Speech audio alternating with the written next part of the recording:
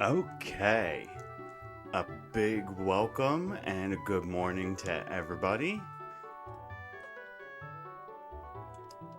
So, think we should be all good and set up here. This is gonna be a long one. Not sure why I want to put myself through this torture. But today we are going to be speedrunning an Amnesia Psyduck. We're gonna go straight from a brand new file, and we are not gonna stop until we get the Psyduck. So I'm gonna go ahead and start the timer as soon as we go ahead and delete the save data here. So this is going to be 29 Pika Cup tournaments with the way I have everything set up, and then 4 Prime Cup tournaments. If you'd watched my Pokemon Stadium Challenge Runs video, you'll know that I was using Gym Leader Castle for Mewtwo and Mew. However, if you've seen my streams recently, I've shifted away from that and I've been doing Prime Cup. So the one reason for that is because that does take out an extra 5 matches. And when you're doing something that's this long, typically this takes me about 3 weeks. You know, any little time you can cut here helps. So, I think I'm pretty set up here. I got something to eat and got 2 bottles of water.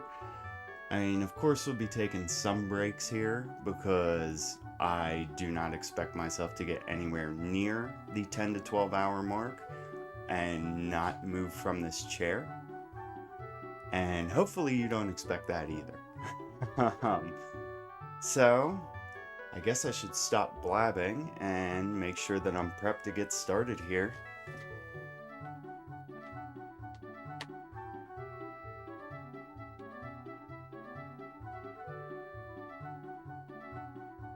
And of course, as always, be sure to like the stream, subscribe to my channel. It really does help. As much as I've been, trying to put out some more content here, I try to stick to a schedule, but life always has different plans.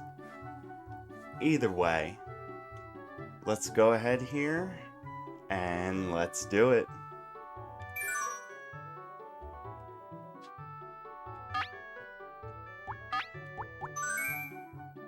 And we're going to be turning Tracy off for this one. I don't think everybody wants to hear him hype and screaming over the Pika Cup for 10 hours.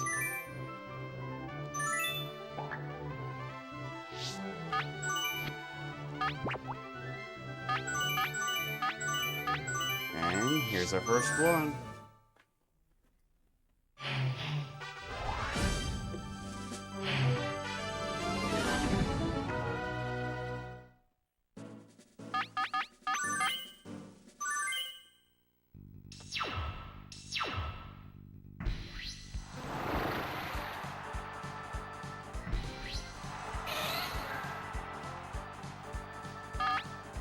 So I'm really hoping we get a perfect tournament this time. We were getting pretty close. Or no, I think it ended on match 5 in the last stream. And then the last battle, the 7th match here, the last stream, that was just the unluckiest battle I've ever seen since I've been doing this. And this is going to be my 9th Psyduck.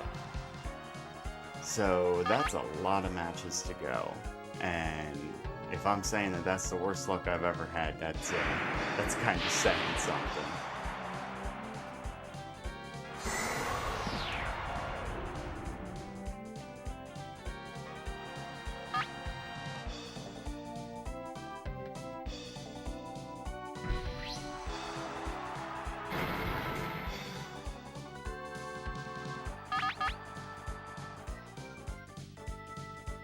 3 psychics, 3 knockouts.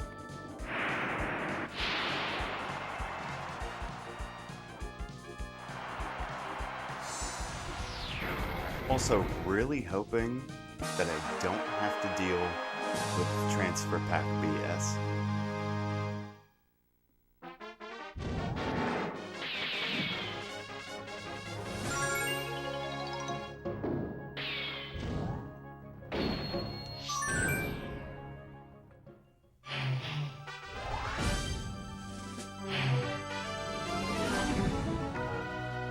Also, I was smart and chose to turn on low latency, so I won't be, a minute late on getting back to everybody's comments.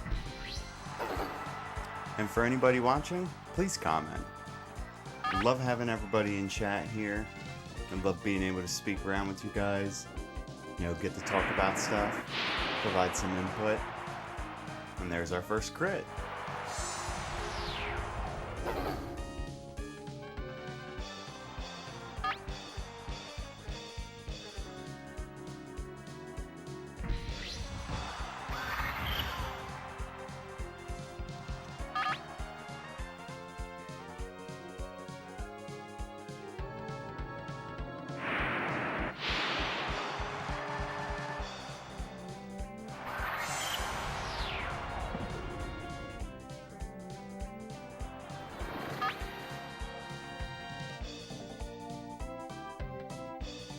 Well, there goes the perfect match for this one.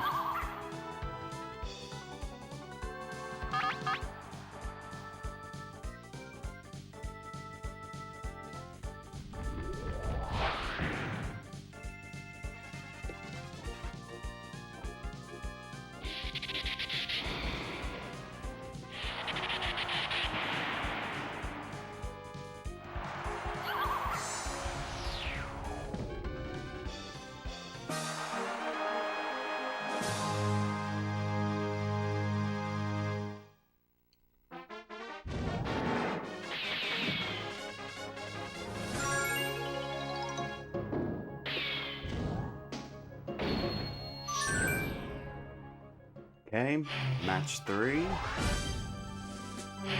3 out of, 264. Progress, I guess.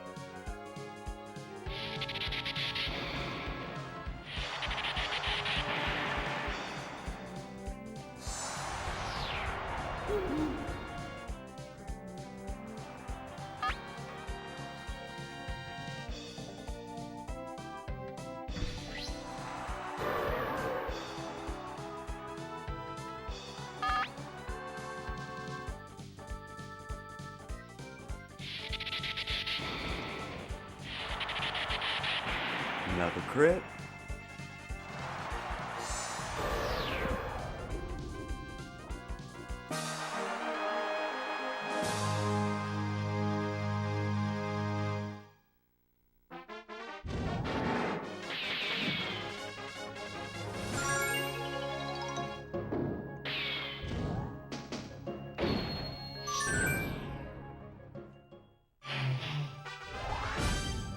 Alright, so far so good. We'll see if Drowsy eats up an extra turn or so.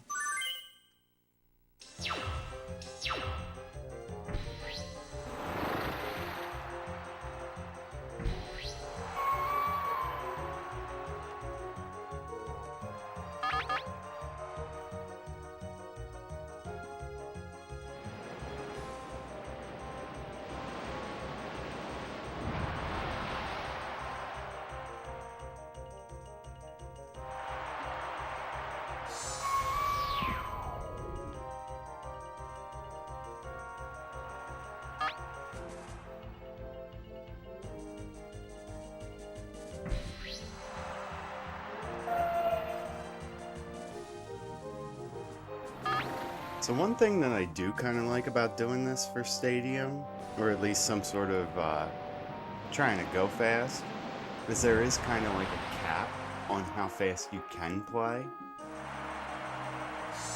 Assuming there's no complications in the matches, and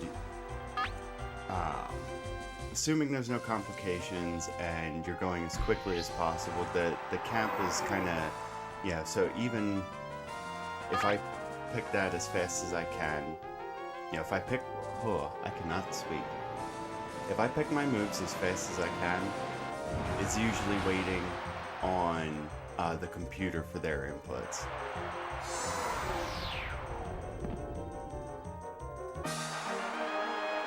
And another crit. Hopefully we'll be seeing a lot of those today. And what, I believe it's 24-25% chance with Starmie. Gotta love Gen 1.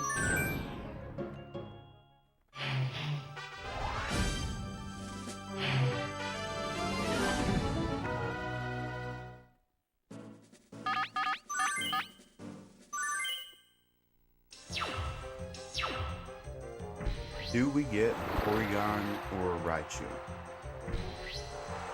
Yep. It's almost always Porygon. Might as well go for Psychic because Surf won't kill unless it's a crit, and Psychic will kill if it's a crit.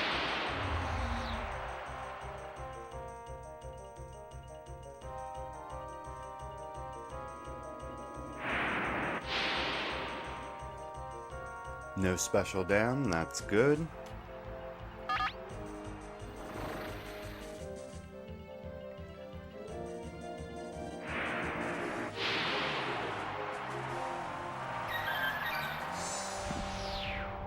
The unnecessary crit though.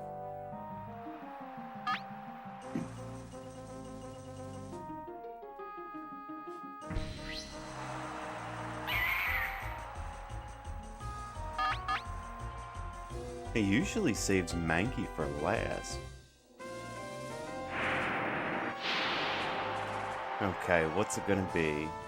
Voltorb, Magnemite, or Kingler? Kingler?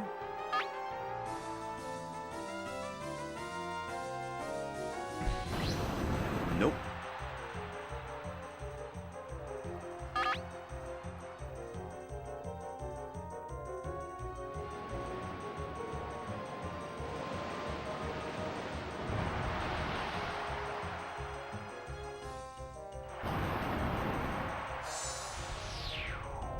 I don't think Psychic will one-shot the Voltorb.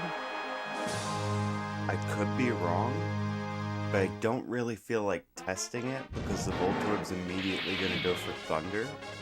I mean, it's got, what, the 30% chance to miss or whatever, but I don't feel like taking the chances.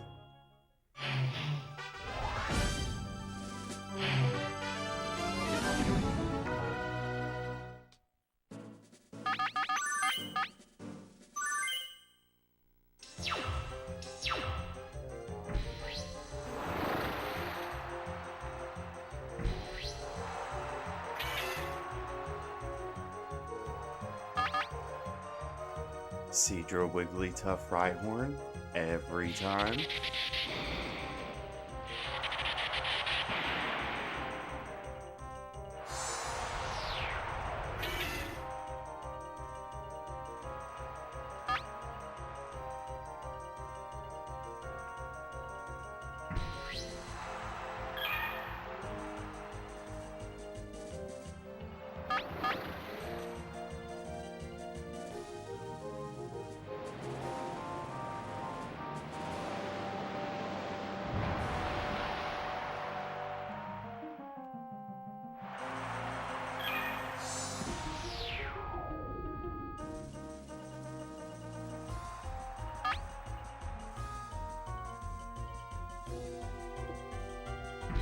Let's see here.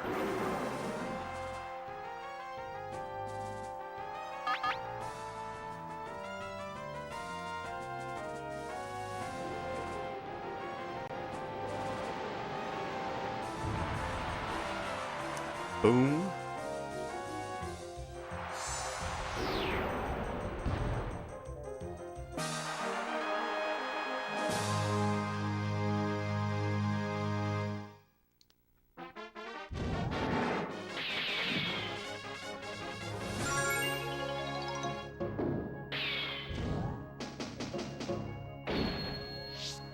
See if I can send a stream link out to a couple Discord chats that I'm in.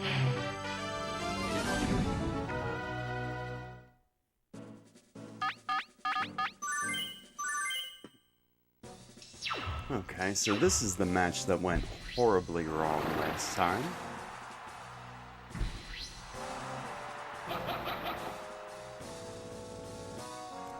First range Pokemon.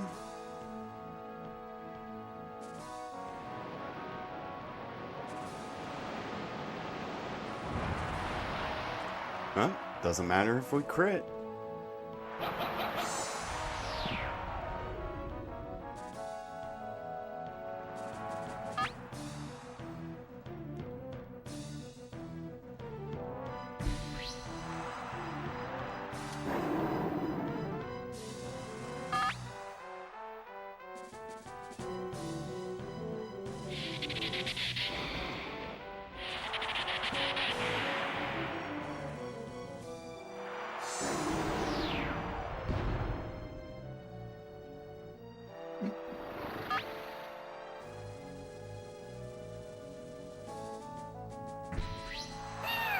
Okay, yeah, nothing to worry about.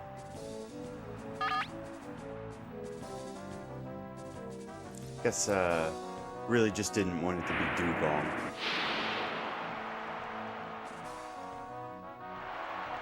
But that crit on Mr. Mime helped ensure that we didn't get another extra turn. But, I mean, every turn's what? I think like minimum of 30 seconds in this game. I mean, the whole point of this game back in the day was it was the first iteration of all the Pokemon in 3D. It was supposed to, you know, it was there to look cool and have the animations for the attacks and stuff. So I can't really blame it that it's a slow-playing game. Doesn't take away from the fact that it is a very long game to do any kind of speedruns for. Even the Gym Leader Castles are, what, definitely over an hour.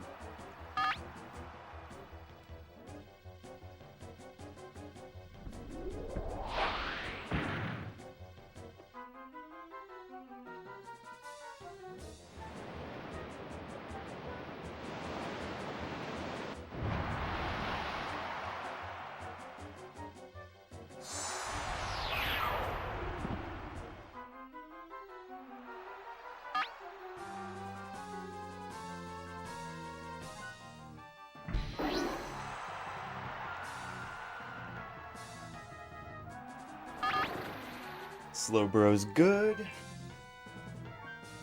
I would like to not see Clefable, but it is almost guaranteed that Clefable is going to be the last one.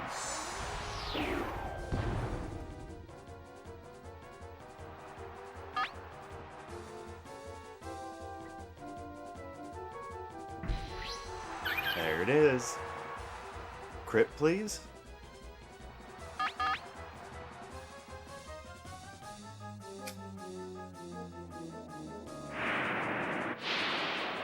Nope.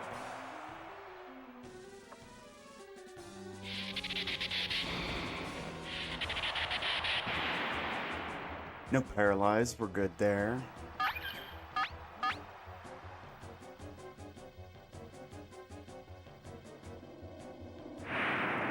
Not that it would have meant, it just would have meant that it would have made things a pain in the butt.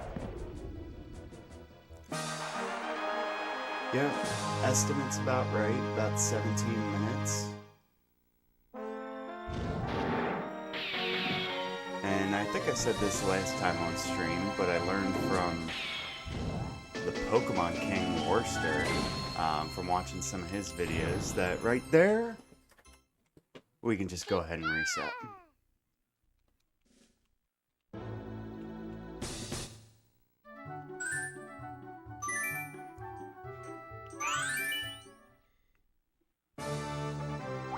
Yep, there's the trophy.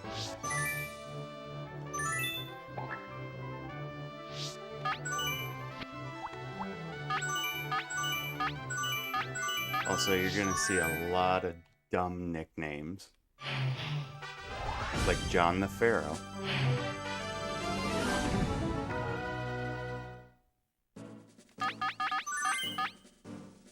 Did anybody just see the color change on that Charmander? Is his shade that different because of the nickname? I don't think I've ever noticed that. And one of the easiest to see is the Bulbasaur that I have, Bulborb. He's like really dark with red eyes. Anybody who doesn't know what I'm talking about, Stadium had this kind of mechanic because it was before shinies were implemented. It would take basically a color range where the Pokemon's normal color would be like right in the middle of that range, and depending on things like trainer ID and nickname, it can shift that color either which way. So if you've seen I believe the Voltorb for match 5 is like a purplish. That's another one. And I want to test this. I think I can just psychic this instead of going for Blizzard. Yeah. Okay. No more having to worry about 10% miss.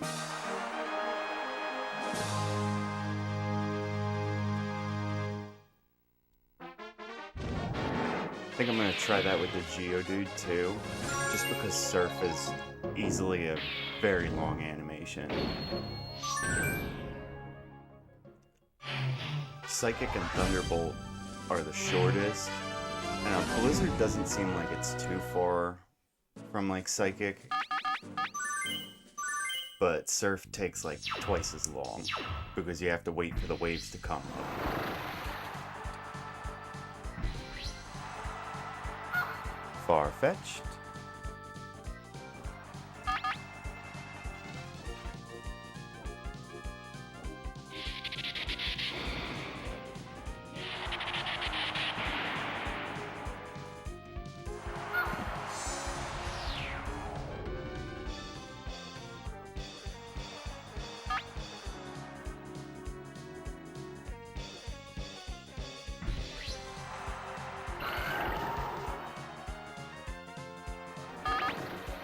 So far, so good.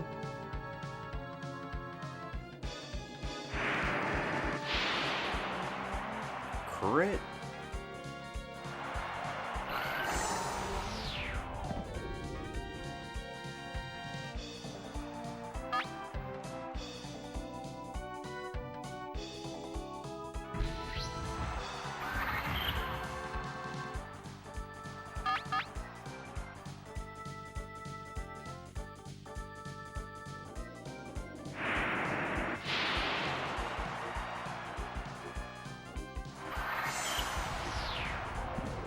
Alright, well there's the first step of getting through a perfect tournament.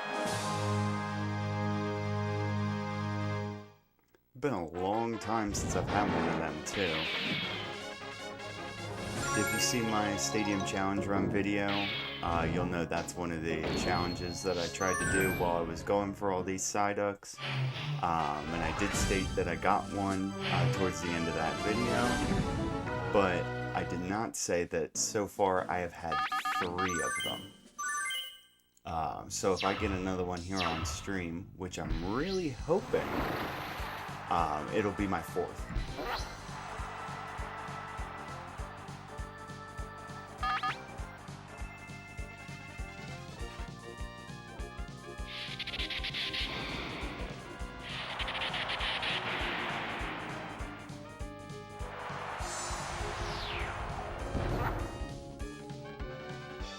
Three Thunderbolts, or are we going to have to use a Psychic for Nidorino? 2 Thunderbolts.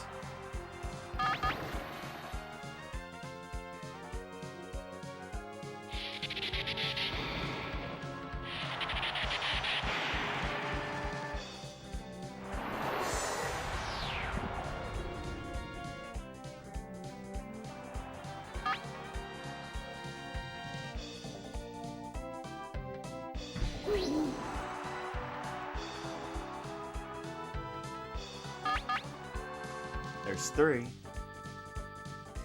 So, for anybody watching here, you might notice in the description and on the left-hand side of the stream, I have speedrunning in quotation marks. Now, that could be taken the most logical way you'd think about it is, oh yeah, speedrun, but it's going to take 10 to 12 hours. That's not very fast. But I was chatting around with some of the people from the Pokemon Stadium speedrunning Discord. I've already kind of known this, but because of the way that I set things up, I kind of have some Pokemon that you would consider illegal. So it wouldn't be anything that could be verified. So there could be a way to go about this, but I'd have to completely reshape how I do the teams, and it would require doing a lot of Prime Cup Master Balls for Pokemon that you can't normally get into Pika Cup because you can't usually get them at level 15, like Dragonair or Dragonite.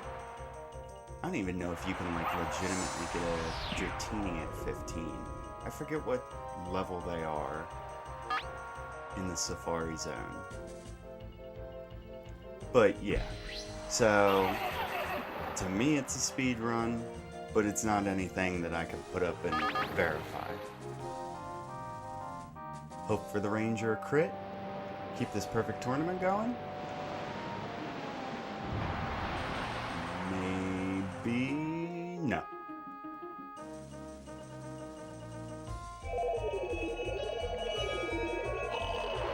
Alright, we're gonna start eating up time here.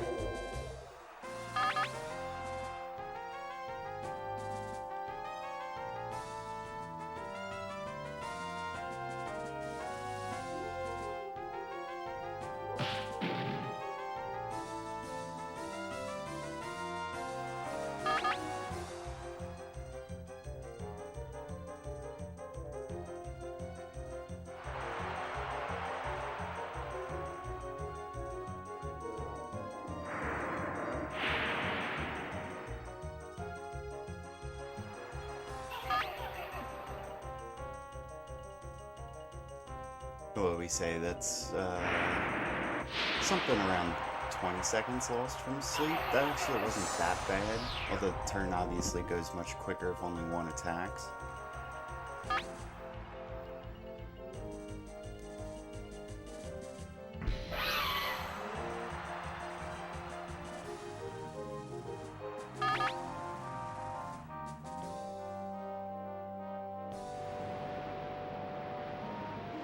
Get this pangolin out of my sight.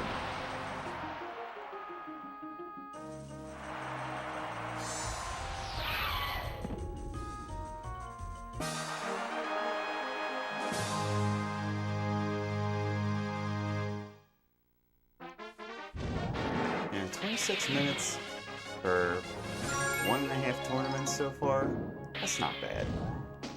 Not bad at all.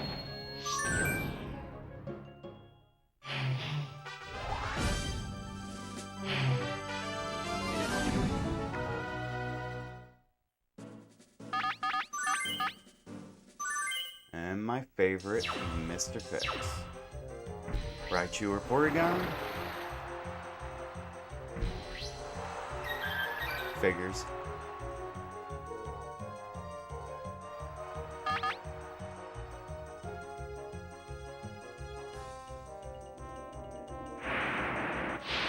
And we get the crit when it's not a perfect tournament. But you know what? That saves us from potentially getting a special down and having to play a quick swap game. So I'm all good with that. Because if we get the special down, we can't one-shot Magnemite or Voltorb. And that's obviously not Pokemon that we don't want to one-shot.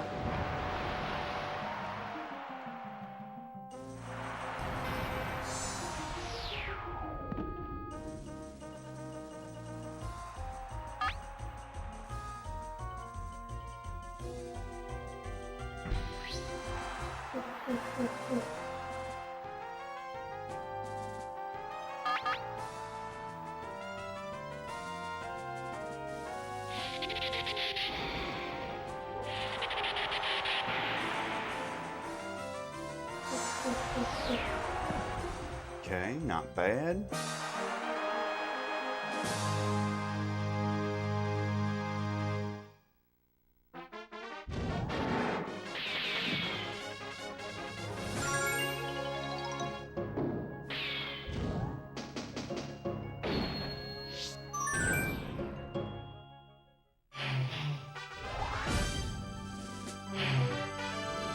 Let's see here.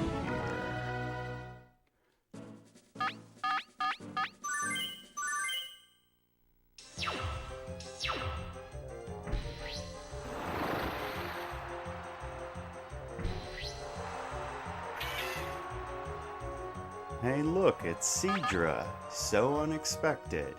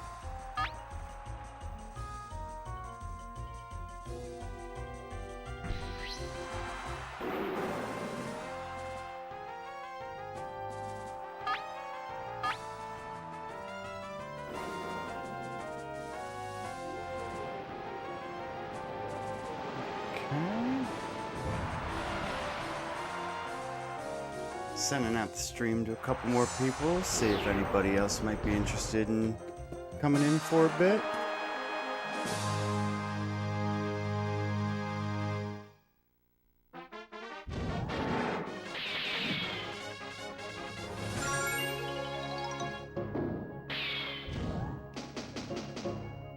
Six out of 8.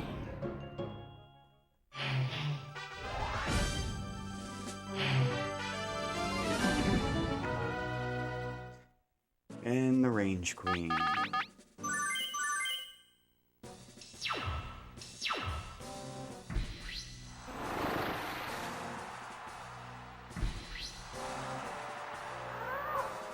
Okay, good start. As long as it's not Tentacruel, Mr. Mime, or Dugong. That's what we want to see. And crits are what we want to see too.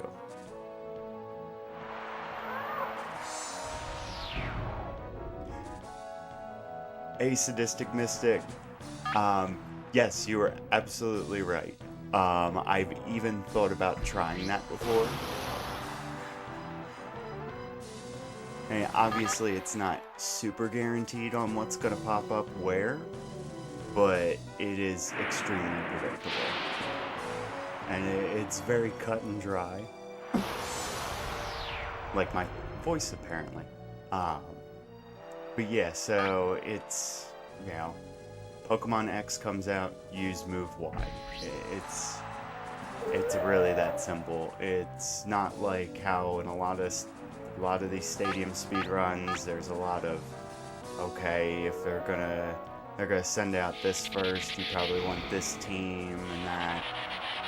And props to everybody who plays this game with rentals. This game absolutely destroyed me as a kid.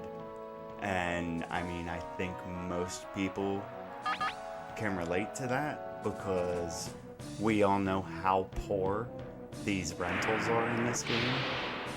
And that's why I really like playing this with the transfer pack. I'm the kind of person where I kind of like things easy. Like, not to say I don't appreciate and like doing a challenge. I mean, I did all of Gym Leader Castle with just Metronome, and that was, what, like 2 months or something? 2 months, 2.5 months?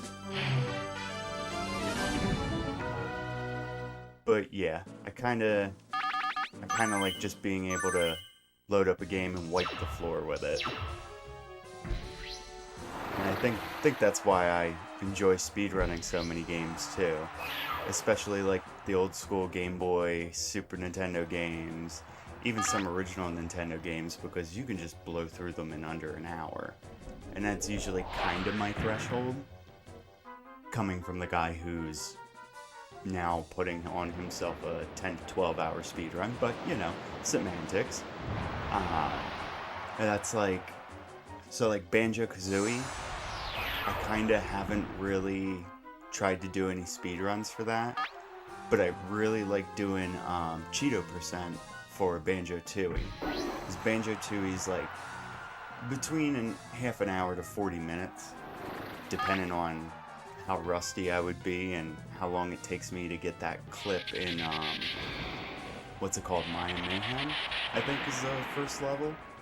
Because there's that clip to fly through the door. You gotta like beat charge at the right angle.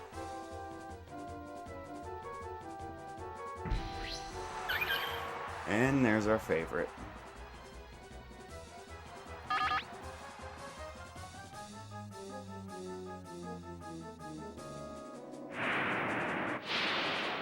No crit.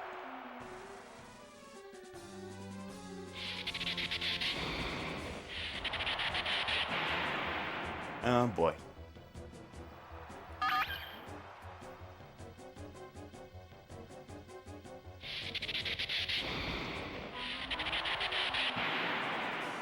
Come on, Cosmo.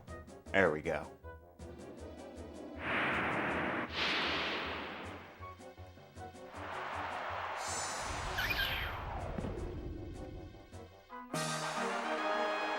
Alright, Tournament 2 done. Let's see here.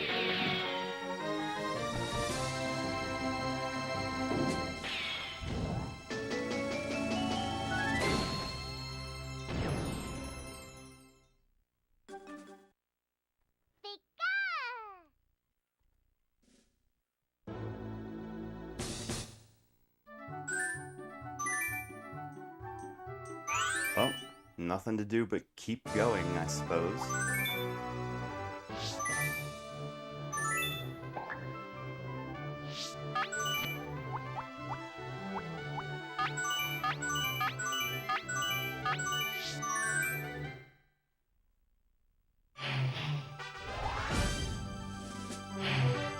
Alright. Will the third tournament be a perfect? We can only hope. Also, the Arcanine here that I have is nicknamed after our dog, Chase. So, shoutouts to Chase.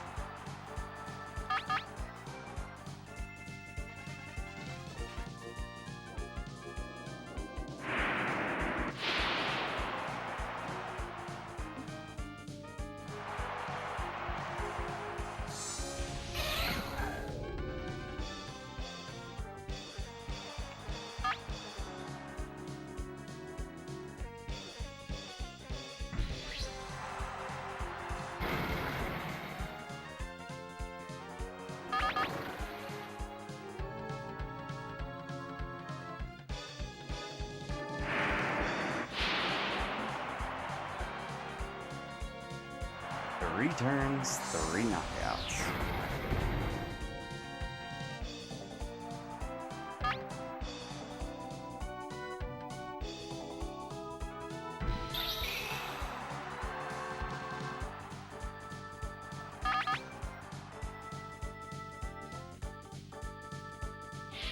I guess that's the first time he's sending out Butterfree. Not that he exactly has anything threatening on the team.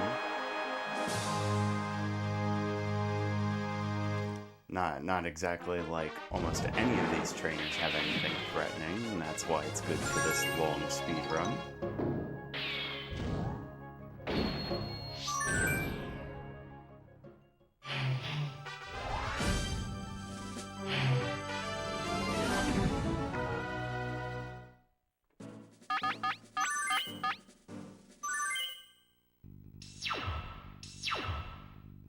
The one thing I gotta watch out for is I gotta make sure when I get the Prime Cup that I don't just... Pidgeotto. I gotta make sure when I get the Prime Cup that I don't just go ahead and do B, C left, and C up just automatically for all my matches. Because I do want to kind of take things situationally there. Because there's a lot of matches in the Prime Cup where it's better to take Dragonite first, because Dragonite being such a heavy hitter with the moves that I have on him.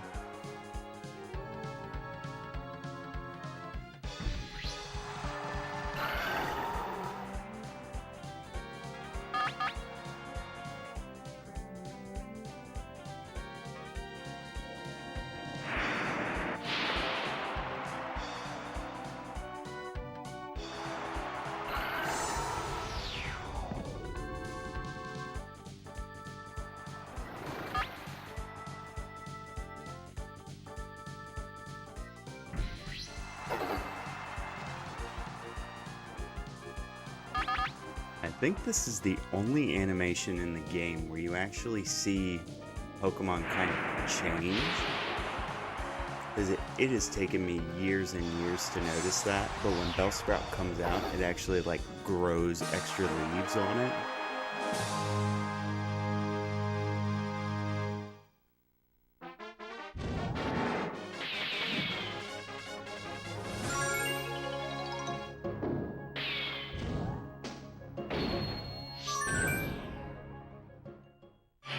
Okay, that's 18 battles so far.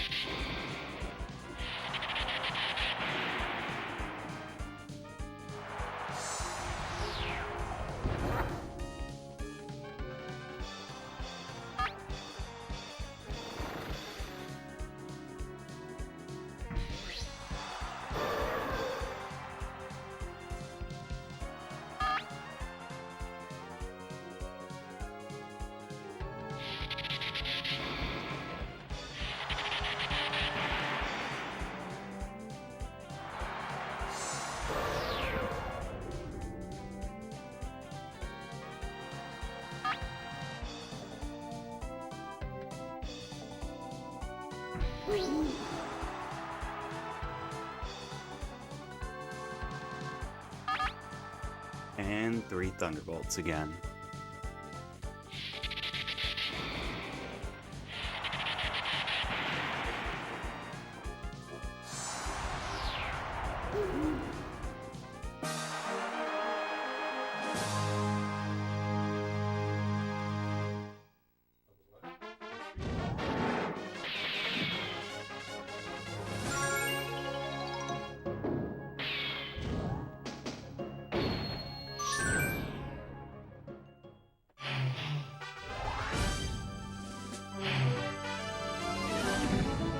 Okay, no Drowsy, please.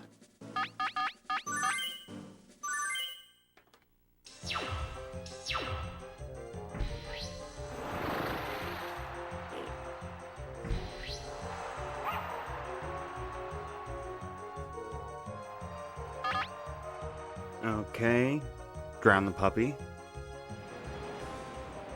No, and this is another one that I probably don't have to surf. I can probably just psychic this.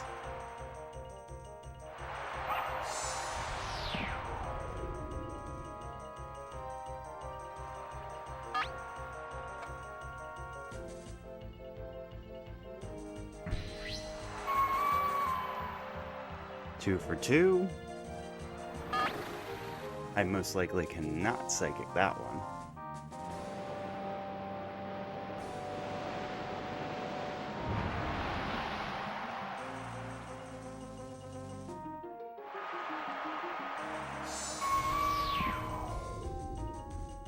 On another note, 0 dropped frames so far.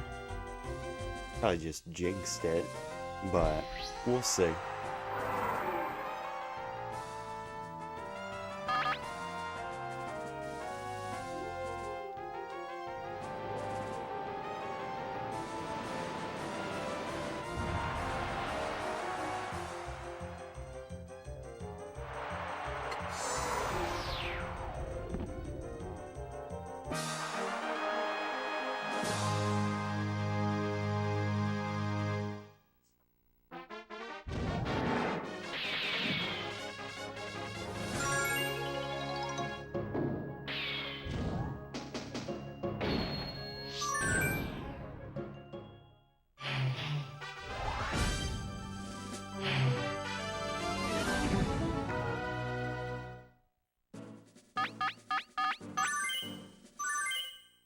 Okay, what's coming out?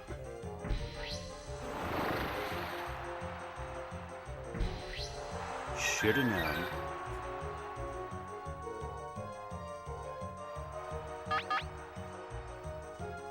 Also, this track right here is probably one of the best OSTs out of the game. Maybe not the best, but this one, the mid-battle for Pika Cup, the Mewtwo battle, of course, they're all really good tracks. And he got the special down. Fun.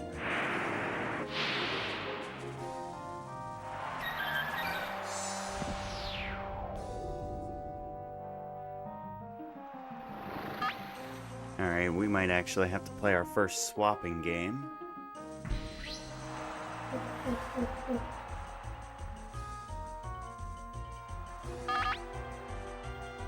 Pretty sure I still one-shot this one. If we get Mankey here, we could... Oh, crit! If we get Mankey here, we might not have to play the swapping game. But if it's Voltorb or Magnemite, it's probably better to do so.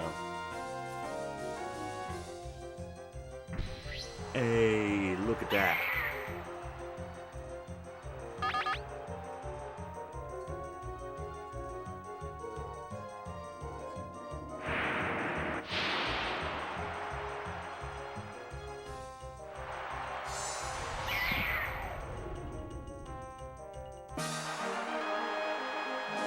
That was actually really good. A little bit of bad luck getting the special down, but good luck on the choices.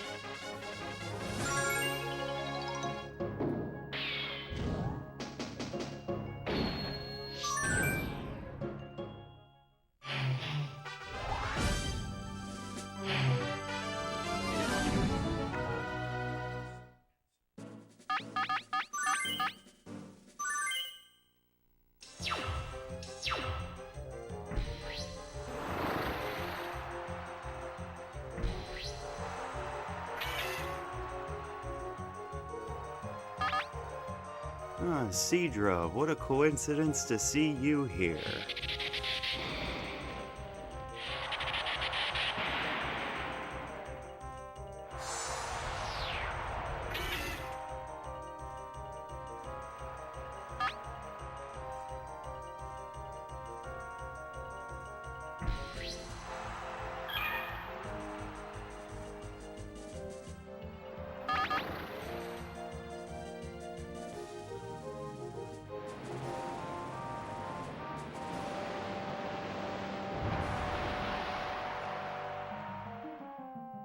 Another crit. Wigglytuff is probably the easiest range to get here, but at least the crit helps ensures that it doesn't survive on like 1. I think I've only ever seen it survive on 1 HP, and then one time where it survived on 2. And Rhydon's just screwed.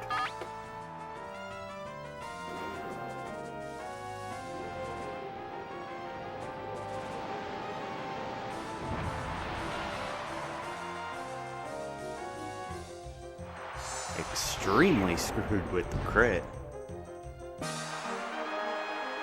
Gotta love ×8 damage.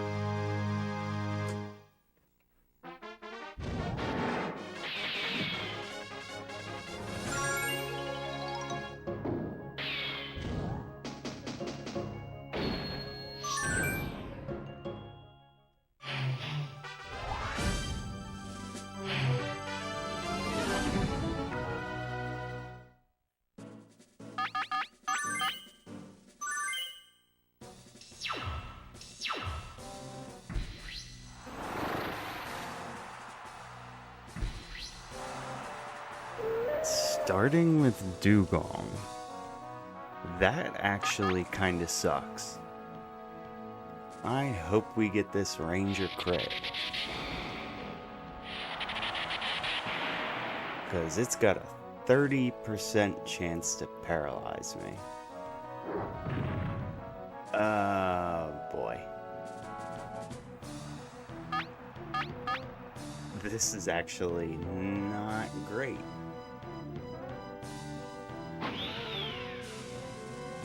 I almost had to complete. I might have to reset. Well, not reset. I might have to forfeit.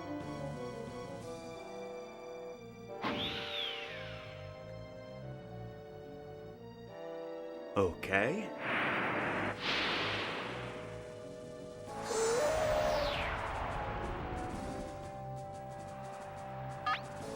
Level 20 about 1.8 times for a crit. Gotcha. Okay. I never really delved into, like, the super specifics on all that kind of stuff. Oh, he's gonna dig. Yeah, I've never been one for, like, looking at the damage calculators and stuff, just getting a rough idea of things. But that's definitely good info to have.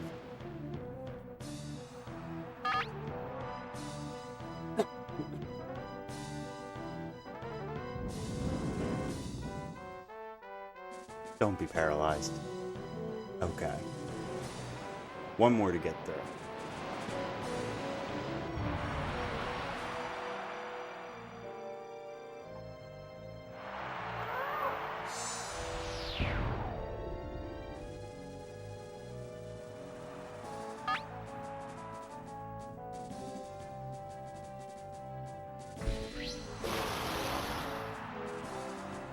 Well, we know how this went last stream. Oh, he's going to be cheap.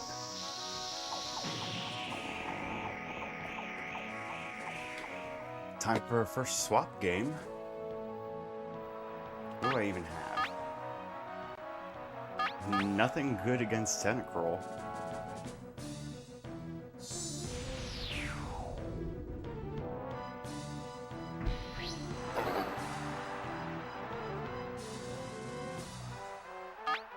I just let him KO me.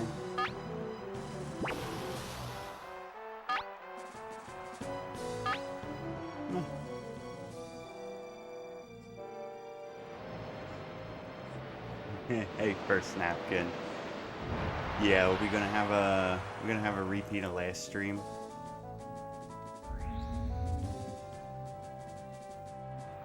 All right, come on, just KO me.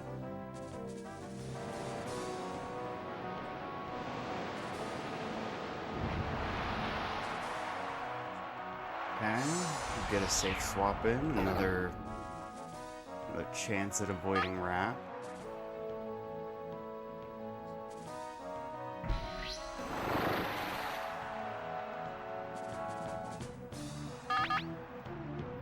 And I could...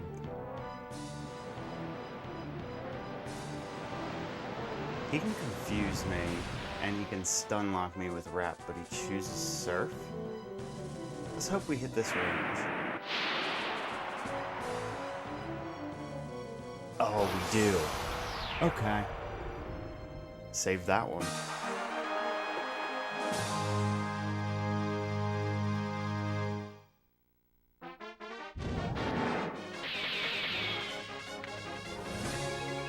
Exactly. Let's go. No BS happening yet. That range did matter.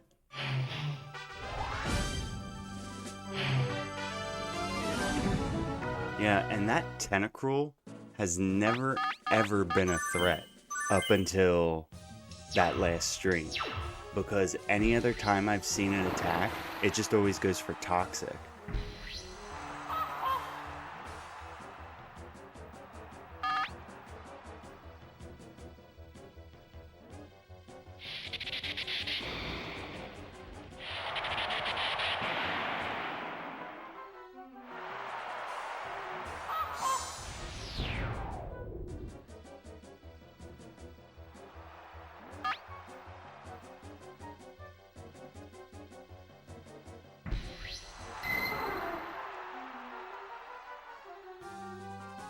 Okay, 10% miss.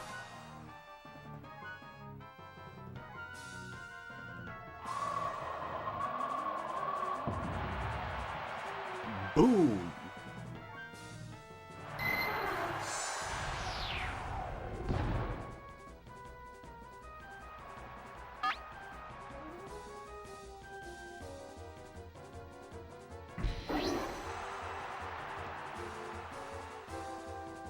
Okay, no clefable. No clefable. Easy win there.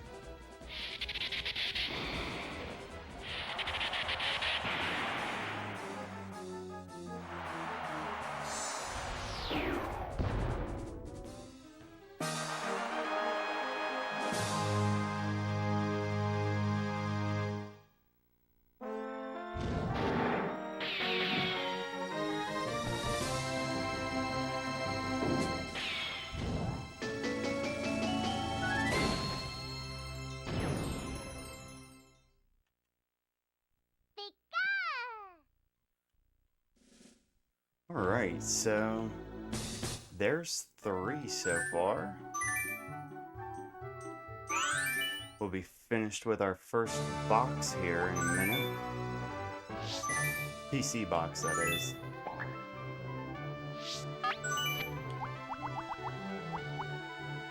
And take a second to appreciate that color scheme. That is awesome.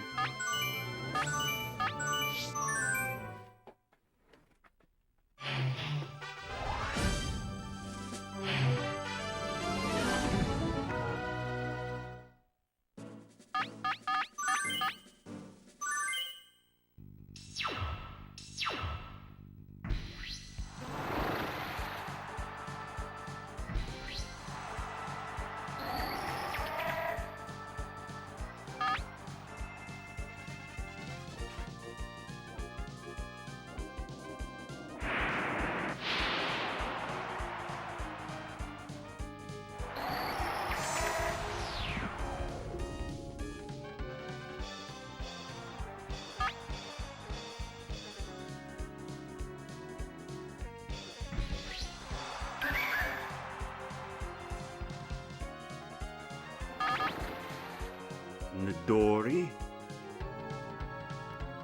Actually kind of surprised it's taken that long to see Nidorina. He almost always sends out Nidorina.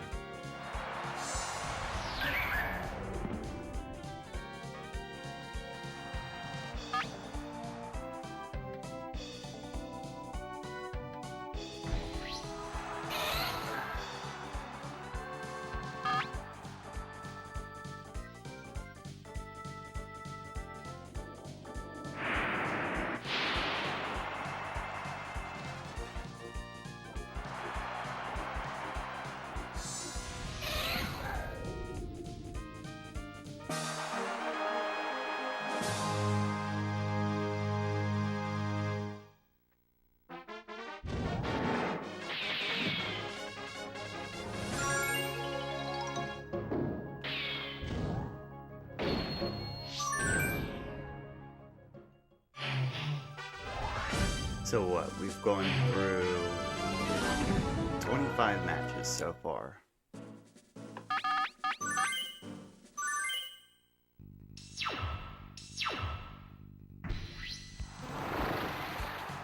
Only like, what, 230 something to go? 240 something?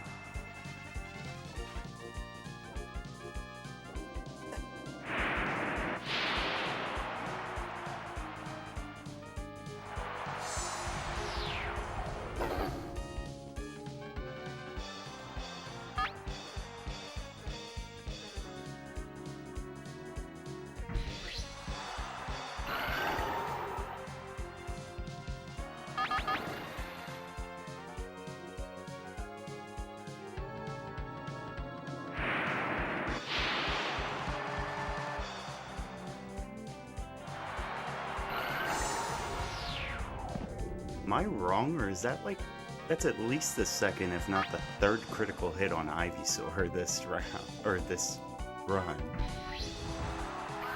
Cosmo does not like Ivysaur, I guess.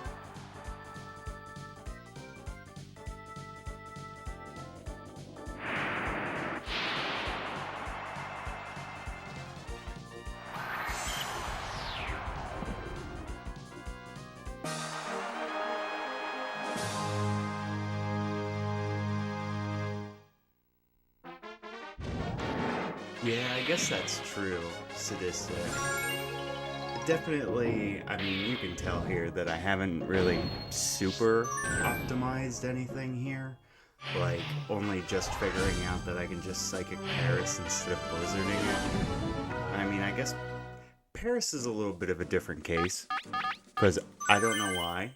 I've got, like, an unfounded vendetta against it where I just want to go for the disrespect Blizzard every time. But yeah. Nothing super optimized by any means.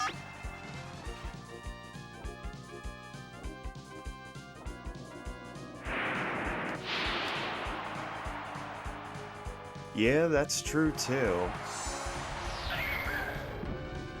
It'd be interesting to see how many you could get that have, you know, a versatile enough moveset to be able to sweep just like Cosmo does.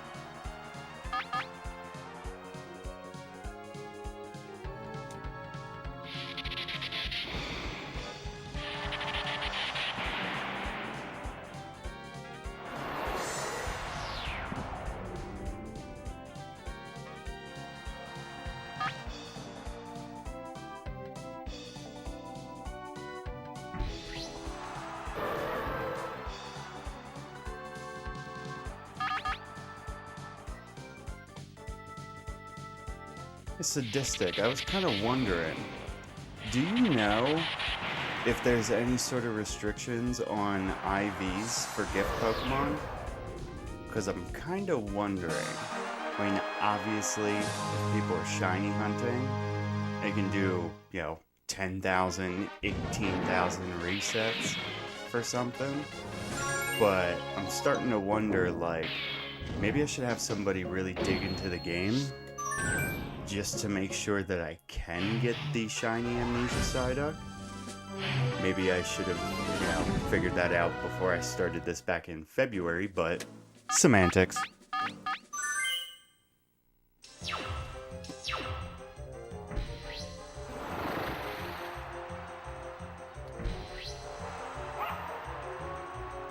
Guess we'll see. We can probably just Psychic this.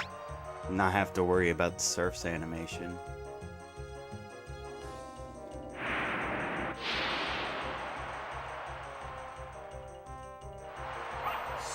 Yep.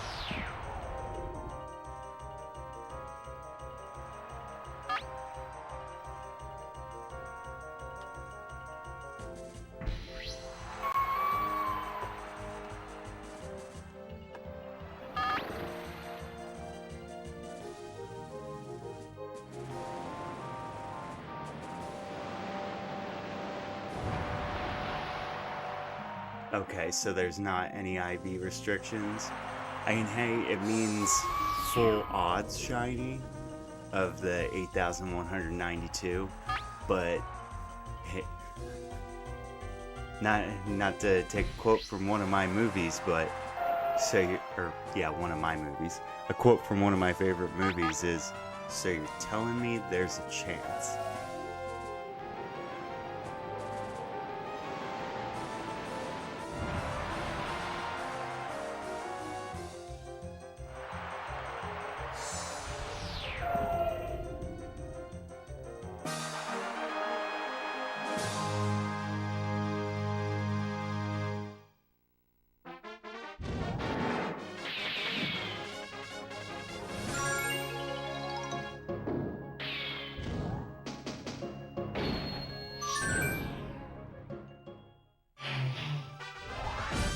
Okay. Making good progress.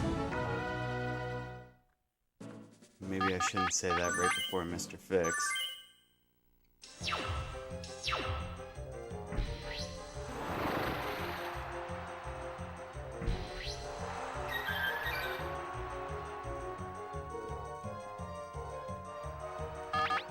Give me a crit.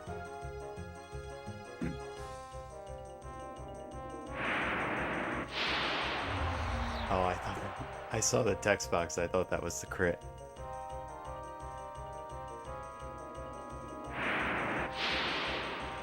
Okay, no special down. We're good.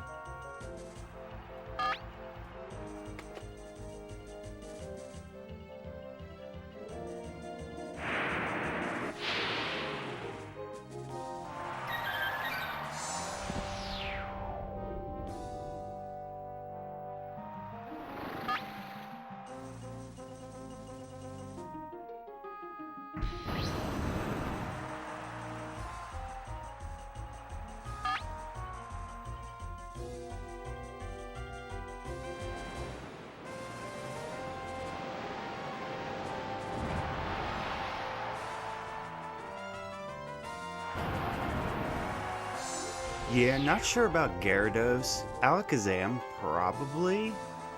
Oh, well, I guess level 15. You'd have to have a level 20 Kadabra if you were doing it legit. I mean,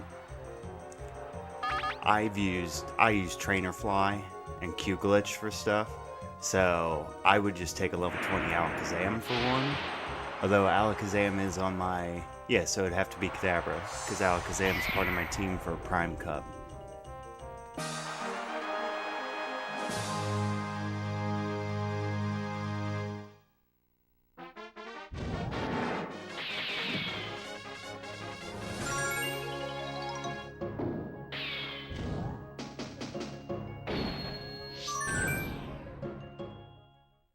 Problem is, you need something with relatively the same kind of stats as Starmie and Alakazam. You need something that's quick and something that hits hard.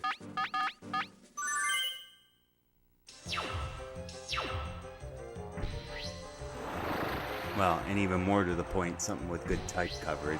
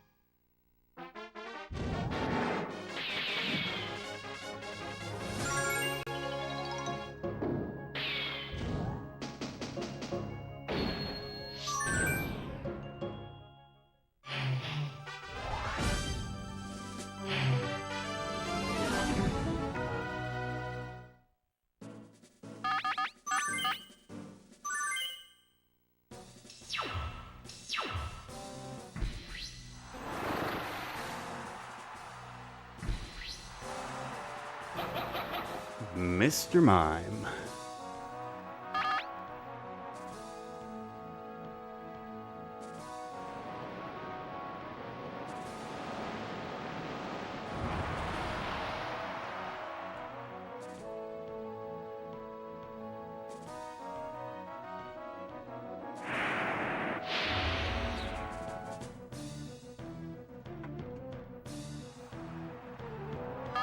Okay, that's probably gonna be a swap game. Should I do it? Yeah, why not? I should have picked Bulbasaur.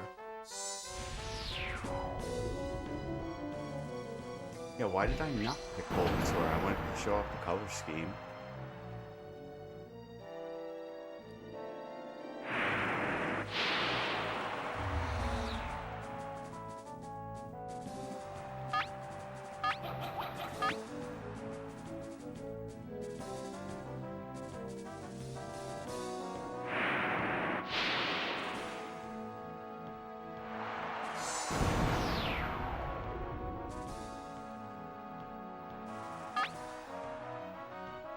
Yeah, I could definitely see that with Gyarados.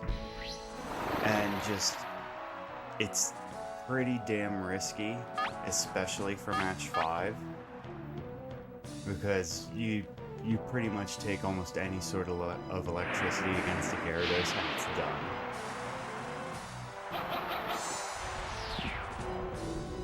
It's probably not faster than most of the electric types too.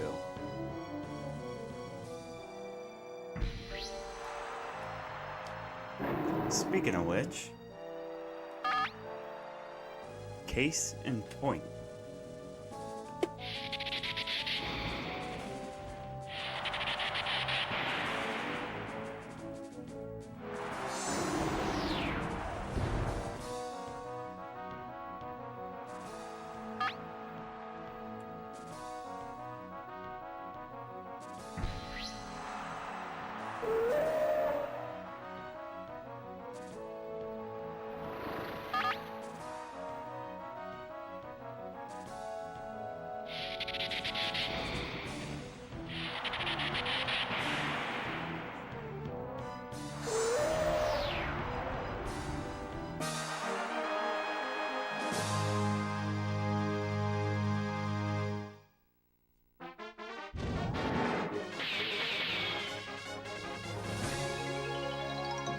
Alright, coming on to the close of the first box here.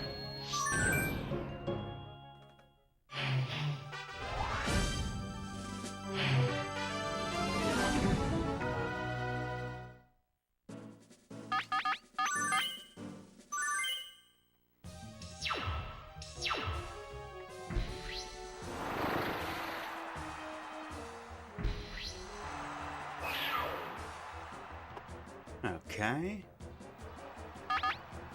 Eradicate means no perfect, but it also means no reset. Not that we were in a perfect tournament anyway.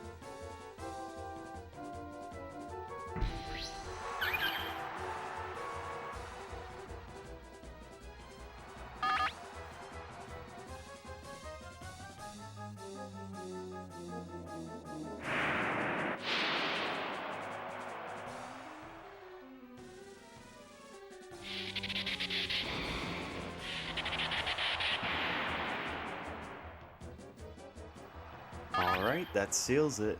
First box done.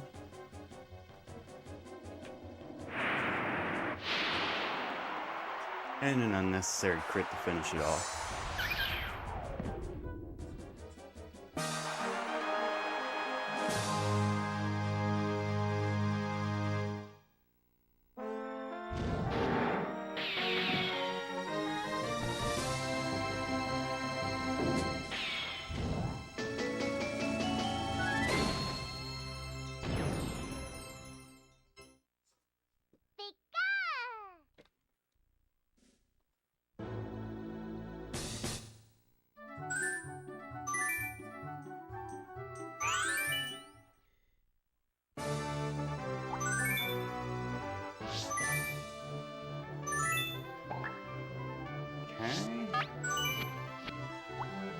There's John.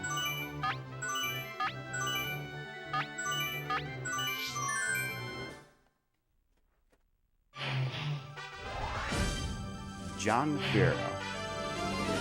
Because why not?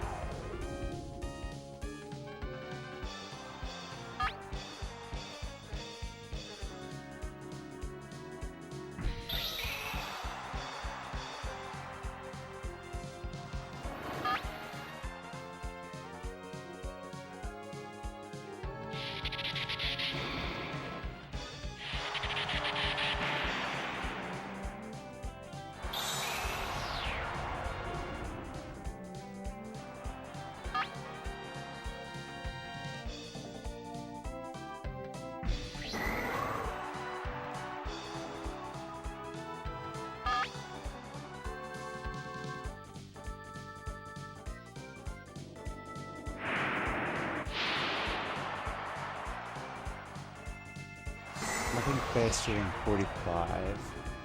Gyarados Crab Handler.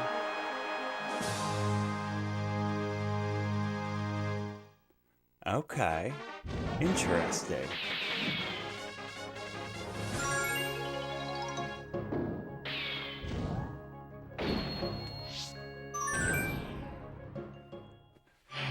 Statistic, is there any kind of like spot or anything, like a website where you put in these calculations to get the numbers? Or have you just, done this so long that you can look at a couple things and know rough estimates? Because I've never really tried searching for that kind of stuff. I mean, only recently did I start looking up the IV calculator when I wanted to figure out what stats the Amnesia Psyduck would have if it was shiny.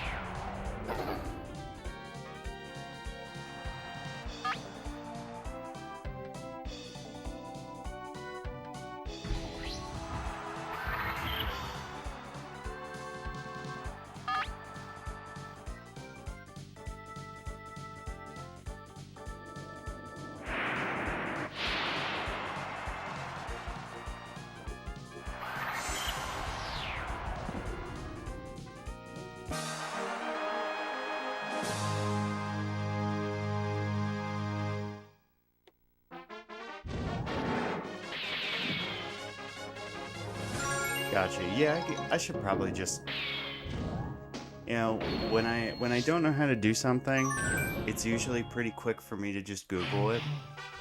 That wasn't one of them. I could probably just look up the Gen 1 damage calculator and be fine.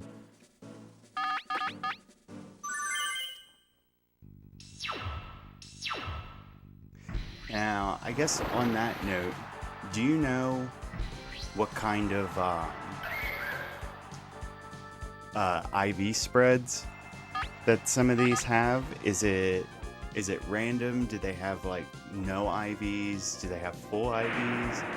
I always kind of, and this probably isn't right, but I guess I always assumed like round 1 just had 0 IVs and round 2 had full IVs.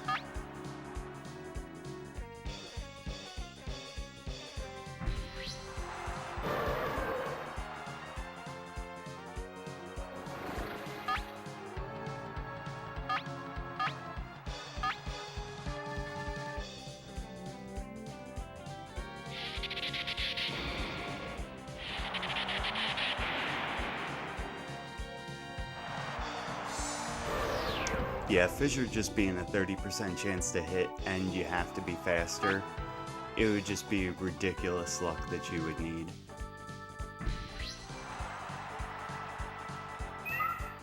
Yeah, see, that's also the thing, Statistic, is I don't have, while I have something that I can back up save files for Game Boy, I don't have one of those for N64.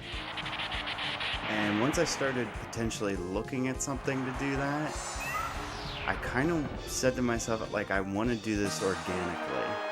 Like, because, I mean, if at that point, I almost feel like I might as well just have gotten one Psyduck, use Ace or something in blue to just change its IVs and make it into a shiny. You know what I mean? So, I kind of want to do it, like, fully organically. Now, I know that's complete and absolute torture on myself. And as one of my friends had told me, he said, have you done the math to see how long that could take? And I said, yeah, I have. And he says, you could cease to exist and still not even get it. And I'm like, oh yeah.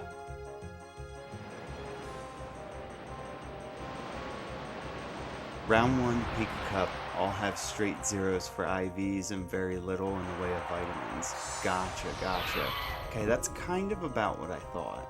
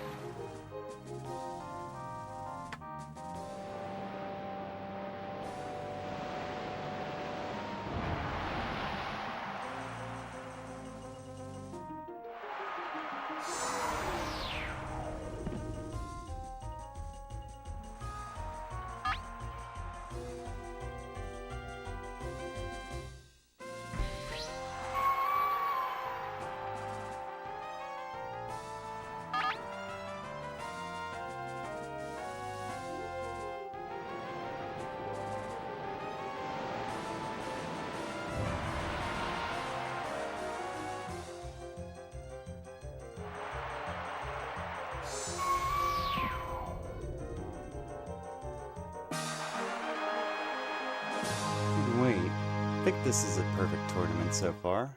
I don't think we got Pidgeotto in round 2. Let's see if we get crit on Porygon / Raichu, or if we don't get either of them.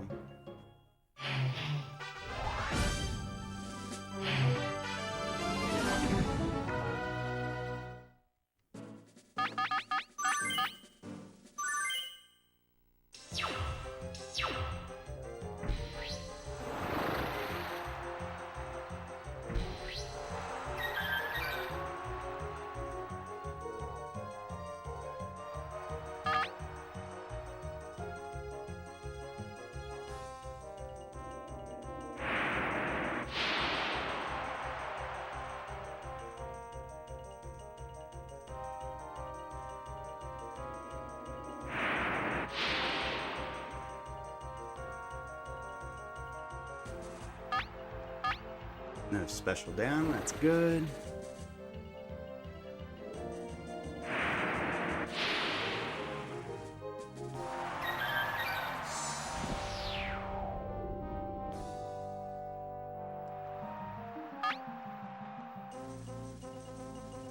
Interesting. I'm definitely gonna have to start making note of that stuff.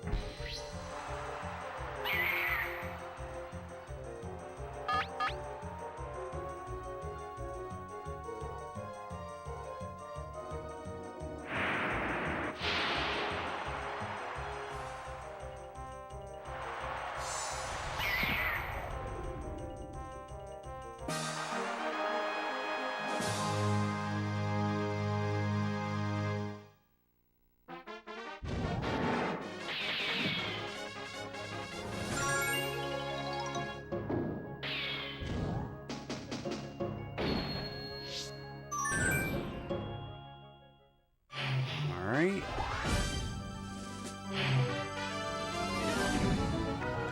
Then I wonder what he's gonna take.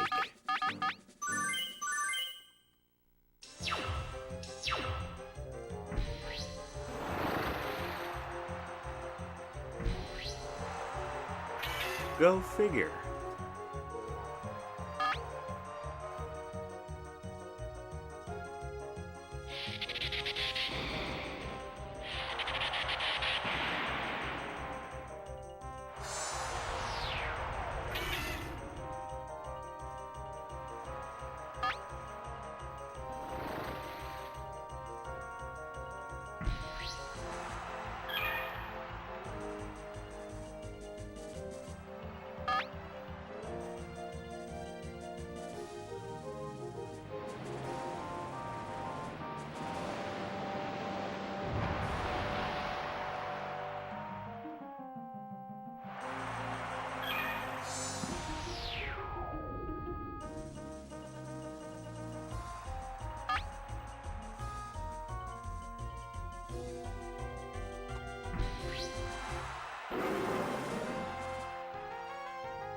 Okay. Nice crit.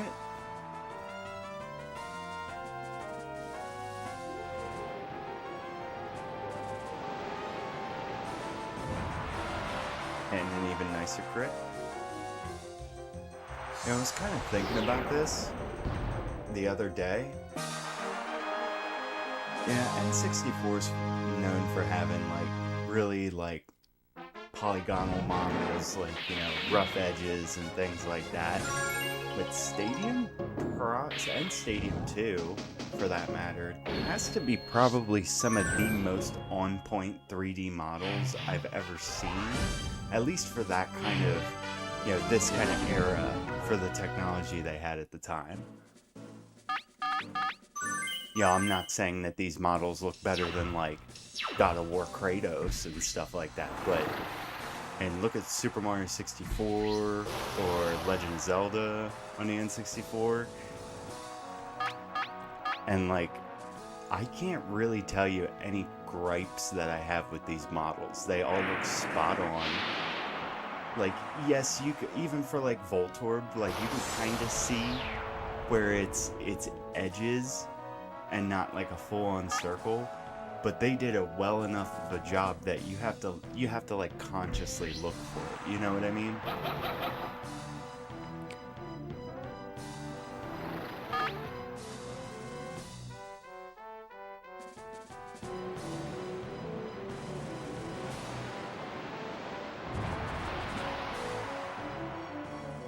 Okay, that's interesting. 45 speed is the highest for the whole cup.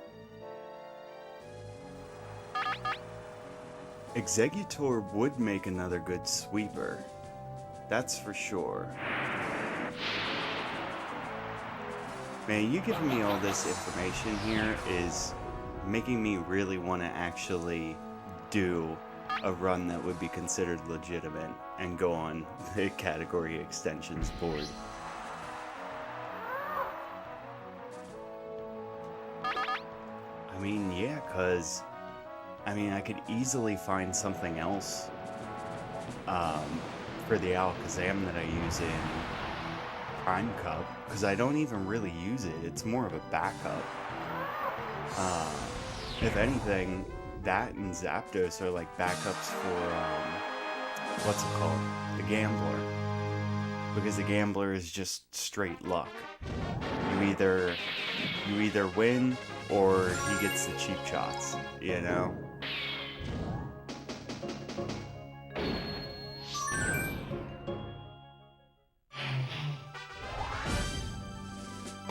And Executor, I didn't really think about that before, but now that you mention it, yeah, that would be... And Executors are known for being tanky. It has good special. So, and good type coverage.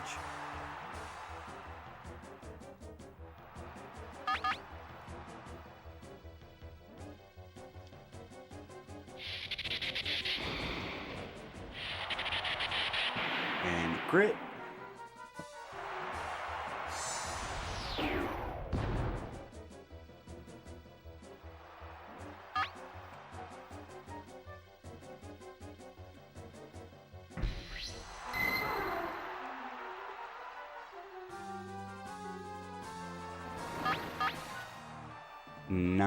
%.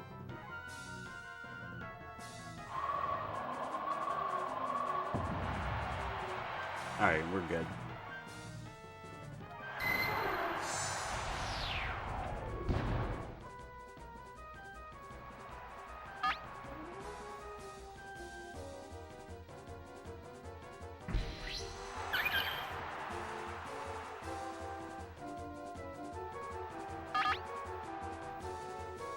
Let's see, one...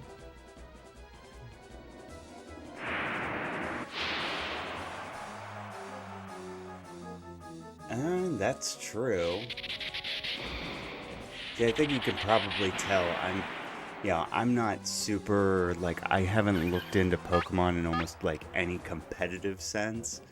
Or, some strategies, but not many. I kind of just prefer brute force. especially when it comes to this game. And you can probably see that with my Prime Cup team, exactly, with having like a Dragonite with 4 physical attacking moves. You know, Amnesia Mewtwo is probably one things I would that I would call a strategy. But yeah, I guess you could, you know, like certain Pokemon that would be good for using Substitute. Like, correct me if I'm wrong, isn't Articuno a good one? I guess Snorlax too. Yes, Snorlax. But Snorlax could be another one that you could potentially have for a sweeper for Pika Cup, I would think.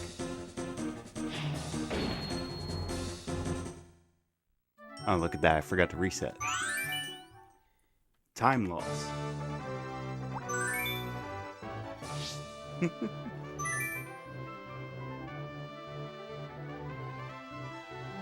Oh yeah. You could just use it on Mewtwo as well.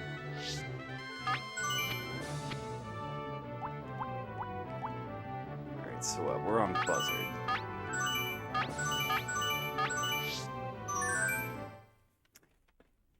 You think Substitute would help make it a little bit easier for some Pokemon to sweep Pika Cup?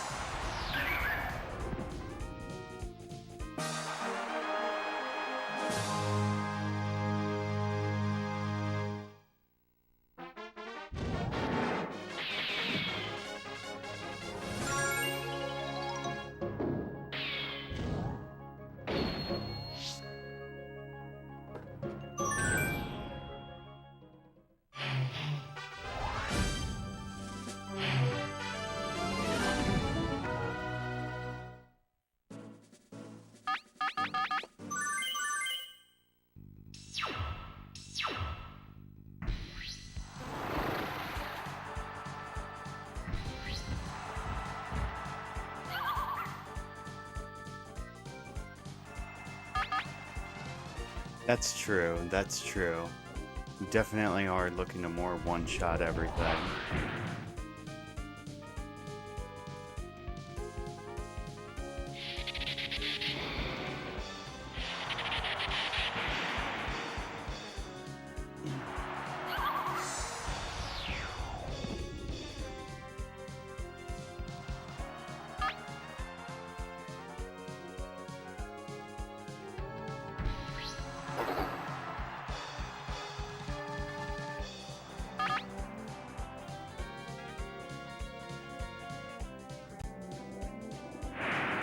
Correct me if I'm wrong, but for the speedruns of Stadium that involve a transfer pack, isn't there some sort of like clauses for, I guess, yeah, I'll call them a clause, but in regards to like stats and stuff?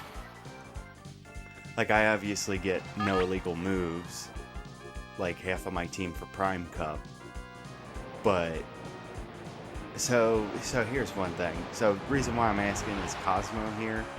I was initially running through this cup with Cosmo beforehand, but to make things a little bit more consistent, I had gone ahead and I had changed it so that he had perfect IVs. So I don't know if there's anything about that, because I mean, I think, or you know, IVs and EVs, because you really wouldn't have enough time to get max stat experience with a level 15 or 20, right?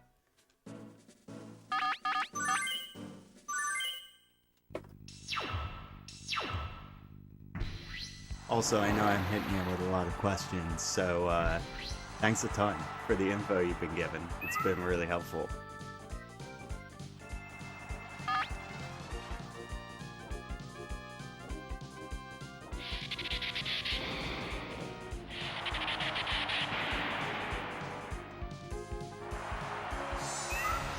And crit.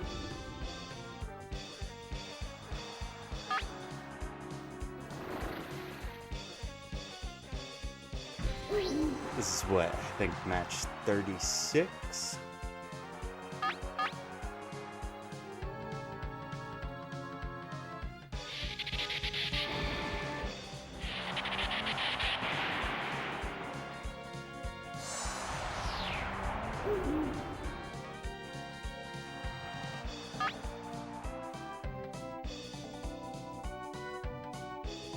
Okay, I think I see what you're saying. So, like, if it's a Pokemon that you can get through a fishing encounter, when you get on the text box that says it's a bite, you can kind of wait or possibly press the directional pad and stuff, so that you can, you know, manipulate the RNG, I suppose.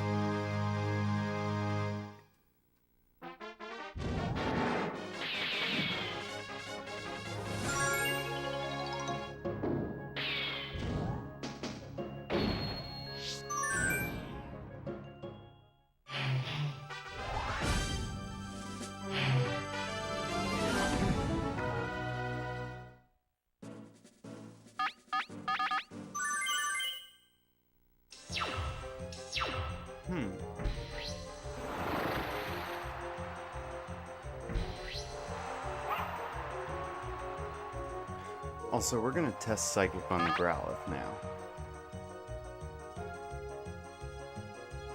Pretty sure if this one-shots like Meowth and stuff, I think it'll one-shot Arcanine. Or, yeah, I just pulled an Officer Jenny. That's not an Arcanine.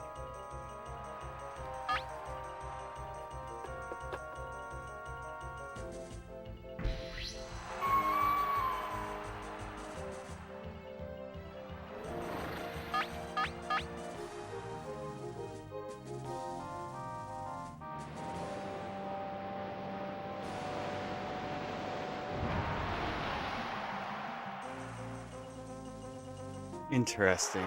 Maxed out for the EVs can be done with the help of trade backs, either team of glitch zeros at the trainer house or daycare withdrawal mechanic. Okay, so it's definitely possible to have them at max stats at that level. That definitely makes getting a couple other sweepers possible, or should say at least easier.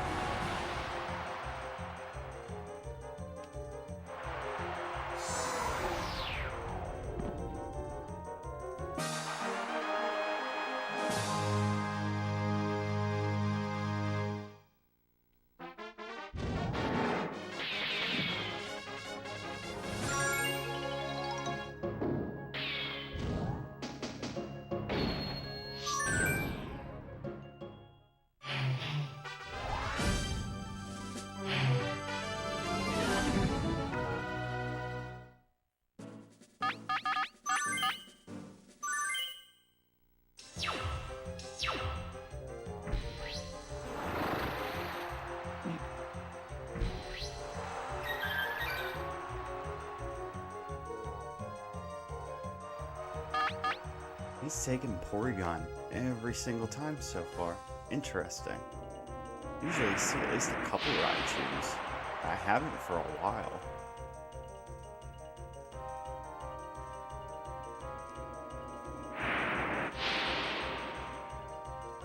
That was supposed to be my crit.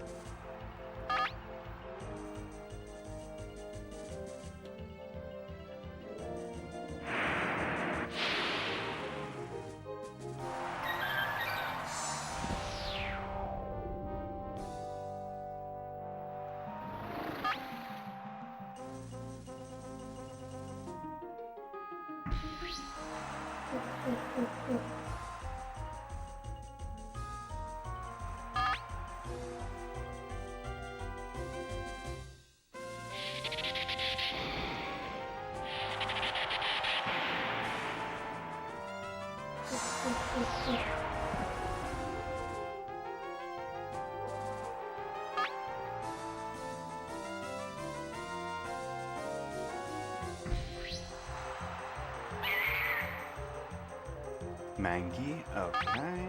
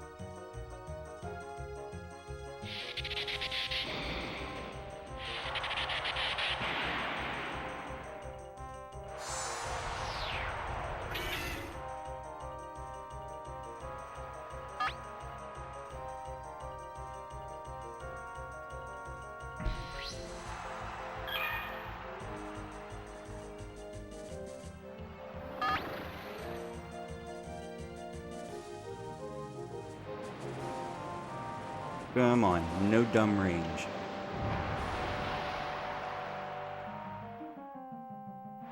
Okay, good.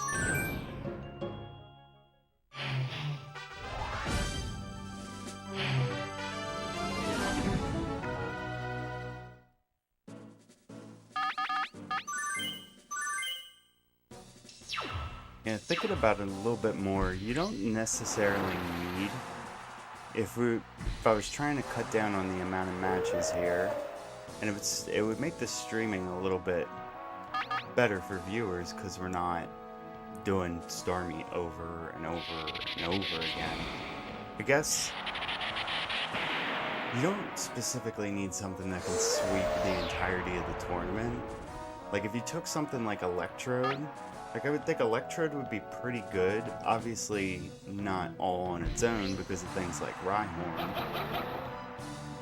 But if you paired it with something else, they could totally tag team. I'm trying to think. Nice crit. Like maybe a team in like Electrode Lapras or something.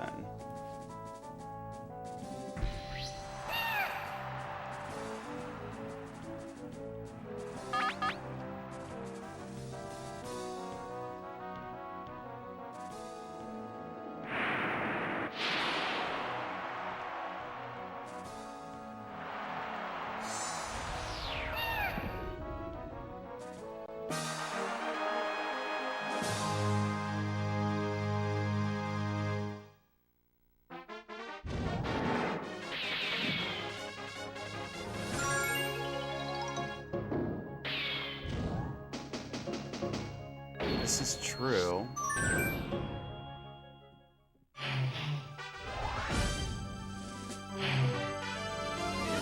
might have to start thinking on this more.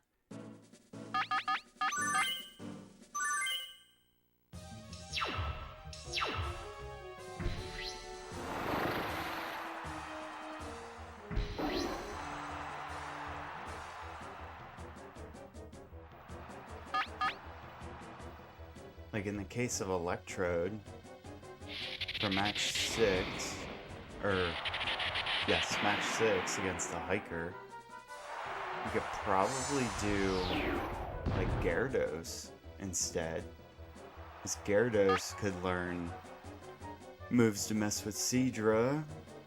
It'd have enough to probably at least two-shot Wigglytuff, which Sing is, what, 60 accuracy or something? Why did I just... I'm thinking in my head too much. Is there... No way. I didn't make any error. I knew that was gonna crit.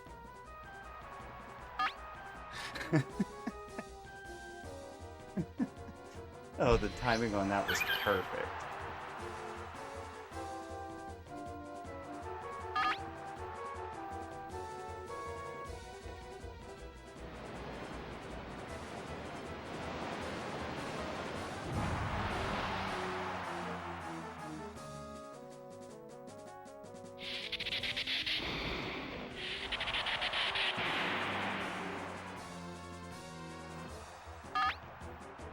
Alright, there's another one down.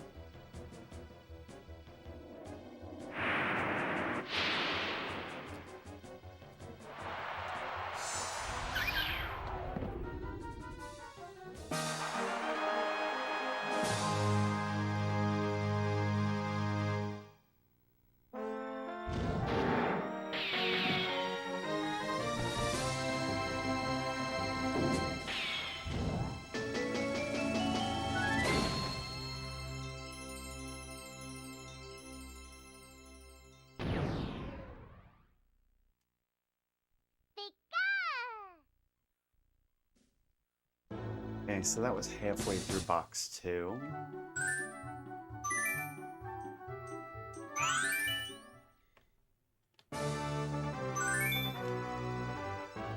Second misclick of the run.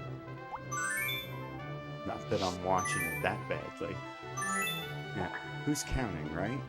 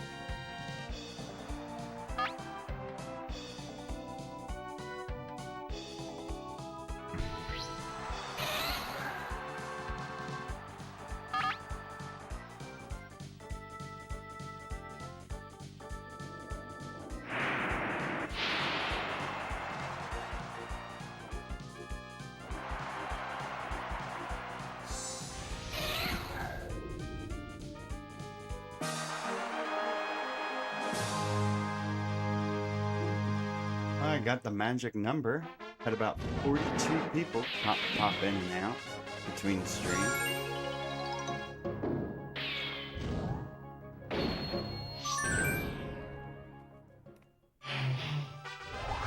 This is actually going really well. I'm enjoying this. And let's see if I'm saying the same thing by the time we're at box 7. But I don't know. This has been good.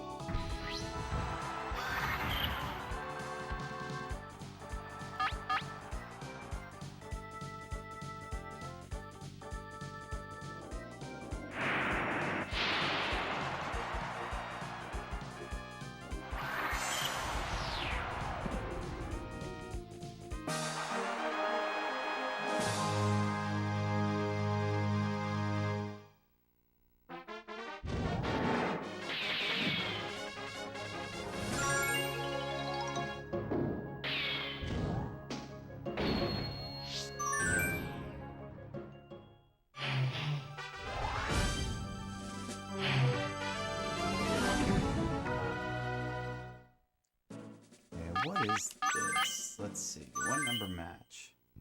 So we've done 6 tournaments. Times 8's 48. So this is match 51.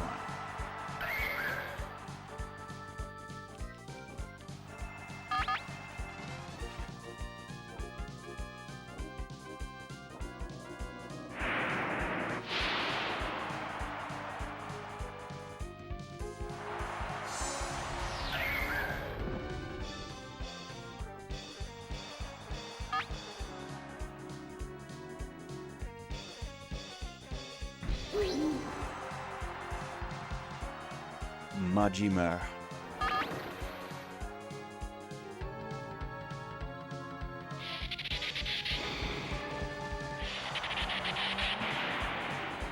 I still can't believe that last stream that I did. I don't know what would have been more surprising. The fact that that Tentacruel with 1 HP was able to just use, what was it? Supersonic. Used Supersonic once, and then was able to proceed to sweep Cosmo and the other team, the other team members. But I don't know if that was more surprising, or if it would have been more surprising if I got that tackle off with either Magikarp or Caterpie for the KO.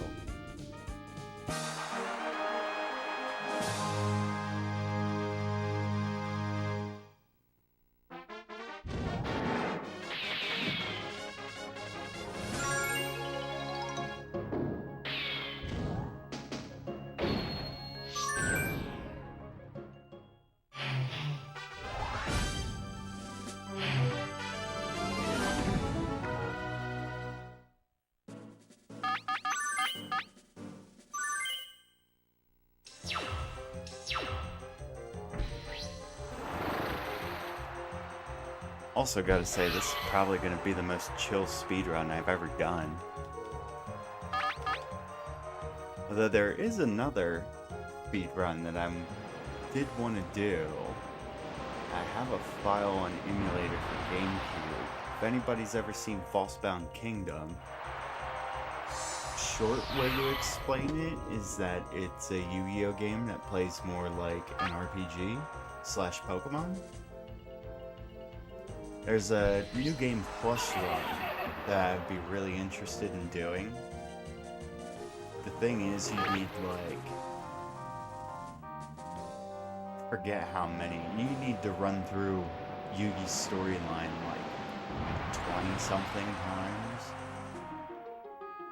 Maybe not that. Maybe it is. But either way, that game, you choose... Oh great, we're a sit again. For Falsebound Kingdom, if you choose... How did my views just go down? Anyway, not gonna worry about that. So, for Falsebound Kingdom, basically you need to get a bunch of Regeki for the run. And you only get one Regeki each time you play through Yugi's campaign. And you can't just, like, get to that mission and then reset. You have to go all the way through the campaign, which is, like, I think 22 missions or something like that.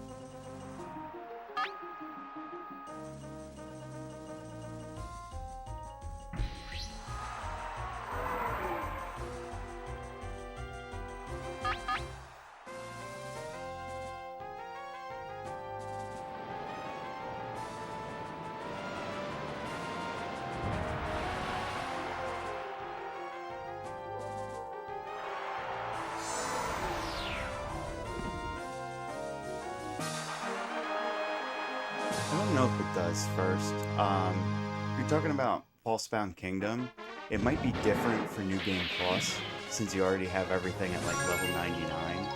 I can imagine that pretty much any RPG that you're speedrunning, like, you know, any percent or something like that, it has a pretty high, shall we say, pretty high floor, pretty high ceiling for runs getting through. That's one of the most irritating things about speedrunning a game, just any game in general, is when you find a game that you like to speedrun, but it's got a run jail. Like, oh, you can have everything go great, but then if you don't get this one thing, like, it's over. I don't know if you guys have watched Linkus7 doing some of his Wind Waker stuff, but like some of the glitches being like special down. I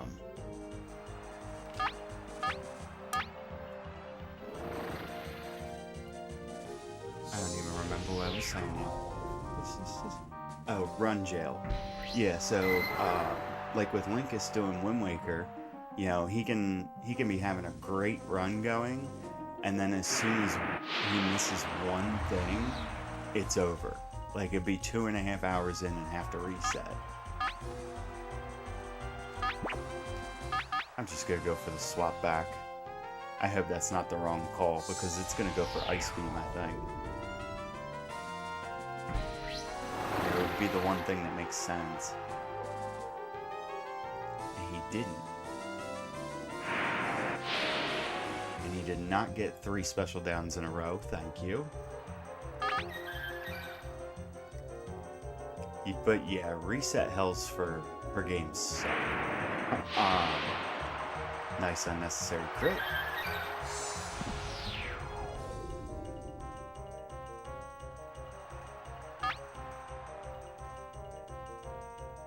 Card battler with none of the real rules. I was gonna say, I think the only Yu-Gi-Oh games I've actually played was one for the Game Boy Advance.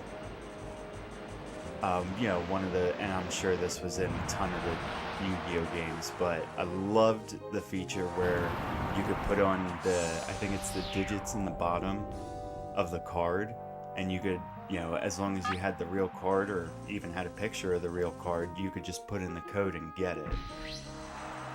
So you could like start from a new game and pretty much just build your deck how you want.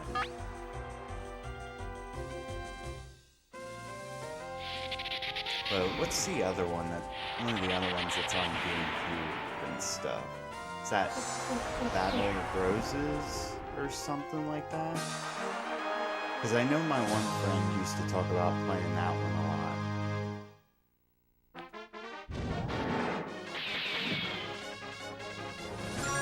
And Yu-Gi-Oh's another...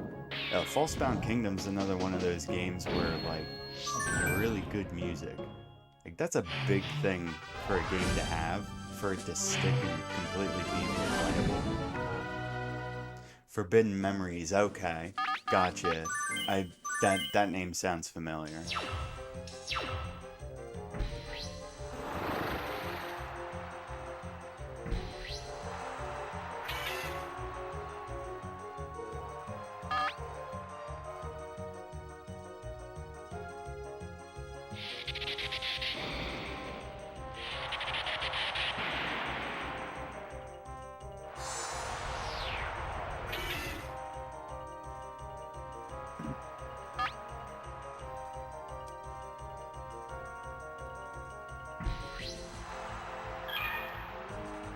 So we're over the 2-hour mark now.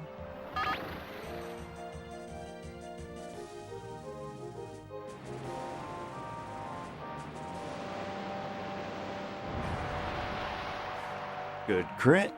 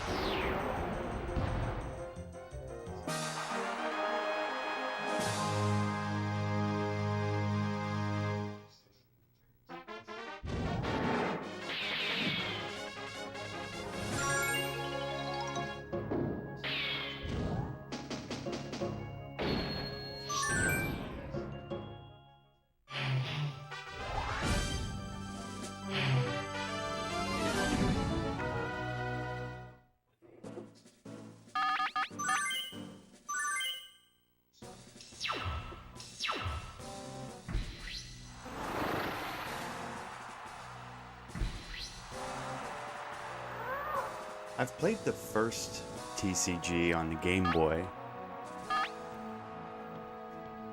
That was another fun one where, yeah, you basically find an easy trainer to beat that has the packs that you want to get, and then just keep rinse and repeating. Build your deck the way you want, and then blow through the game. At least that's how I did it every time I played through. Other than that game, it's almost not even a choice. You just pick water decks so you can wipe everything.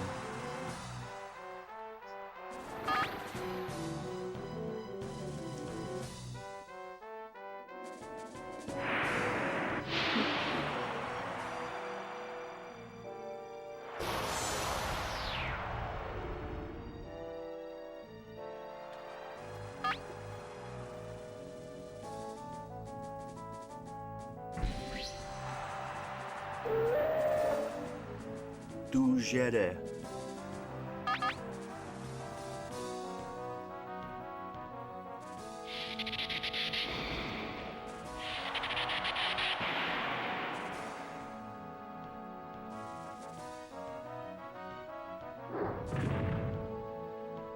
Uh-huh. See, at least the last usually takes Dugong last. So I don't have to worry about anything else coming out here. Strength. I didn't even know it had that. Unnecessary crit.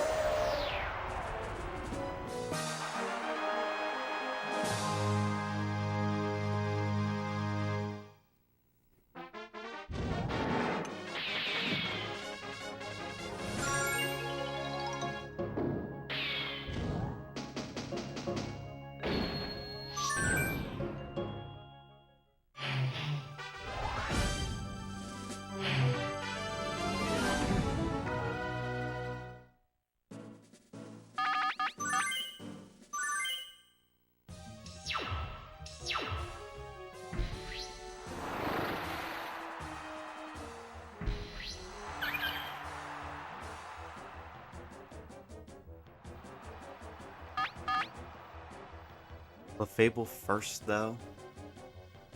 Yeah, I've only seen that like a couple times. He gets the paralyze here. I'm gonna be. And got the crit. That's fine.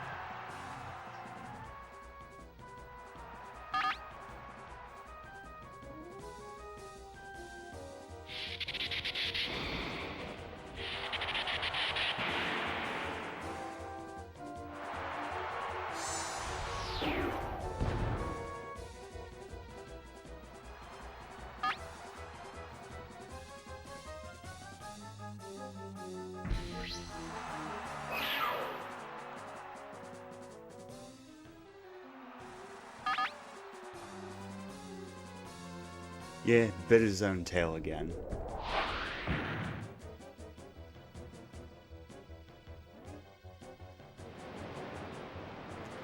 I love how in, I think it's the first generation games, that they say for Slowpoke's Pokedex entry, that it takes it 5 full seconds to feel pain.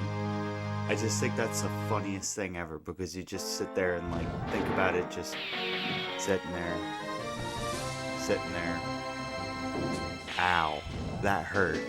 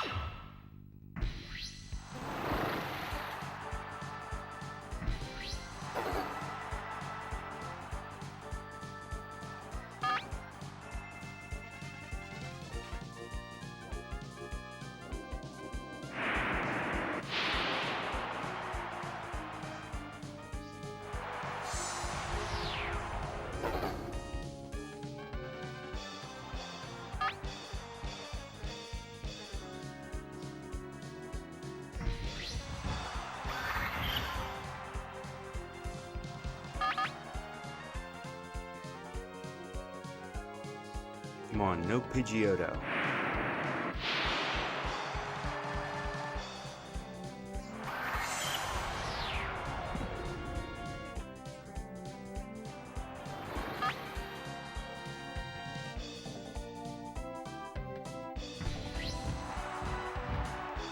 Okay. Maybe next run.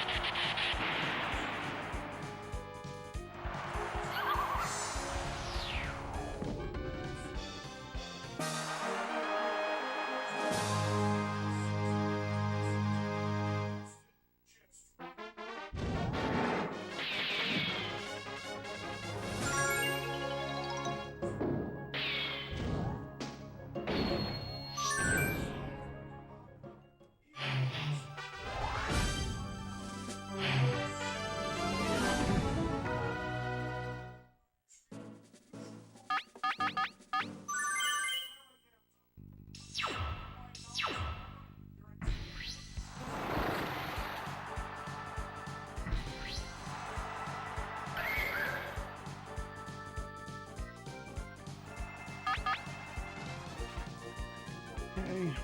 1 Psychic, 2 Thunderbolts.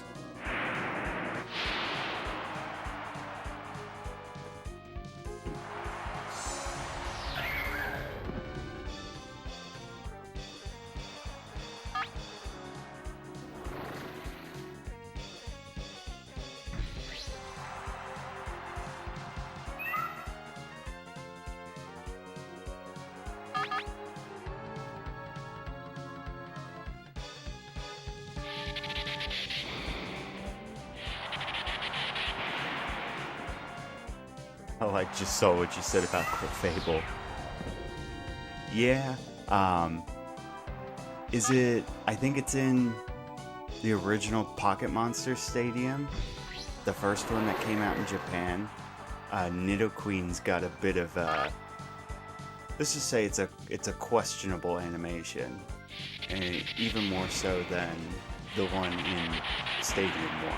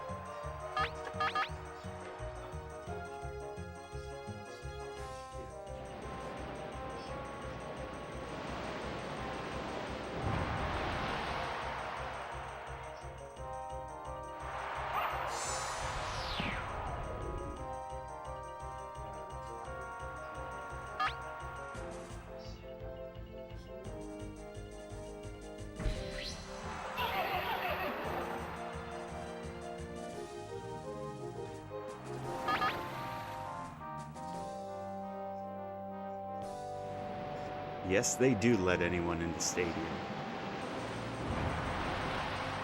Ooh, nice crit. Too bad we got Pidgeotto.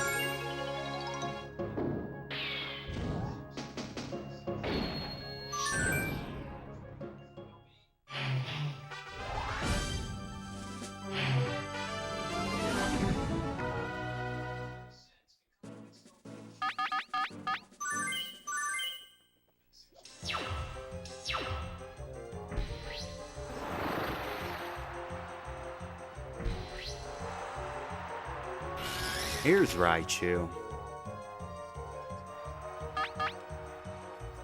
Okay. Rage.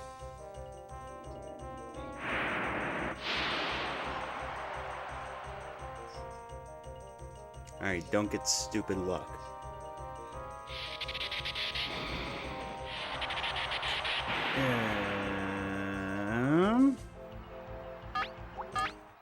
Well, there goes that. It'll be our first forfeit of the run.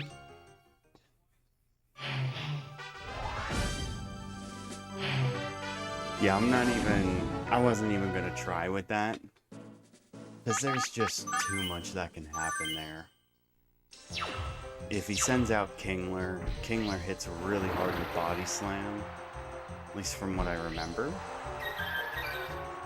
But, and then Voltorb, if it comes out, is just gonna spam Thunder. And with the right luck, I could have easily lost that one.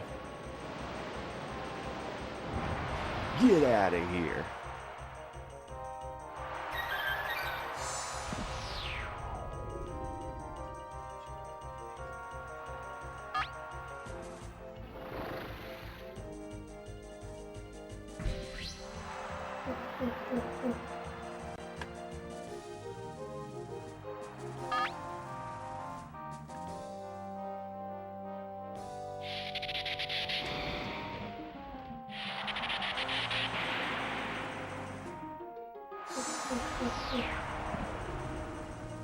Yeah, we didn't even lose that much time off of that, cause yeah, if he takes Porygon, I don't know if you're familiar with the way that the levels work in these tournaments, but basically with the level spread, if you take a 20, you have to take two 15s, because it's a total cap of what, 55? No, total cap of 50. So if he chooses Raichu, he's not allowed to take Porygon, and vice versa.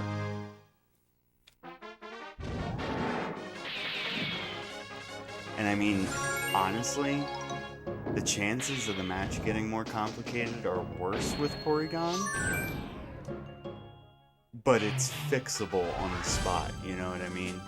Like, Raichu getting that 10% paralyzed chance just kinda messed up the match and could have like really shifted it and even had made me lose. So that's why I was just like, you know what, just forfeit. Got 4 continues anyway.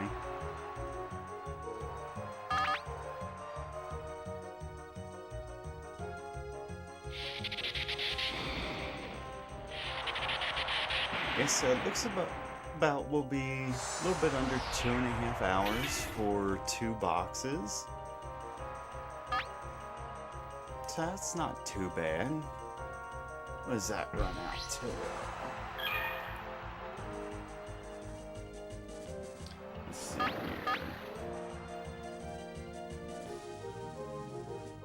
0.25 times 7 is roughly 8 hours, 45 minutes then. Probably a little bit under. And then, of course, the Prime Cup. Which the Prime Cup matches will probably take a little bit longer here, because you don't just one-shot everything. Yeah, Hydra is a really good nickname.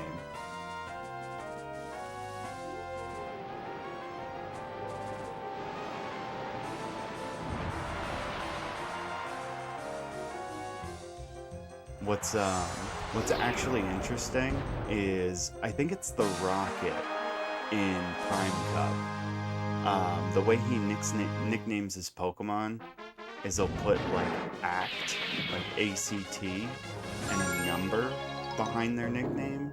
So like Golem would be Golemact, like Golemact 4 or something. But those are kind of illegal nicknames because you can't put a number in a nickname. It's one thing that like you don't really think of, but as soon as you look at it, you're like, wait a minute, that's not right. At least I know it's not possible in the first games. I forget if you can put a number and a nickname on gold and silver. I have to check.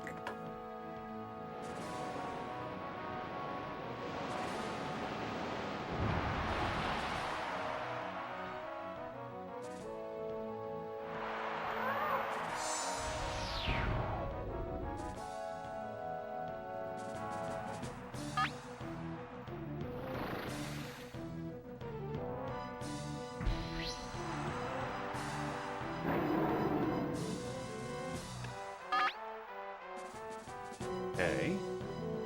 2 out of 3. Give me the meow.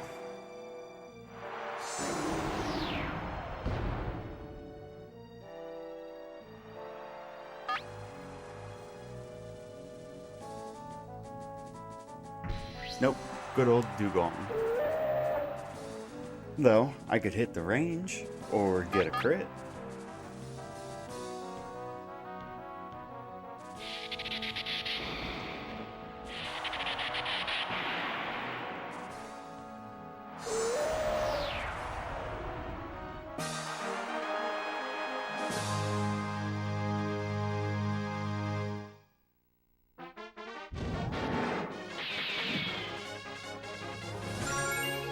Oh, we got the range.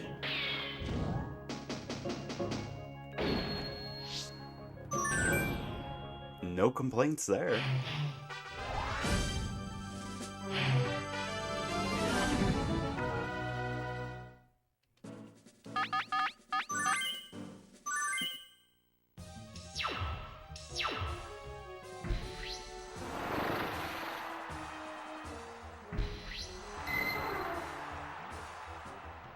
Dragonair first.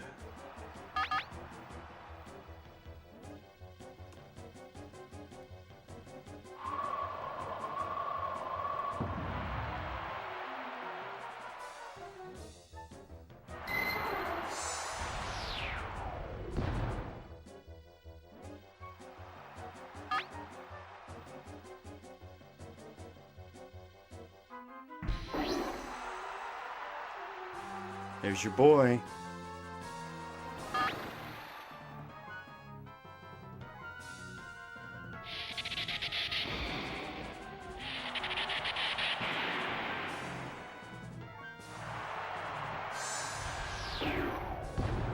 And there he goes.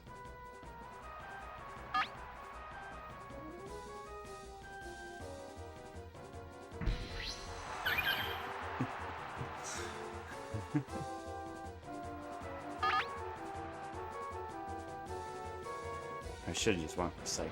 Oh well.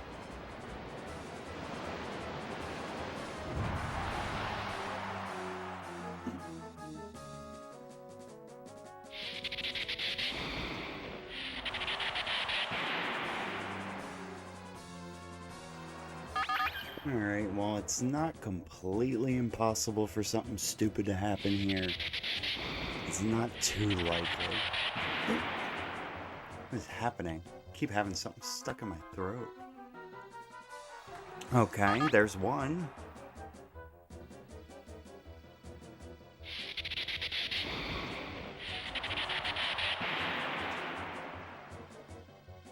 Okay, we're good.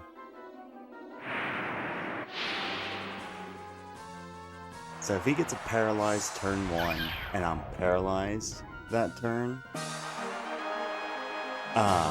all it really needs to happen is another turn of me being paralyzed and a crit on me, and it'll just basically end the match. Now I might have been able to get by with Ditto and Kingler there, but in certain runs where I'm usually taking just whatever's first in line, it doesn't always work that way.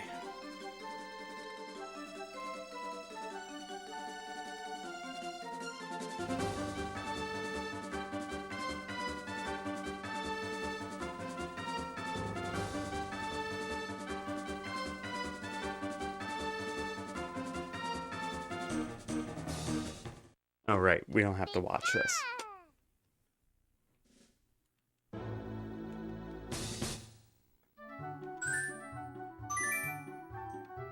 Yeah, and plus the Clefable was so low by that point that, you know, most things were gonna one-shot it anyway.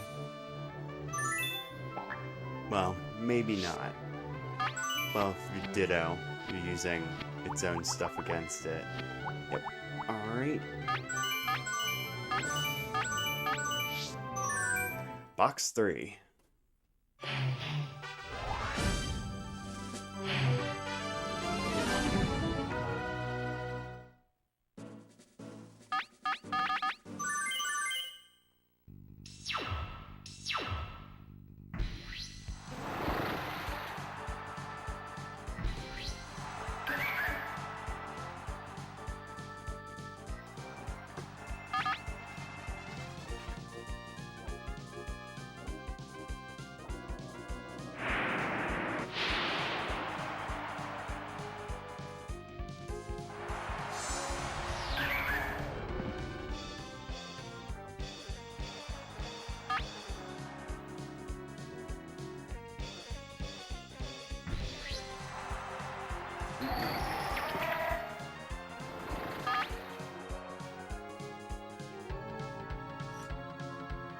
Yeah, so box-wise, there'll be 7 full boxes worth of Pokemon, and then 1 more. And there's actually 1 duplicate in there, which I still don't know why I haven't bothered to take the time to get it out of there. There's 2 Ammonites. When I originally made this, I don't know why, but I ended up having, like, what was it, 2 Beedrills, 2 Dittos, 2 Ekans. It just must have been forgetful when I was going ahead and building everything out. But, yeah, so there's still 2 Ammonites in here, but it doesn't change the amount of matches needed. So there's 7 full boxes, and then the Dream Team. Caterpie, Magikarp, Pidgey, Zubat, and Rattata. So then after that, then we move on to Prime Cup.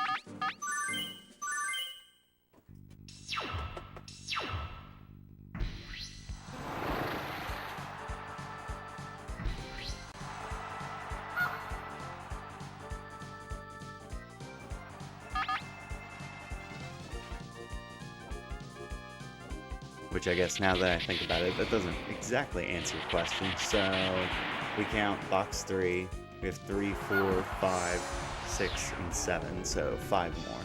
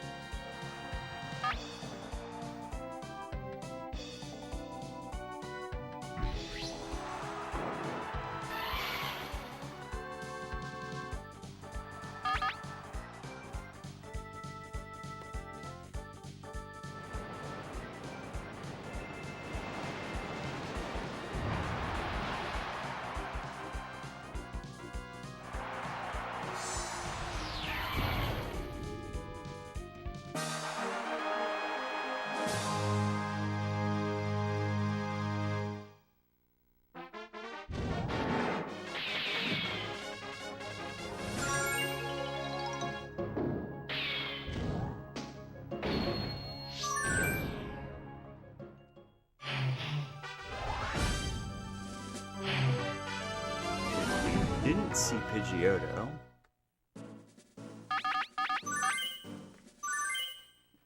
Also, what the heck is wrong with me? Why? I mean, I know why, but why did I name the Hypno Predator?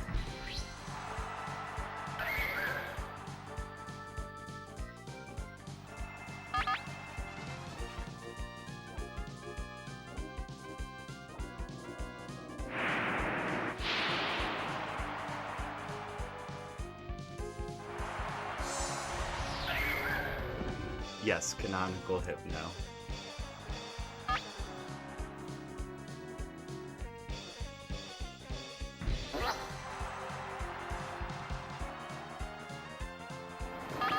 Yeah, this is kind of what happens when I give myself like 5 seconds at max to think of a nickname for a Pokemon.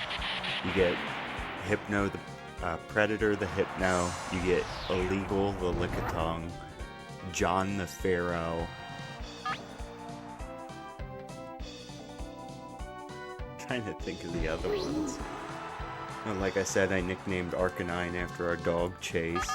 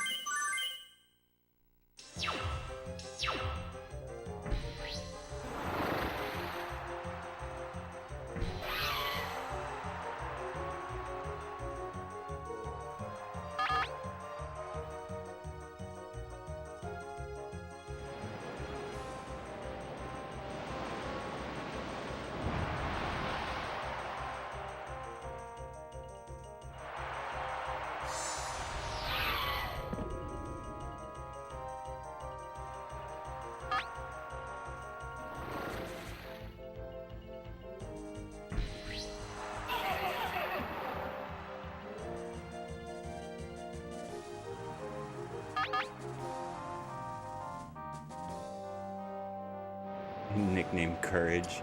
Yeah, that's a good one.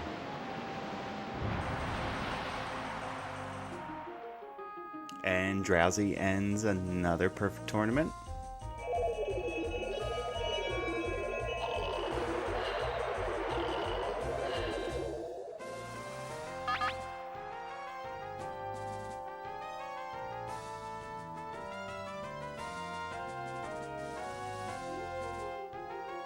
That's kind of the thing about getting it perfect with Cosmo.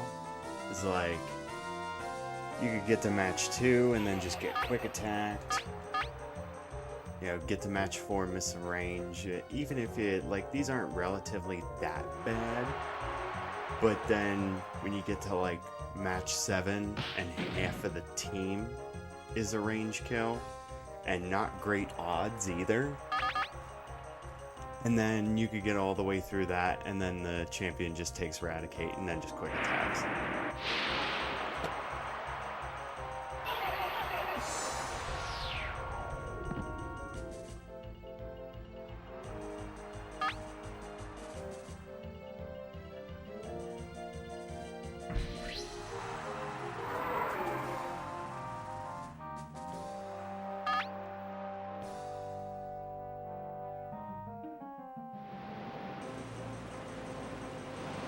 Exactly. Don't pass go.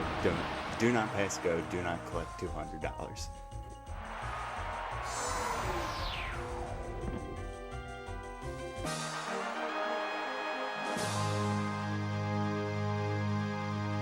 Hi, speaking of the doggo. What you doing?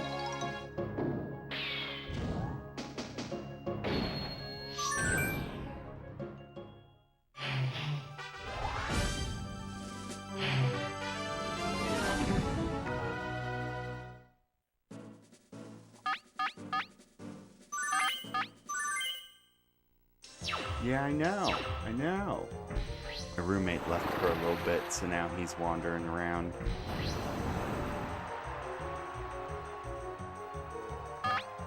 Voltorb to start. That's strange.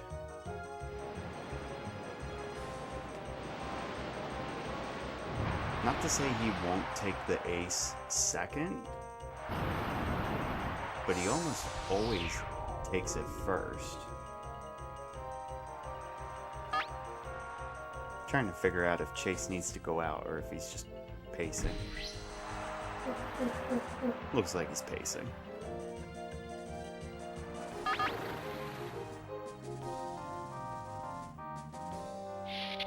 Yep, he said, you know what, you look like you could, this doorway looks like there's not enough obstruction. I'm gonna sit here.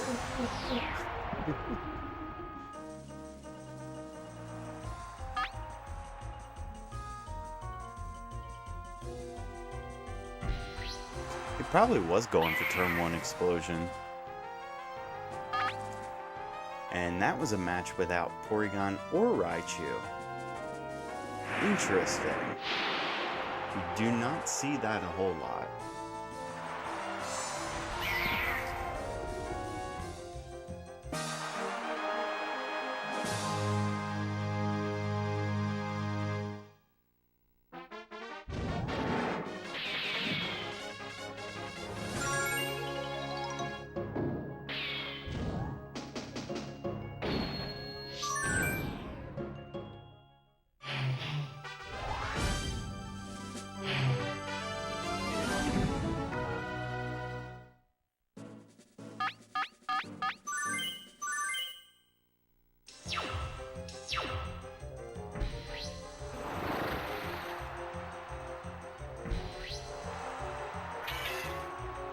Yeah, I think the hiker's just all about Hail Hydra.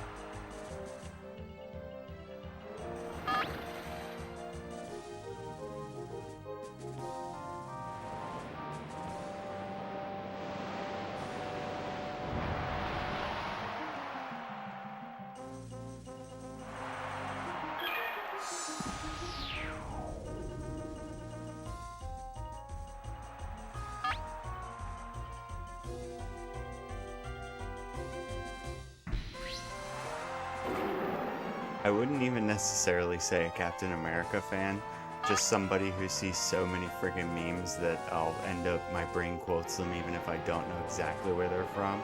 I knew it was from something like that, but I didn't quite remember.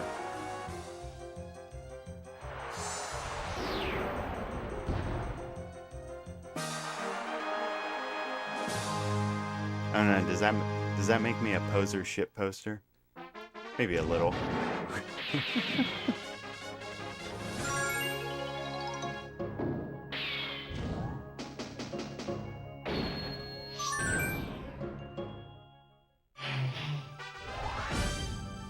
Chase is a good dog name.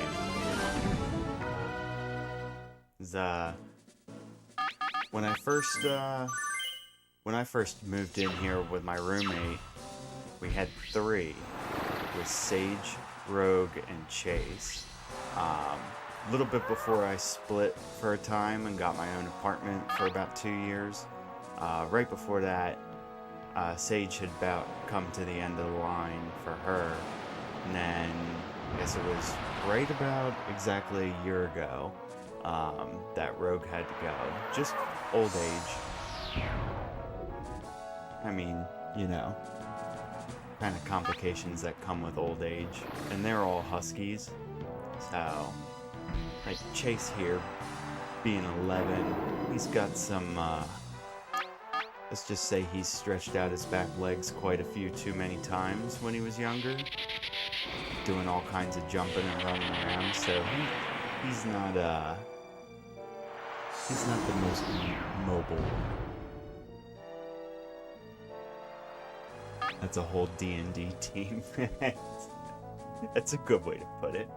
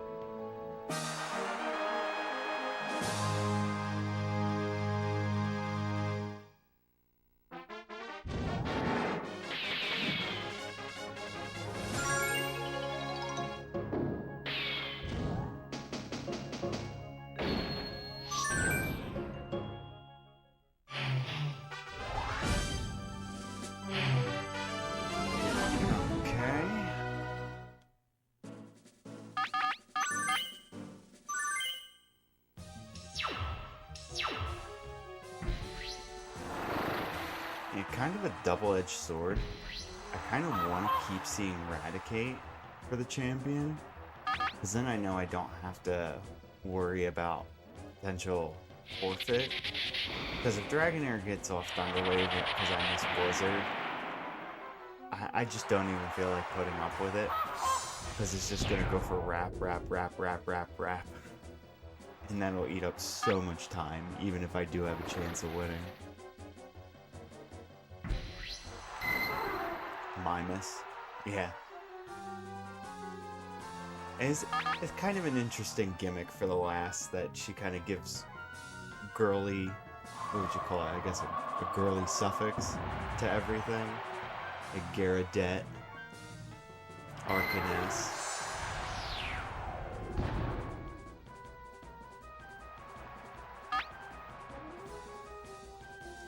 Didn't have to worry about the miss there.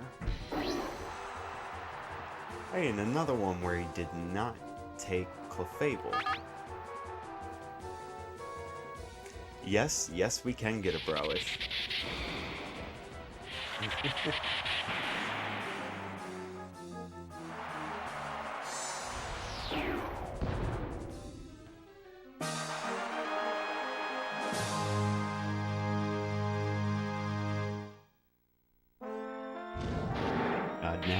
Now I'm just thinking of when Slowbro does that death animation, and it just, bruh.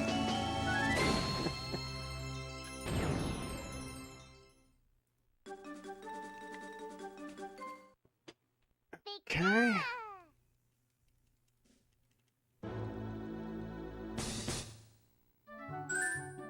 As a famous man once said, another one.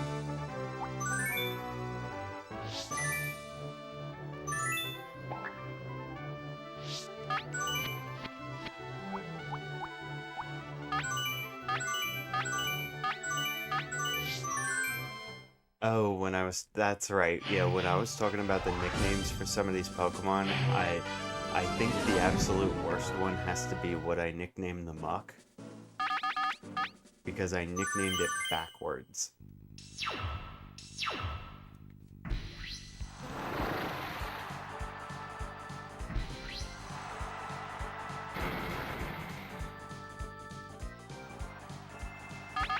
Yeah, oh no is probably right.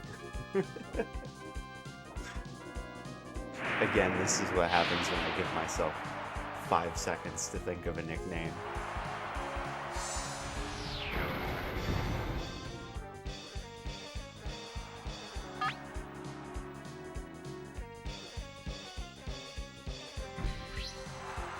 TOS Smoke.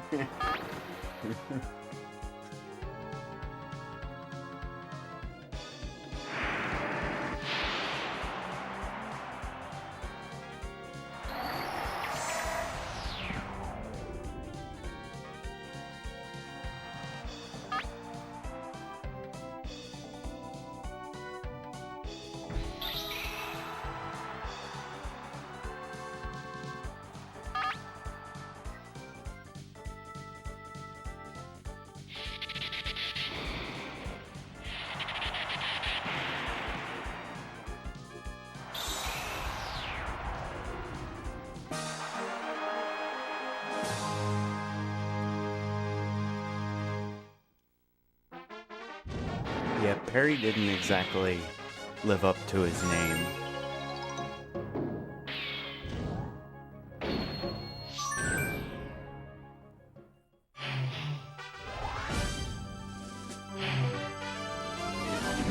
Perry the Paris, yeah.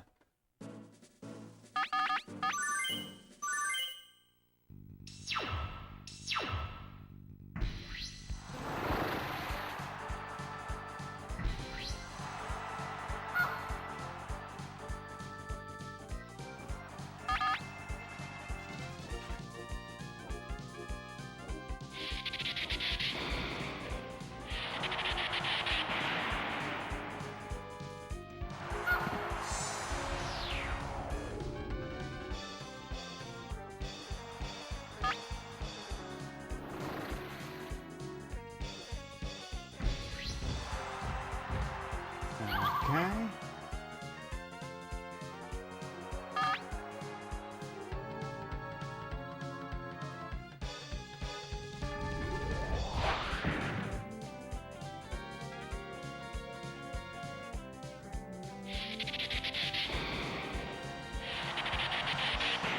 Yeah, a lot of the death animations are like, they're pretty humorous.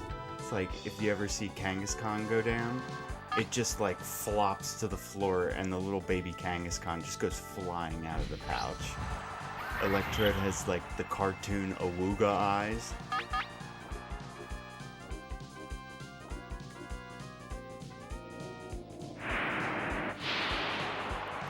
Like Growlithe just like hits the ground and just like has its tongue hanging out, I think.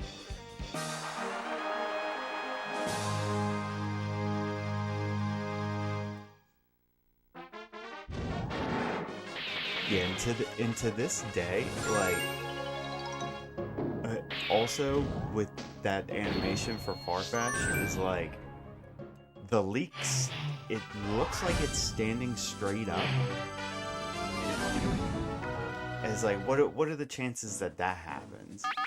Oh, that's another one of the funny animations is Kadabra, because Kadabra just like sits down, throws the spoon up in the air, and it clocks him in the head.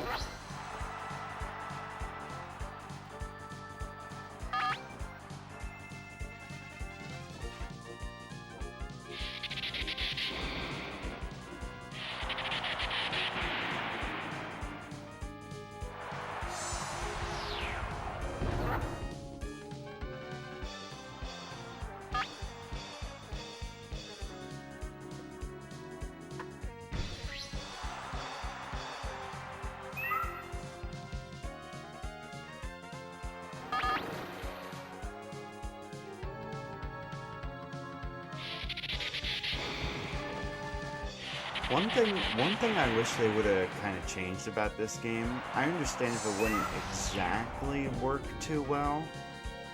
I mean, they would have slightly changed the animations to compensate for this, but I wish if it was a knockout on the Pokemon, that it wouldn't have like the hurt animation walk back to its place and then faint. I wish it would just go straight to the faint animation, because I think that would make it look a lot cooler. Like if instead just when Thunderbolt hit, the Wartortle just did that and fell to the ground. We'd basically have to add maybe an extra second or so onto some of the animations. Because like one of the things that comes to mind is like surf. Like the water stays there for a while until they go to their faint animation. So they probably would have like done something to change things like that a little bit.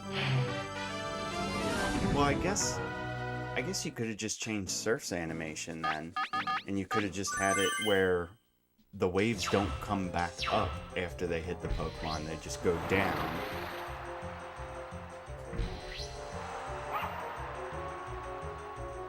I don't really think that would have taken away from the visuals of it at all.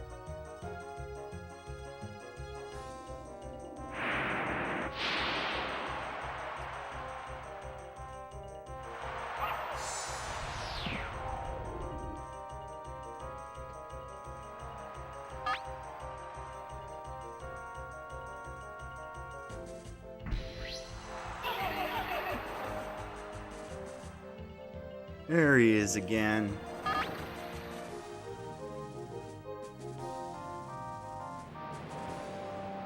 Yes, it would be better for a speedrun too. And you know what else is? Critical hits.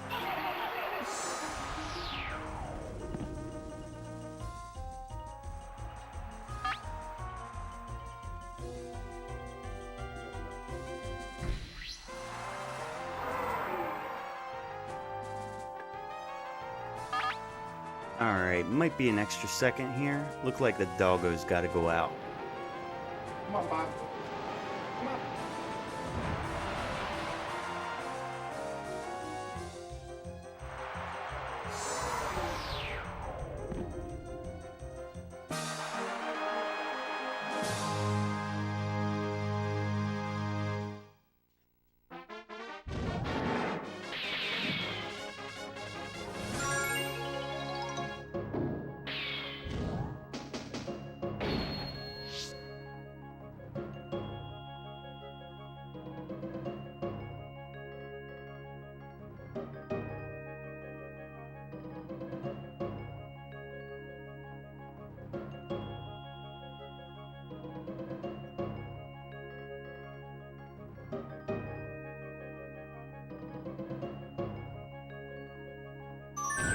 Yeah, I'll just be a second here, because we've had a lot of rabbits in our yard recently, and not trying to have Chase go all Elmer Fudd on me.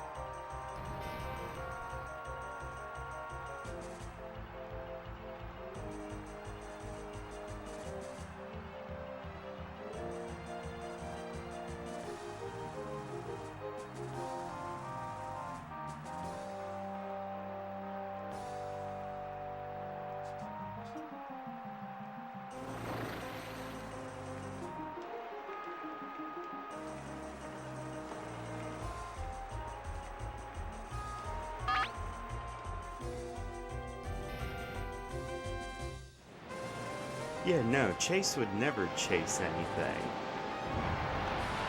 Also, hi, I'm back. What, dude? You just went outside and you didn't even do anything and begged to come back in.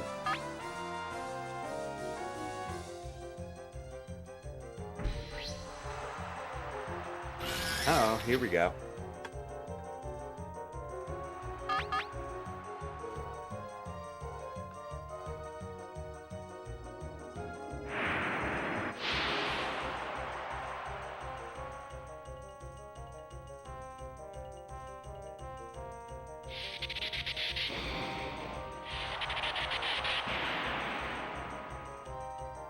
Okay, we're good.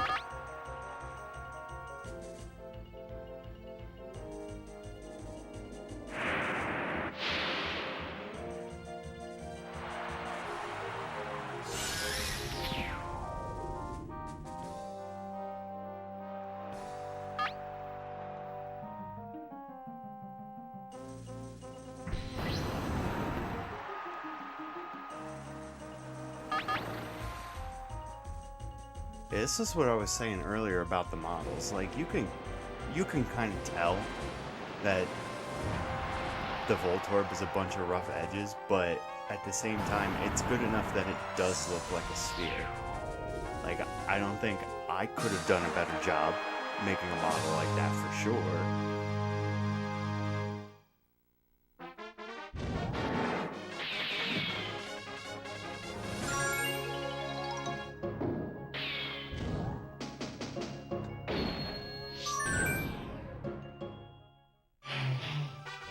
Almost halfway through box 3.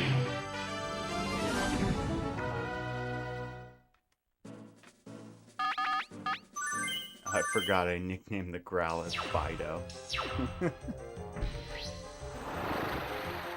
Yeah, I think before I ended up going with Chase for the nickname for Arcanine, I think I was originally going to go with Clifford, and I was like, no, don't do that. I mean, it is a big reddish dog. Reddish. More like a red-orange.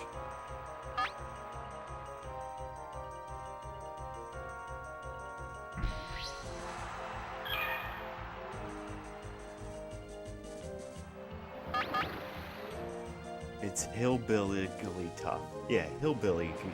Yeah, no, I can't even say that. Hillbill Ligglytuff. Yeah, something like that.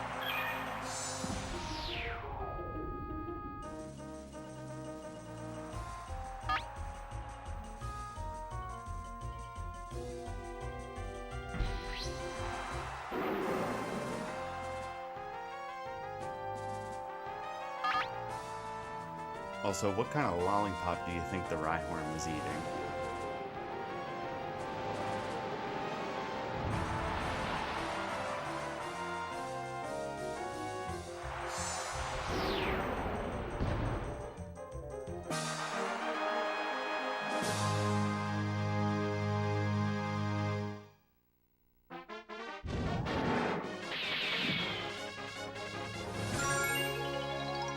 Yeah, blueberry, blue raspberry.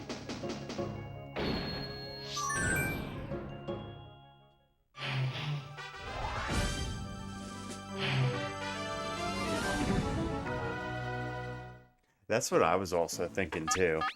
And Orin baby. Or yeah. Oh my goodness. Orin baby. Oh man. Sir, please step out of the car. Orin berry.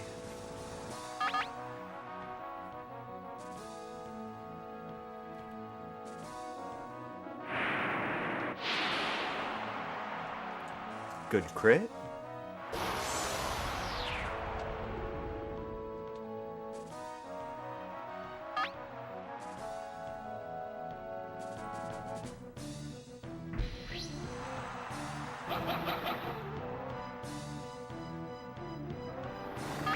Yeah, it likely did matter. It's not... Tentacruel is definitely one of the tougher ranges. I'd say, like, Dugong, Drowsy, and Tentacruel are probably the toughest ranges, or the ranges that involve the most luck. The one with the least would definitely be Wigglytuff. It's like I said, I think only once I've seen it survive with 2 HP, and any other time was just 1 HP, and that's still a pretty rare case. But the Dugong and Drowsy, they can survive with like 9, 10, 11 HP.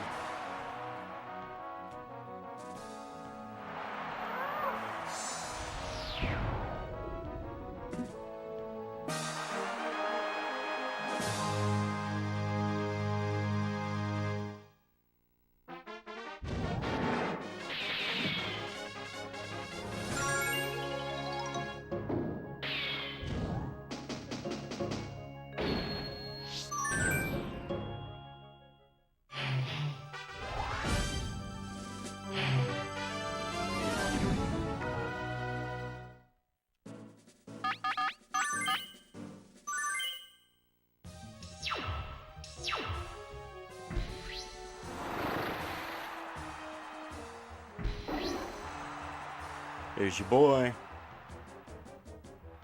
Right off the bat.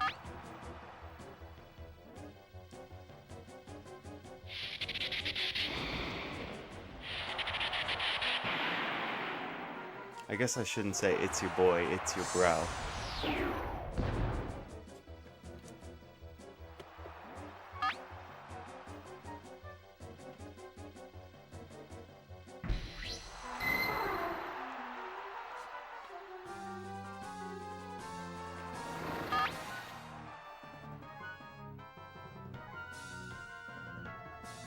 Do we hit?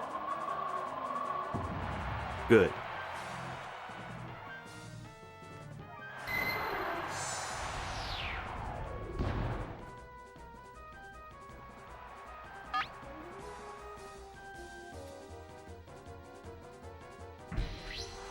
No way.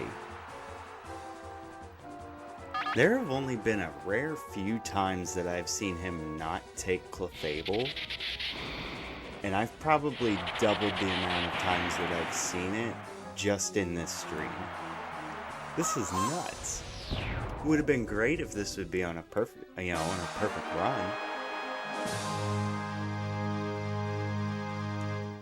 Also, give it up for hour 3.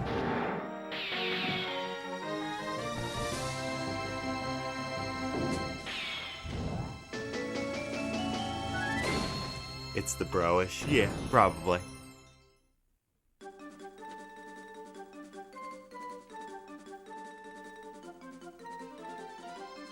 Now we'll be taking some sort of break here at some point. Gonna do something for lunch or whatever, but probably won't be too long. Not gonna be right now. But I do know that my brother's probably gonna stop by, say hi. He'll probably come in, chat with the stream a little bit too. Oh yeah. What am I doing being slow? Yeah, so my brother will probably stop by and we'll probably go ahead and, have him chill out, do some commentary too for a bit, but we might run out for food or something real fast. And I've already just have a little thing here, this thing, that we'll go ahead and we'll use when I'm doing that. I don't know, do I want to... It's not like this is a speedrun that's going to go up on any boards or anything by any means, so I'll probably stop the timer when I do take a break. Yeah, because I'm more interested in seeing how much gameplay it takes. My original estimate was about 12 hours, but there's also a bit of a difference in... So when I gave that 12-hour mark in the Pokemon Stadium Challenge video, that was also anticipating me going through Gymnasium Castle, which of course would have more time in between menuing and stuff like that than Prime Cup. And also the fact that, you know, these matches are closer to like 17 minutes rather than they are 20. I was just rounding a bit. Not spliced yet. Speaking of not spliced, 3 hours and 0 dropped frames. Hey, what's going on? I mean, thank you, but what's going on? Usually there's at least a little blip or something.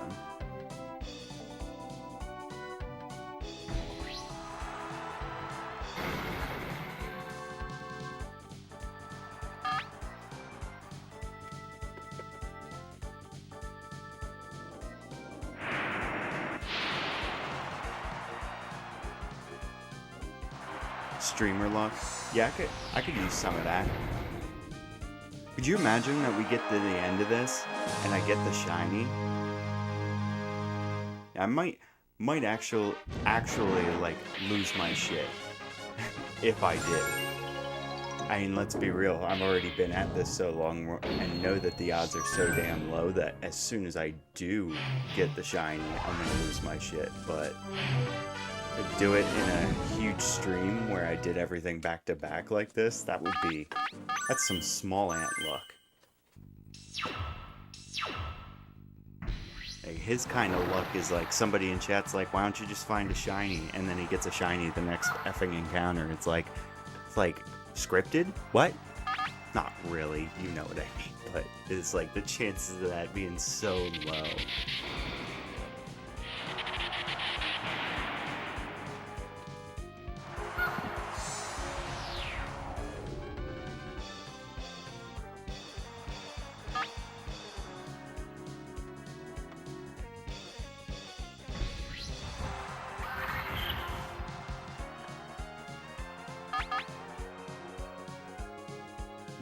Gambler, 99% of gamblers quit before they win big. Yep, you are absolutely right. And the crit on Zubat is just a disrespect.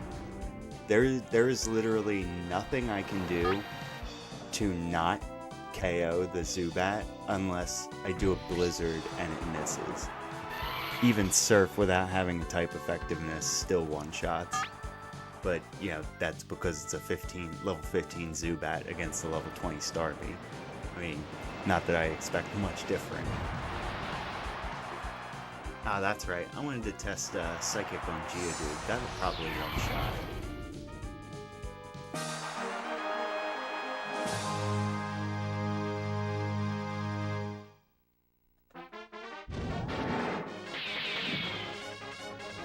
Yeah, first napkin, that one's literally like the exact...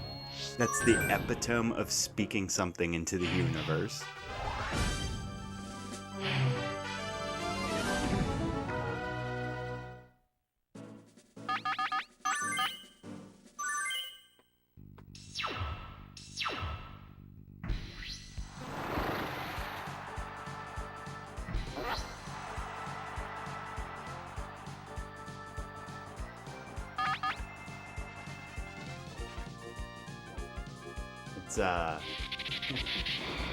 Don't ask me why this reminded me of this story, but if anybody's ever seen the South Park episode with the Broadway stuff, and at the very end, Randy like breaks into a costume shop and dresses up as Spider-Man, And after he stops the show and ends up killing Shelly's boyfriend by accident through the flood, he says to her, "Spider-Man works in mysterious ways." I don't know why, but me and my friends used to quote that all the time. And there was one friend who didn't really get it. And he was sitting out in the living room with me one day while we were talking. He said something, and I said, "Spider-Man works in mysterious ways." And as soon as I said it, the power went out. And everybody was like, "What the fuck just happened?" It was the funniest thing ever.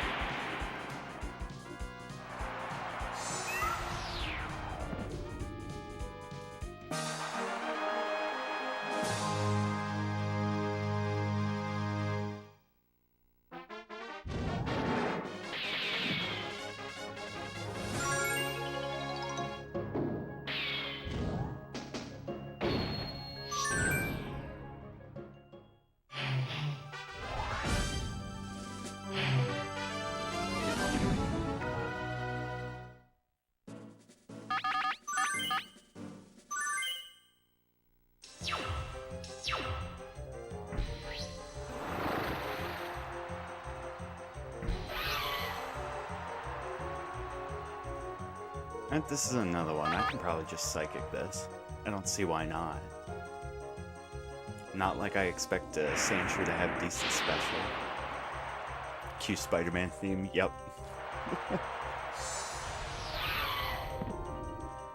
Or better yet, the X-Files theme in the Spider-Man 2099 sound font. That's not a thing, but...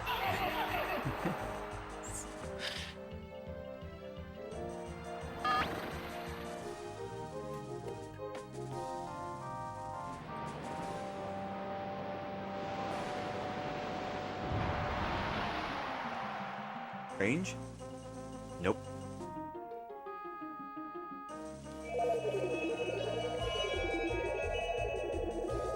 Oh, there we go.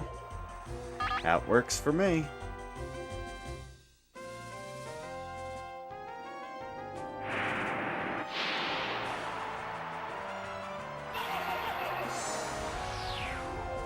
Said, nope, we're staying awake this time. The what? Hypnosis is 60% accuracy, and he's got it 3 times on me, I think? So, I mean, that sounds about right.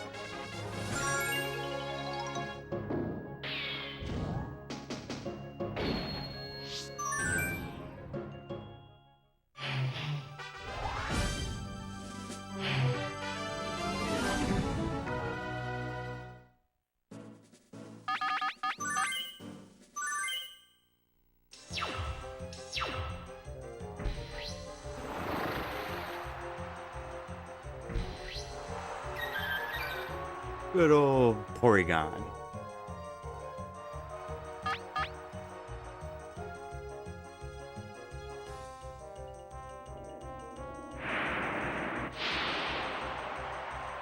No crit. Special down. 33% chance. Nope. We're good.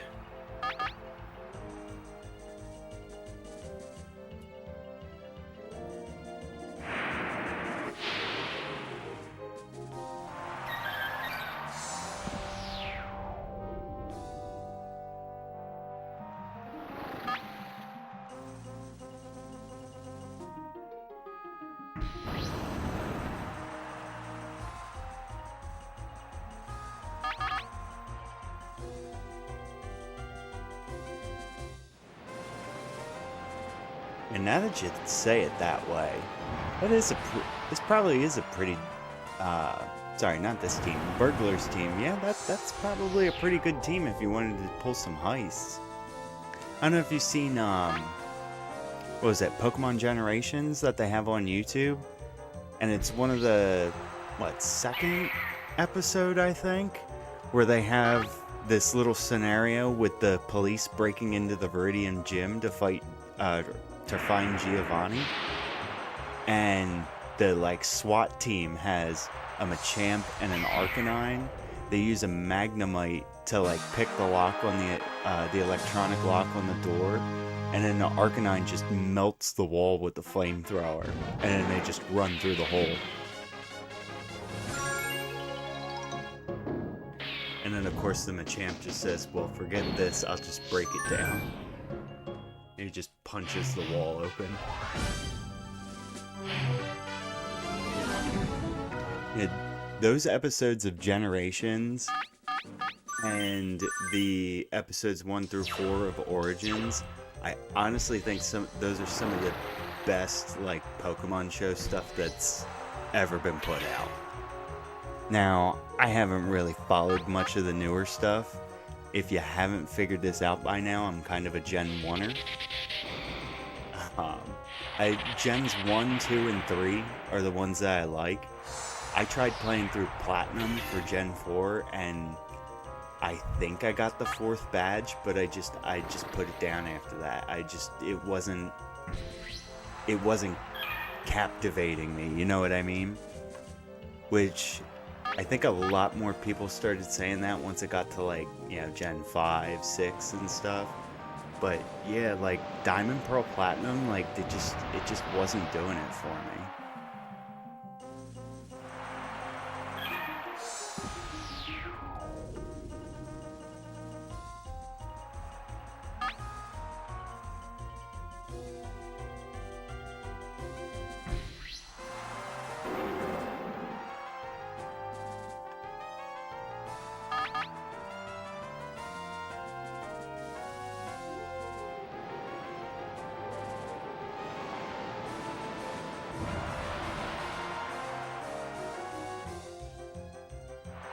Well, now I'm thinking about it. Origins also has the one moment in Pokemon shows that I don't like, and it's purely subjective. I get to see one of my favorite Pokemon get thrashed into a wall and just crater the wall.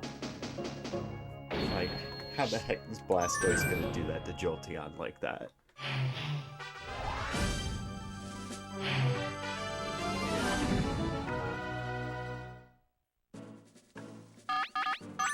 Yeah, because if I remember right, I think the Blastoise uses, Skull Bash.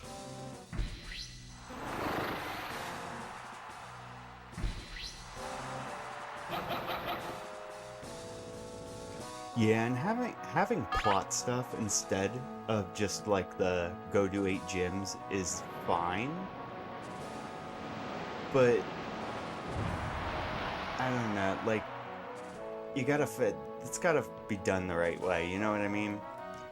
Not to say that, I think they really did anything wrong with their games, but it's if you ever watch J-Rose at all, I didn't even see if I got the special down there. I don't think I did.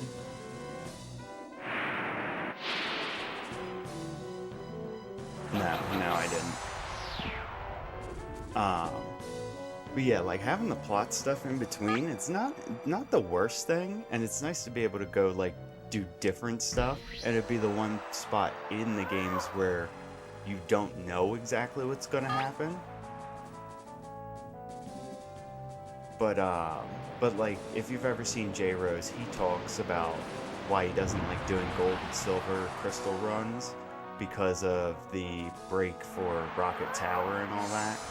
And that, I definitely understand that, especially just because of that one floor in the hideout where you hit the trip lasers or whatever, and the rockets come after you 1, 2 at a time. Speaking of rockets, here's a Meowth.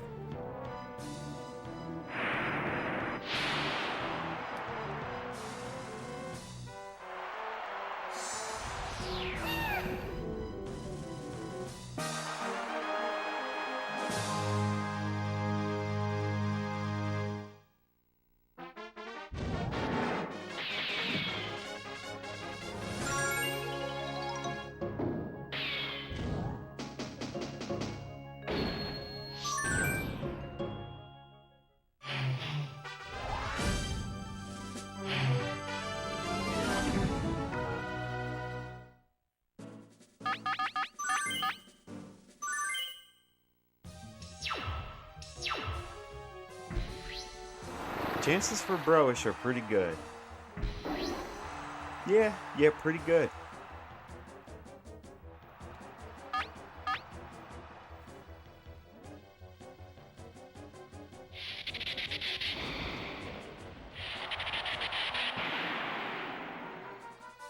Because it usually tends to be, you know, obviously Dragonair or Raticate, usually Clefable, and then for the other one, it's usually either Golduck or Slowbro. Through all of my playing of this, I have never once seen him take the Tentacle.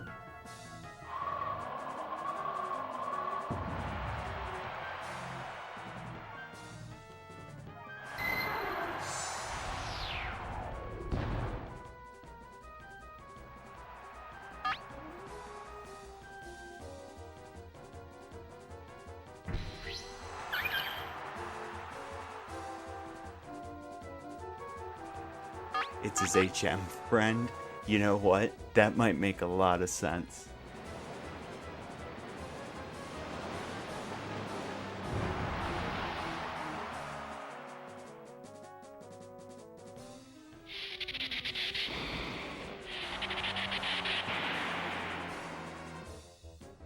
Get out of here with your crit.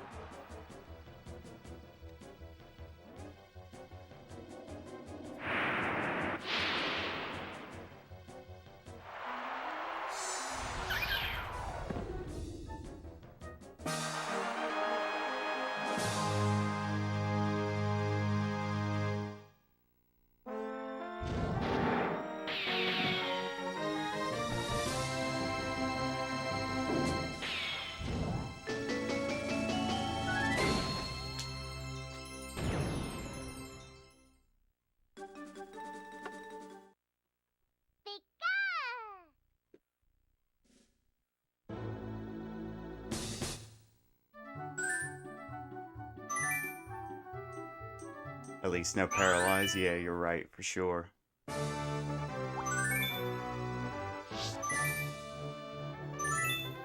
Which, now that you say that, I kind of wonder what Fable's crit chance is.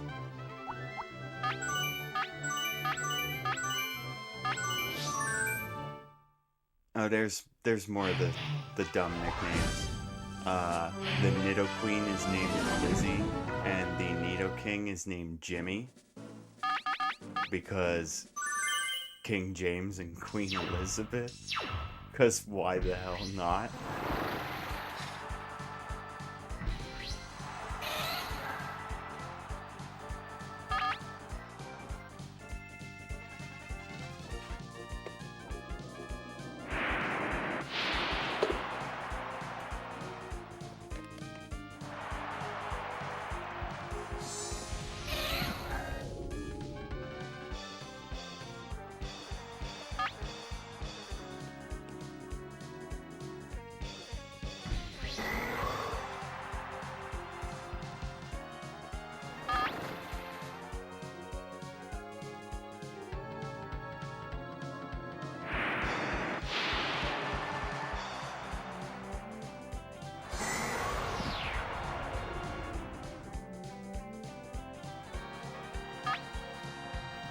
Send out Paris. Nope. Okay.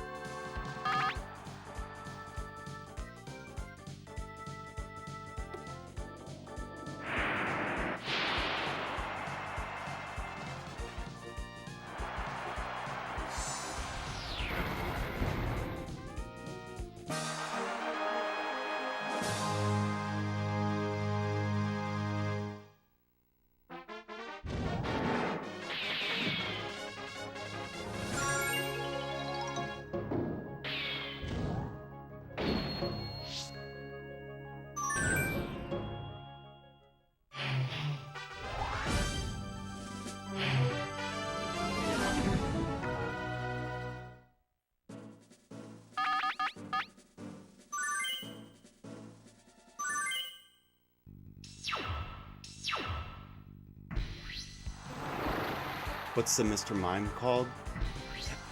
Oh yeah. Yeah, about that. um, the Mr. The Mr. Mime's nickname is French Canadian.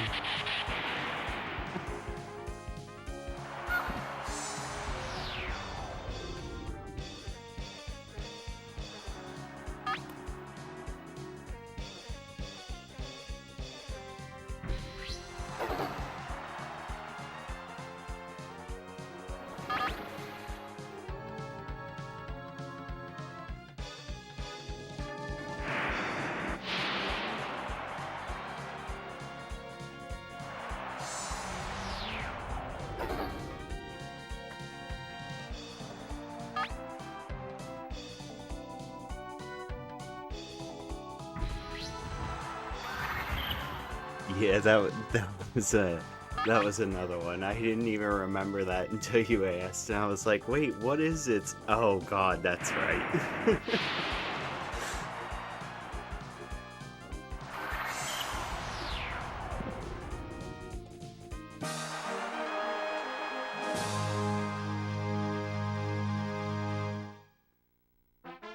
Looks like my brother will probably be stopping by pretty soon here.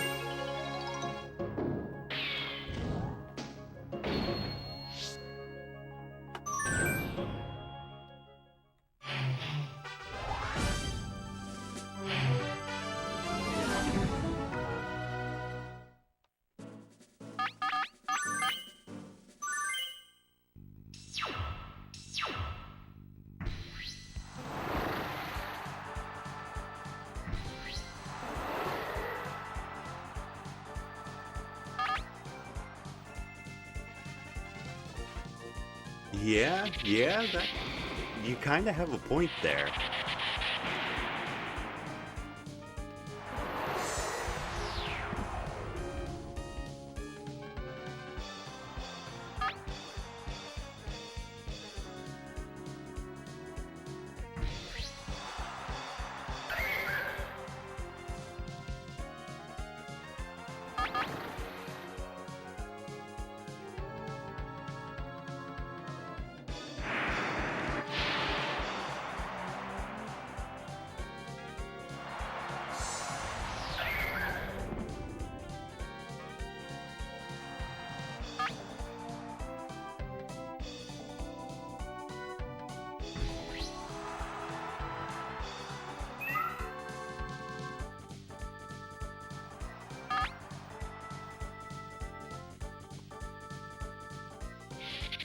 Let's see. So I finished.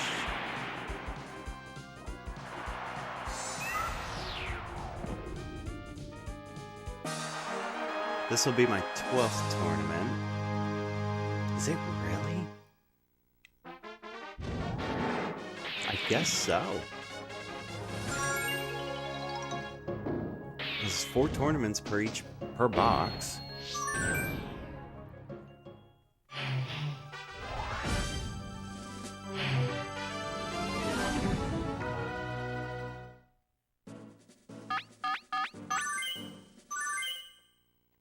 So this is the 92nd match.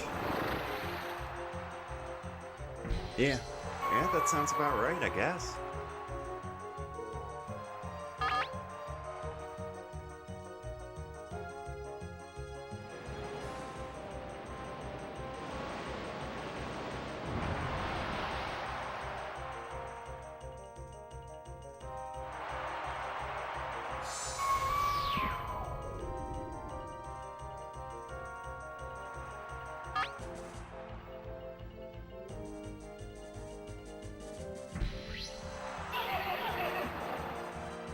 There he is.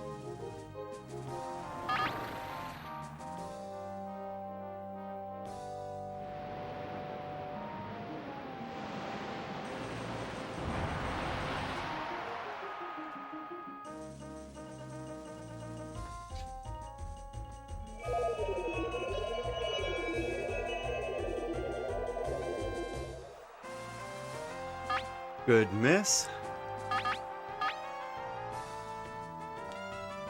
Hey, y'all.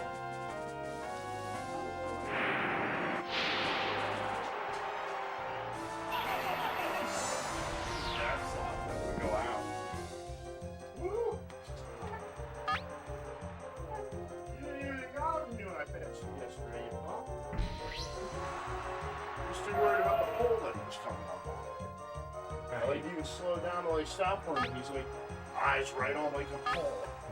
Everything. What the fuck? Jim just left. Yeah, you didn't even acknowledge me, you bastard. Yeah, oh, now there's the woo.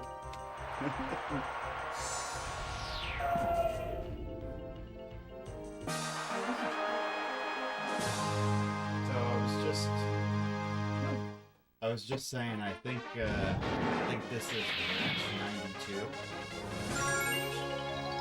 at a 264. It was, you said it was 10:30 that you were already on your fifth quarter.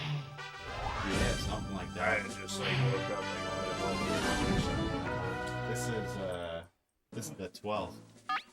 Oh, now you gotta go out? He wants to take me out. What? What? Now, like, this is why you went out before it started. What? Speaking of starting, no Raichu, no Porygon.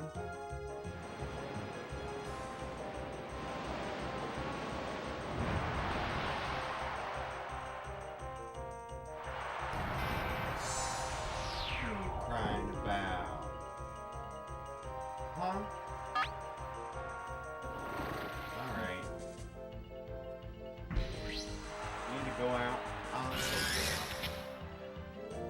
Let's just see what happens here real quick.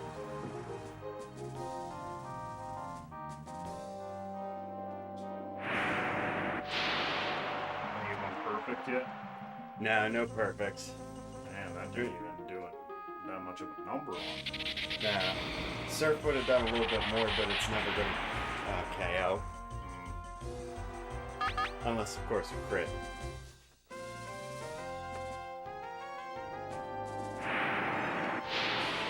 Alright, I'm probably gonna put the dog out real quick.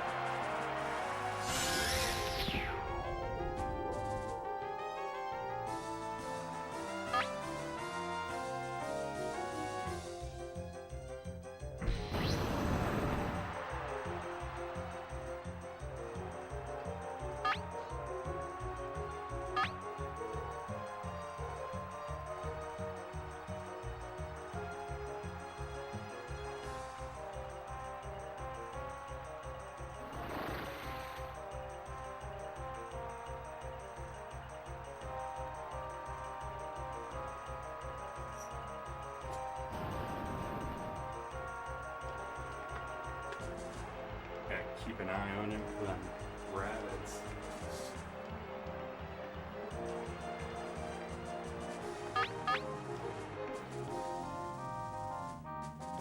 Yep, no paralyze that time.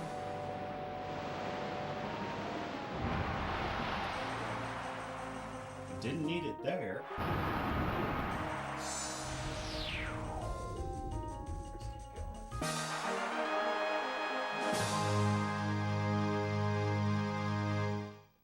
I'm gonna go out there and see one of the rabbits.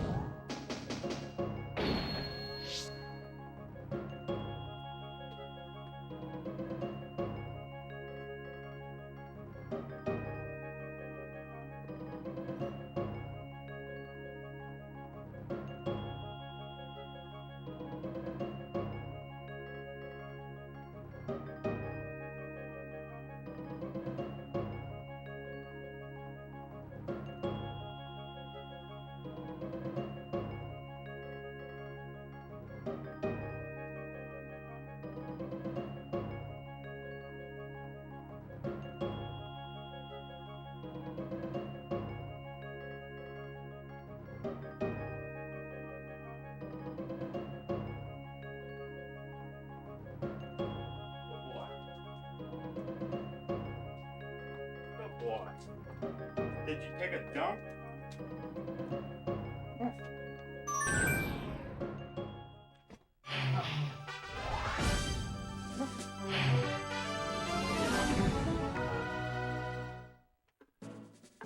Okay, so I don't know what you wanted to maybe do. Did you eat yet? Yeah, no, you were saying.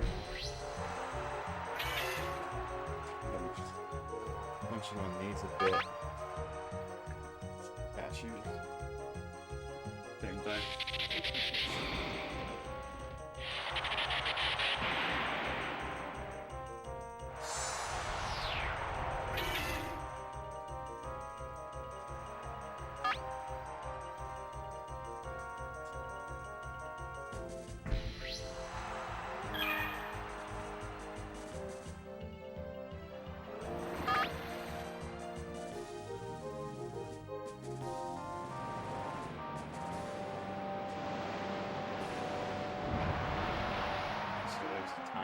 It's 3.5. 3.5 hours, yeah. And once I'm done this, I'm done the third box out of 7.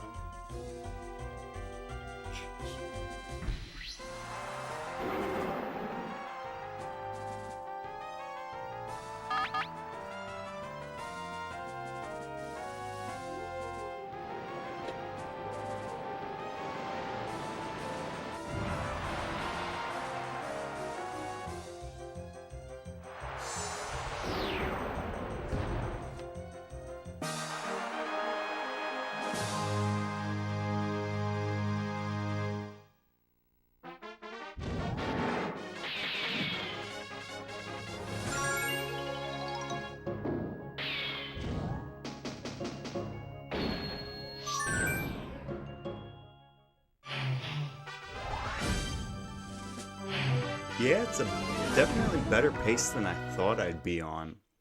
Because when I calculated it earlier, probably was looking at roughly 8 hours, 45 minutes then for the 7 boxes.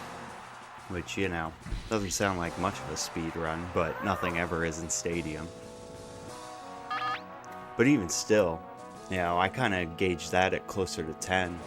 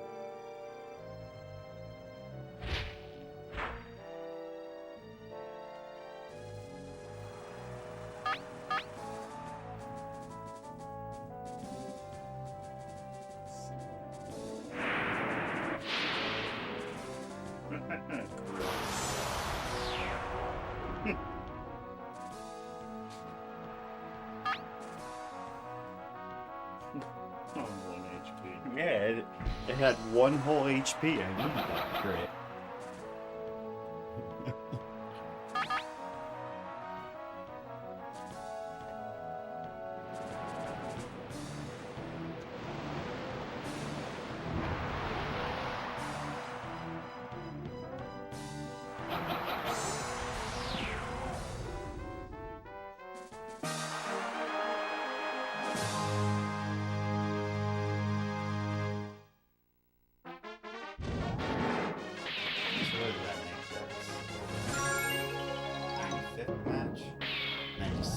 Coming up.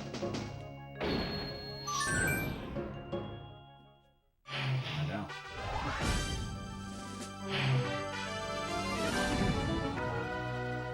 And there's a guy here who knows the statistics and stuff a lot better. They're starting to brainstorm some stuff to potentially get this time down even farther. And do it in a way that'd be more, how should I say, legitimate. That I could actually, you know, even make a new category for a speedrun site. Because, like, with things like those glitched out movesets and stuff, kind of makes it, you know, a little invalid. Also, the fact that I'm taking stuff like the level 15 ball dragon, or level 15 dragon air, which you normally can't have. Right. You're just lost, aren't you? Yeah. He's all, back and forth because Jim's not around. There you go. There's your bro. Hmm? And of course we got the crit.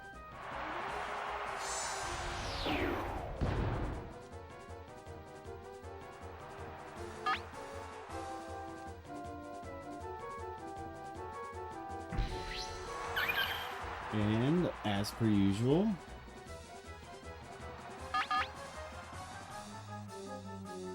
I did have to forfeit one match so far. Was it just the one? Yeah, I think it was just the one. Because Roger got paralyzed. But other than that, and then there was one where I guess I was talking and stuff and I wasn't watching. I accidentally started playing Dragonair instead of Blizzard. Crit. And it freaking crit and one-shot it. And I was like, well, no, I knew that was going to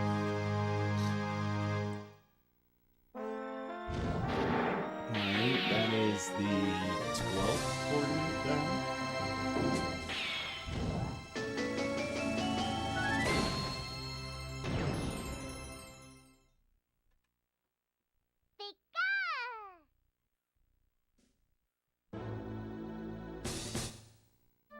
Yep, box 3 done.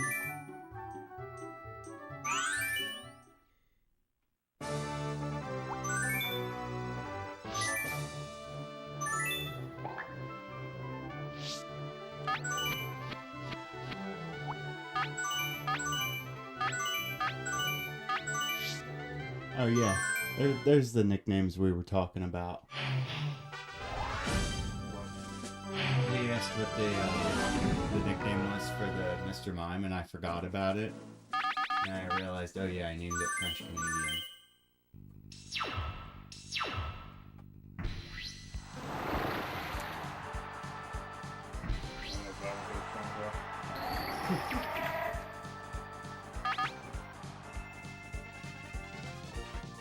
Oh, Paris, I should have gone for the disrespect.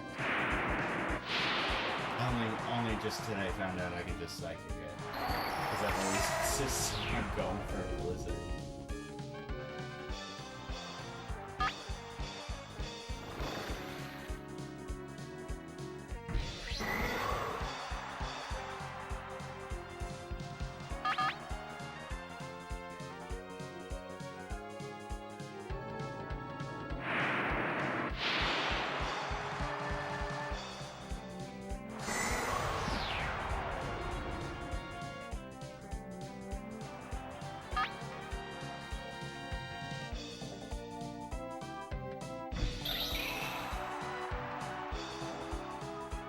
And the buttery Butterfree.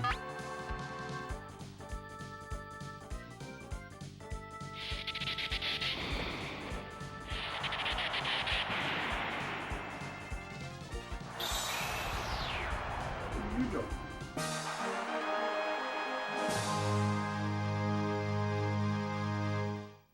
I'm gonna say, don't hide the fact that you're looking at floor chase. We all know that's what you got.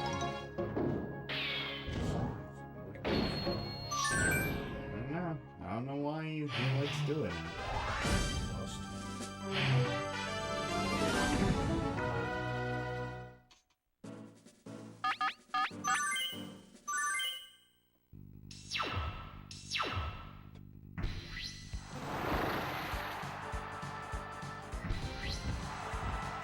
Oh, there goes perfect. And then use quick attack. Yep. One of the two. That and red. Issues.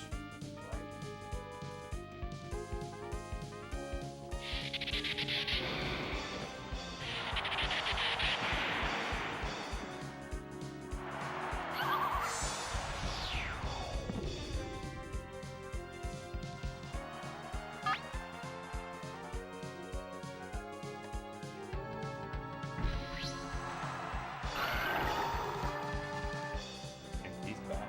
I think I just heard the G. Yep. Bye, Al.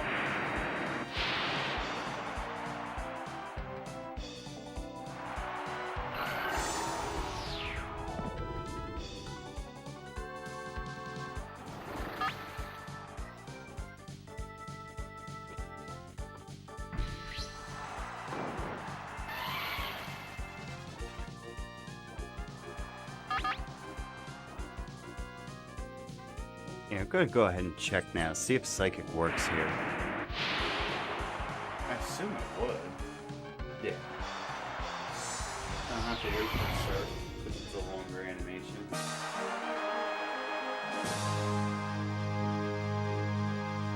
Stop the bunnies.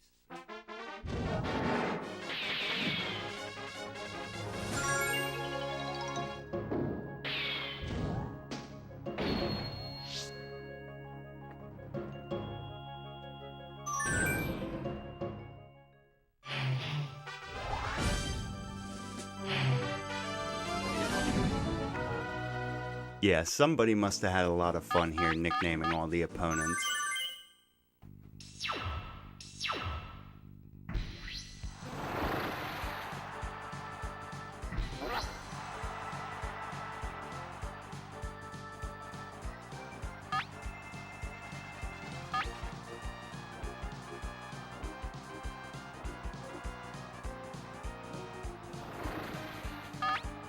Also, no Tracy, so you don't have to worry about what's the matter, trainer? Because I figured 10 hours of him screaming at all the KOs would have gotten a little repetitive. Since the guy who's doing 29 tournaments of Pika Cup in a row, but, you know. It's pretty insane.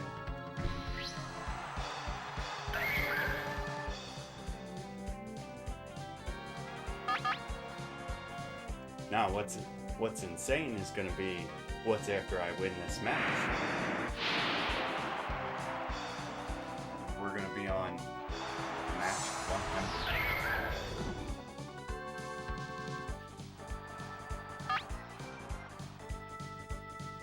100. Broish keeps it fresh. And you're right.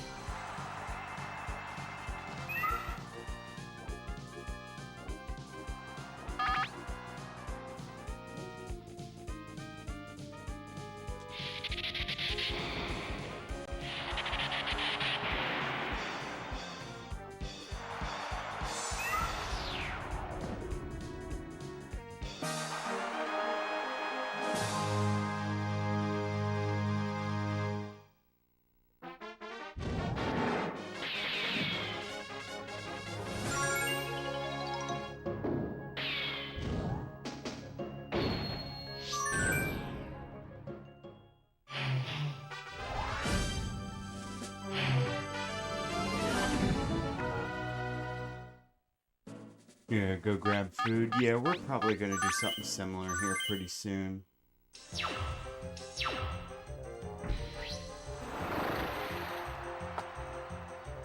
And if you come back and you see it says on break, probably won't be any more than like 20 minutes or so.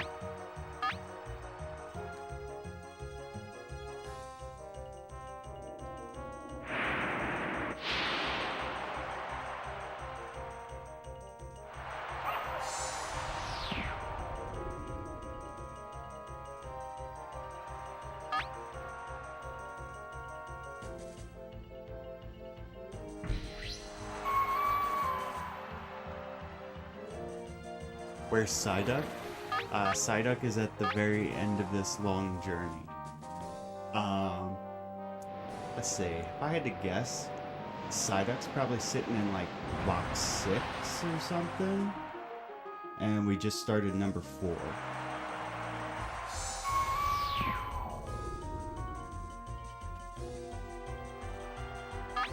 Also, thanks for tuning in, Steven.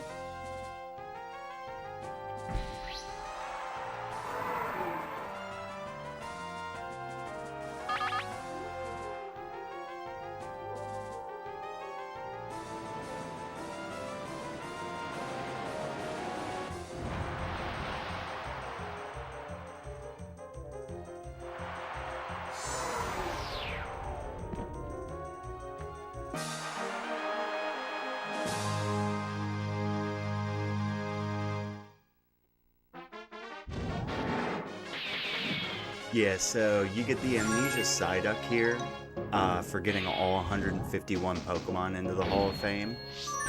So my strategy here has been to use Cosmo here to blow through a bunch of Pika Cup tournaments until I just have a team of 6 left, and that team of 6 then I take through Prime Cup.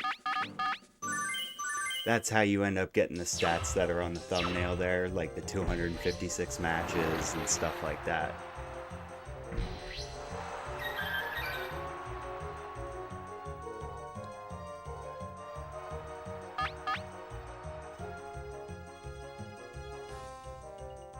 Do we get a crit? No. I've gotten, what, 2 crits on Porygon so far? Ah, crap. Swap game.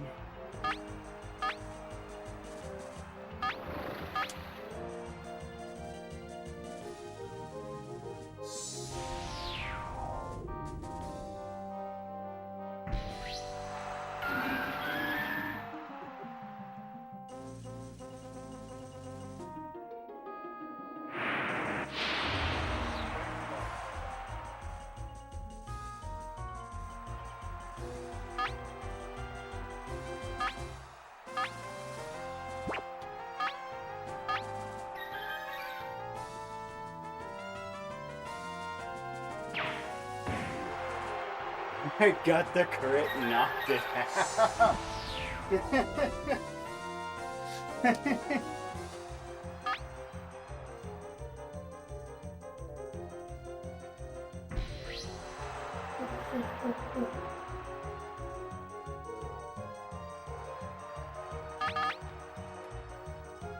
Oh, that's all good, Steven. Gives me an excuse to run my mouth.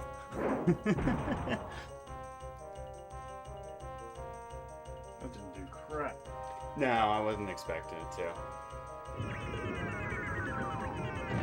Though I guess I could have just swapped, but I didn't want to swap just in case he was going for Body Slam. Because then if I swapped into Starmie and then it paralyzed, that would have been BS. If it would have been on his last one, that would have been fine. But you could have Voltorb after that and then hit with Thunder.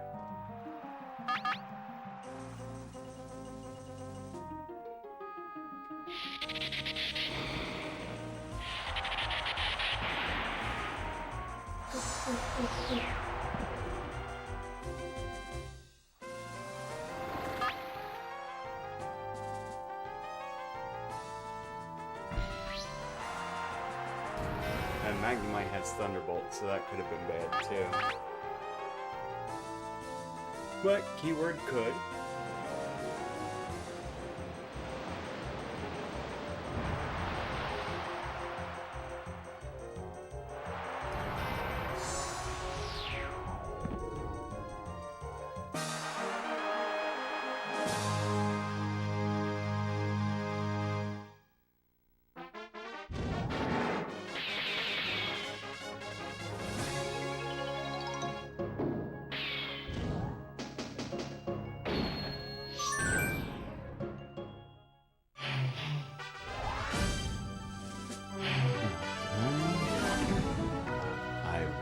What he's gonna pick.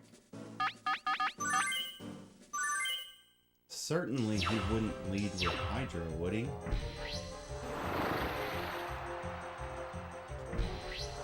Wow, look at that, I called it.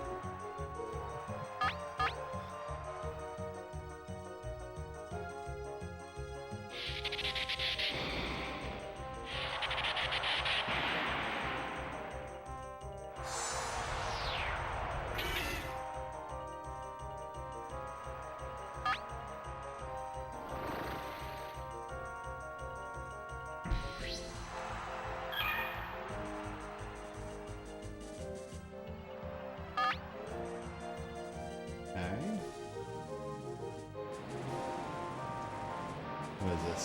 102.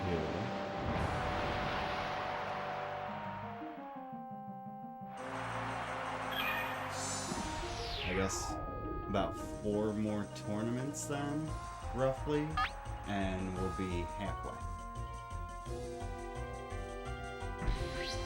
Because 132 would be the halfway mark. Not for Pika Cup, but for the whole thing. It is. And that's also why I'm doing it. All this for the dumbest And if I get the shiny, it's not like I'm gonna really use the shiny.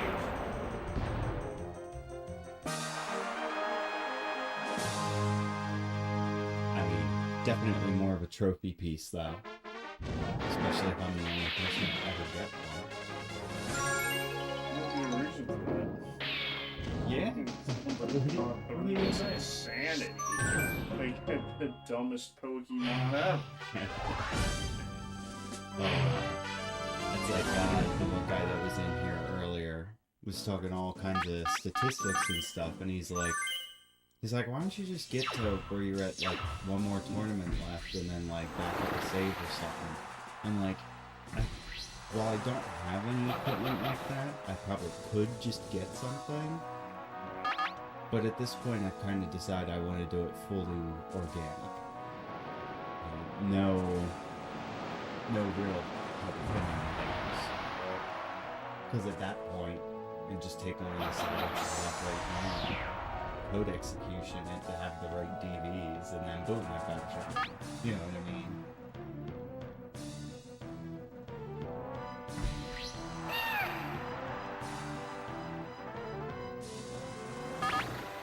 Meowth's second?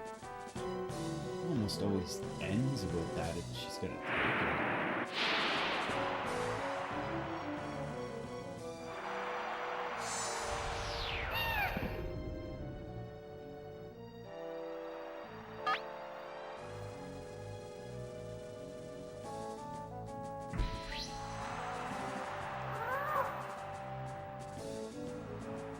Chase.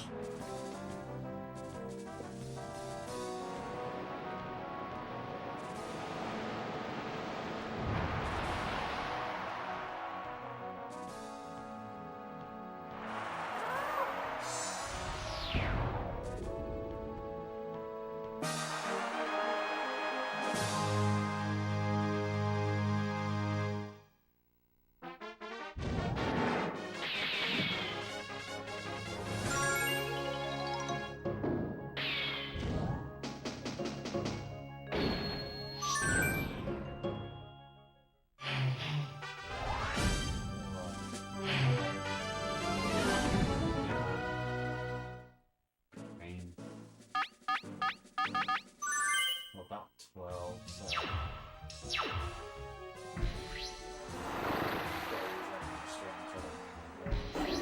Okay. Okay. If you wanna... I was just wondering if Rossi were Yeah. It's, I was thinking you just call it in this time. I was just gonna get something like, maybe like a slice or something like that. So I mean, you're more than welcome to call in if you want to get your cheesesteak. Yeah. Because I can just order it right there and let you know. Right.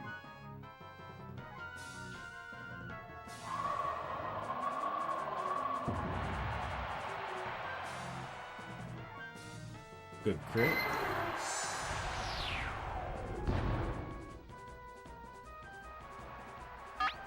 Alright.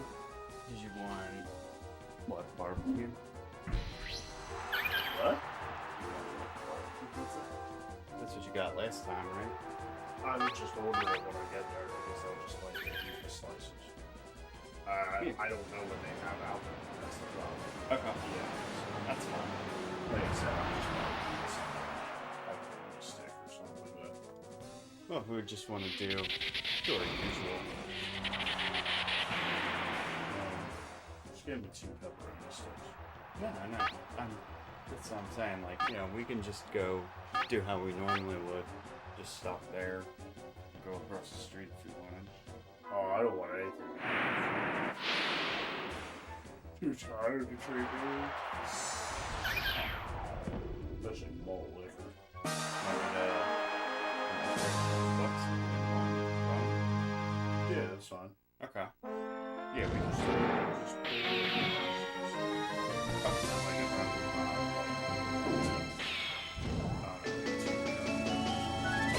Yeah, I got you. yeah, that'll work. Because I'm probably gonna grab a couple water bottles too. Yeah, water sounds good.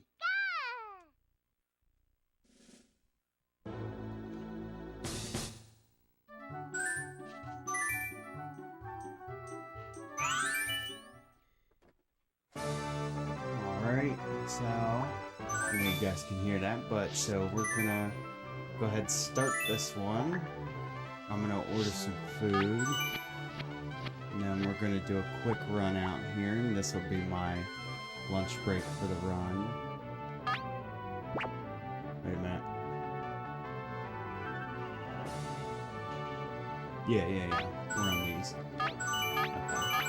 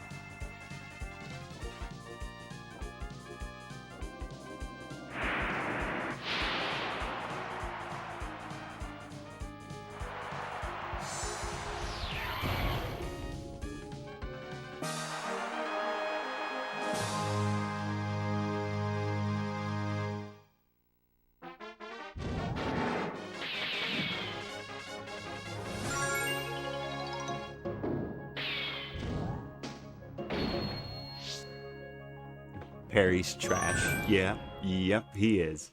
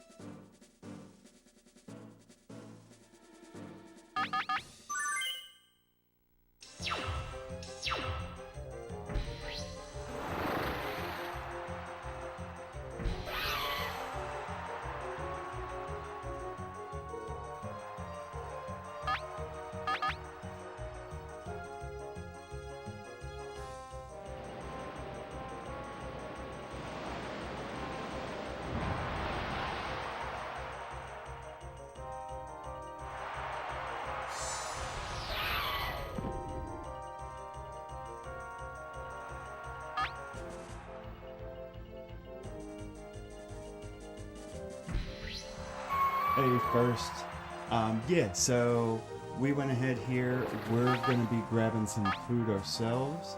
I'm gonna finish this match and Mr. Fix, and then we're gonna go on a lunch break so I can go grab some food and stuff. But I don't expect to be more than 20 minutes at most. Just gonna keep everything up with my little break symbol that I made, so. But still got 1.5 matches until then.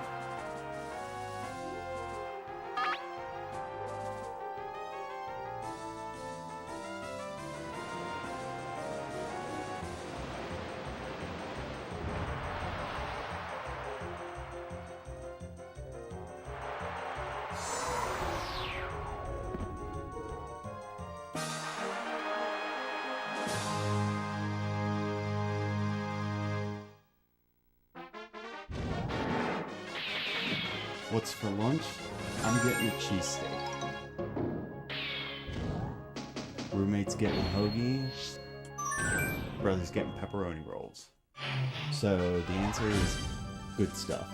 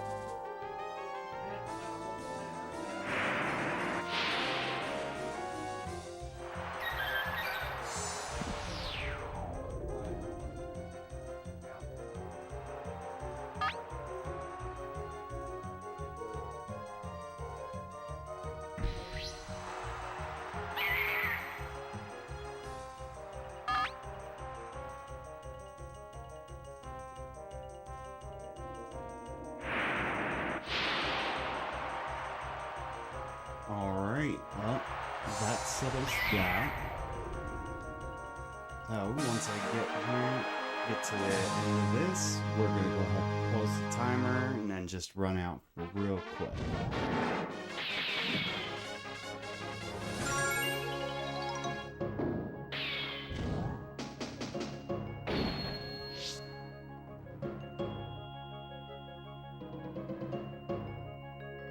Alright, shouldn't be too long then.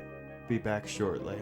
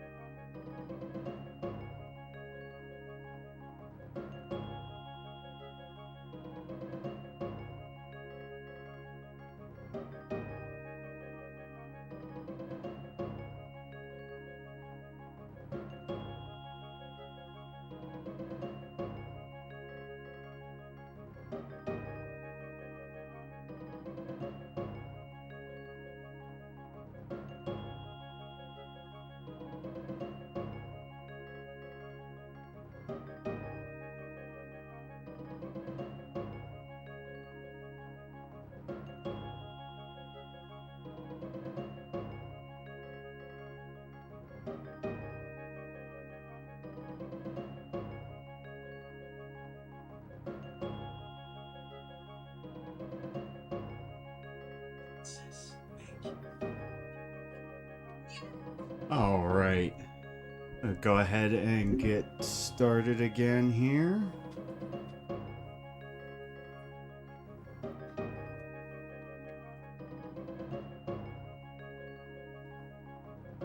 Let's see.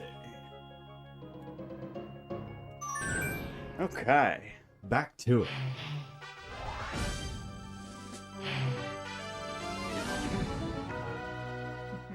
Johnny.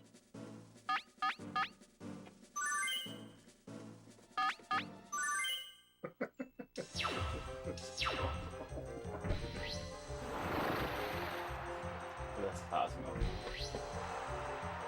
But So that's kind of like Cosmo. this kills him. Hey yo, how goes it first?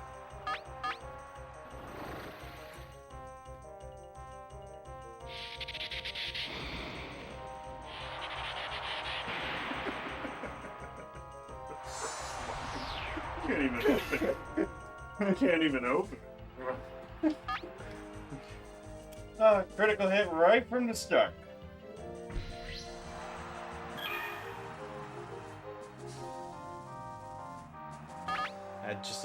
Just to open up with the hat trick. That's so close. What? The third couple nights that I was playing to getting a hat trick.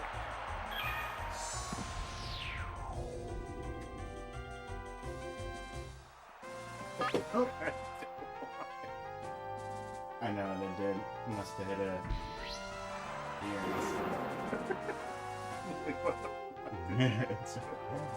F12 was not what I wanted to press. Hat trick? We getting a hat trick? No. Okay. Close.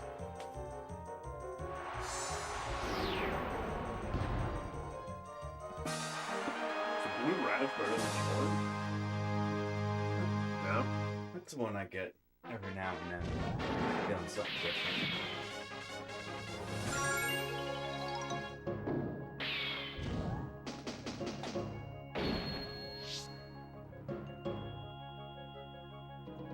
It's been forever since I played Soul Silver and Heart Gold. Oh, I mean, I think pretty much most people in the community think this way, but those are hands down the best remakes. And they went through a lot to like add more content to it, like refighting the gym leaders and stuff like that. Now, I kind of don't like stuff being limited to like time of day and things like that. But I mean, when you can just change the clock on the system, you know, it's kind of, yeah, it doesn't really matter.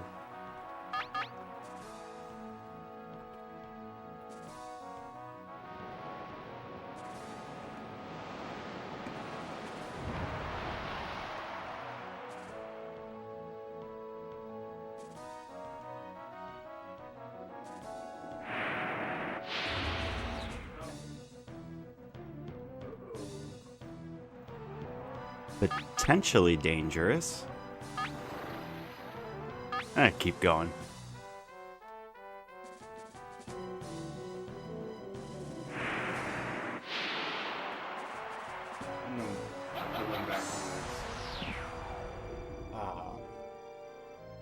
The one guy who was in here earlier was giving me all kinds of stats and stuff. He said if you want an easy thing for the gambler, you just use substitute. And I was like, Oh wow, it is that easy, isn't it?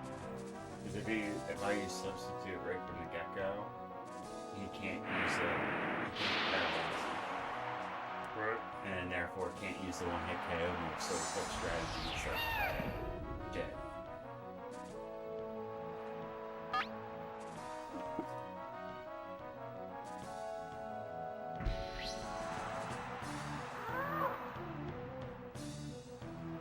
Yeah, you know how much me and my buddy used to sit there with the Pokewalkers and just shake the thing until it worked, until it kept getting as many steps as we needed. I remember getting the download content for that for the Pikachu Forest and going for the flying and surfing Pikachus.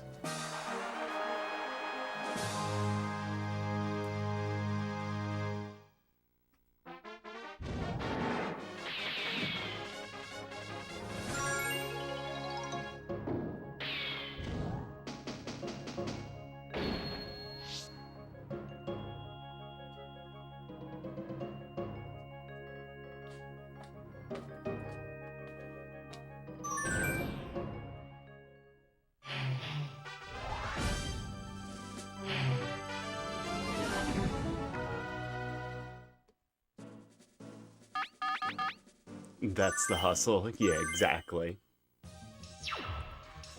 Potential bros.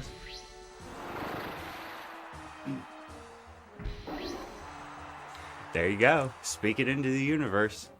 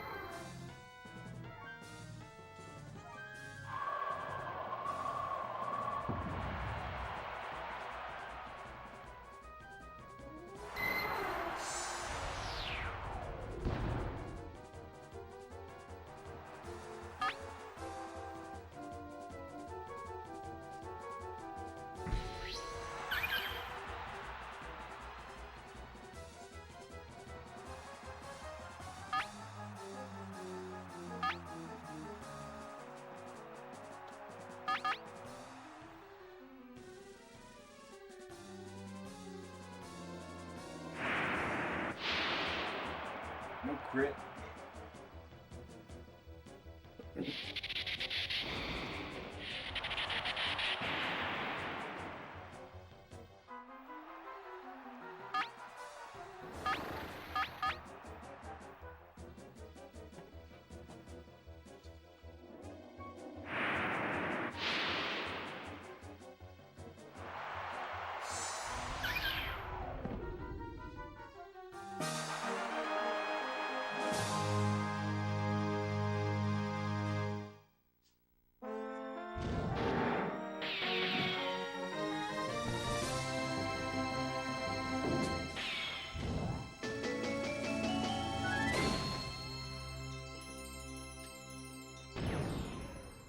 There's another one done.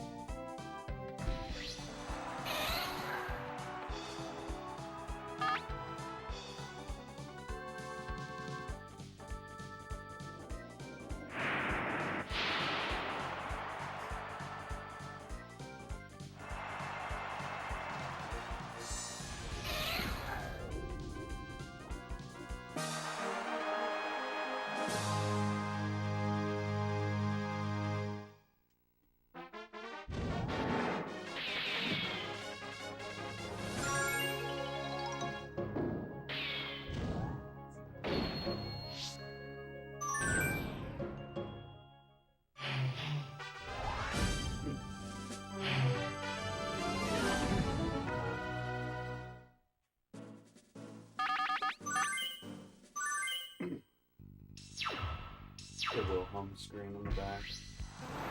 The Wilhelm screen in the back. Not gonna be a perfect this time.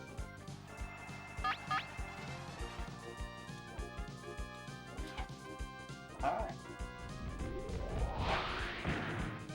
You get him. Goodbye.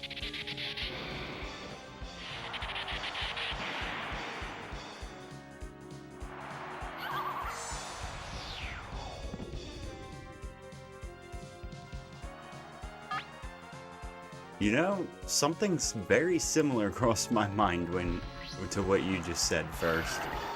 It's definitely a possibility. Wonder if Butterfree's a delicacy.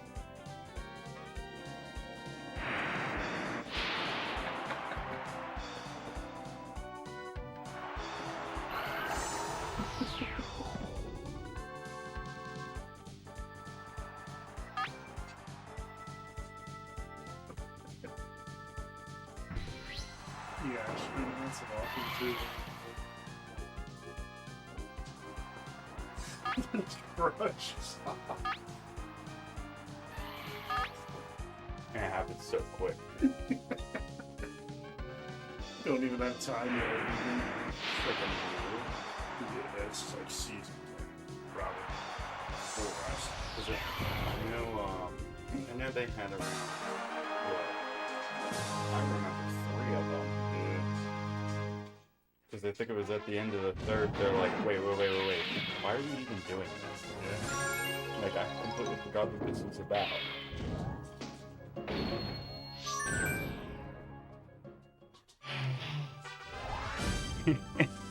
Yeah. They selling sleep powder.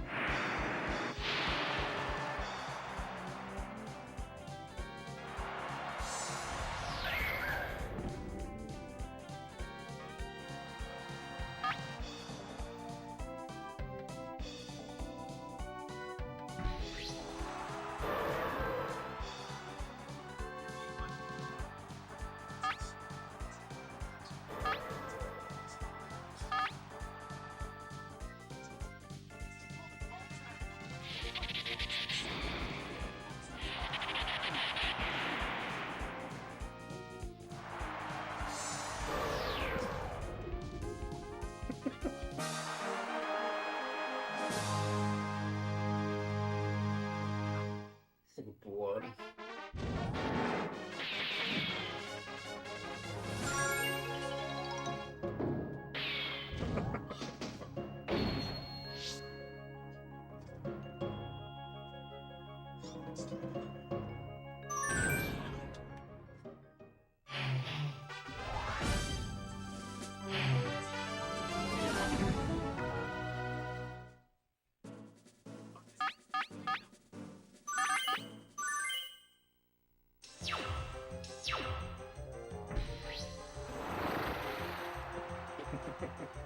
Yep, just another great nickname.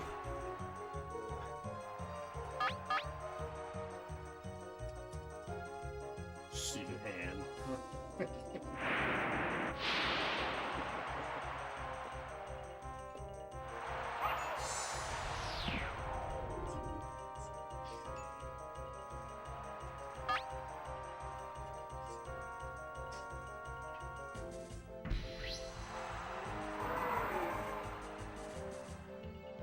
Charmeleon.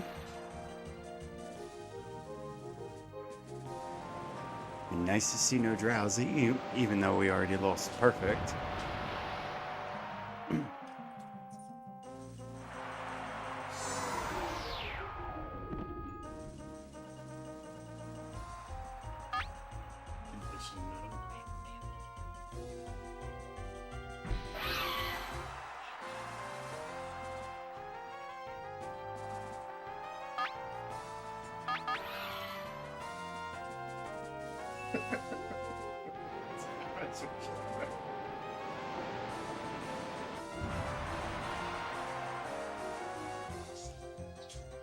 Had to read the crappy name twice.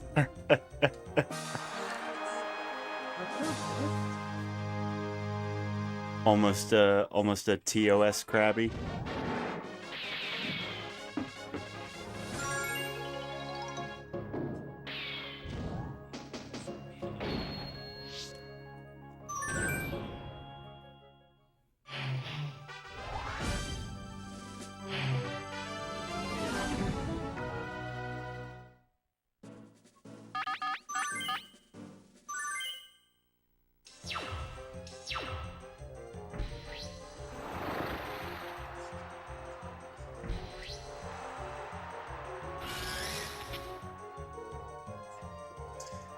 Okay, Raichu.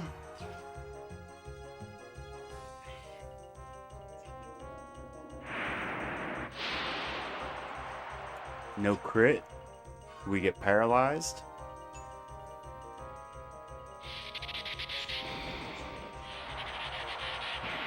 No, but barely hang on. I'd rather get crit than paralyzed, though, so that's fine.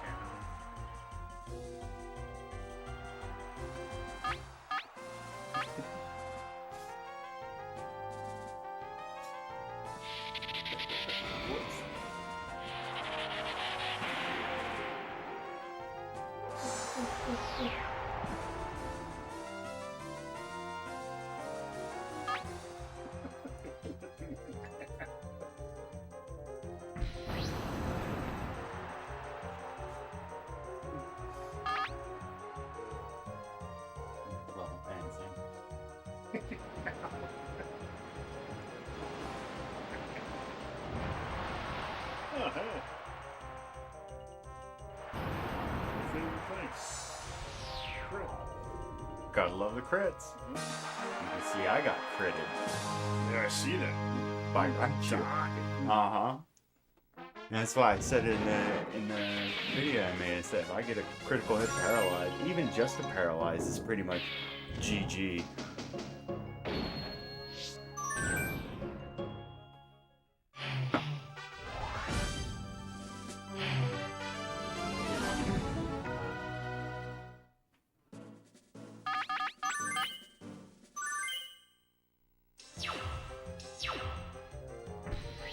Oh, any chance it's gonna be anything other than Hydra? No.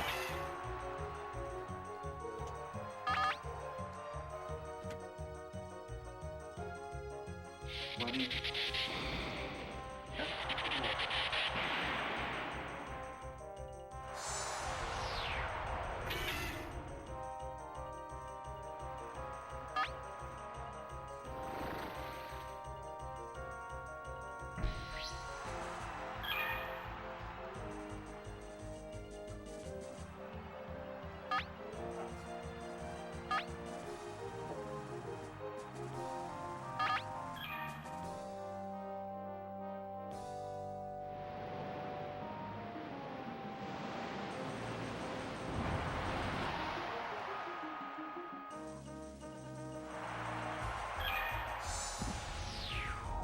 Yeah, it could also be Hercules.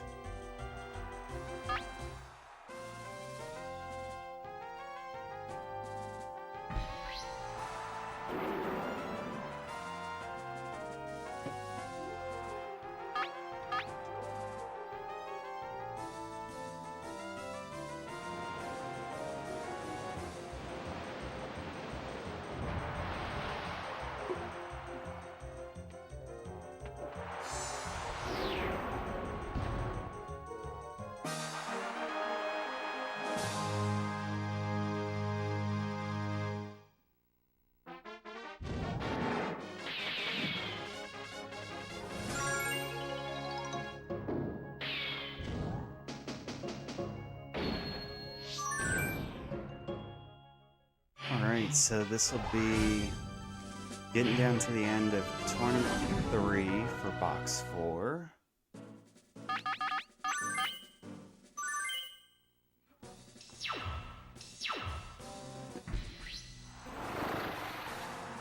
That'll make this the end of Tournament 15. But we gotta get there first.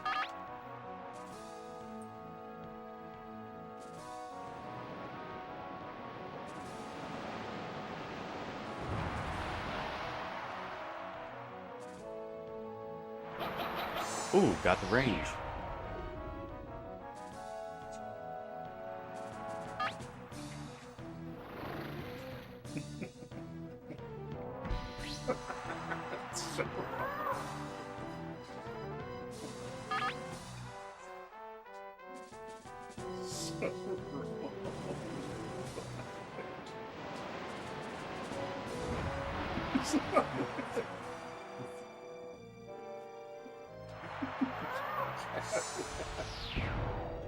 Would they set that up because he says, "What do we do? Go behind him?" And so you think they're going to sneak or something?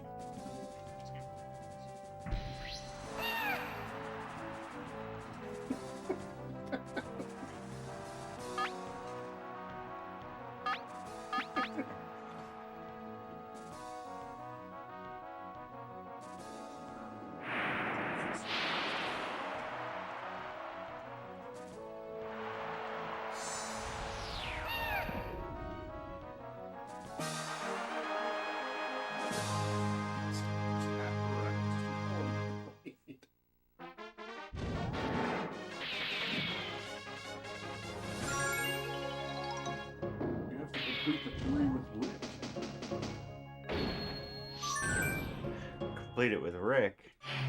See, the problem is Rick doesn't have crap for a move set. I'm sorry about his body slam.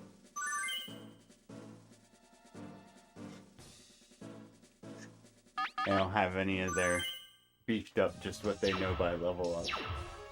Low kick. That's fun. Yeah, much more useful in the newer games. In the newer games, it ends up actually calculating based on the Pokemon's weight. There you go. There you go first. There's your sword, bro.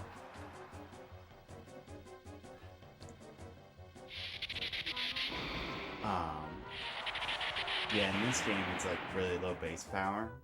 Then in the newer games, they started making it based on the weight of the opponent. Okay. So like it'll do heavy damage to like a Snorlax.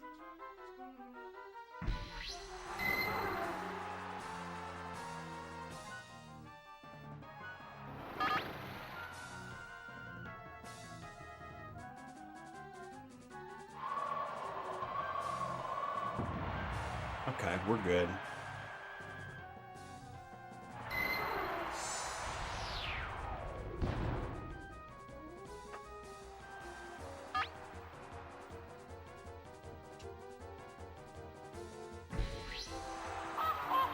No Clefable either, again. Not that I'm complaining at all.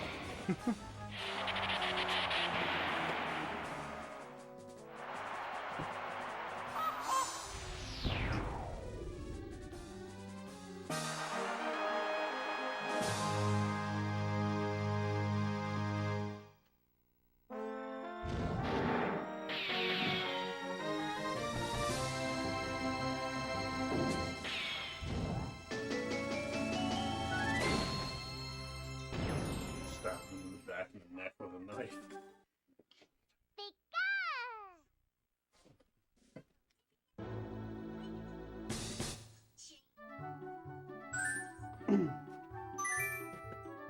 Okay. Should be the end of box 4 coming up here.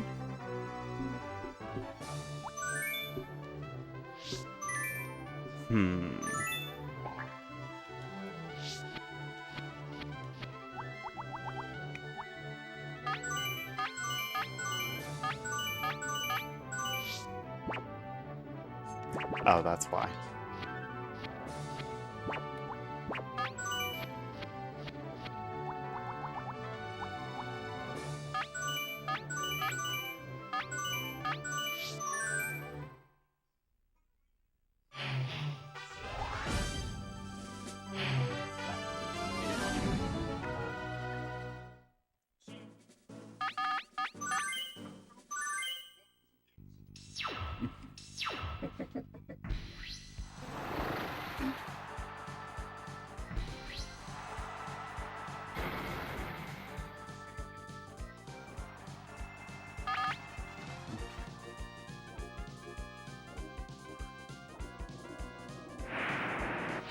Yes, Cyber the Porygon, Aquarati the Poliwrath.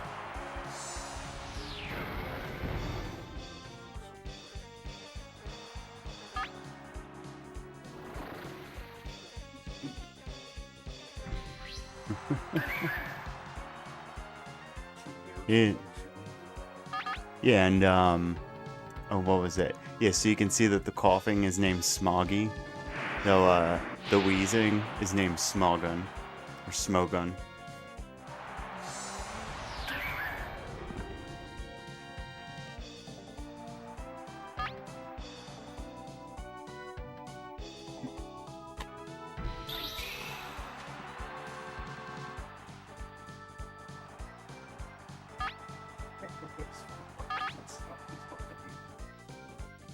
I'm gonna kill 2 birds with 1 stone. Okay.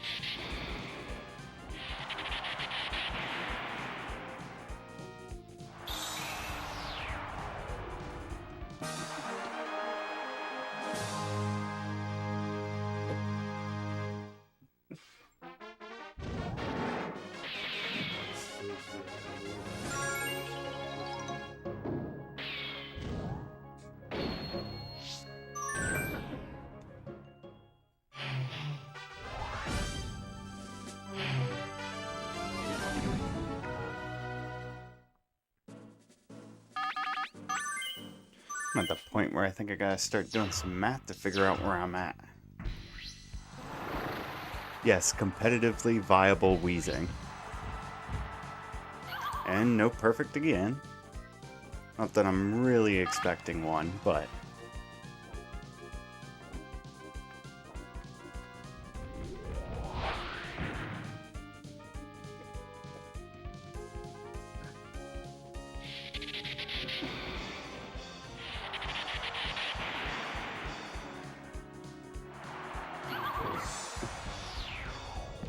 These girls are gonna take their time before drying them off. Instead, he speeds it up.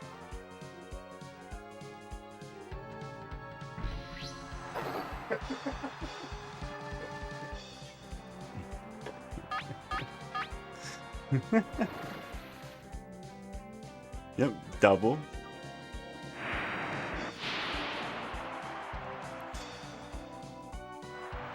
So this is, judging by my math, match 122. Close to halfway.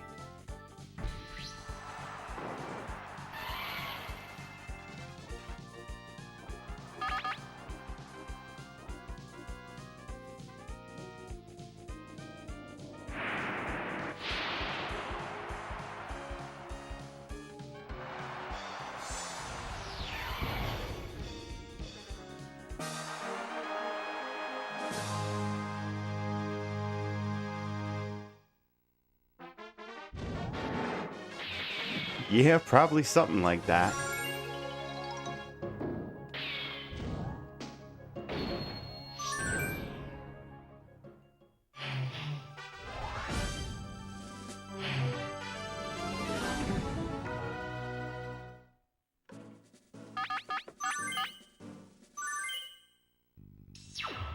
Oh, and the primate named Rage Machine.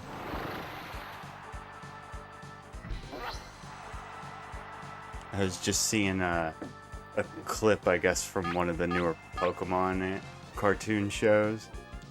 And it was like 3 primates fighting each other. And they all were getting so pissed off that all 3 of them evolved into the Annihilate right all at the same time and then just kept fighting. It's like an endless cycle.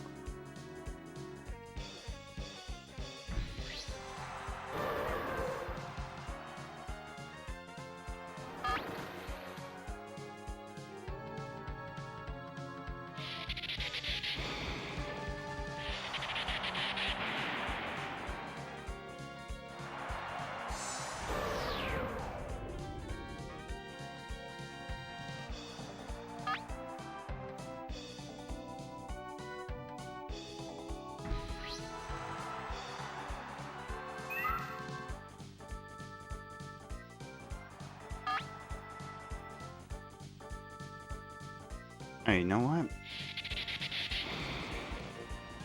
Forgot about recording.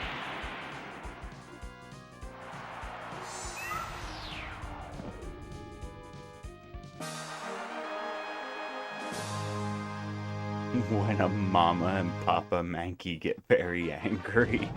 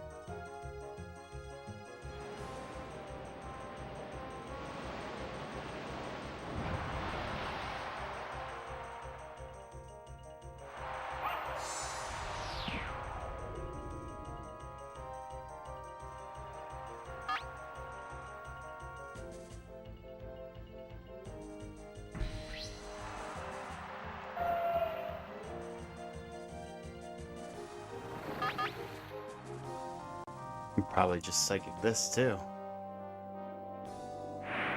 Actually, that's exactly what it was first. It was exactly what I thought of. It was Rage Against the Machine.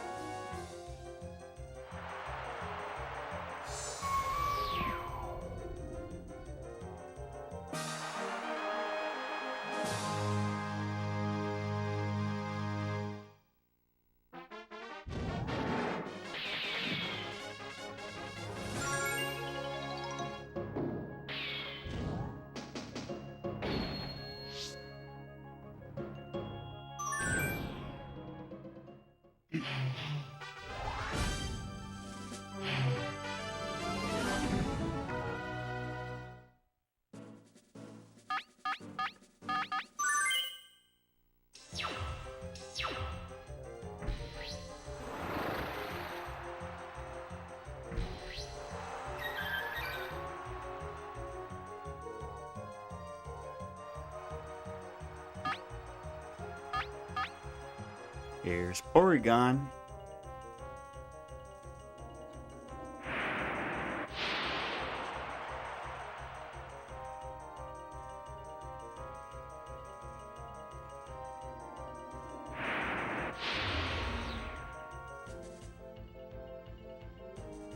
Special down. Okay.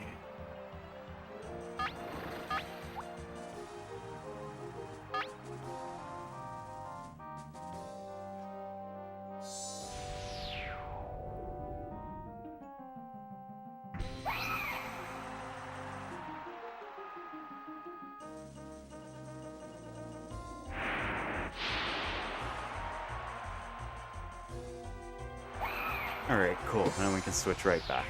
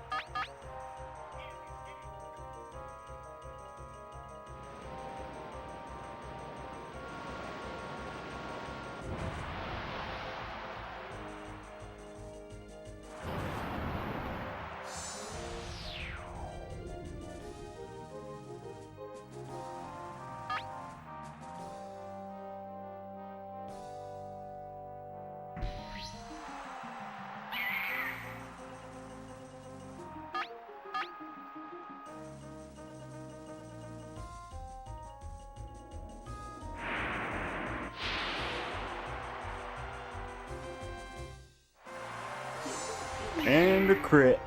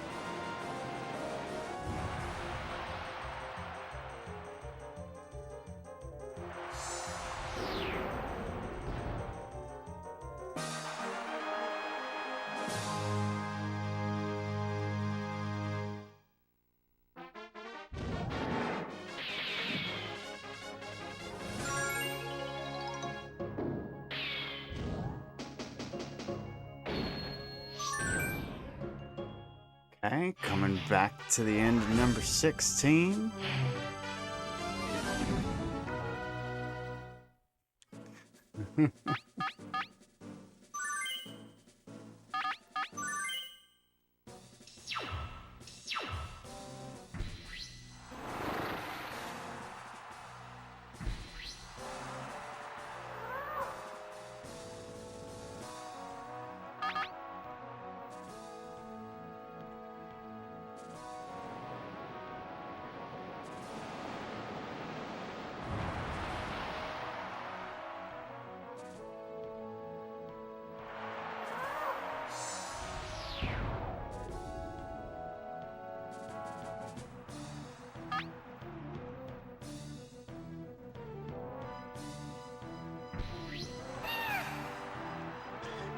Okay. Another Meowth second.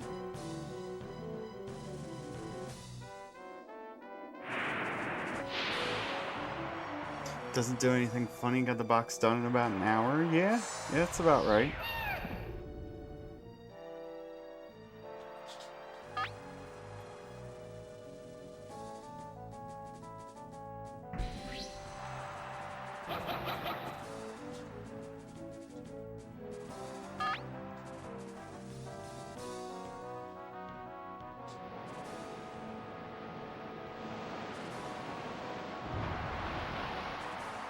Crit? Okay.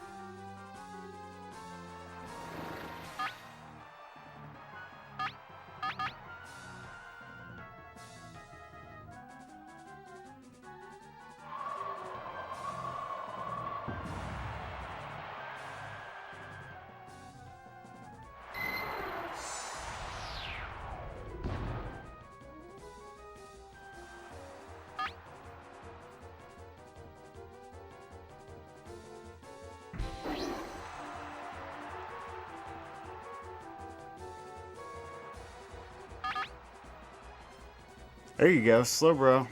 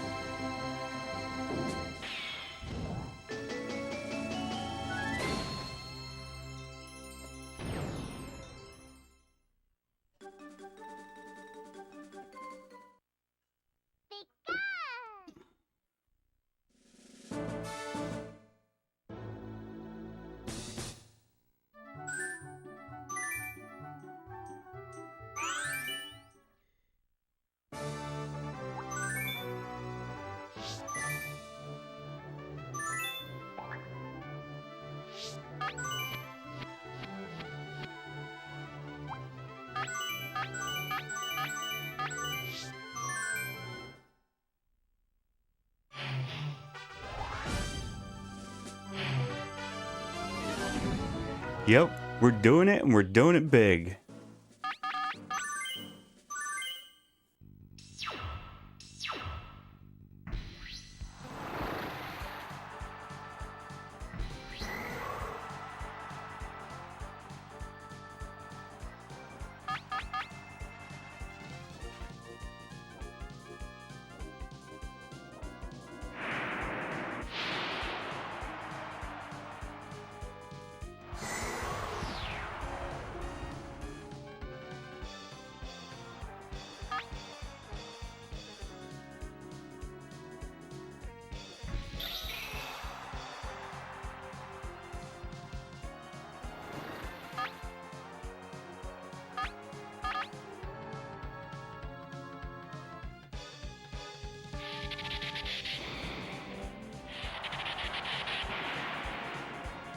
Wait, is the Pikachu actually not nicknamed?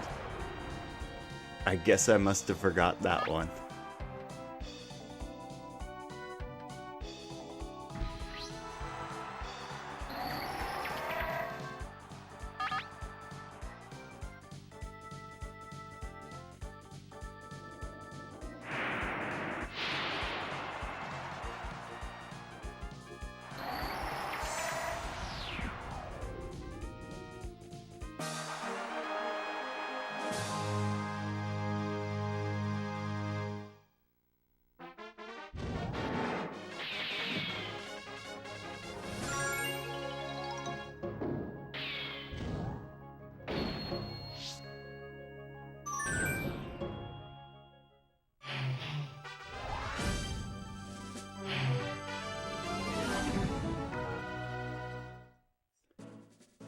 Yeah, you're right. There's no nickname.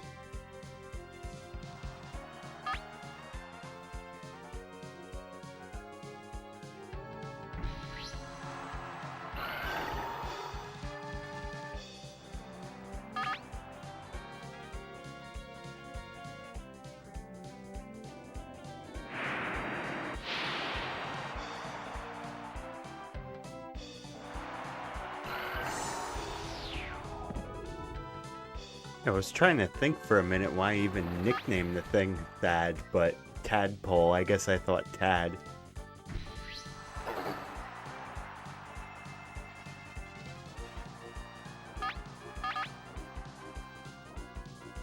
I think the only place I've really seen Thad used as a name was a one South Park episode.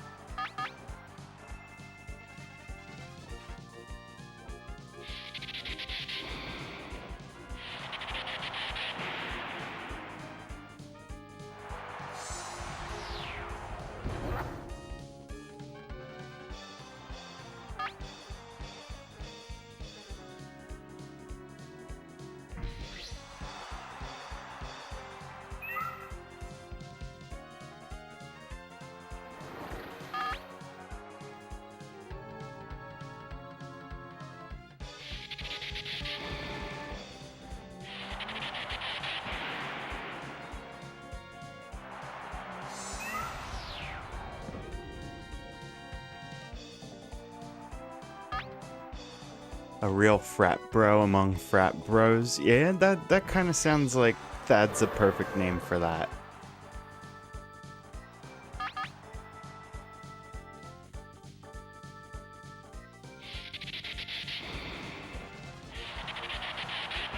Yeah, need some bro gains to become a polyrath.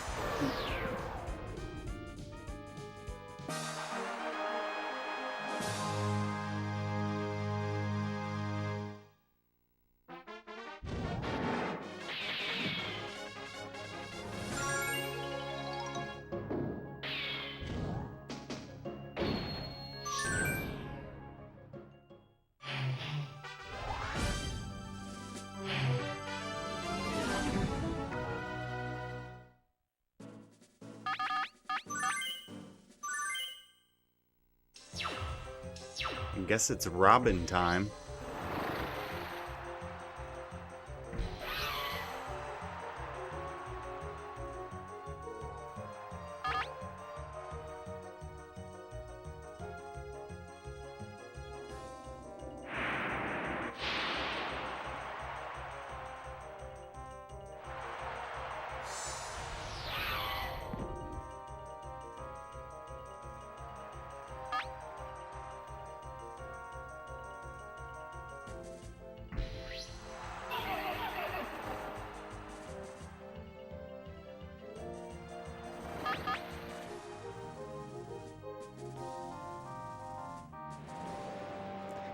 Oh boy, here's Drowsy again.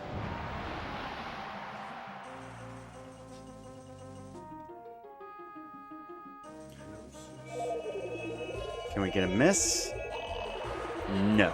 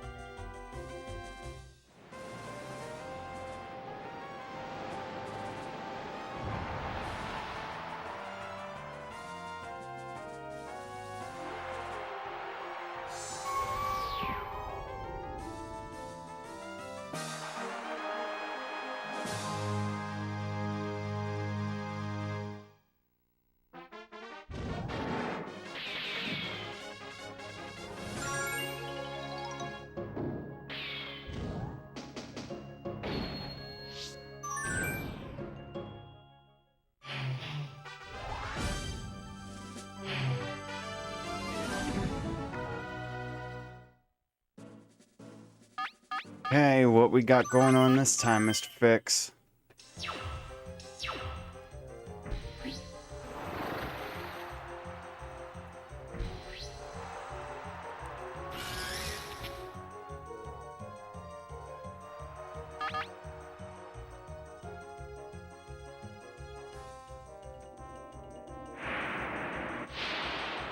Oh, I was hoping that was a crit.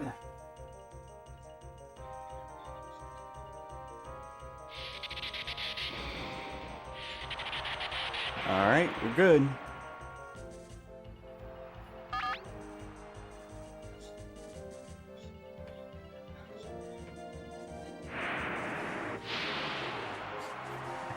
And of course, why wouldn't it? Unnecessary crit. Overkill crit.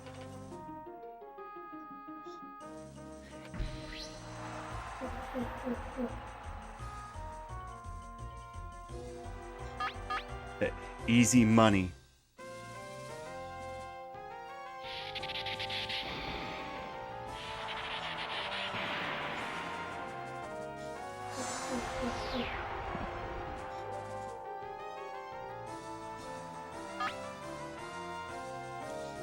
Whew.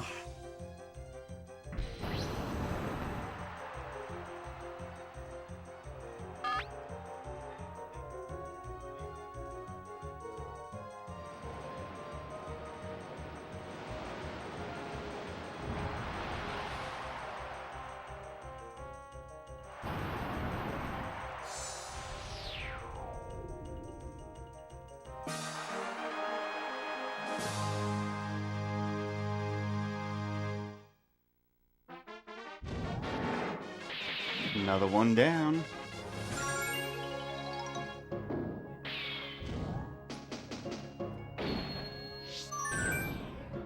We don't crit here, we crit on the Psyduck. Yeah, get that, those perfect IVs for what we're looking for. We can only hope.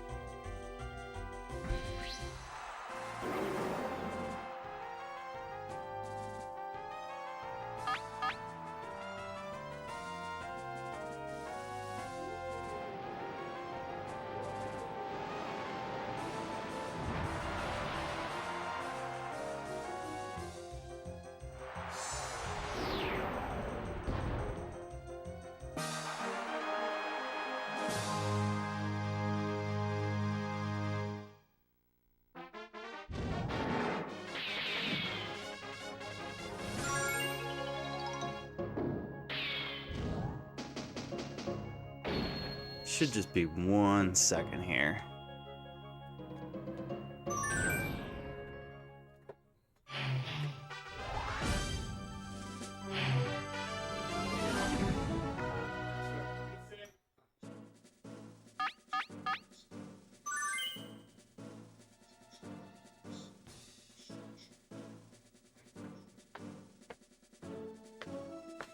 Okay.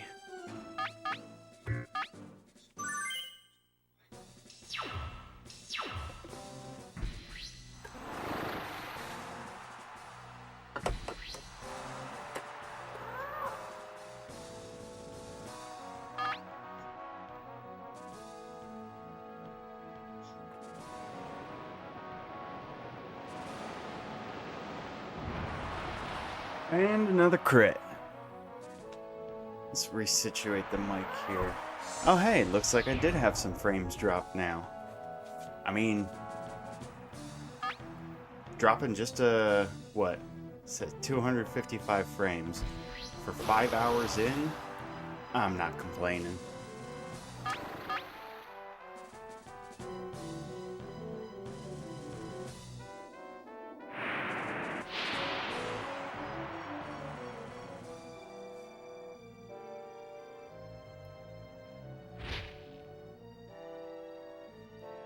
Toxic Mist.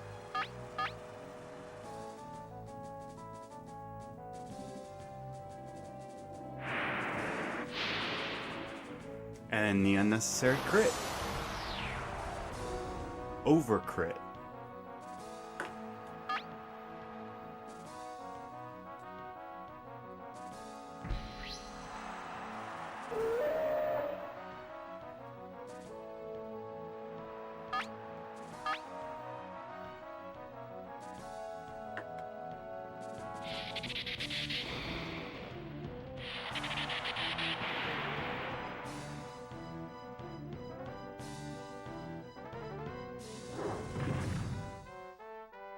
I was waiting for the double paralyze.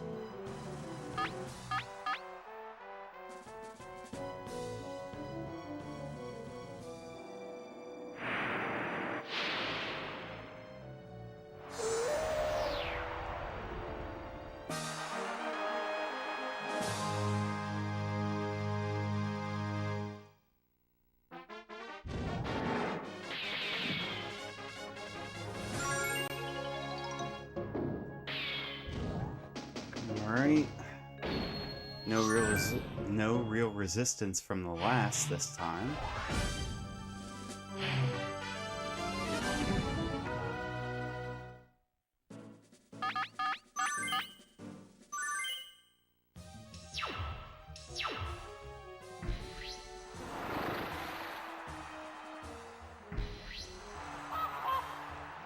Triple double like Ice Cube.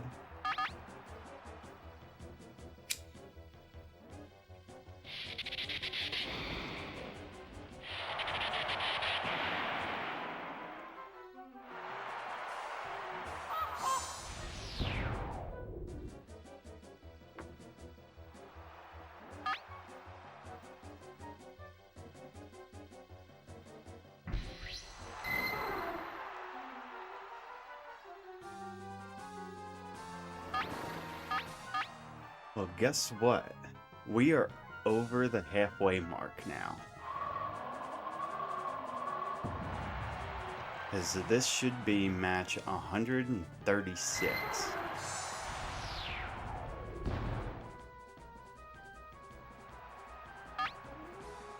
Wait, is that right? Yeah, because it's the first tournament in Box 5. There's your boy.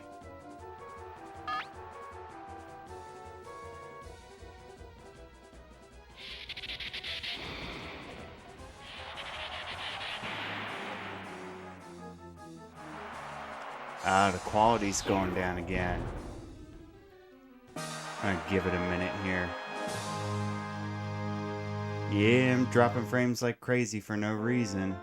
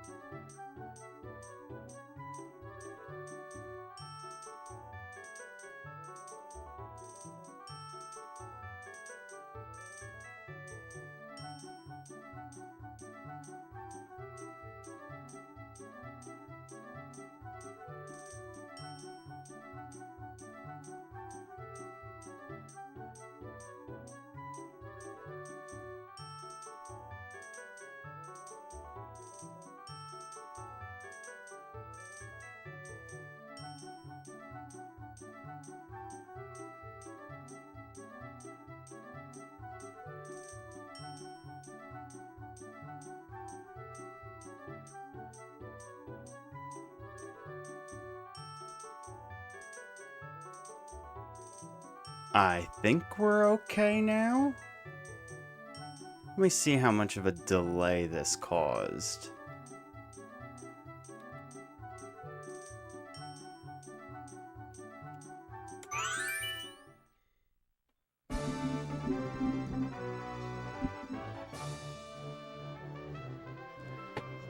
Okay. I guess we're alright.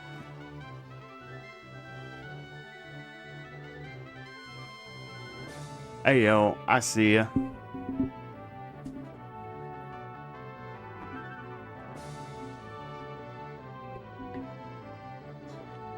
Okay. I guess we're fine now. As soon as I hit the button to stop locally recording, it just fixed itself. And do I think that's the problem? No. I don't even know where we were at. We were on McNugget, right? Pretty sure.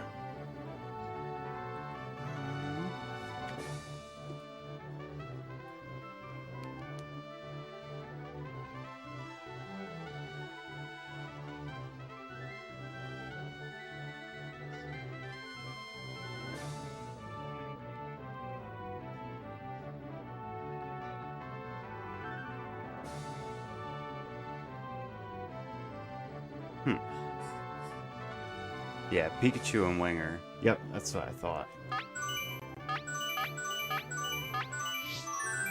Okay. Yeah, I went from 200 drop frames to 15,000 in a couple minutes. No clue what happened there. I just know that anytime this happens, it's about 5 minutes after the hour. And it was right at like 2:05. I don't know. Anyway, should be good.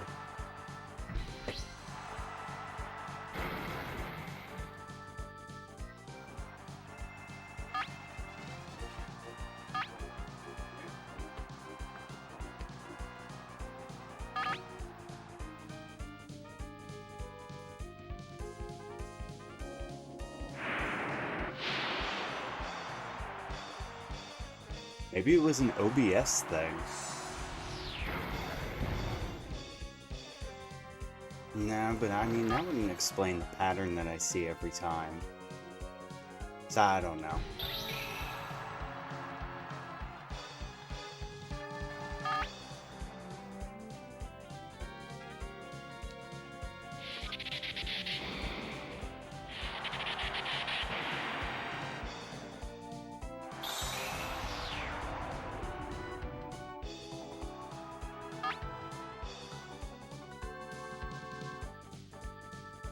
Well, that was fun, I suppose.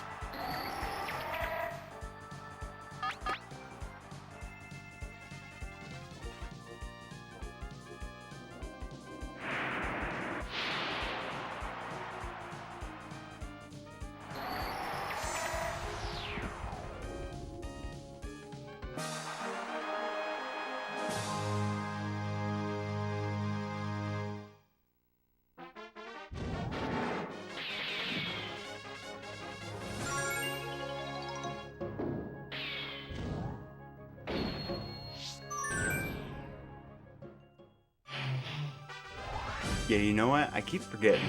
I kind of want to just carry the platypus. No, that's who we're trying to get. Keep forgetting. Next time Paris comes out, we're going for the disrespect.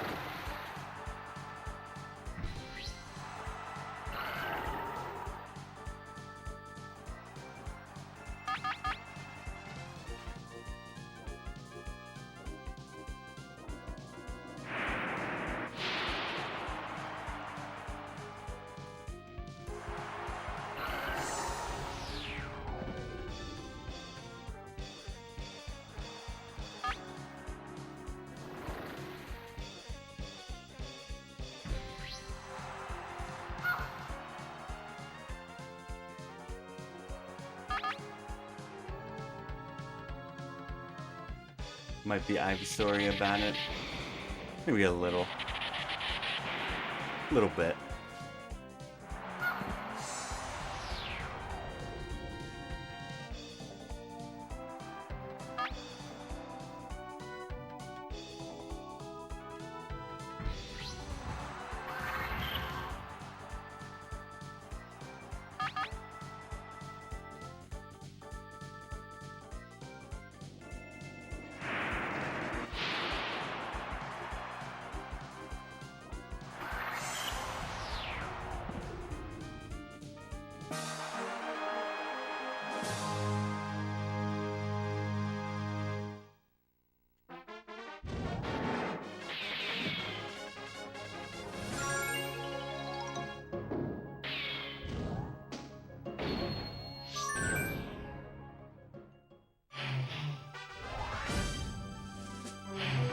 Wait.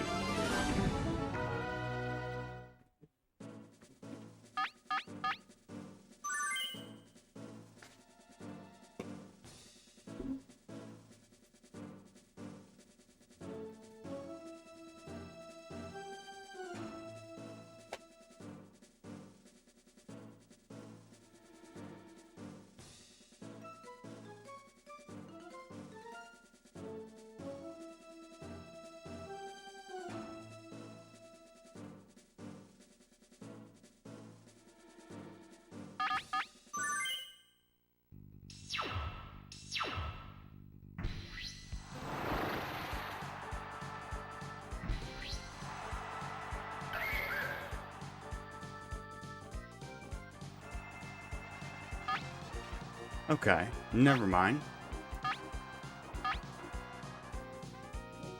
I don't know what happened there. I just couldn't see any kind of preview or anything. It looked like the stream had ended. Man. Alright, yeah, we're good, we're good.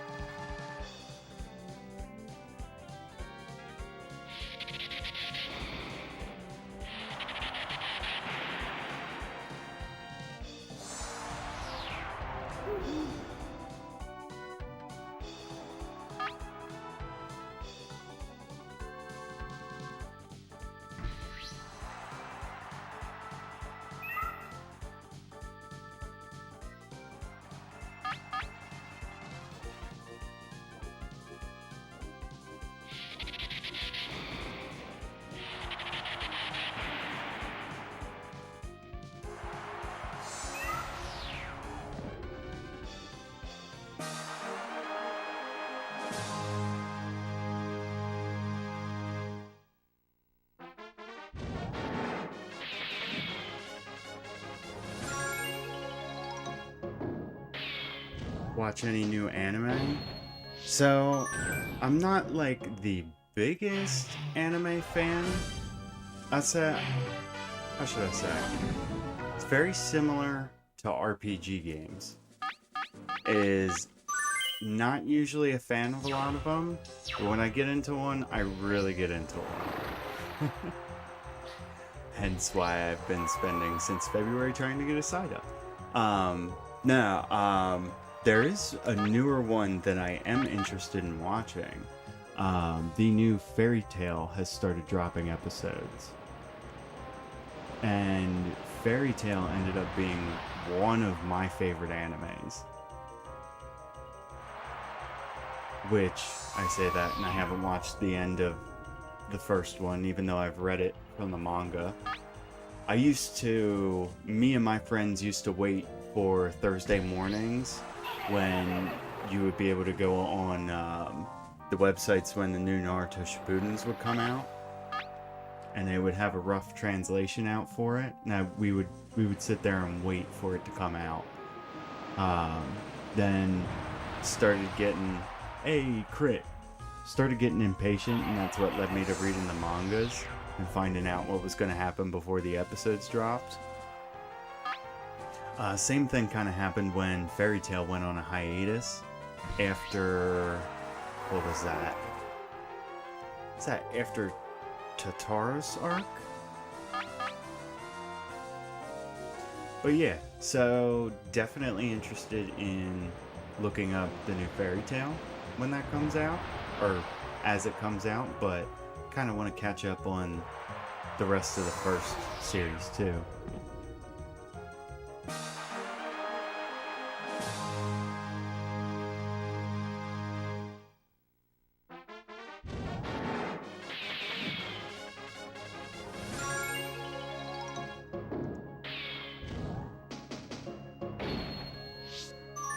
I don't know why my preview looks like it's such terrible quality. I pull it up on my phone and everything looks good, so I don't know.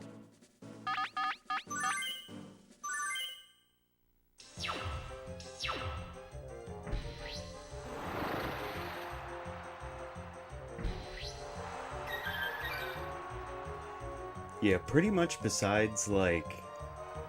So, of course, I'm a Dragon Ball fan. Always have been. I'm the kind of person where, like, I'm not sitting there trying to look at plot holes and things like that. I'm just kind of trying to watch it for what it is and enjoy it. You know, people try to pick apart, like, Naruto plot and Dragon Ball plot and all that stuff. And I just kind of don't, like... I don't care too much. You know what I mean? Like, I mean, if they do something that's completely out of logic or something, then, you know, then it sticks out like a sore thumb, but I'm not sitting there hunting for plot holes. Like, because you said this one slight thing 200 episodes back makes this thing not make a lot of sense. Like, I'm not really looking for all that. And I guess that's why I've kind of enjoyed Super quite a bit more than some people. And I agree with what most people say about Super, like the art style just being completely different. Like, you look at some of those still frames, and they're just really bad. But then again, you have that in every anime. And if you've seen the one video that has, I think, over 1 million views, is the Never Pause Naruto. And plenty of people in the comments are like, yeah, that's because you're, like, pausing on the, like, blending frames or whatever they call them. But so, yeah. I was big into Dragon Ball, big into Naruto. Though after Shippuden, like, Boruto's interesting, but I'm not, like, following it heavy. And there's somebody who will do reviews that I watch when, like, the new One Punch Mans come out. I don't go out of my way to look up the content myself, but I do like seeing the new stuff that comes out for it. So if you've seen any of the One Punch Man stuff with Empty Void right now, like, that stuff's looking pretty cool. And the stuff with Empty Void was actually really cool to begin with, and then Murata and One said, oh, hey, you know what, we're gonna, like, redraw the last, like, 8 episodes or something, or 8 chapters, and they made it, like, way better. Like, it was already good and fine with how it was going, but they just, like, they really kicked it up a notch.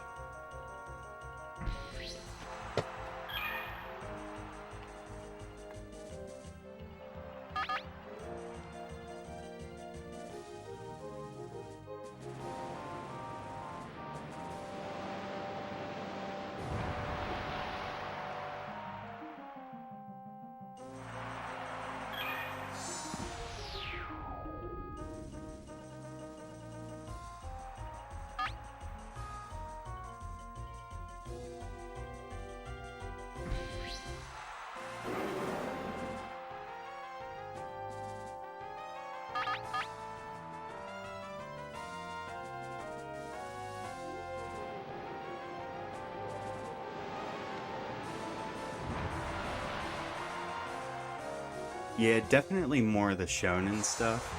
I mean, I didn't even really know the differences until watching Totally Not Mark. I'm sure if you watch any kind of anime stuff on YouTube, you probably know who that is. But even before his, like, big takedown stuff happened, like, I was just getting into him when that happened, and they tried to mass copyright strike him and, like, kill his channel forever. Was it 151 copyright strikes in a day or something like that? When, what, it's like 3 and you're out forever? It was overkill. But, yeah, so I've really liked watching a lot of his stuff, the way he sums up the plots, the way he goes through, like, the character building and stuff. Yeah, his blind reviews are pretty good. And stuff that I've kind of seen bits and pieces of, but never gone out of my way to watch, it's been great for stuff like that. Like, you know, Full Metal Alchemist, for one. I mean, you know, even not being an avid follower of it, I see why it's one of the top like anime mangas, just because of how else do you say it? The thing's freaking awesome. And it's funny because a lot of that stuff has been popping up into my feed recently. A lot of just scenes and stuff from Brotherhood.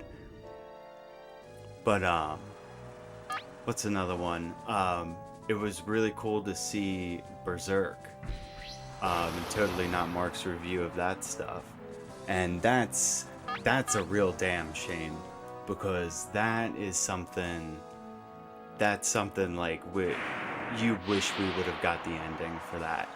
Like, and even if they write new stuff for it, it's never going to be the same. My understanding is that, like, there really isn't anybody on the face of this planet. You gotta crit me though? There's like nobody on the face of the planet that knew what the creator was going to do with Berserk. And so, like, the story's just kind of left as it is, and it just leaves you wondering and leaving you wanting more. And that's a damn shame.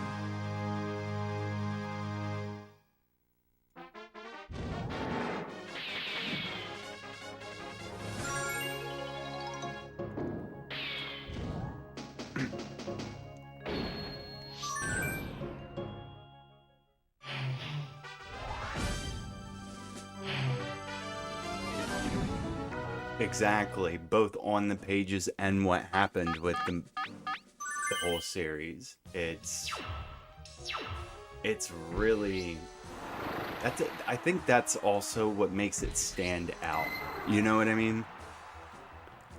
With, like, you know, literally the ultimate cliffhanger. Like, we'll never know what was going to happen. And even more to the point, kind of like you were saying, what got me started on talking about this is, like, the shonens. Berserk wasn't a shonen. So, like, it's not like you could say, oh yeah, in the end, Berserk would have beat Griffin or whatever. Hey, there's your bro. Berserk would have beaten Griffin, and, you know, everything would have been happy after that. No, that's how shonens are written, but Berserk wasn't a shonen. And those types of anime mangas are the more, like, dark, depressing type. There's no guarantees that things would have, for lack of a better word, worked out with that series.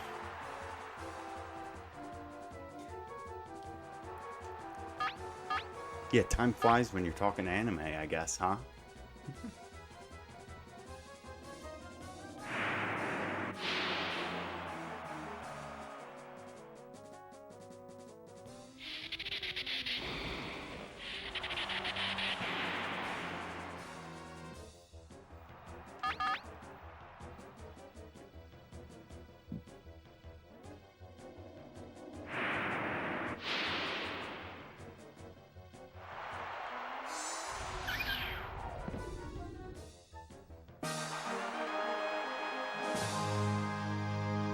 And kind of going back to what we were talking about with that, is like one of the reasons why I love Fairy Tail so much was how they did everything. Like, you know, Dragon Ball is all about ki. Naruto is like ninjutsus and stuff, and it's Naruto, with how they did it, is almost kind of like halfway in between Dragon Ball and Fairy Tail. Like, you know, Dragon Ball was just people had ki, people had energy. Naruto was people had chakra, and the chakra was like kind of something you were born with. You were born under, you know, certain elements, even though you could learn others. And then Fairy Tail is like you were born with magic, but it wasn't like there was like 5 types or anything.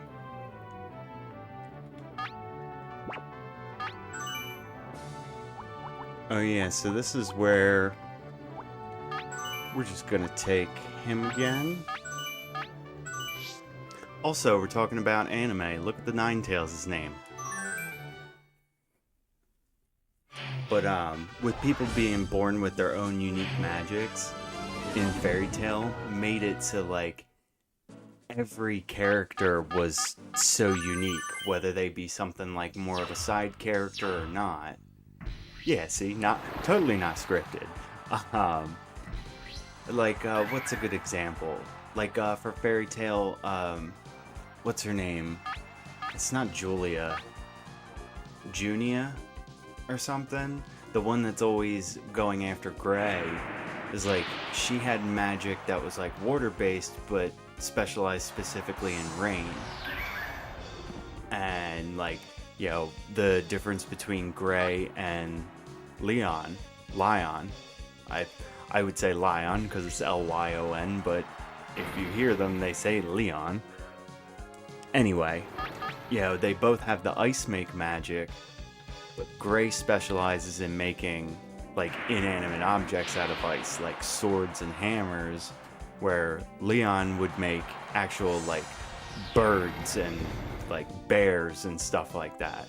It gives so much uniqueness, and since it's such a broad spectrum, you have so much to work with, so much creative room, and I just love that. When you see Gajeel and it's a steel dragons, you try to even think steel, what does steel magic look like? And then he just turns his arm into an iron pole and punches you. You know?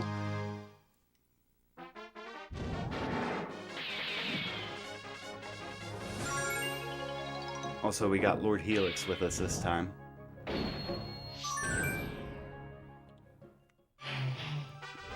The King of Anarchy.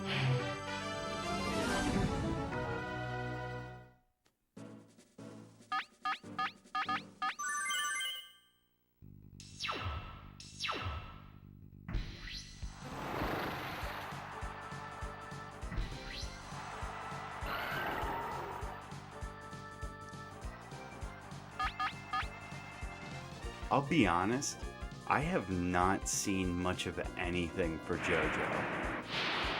I haven't even really fully understood what the stands are, or whatever they're called. I just know that they have unique powers and stuff like that.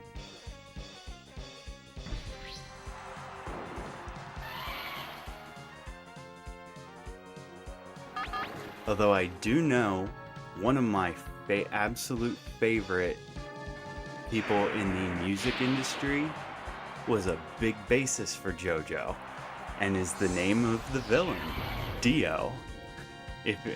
I know that there's a lot of connection between Dio and Ronnie James Dio, who he was one of the guys who took over singing for Black Sabbath after Ozzy had left. He was in Ritchie Blackmore's Rainbow in the mid-'70s, and created his own band Dio with, most people know Holy Diver, or We Rock, Rainbow in the Dark, stuff like that. I think one of the songs named Egypt, I think there's a whole thing of JoJo's Bizarre Adventure based on that. I could be totally wrong because my knowledge of JoJo is very limited, but my understanding was that I've heard that there's some connection or inspiration drawn there.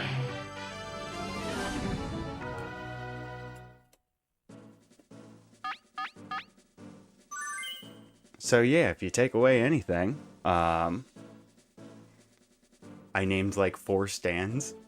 Holy crap. So yeah, if you take away anything from this, go listen to some of Ronnie James Dio's music, because it's amazing. Probably one of my favorite songs is called All the Fools Sailed Away.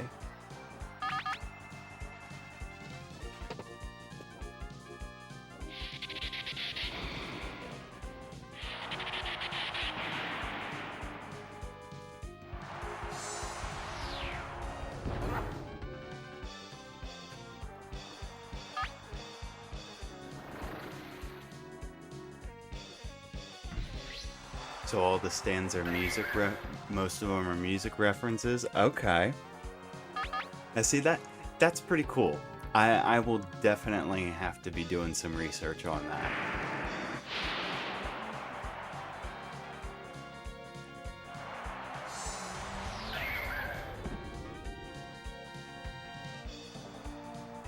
not most, all of them. Okay. And since we're kind of half on the topic of music, I'll say since Ronnie James Dio is one of my absolute favorites. Don't know what kind of music you listen to first, but I would say Chris Cornell is another one of the huge ones that I love. Soundgarden, Audio Slave.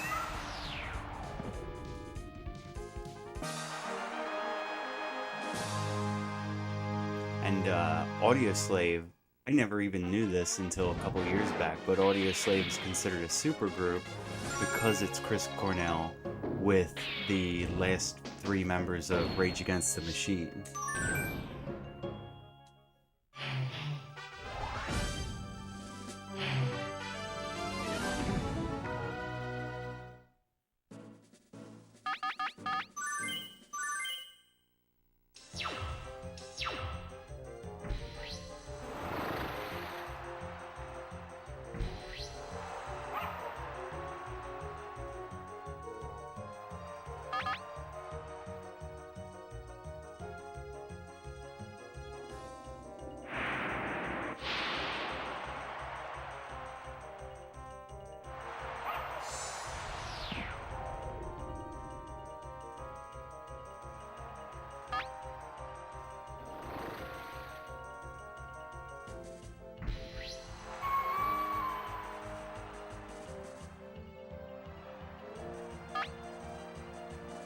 There's not Kurama. Keep going, you're getting music recommendations. Okay. Well, I'm definitely a big fan in a lot of old school rock and metal. So I would say for like old school rock stuff, definitely Foreigner. Man. That's one of those things where you have so many answers to, you can't think of one, if you know what I mean. Yeah, and I'm trying to be like, one thing I always say with music is I don't like when somebody says like, hey, I like this band. So the example I always give is people are like, oh yeah, Disturbed. And I'm like, do you know anything besides Down with the Sickness or Sound of Silence? And they're like, no. I'm like, okay, so you like those songs. And not even necessarily the band, because you haven't listened to enough of the band. Do you know what I mean? Disturbed is a big one. For like new, I guess even at this point, you can't even really call them newer age. But they fit like the nu metal genre. Tons of great songs from them. Like The Night is a really good one. Some of their newer stuff, like The Vengeful One. What's the one called?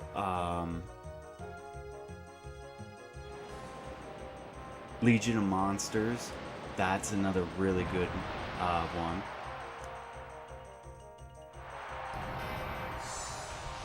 Definitely, I've been going back and forth with just all this old school stuff recently.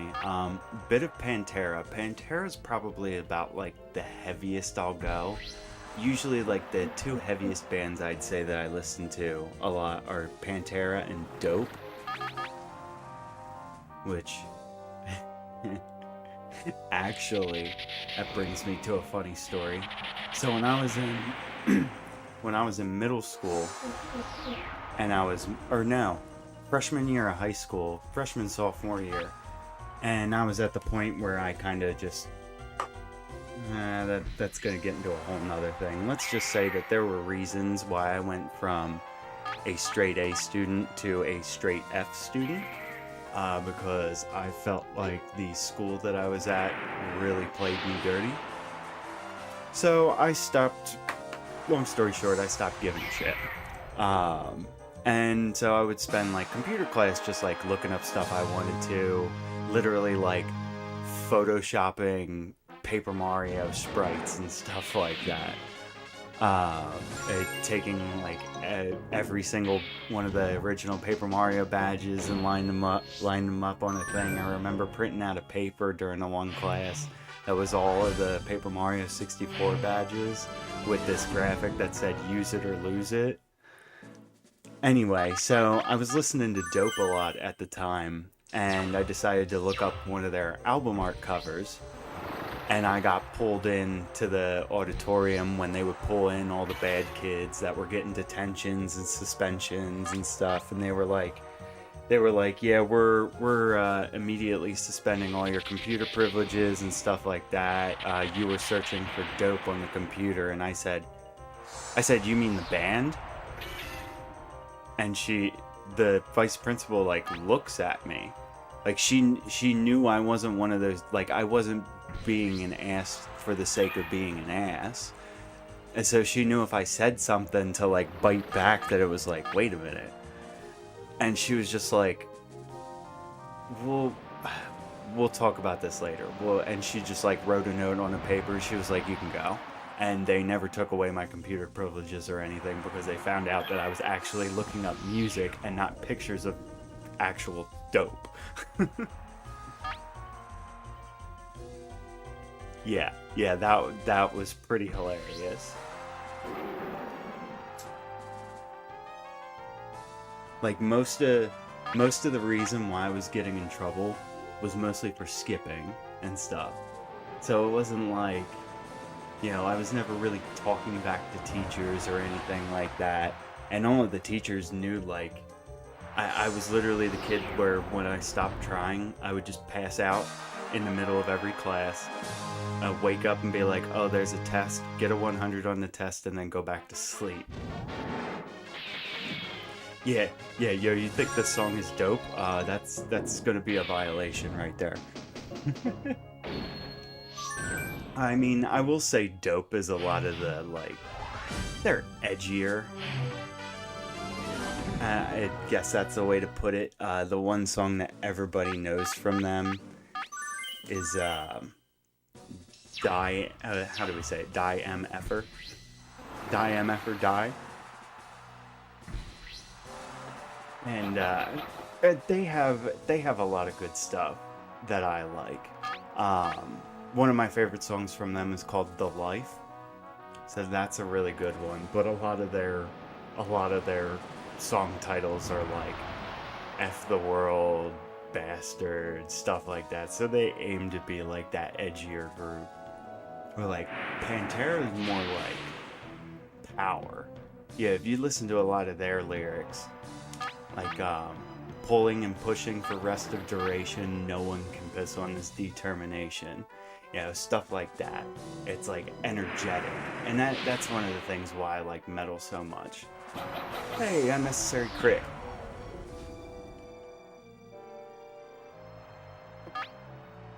Also, we are over 100 people that have tuned in and who have come in and out of the stream here, which is the most that I've ever had. So that is awesome. And I don't even believe it's my longest stream. Not yet. We're getting close.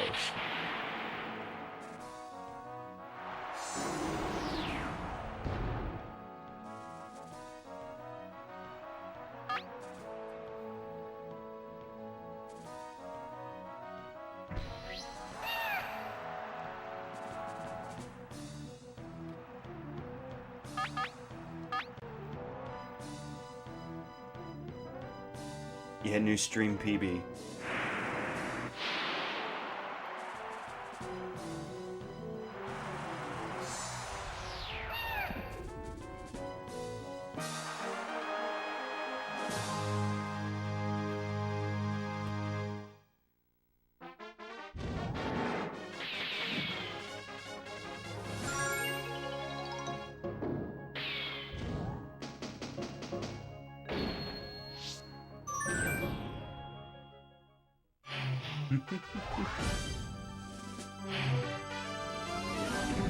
Yes, keep going, never stop. Also, forgot to give you a shout out, Darter. How's it going, man? Hopefully everything's going well at work for you.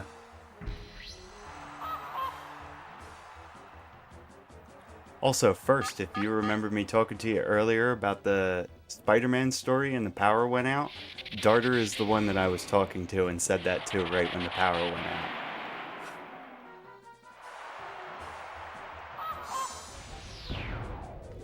Or, now that I'm thinking about it, not 100% sure if the power went out or if the lights flickered, but either way, it was one of those right after I said that.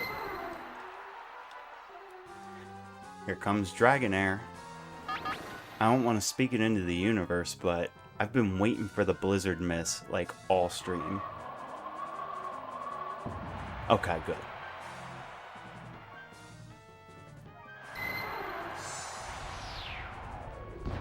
Yeah, maybe Spider-Man's the one that crashed my stream. Your stream is keeping my cool. Glad to hear, man. Cosmo will cool you off with a good surfer Blizzard. And had to get another broish in there.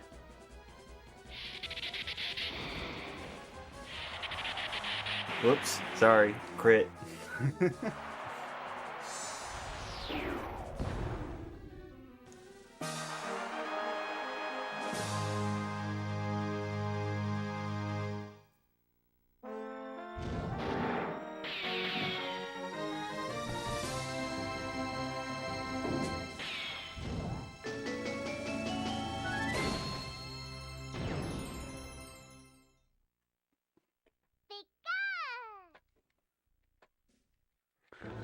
Moving right along.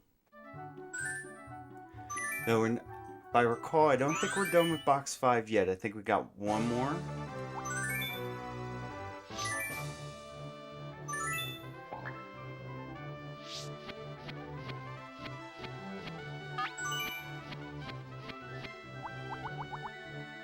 Yeah, we got one more. Also, Tangle is a Mega Man X reference. This was a very poor nickname because star you. And you ever watch Terminal Montage? You probably don't even have to for this one, but Bird Up.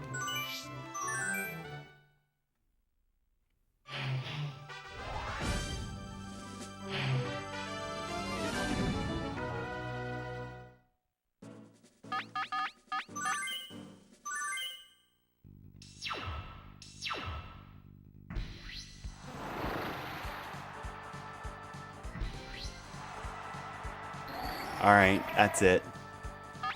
I'm going for the disrespect.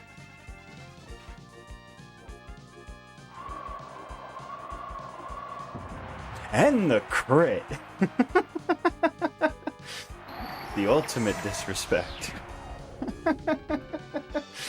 Oh, the timing. That was too good. Like I said, I don't know what it is, but I've had this vendetta anytime when I'm sitting here playing by myself and I see Paris. Like, that's why I only just learned that Psychic KOs it. Because I always am like, hit it with Blizzard!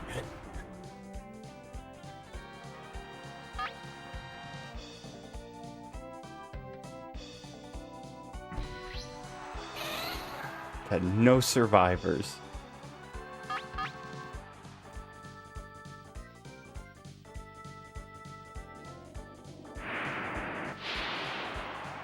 Uh-oh.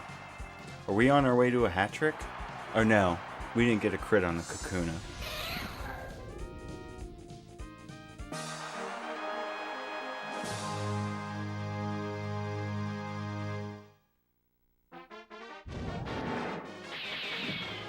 Wrecked that Paris.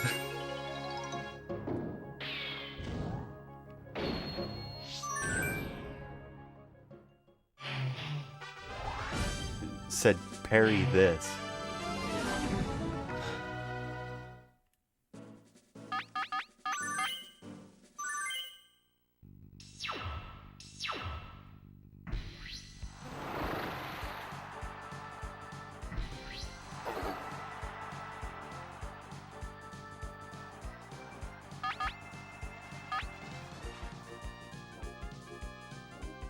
Gotta say it like Dr. Do for the runner's boy. Fair enough.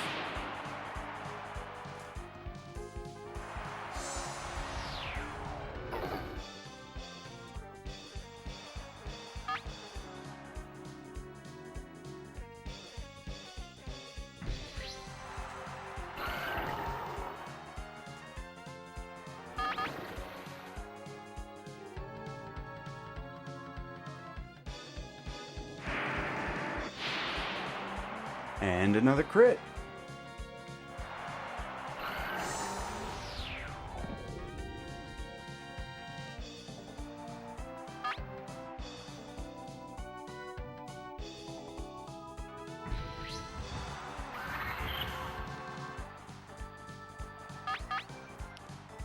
So even though we're still a bit of a ways away from it right now, just because I get paranoid on the resets and stuff, I'm gonna make sure once I'm done the Pika Cup stuff here, I'm gonna go ahead and make sure that I only have 6 left for the Hall of Fame. That'll take maybe a minute at most. But we still got a couple other boxes here to go.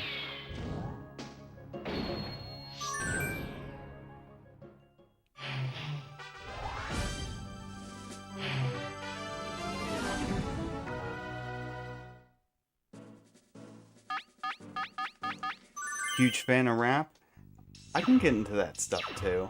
It's I'm much more picky. I mean, I'm kind of picky with a lot of music, but I'd say especially so with rap. As with most stuff, I like a lot of old school. I listen to a lot of Biggie, Tupac if I'm feeling it. One of my favorites from Tupac is Better Days, because that song is like a masterpiece. What else?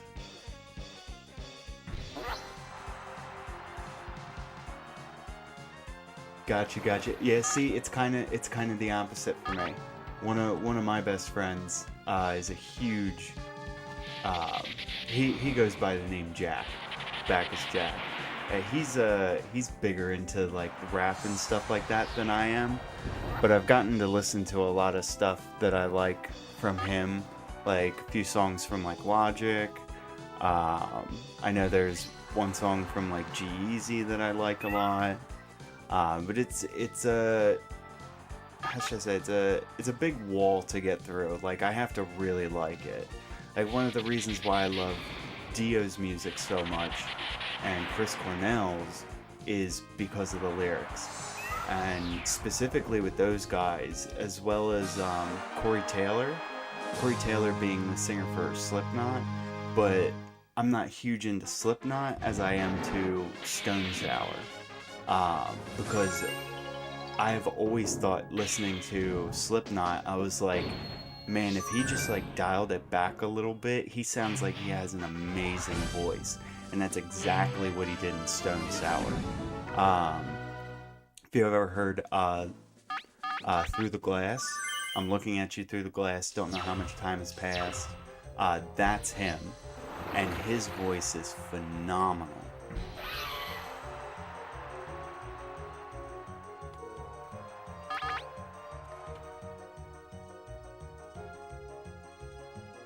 Yeah, so when it comes to rap, it's much more sporadic. Like I kind of get almost to how I was saying with, you know, people that just like one song or two songs and not really the band or the artist. That's a bit more of what I'm kind of at with rap stuff, but definitely to not saying I don't like the music at all. That would be far from it.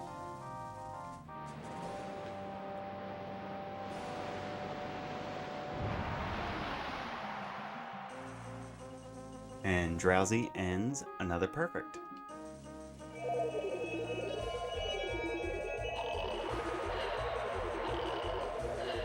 Russian death metal. Oh man. See, it's a whole different thing when you can't understand them. Like Rammstein got kind of big over here. But I was taking German classes. Like I had an actual desire to learn the German language before I was really listening to them. So like the song everybody knows from Du Hast is, you know, that's a really neat wordplay, because Du Hast, H-A-S-T, is to have, and Du Hast, H-A-S-S-T, is to hate. So it's a very like it's a very unique wordplay there. And the chorus for that music, or that song, is actually like wedding vows. That's why at the end of the chorus they scream 9, no.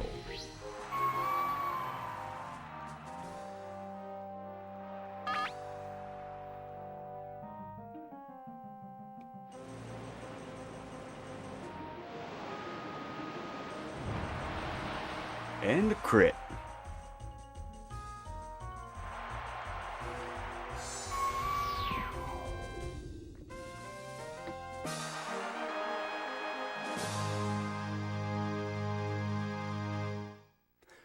We're into hour 6 now.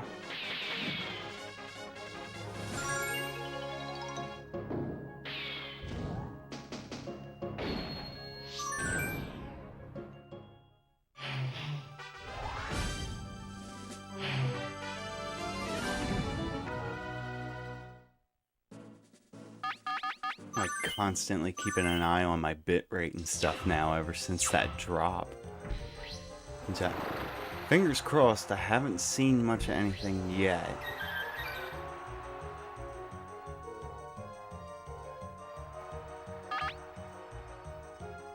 Counting the break, we just crossed 7 hours of streaming. Dang, was I? I don't think I was gone that long. Maybe I was.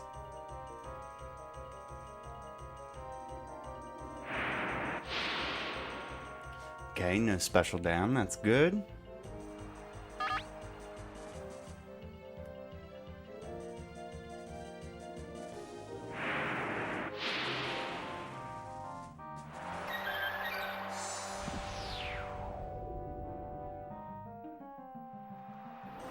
Yeah, so I'm kind of wondering where the extra time came from, because, like, I know it was a few minutes before I started the timer, and I know it was a few minutes that I paused when everything was messing up, and a crit.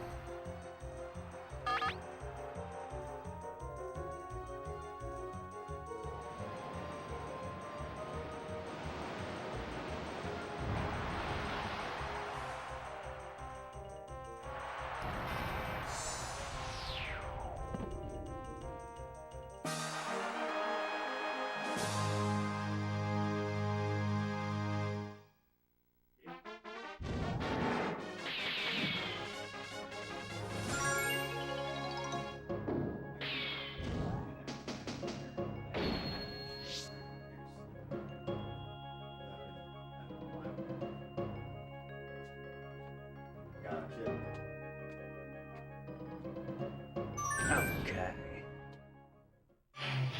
Technical stop and reset, perhaps? I mean, maybe? I don't think it was that long, but who knows?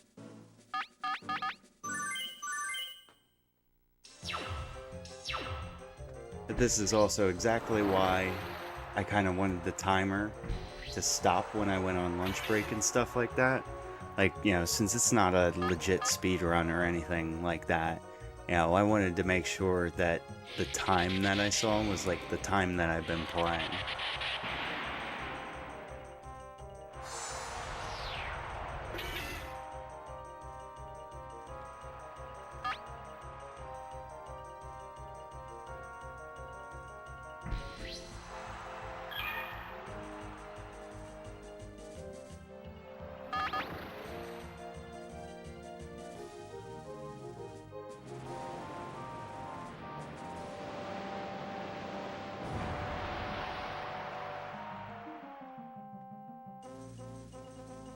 And there's the Wigglytuff range.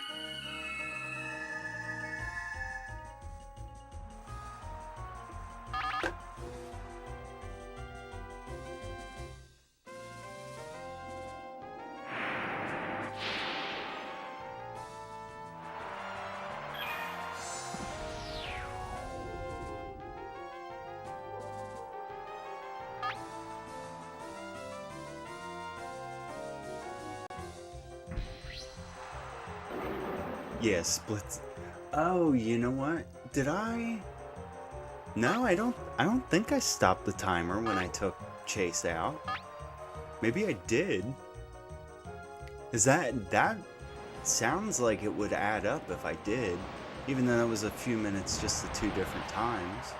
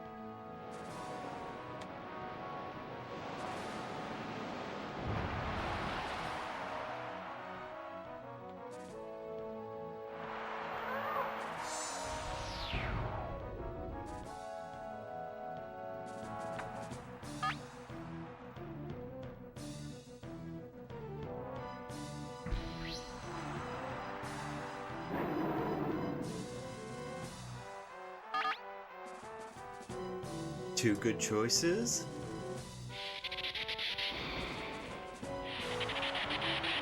Critical hit, easy money.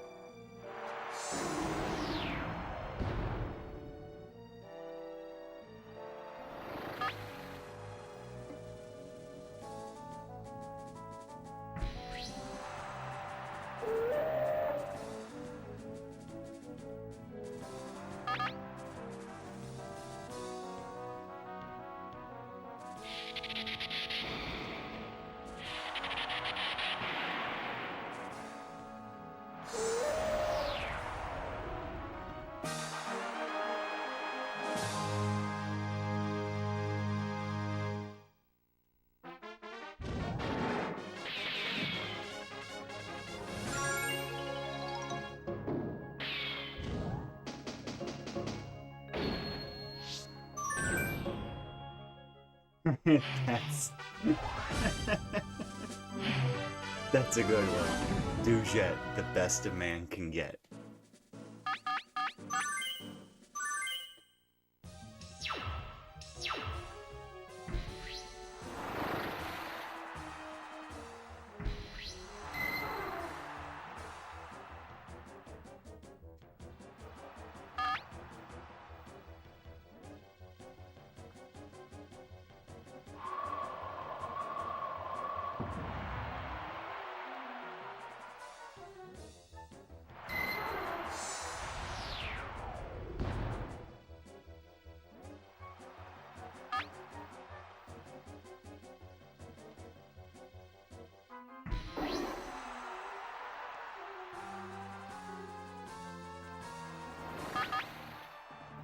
It's your bro.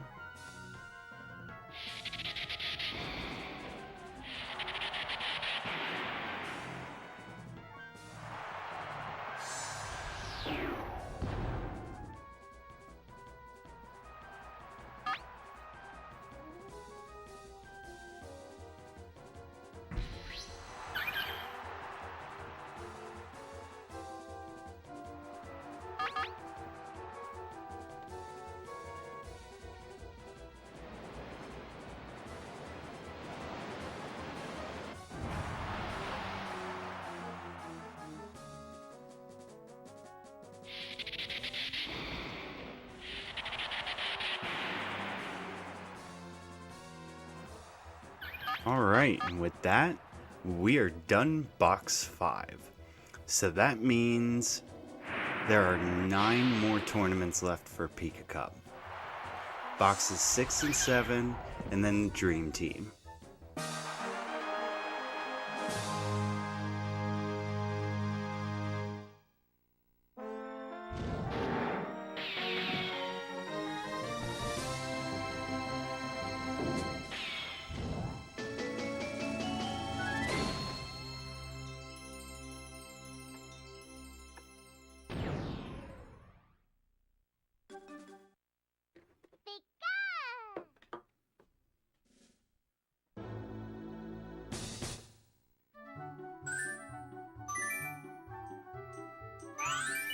Yeah, that sounds about right.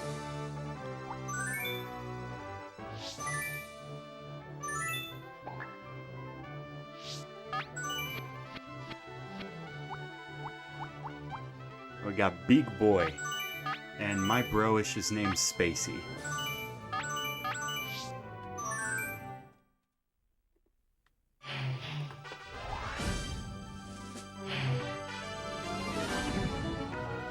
I feel a shiny today. I was saying that earlier, man. It would be the most, like, poetic thing to do this huge stream and get the shiny at the end of it. Like, I was telling first, like, no matter what, if I get the shiny, I'm gonna lose my shit. But if I got it this stream, I might collapse.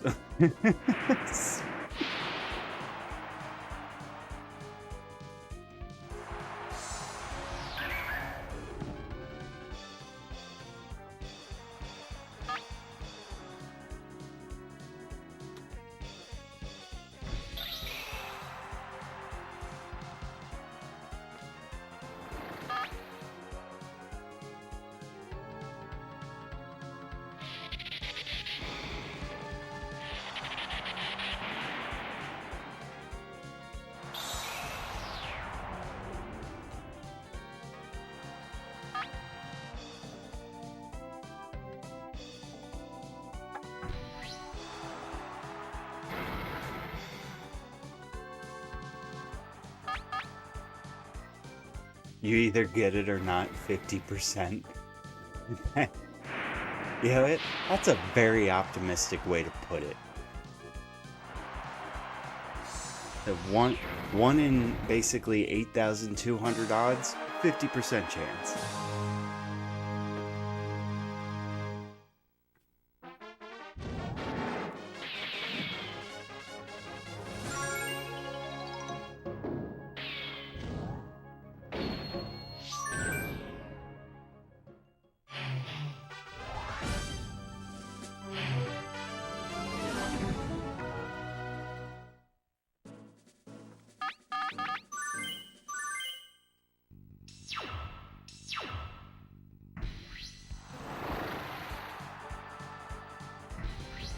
Yeah, if I had one of those stream heart rate monitors or whatever, and I got the shiny, everybody in chat would be like, "Call an ambulance! Call an ambulance!" It went up to like 300, and now it's at 2.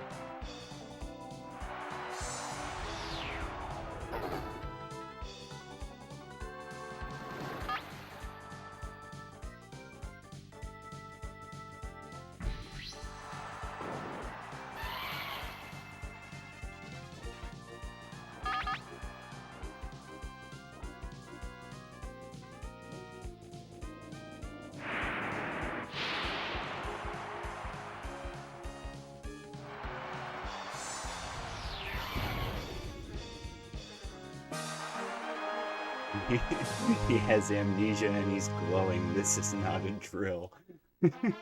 Exactly.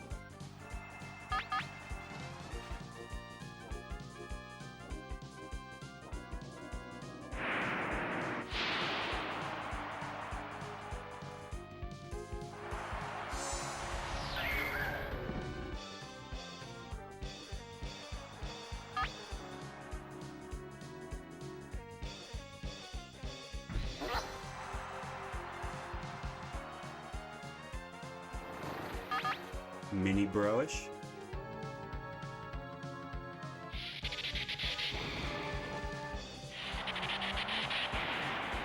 So it is and it isn't a nickname. It's just spelled the way it actually is instead of S-E-E-L.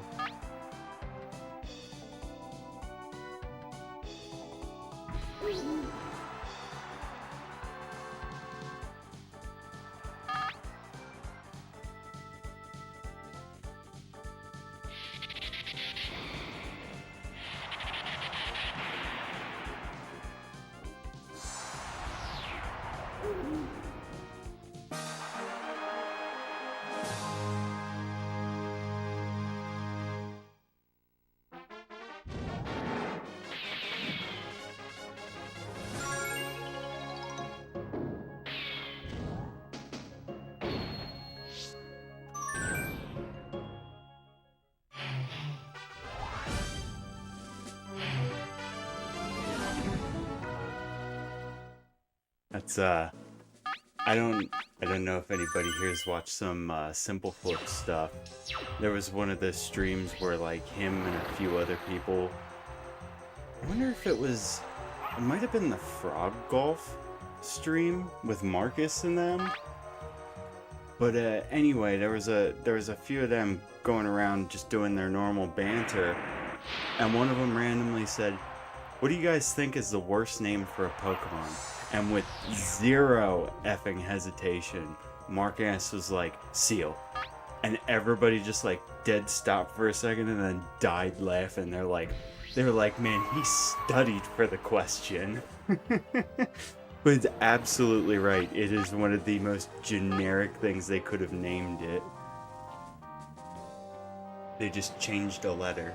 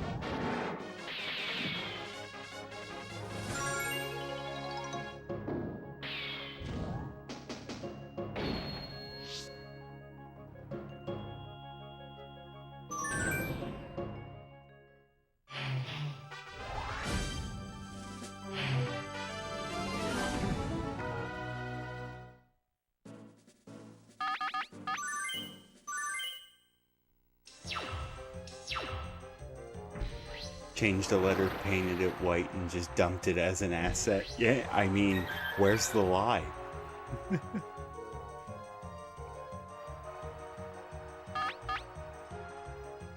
Let's hope for the crit here.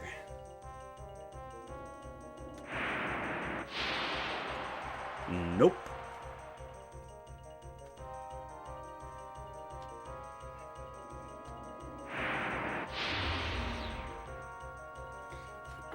And special drop. Special drop. So,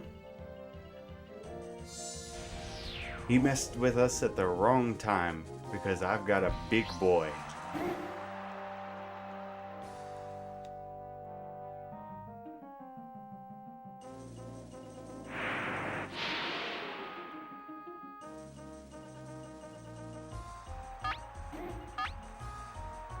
Hey, look, he has amnesia. He's a forgetful boy, too. Yeah, he's just like, what's up?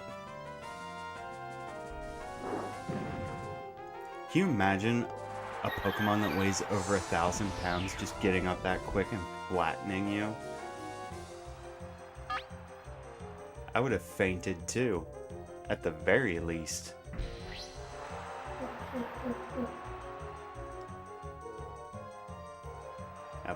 If I had to guess, Big Boy's gonna drop here, but that's it. No, I'm not going for rest.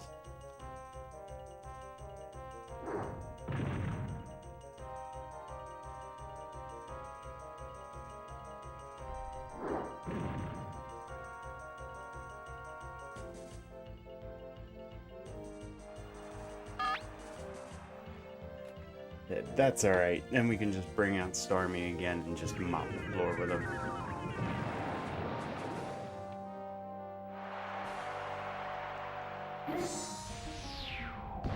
Notorious B.I.G., that's right.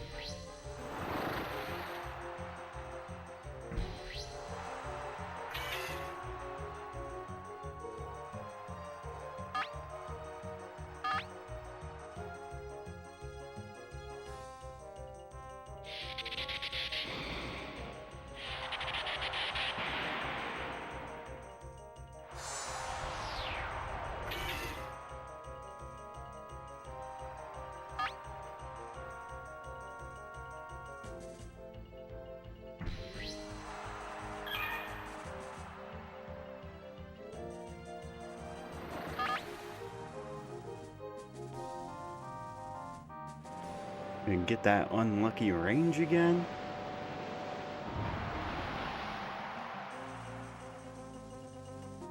Nope.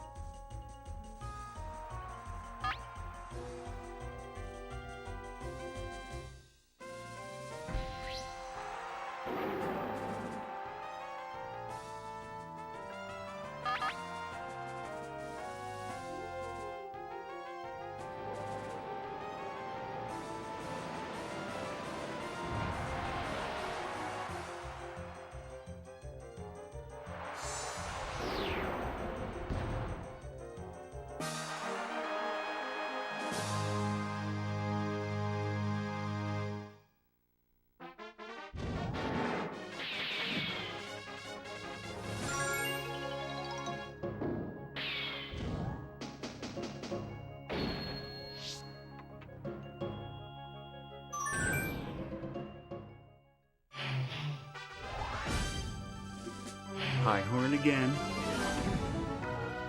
High horn, by horn.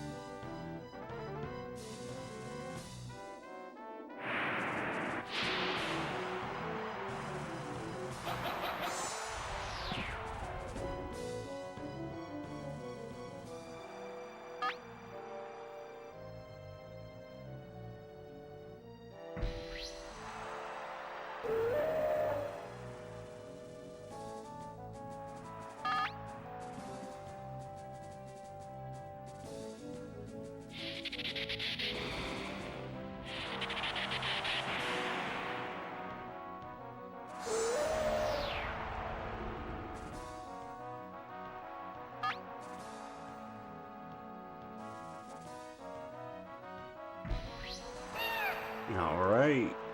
Gotta love the crits.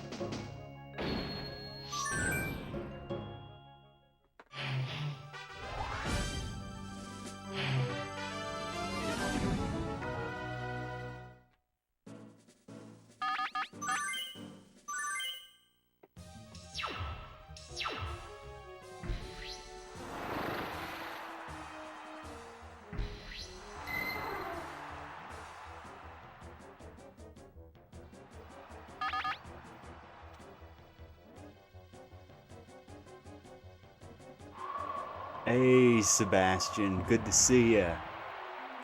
Yeah, so we're 6.5 hours in, and we are just about to finish the first tournament of box number 6 out of 7. Once we finish the 7th box, we have Cosmo and the Dream Team, and then we move on to Prime Cup.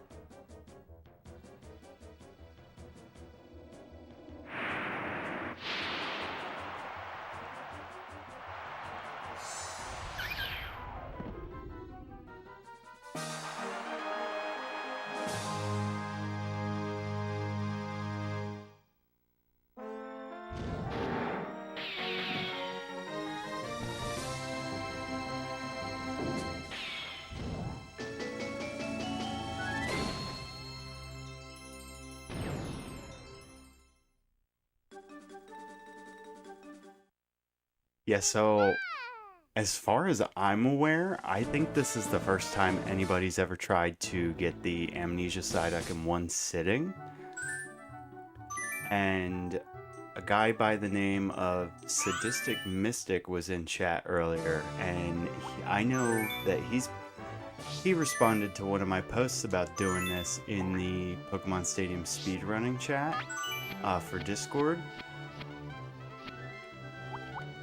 And he knows, it seems like he knows a lot more about this game than I do, like stat-wise and stuff, and he was giving me some ideas on how to make this even faster. And it would also kind of get me to a point where I could also do this as a legit run and actually have it posted on speedrun.com as a category extension, but there's got to be quite a bit of changes. I want the disrespect. I'm going for the disrespect.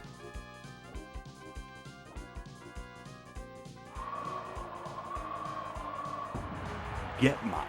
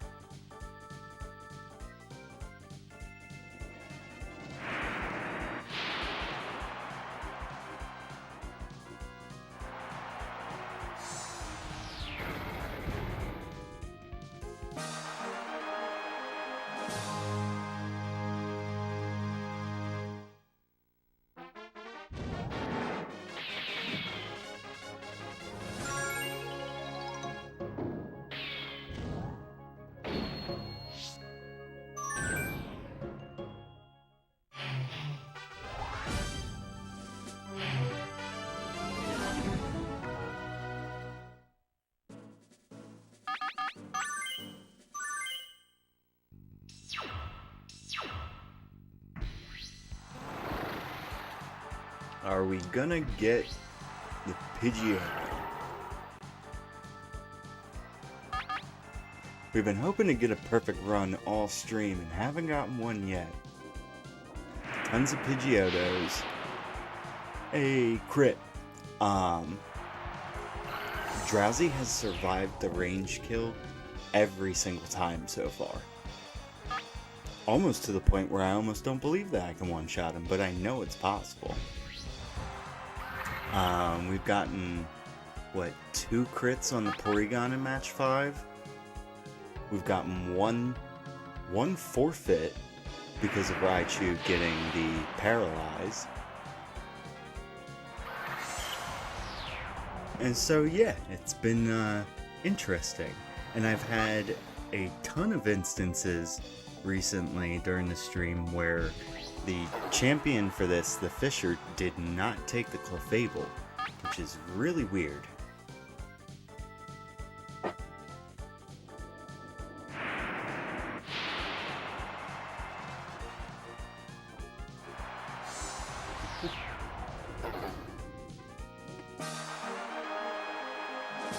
Okay, no Pidgeotto.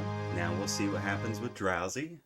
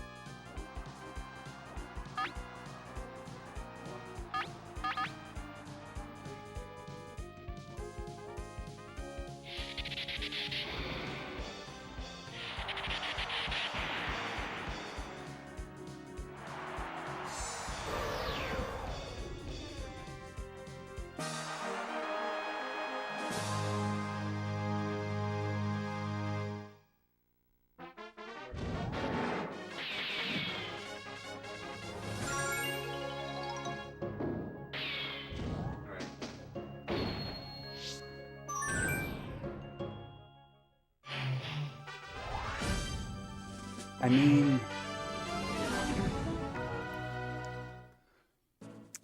so as far as it being dependent on the teams, so I could see that, but the order that you're seeing me do these teams in, like, this is what I just do all the time. You know, this definitely isn't like my first Psyduck. I mean, obviously I know everyone here knows that. But this is the order that I do it in. And so I would have thought I would see this a lot more if it was related to the teams. That's why I didn't even think about that. I mean, it could be. I don't know. Maybe Sadistic Mystic knows a bit more on how the AIs would work there, and if that's the reason. And here's the perfect run killer.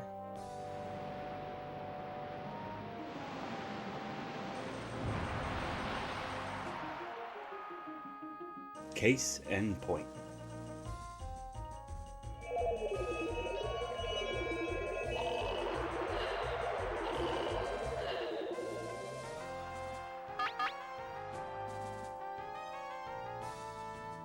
I know, it doesn't even look like Drowsy's a range in this.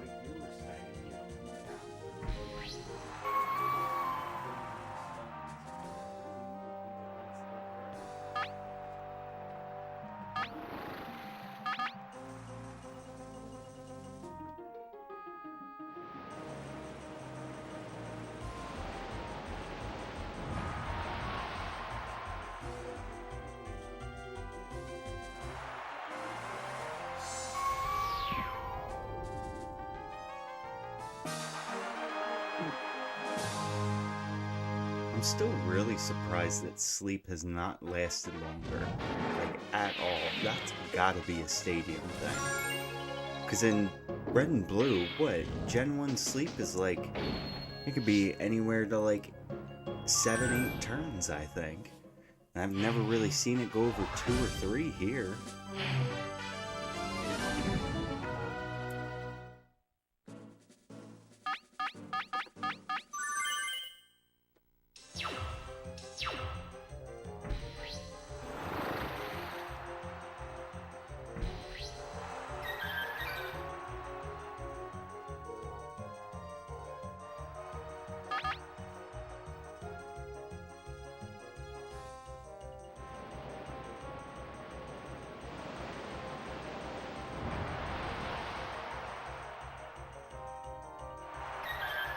Hey, Justin. Why would you say I'd be keeping up with the drinking game? Oh, that was probably pretty loud. Totally didn't just crack open a can. Is it still perfect? No. No, because Drowsy put me to sleep for like 3 turns. Well, I don't think about it. I don't even recall. I don't even recall any, whether he used Pound or Confusion. But either way, I consider it perfect. Each match being 3 turns, 3 knockouts. So, even if, like, I miss or don't KO and they miss me, I mean, it's a no damage run, but it's not a perfect, you know what I mean?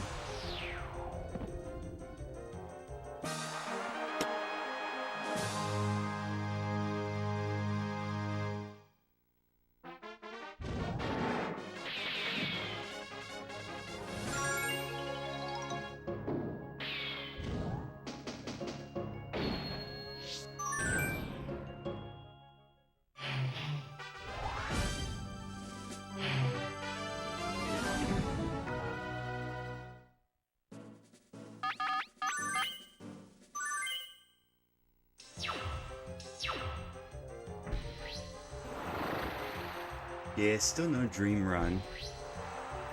I was kind of hoping we'd get one of them during the stream. And I mean, there's what? 8 more now after this? So, who knows? That means, yeah, this is 21st tournament.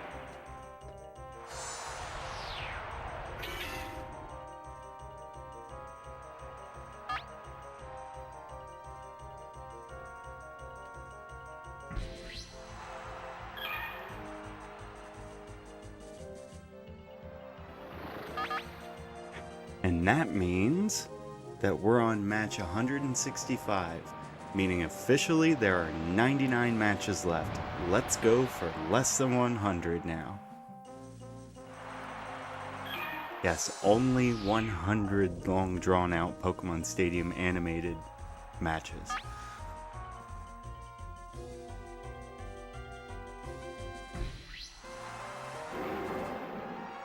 High horn, by horn.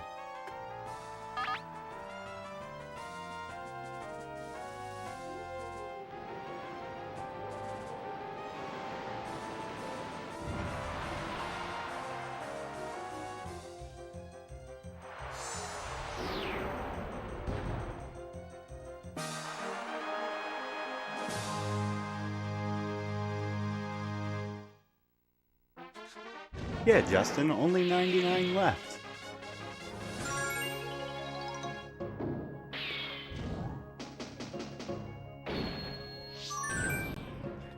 And even if I was to not say 99 matches and I said 12 more tournaments, that doesn't really sound much better.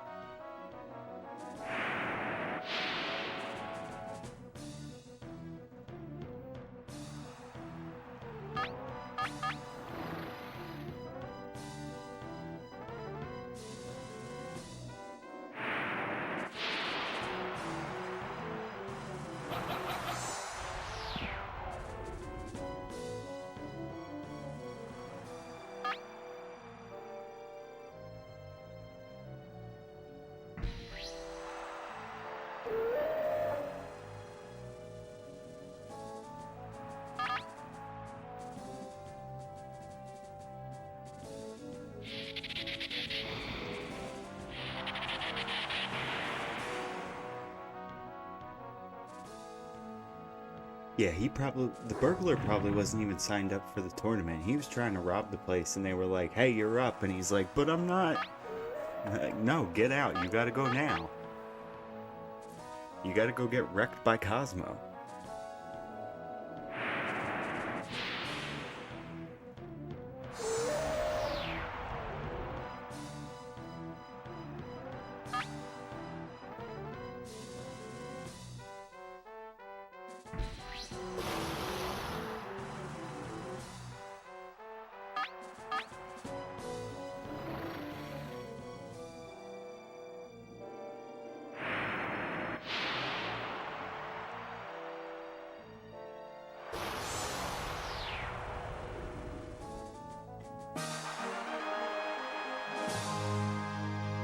Now that you say that, did they even have thieves or burglars in Gold and Silver? I don't think they did. I think they kind of did away with them after Gen 1.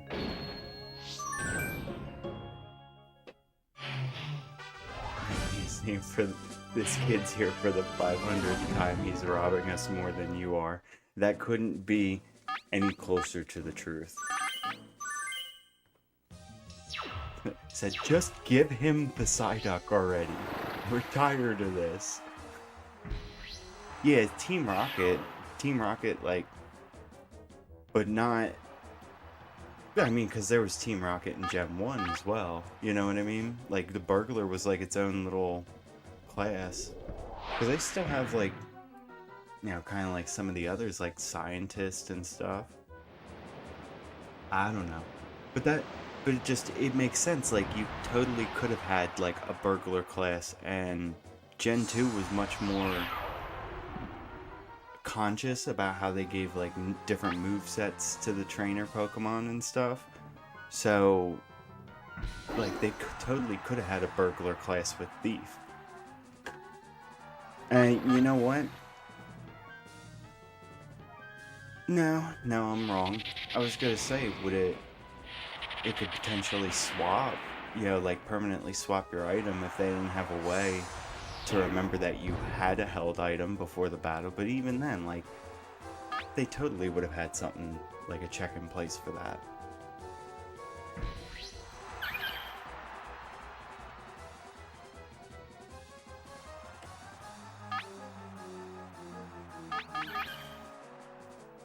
Now see, that's the thing though about the slowpoke tail. If it's supposed to be a delicacy, I mean, it costs as much as a bicycle. Really? if you think about it, a slowpoke tail costs as much as a bicycle. That's like the price of a really good steak. You know, probably like $200-300 for a decent bike.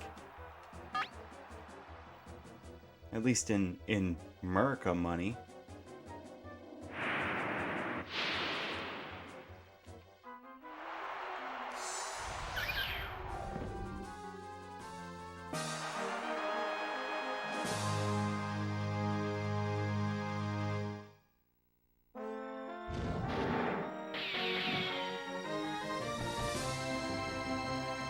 Inflation hit Kanto real hard.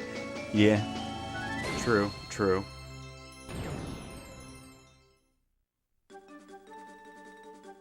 That's why it's easier to steal a bicycle, yeah. Or have a rich man give it to you.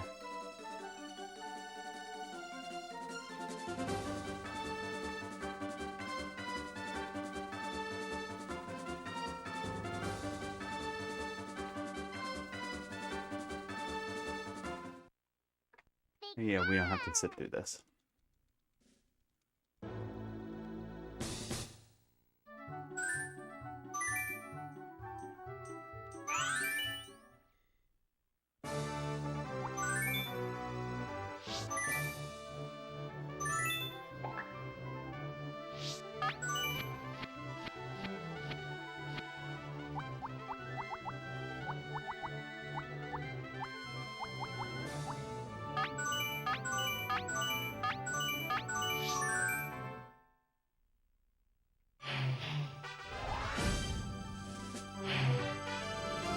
Well, this is true.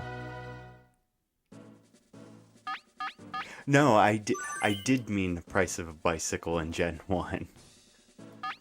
Because they sell the slowpoke tail in Gen 2 for like 1 over the max amount of money that you can hold. Which is exactly what they do with the bike. Which that had been one of my video ideas. I wanted to see if you could use arbitrary code execution to give yourself more money than what is actually possible. Like, write to the memory to make the digit bigger. I don't know if that's necessarily possible. I mean, pretty much anything's possible with Ace. But I'm fairly certain that that's not... How do I put that? Like, it's not actually asking you if you want to buy something for... What is it? 1 million Poke. It's pretty much one of those things where they have an additional text box pop up, and I'm trying to think of an example from another game where they do this, where like an NPC talks to you, and you have like a yes or no option for it. Like, you know, have you heard about this or whatever? Oh yeah, they do that. Yeah, they do that with some of the Pokemon stuff. So they'll be like, you know, do you know about this or that? And you say yes or no, and depending on what you say, yes or no, it's just a different line of dialogue.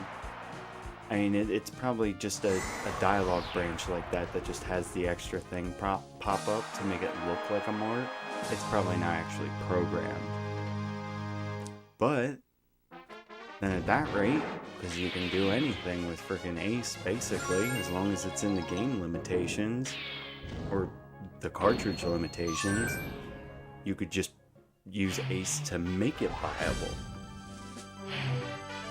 So yeah, that's another video idea, but that'll probably take a lot to learn.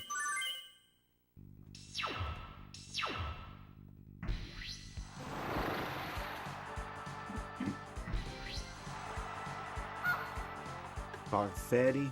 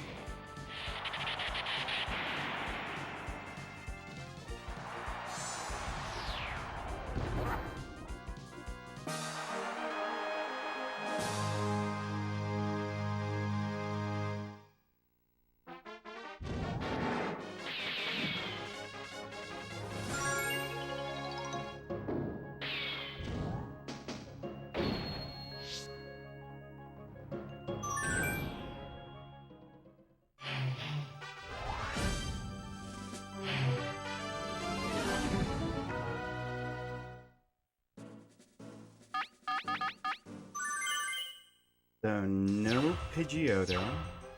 Are we gonna get drowsy?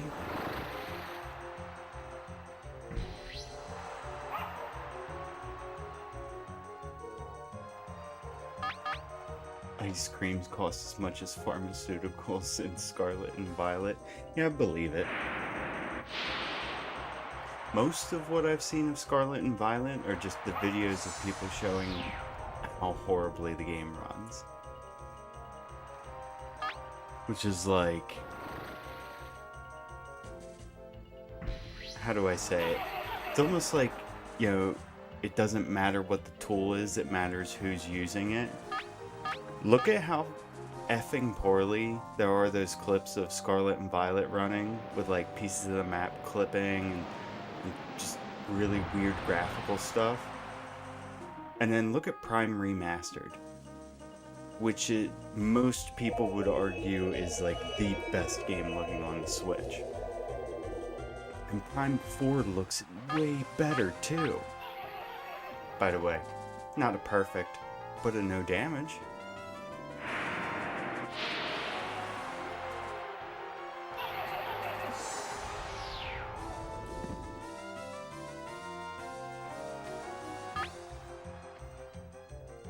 But yeah, that's another game where like, you don't see me playing a lot of new stuff, you don't ever see me wanting to play a lot of new stuff. I don't even have a Switch. I had told myself, what, 5 years ago, as soon as there's a release date for Prime 4, I'm getting a Switch. And we only just got the trailer, what, a couple weeks ago? But yeah, Prime is one of my absolute favorite series. That is a freaking awesome game. Well, set of games.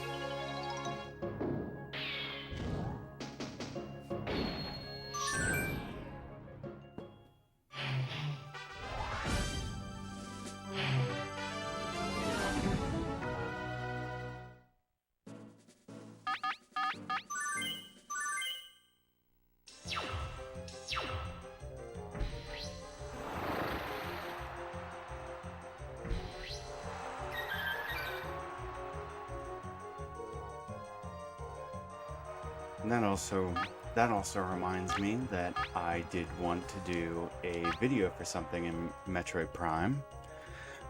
One of the things that only appears in the very first iteration of the game, not the trilogy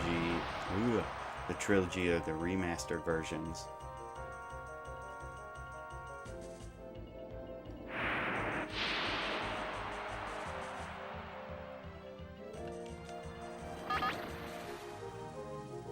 Crit me? Well, I crit him back. Or not.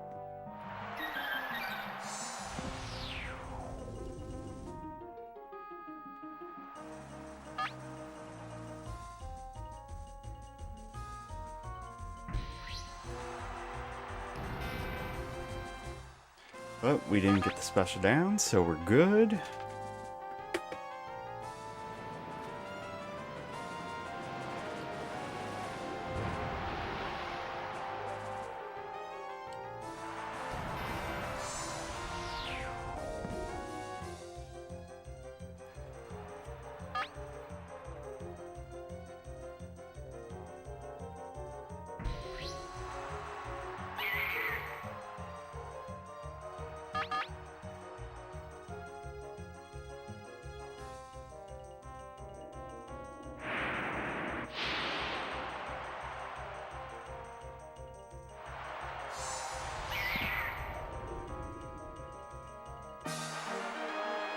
Must never have played Coloring Book.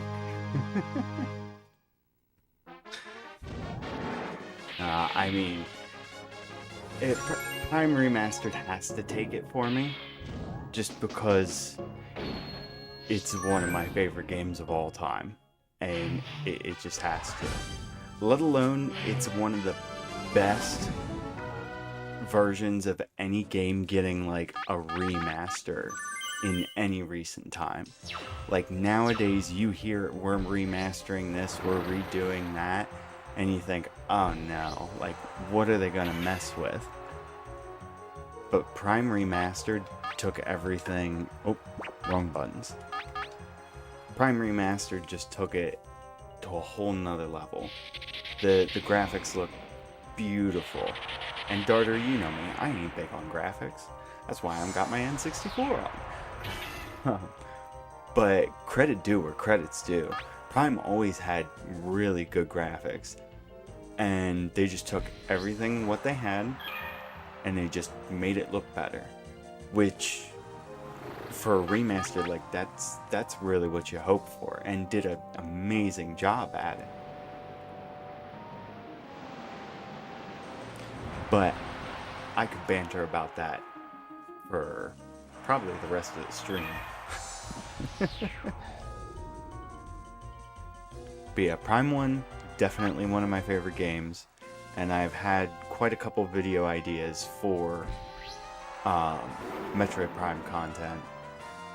As I'm not trying to keep staying here in Pokemon and Pokemon Stadium, but it's been just such a big thing, and I knew I wanted to do a speedrun stream for this for one of the Psyducks.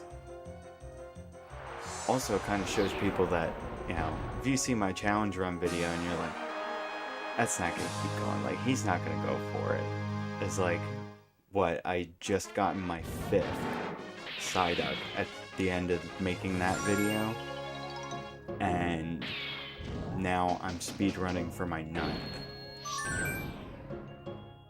And I'm pretty sure most people in the world do not have more than 1 or 2. Maybe most people in the world's the wrong way to put that.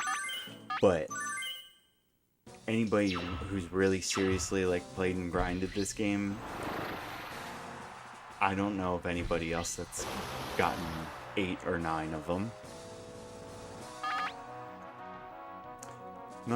Not to even say anybody stupid enough to grind for a shiny, but who would do that?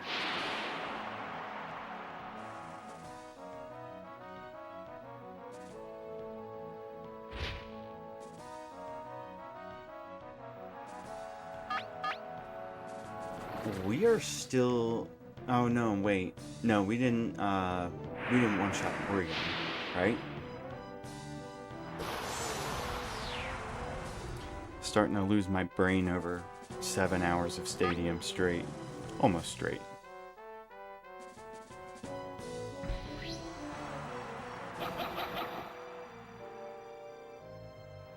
Yeah, no. We're not on a no damage run anymore.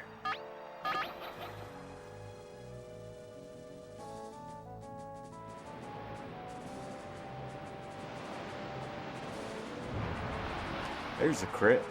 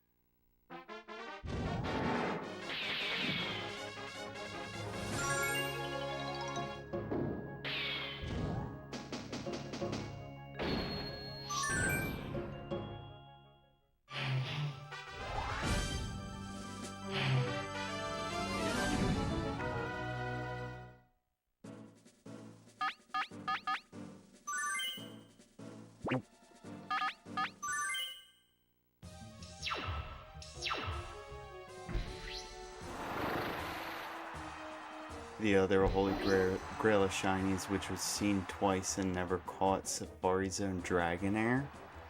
That sounds incredibly interesting. Not interesting as I want to go for it. I got plenty of time to spend going for a different one. But no, you're exactly right. Like, I've tried searching for it, and I can't find any case of anybody ever getting the shiny. which, as quite a few people have told me, well, yeah, I think there's a reason for that. I said, yeah, I know. Like Sadistic Mystic said earlier, like, why don't you get something that you can back up your data, get to where there's just one tournament left, and then do that? You know, like, get the Psyduck, it's not shiny, reset the data, do one tournament, get another Psyduck. I'm like, yeah, at that point, I feel like at that point I'd just take one of the Psyducks I have now and do Ace to change the IVs and make it a shiny. I want to get it organically.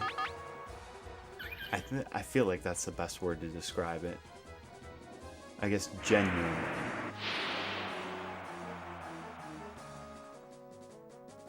Because normally you can't get another Psyduck unless you delete the save file. So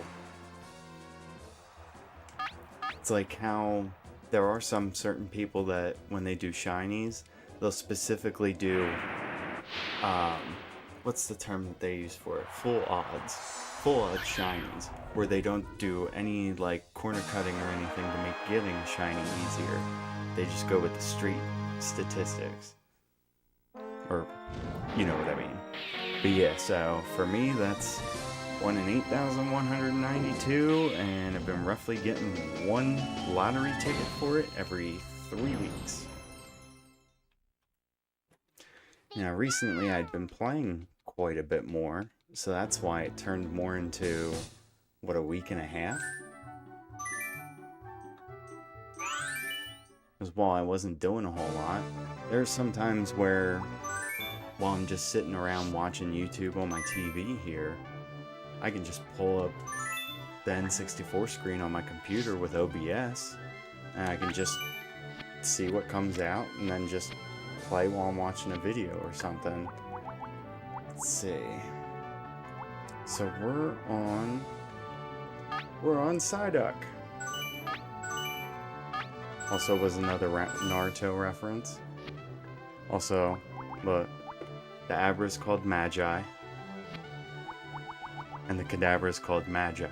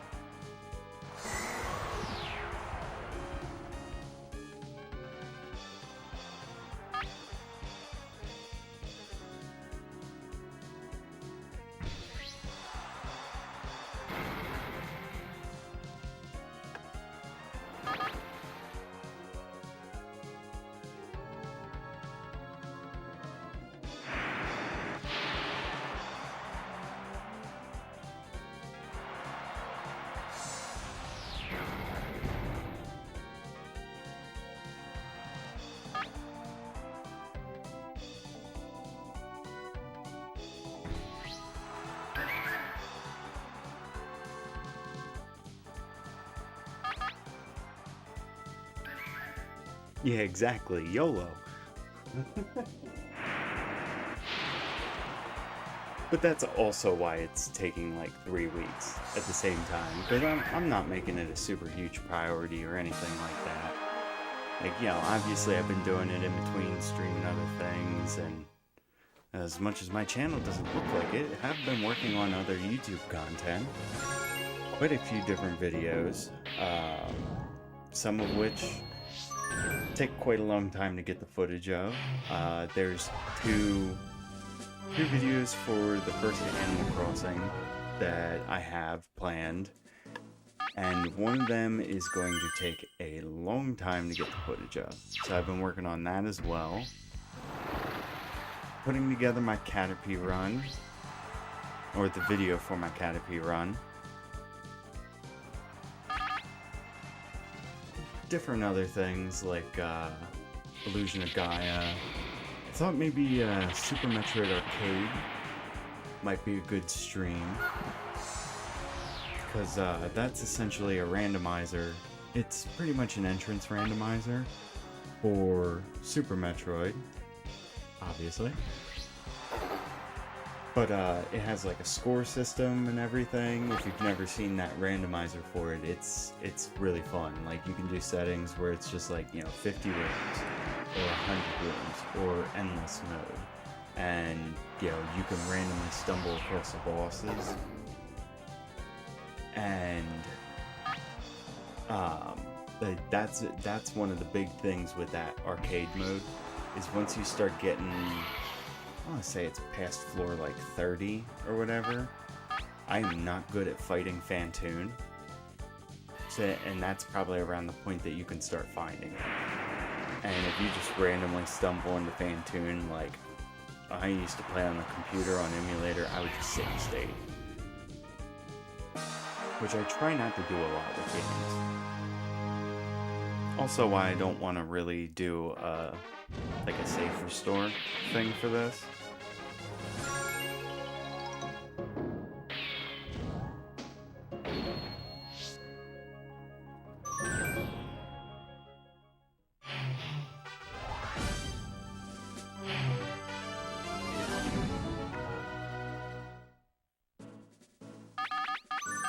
Yeah, the buttery bug vid, that'll be a very good stream, or that'll be a very good video, I think, because that's when I'm going to start talking about Ace in, I almost said Stadium. Man, Ace in Stadium would be very weird.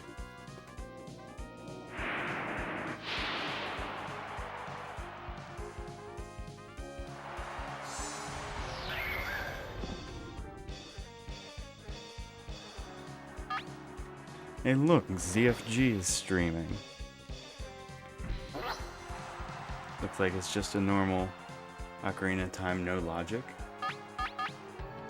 I say normal no logic randomizer because this man's insane, but I guess I kind of hurt myself because I do normal casual logic, but I'll do some glitches and stuff to get to places early,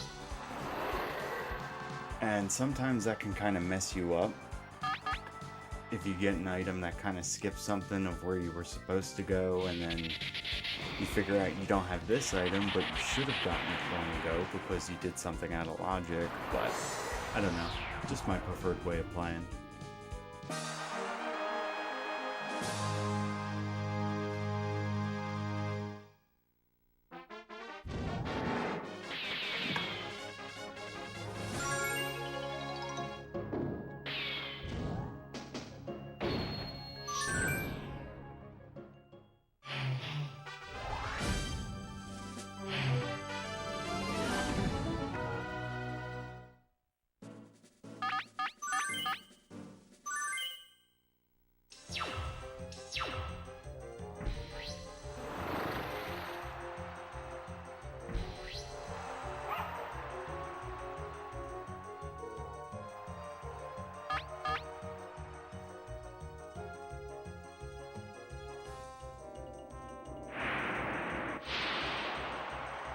Crit?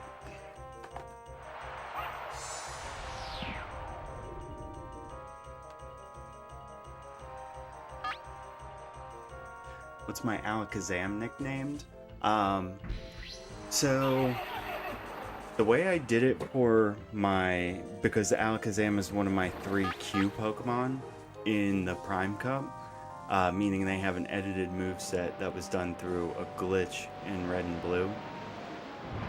And what I had done for them is I specifically wanted them to have nicknames that would change their colors quite a bit.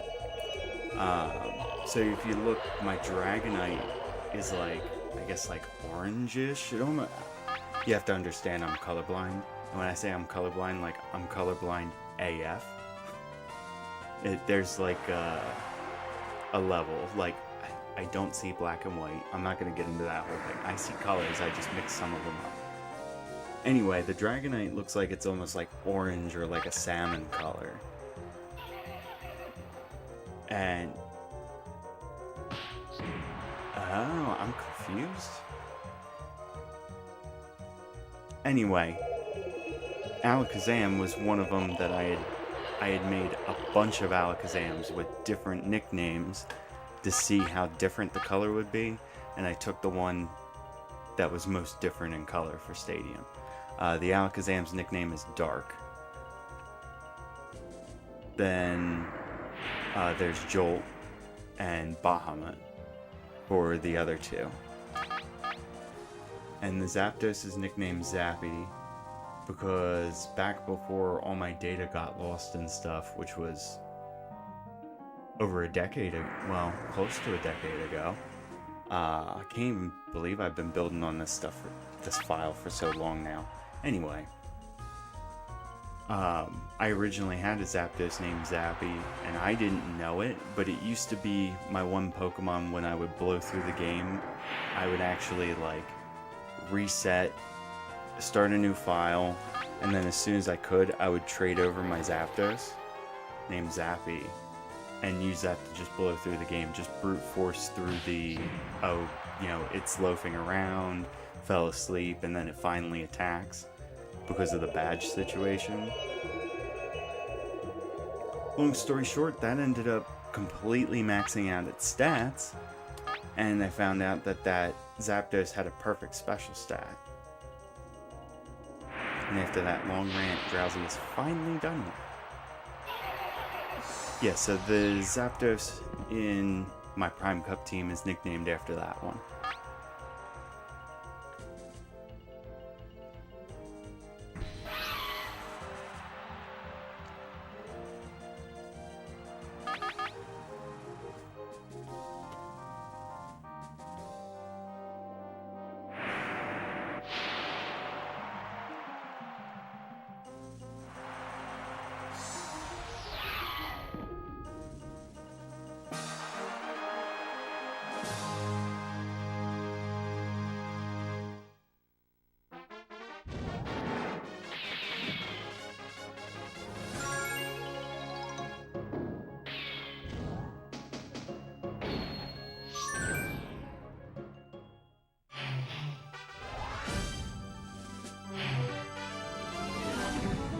So we are almost done, what, tournament 24? No. Yeah? Yeah, I think so. That adds up. 5 more after this.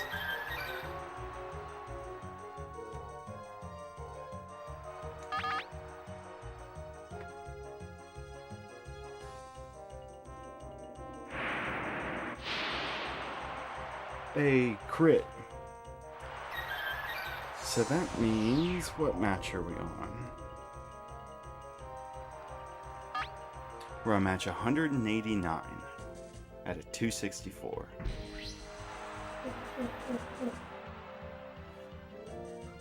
I was expecting a bad eye pun and got lore instead. Very accurate. Very accurate.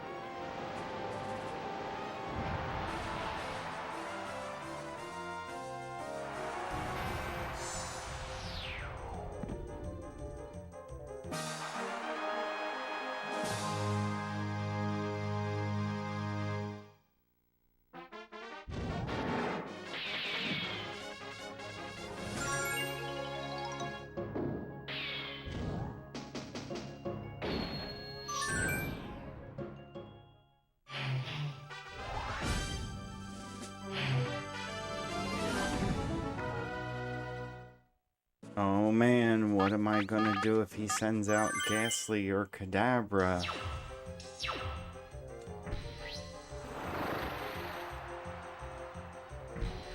Oh, guess not. So surprised. See, that's the other thing, where if we're saying, like, if it's the AI just being weird with the teams, like, again, I've only seen him not take this team once, and what, I'm gonna be probably close to, if this is my 9th Psyduck.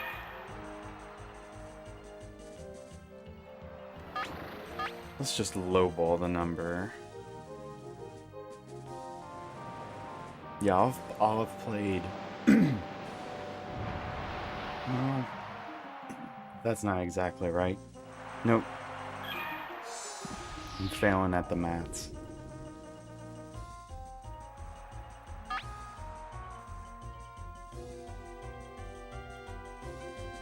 Okay, there we go. Oh, still adds up. Once I'm done this, man, hold on.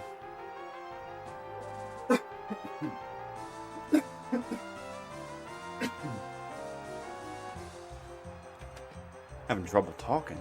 After this, I'll have played over 2,000 matches of Pika Cup, just going for the Psyduck. And he's only ever taken the time once. So wait, if we divide that by 8, that means I fought him over 200. I will fought him over 260 times. 261, and one of those times he's not taken this team. Like, what did I do to cause that? Hydration check? Yeah, probably. Hydrate or dihydrate?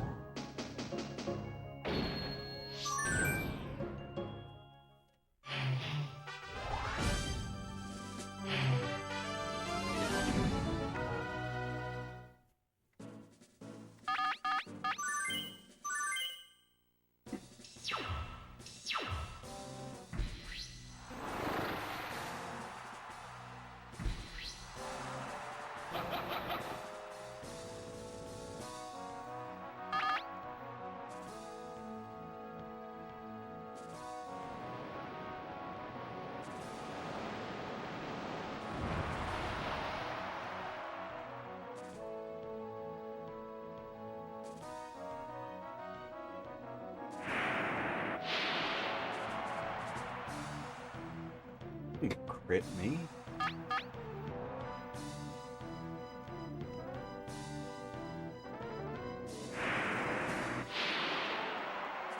It's only 4 o'clock.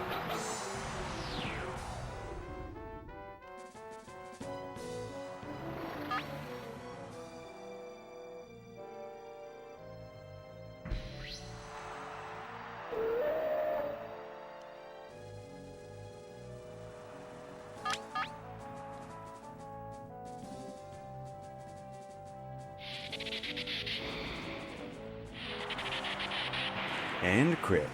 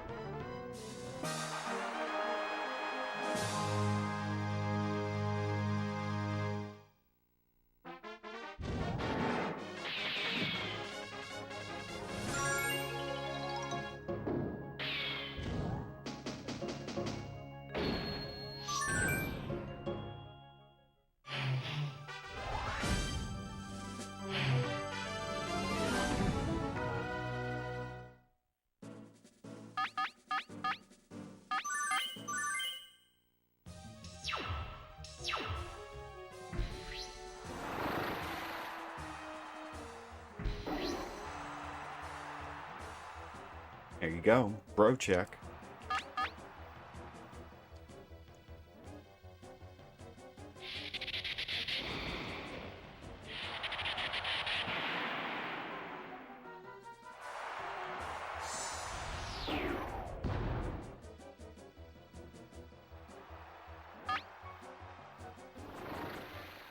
Yeah, I thought this was going to be really repetitive too, or I should say more repetitive than it has been.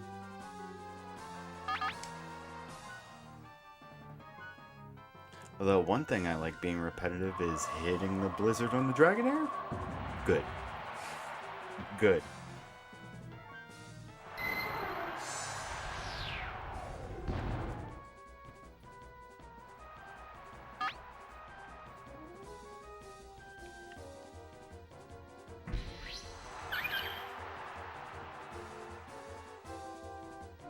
No, Blizzard is busted in Gen 1 and it's 90 accuracy.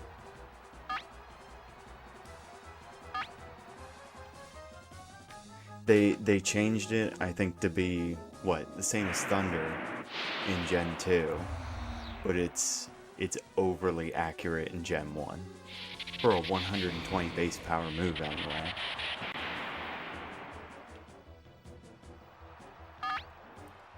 And this is gonna be the end of box 6. I can't believe we're this far this quick. It's at 12 hours my ass.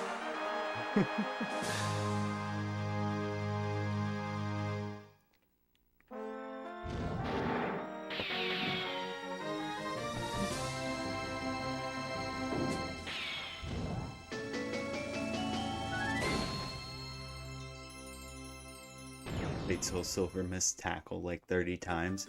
You know, that happened a hell of a lot during the Caterpie runs.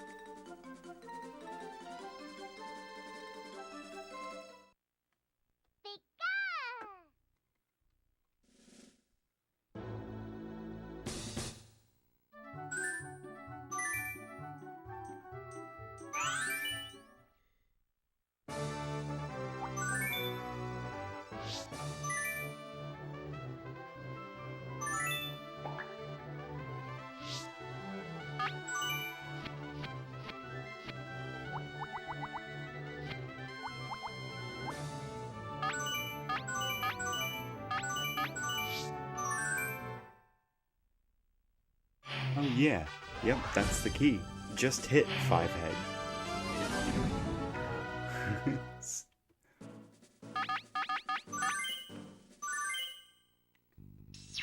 It's like when you're watching ZFG doing a randomizer and he's like, well, I can't get up there without hookshot, and everybody in chat is like, then just go get hookshot. He's like, it's a randomizer. I don't know where it is. Yeah, just crit and dodge.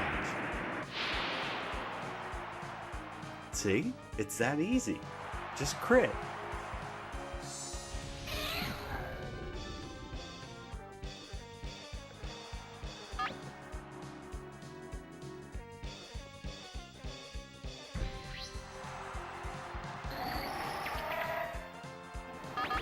I'm not going for the disrespect this time. I'll let him go.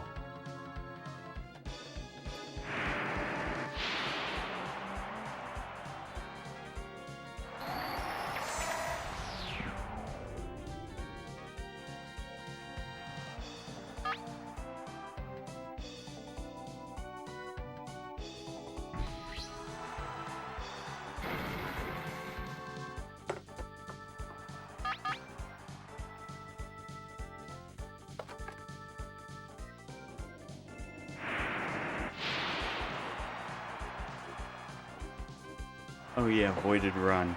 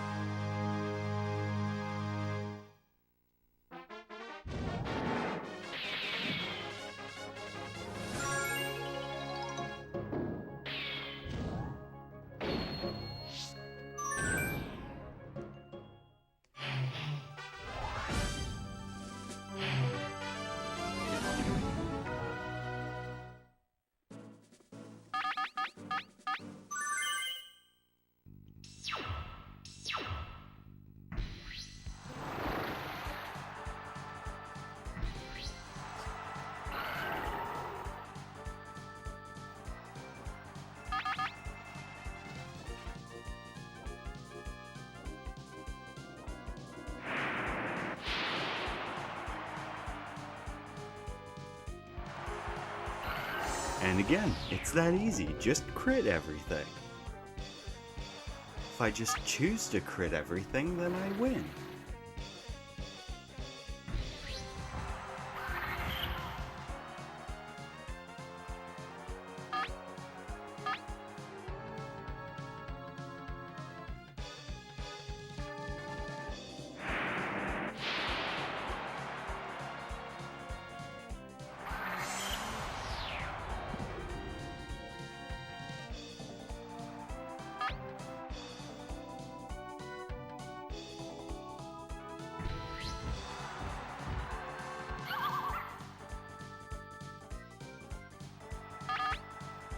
Yeah, Pidgeotto avoided the run too.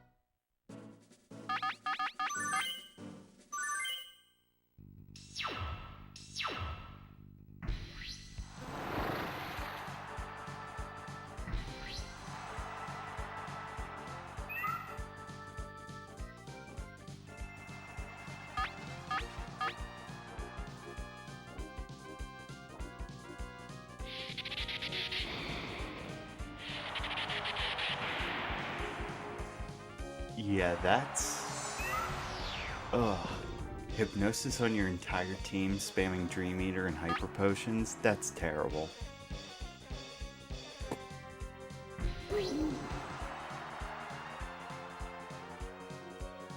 If I remember right when I was playing, I mean, obviously if it's Ghastly, I'm sure you're talking about the first time that you fight Morty and not like the refights you can do in the Fighting Dojo. I think it's the Fighting Dojo. Anyway, I always used to do Chuck at the Fighting Dojo. If I'm remembering correctly from years ago, because I was in high school when Heart Gold and Soul Silver came out. But that was most of my training. I was doing the refights with, I think, Chuck most of the time.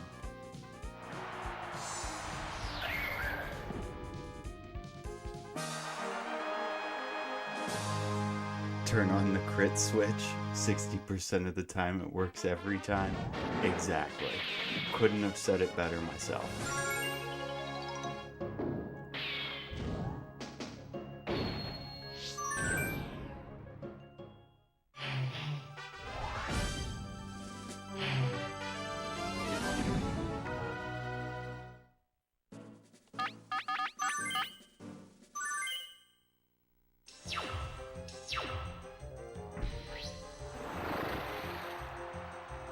I will say though, out of this entire stream, it's been Drowsy the entire time. Drowsy has been the biggest time killer. I mean, not that we're talking huge amounts of time lost between how long run, but he's been the one who's always gotten me put to sleep. We even got the range on Wigglytuff once, and it missed with Sing, so we didn't get put to sleep there. We've gotten put to sleep, 4 different times from Drowsy?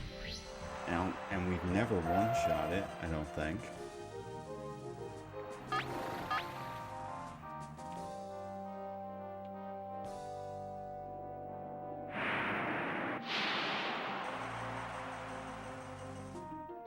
By the way, we said just crit, and this whole tournament has been like a crap ton of crits.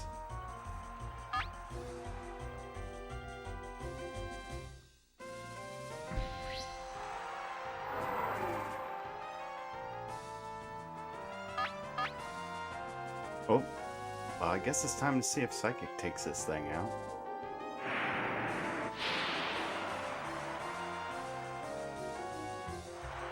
want to say,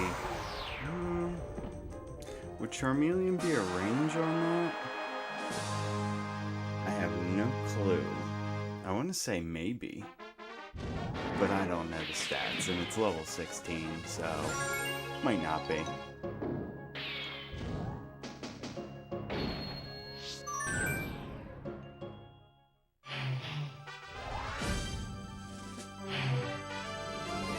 Is it the big blinking button that says power?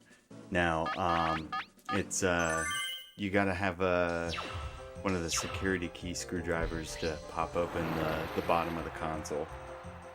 It's on the back end of the 64 GD.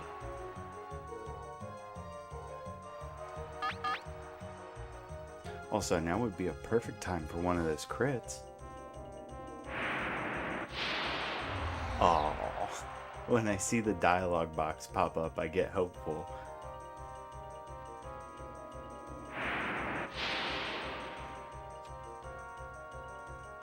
No special down, we're good.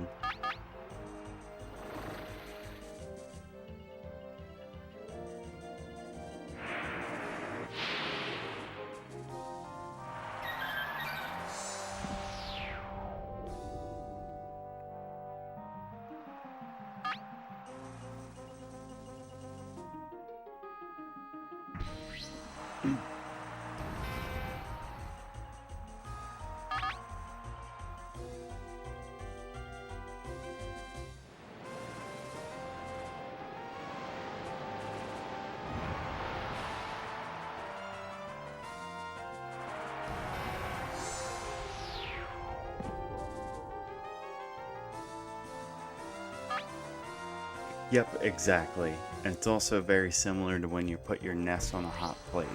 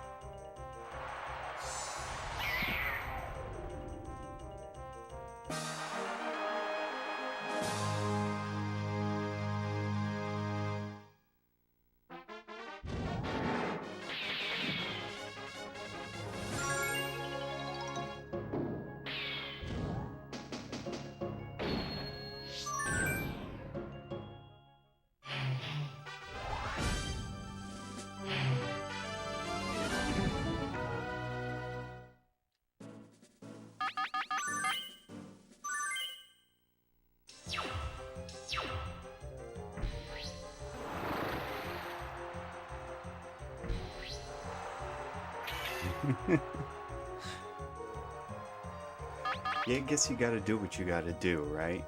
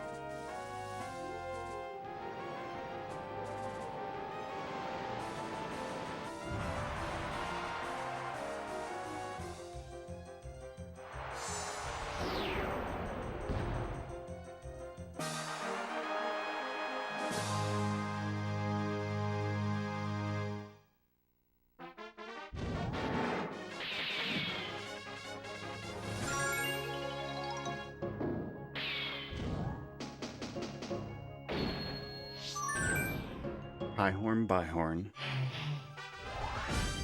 So, fun fact, this is match 199. Once we're done with this tournament, we'll be 200 through out of the 264.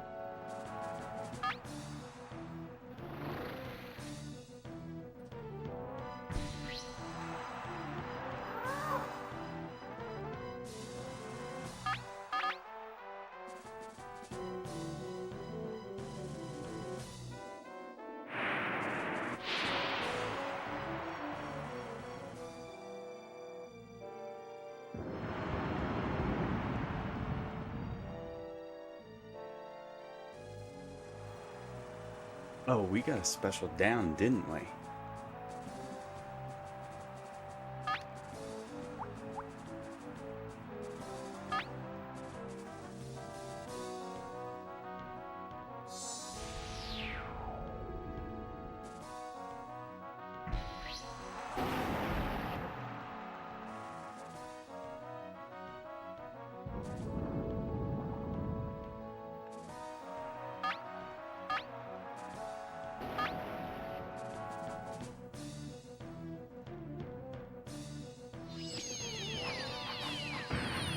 Swift? That's interesting.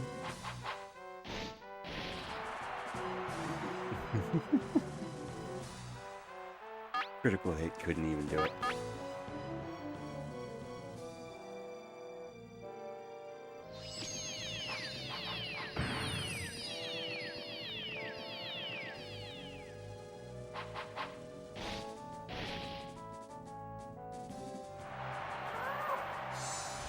Get torched.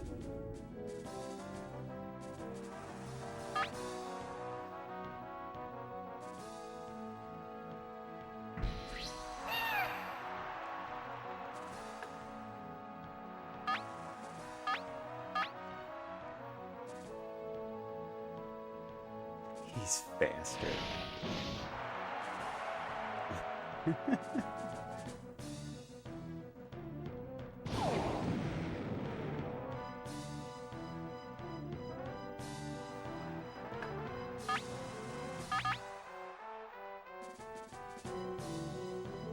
We'll spare torch. Why not?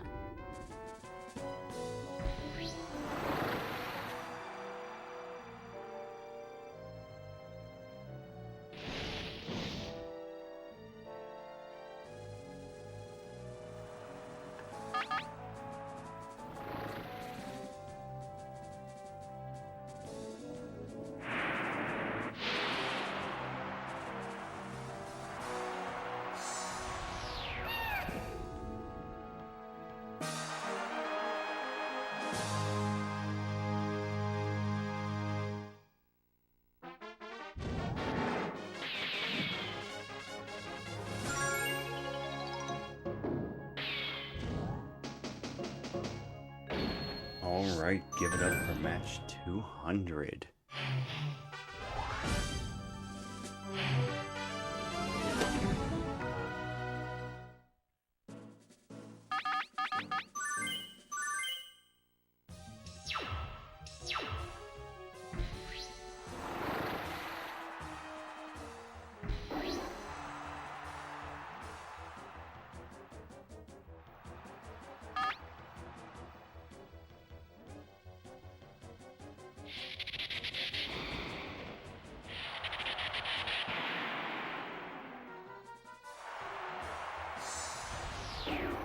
What a guy.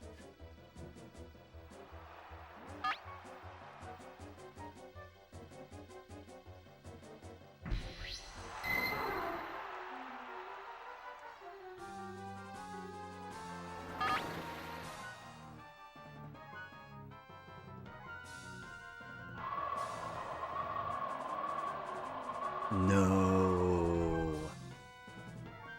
That's not good.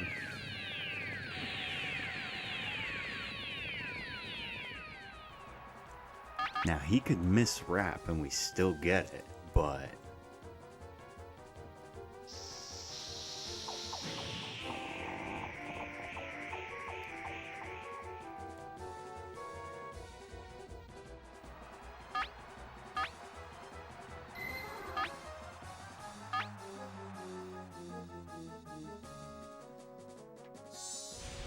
Sacrifice.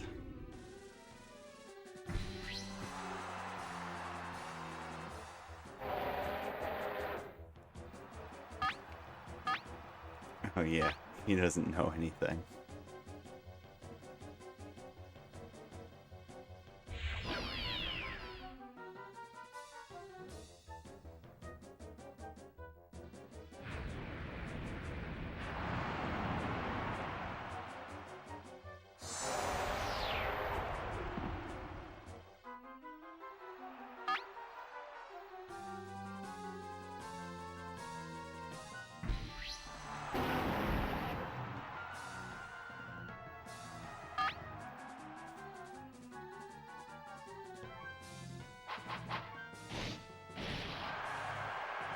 The crit again.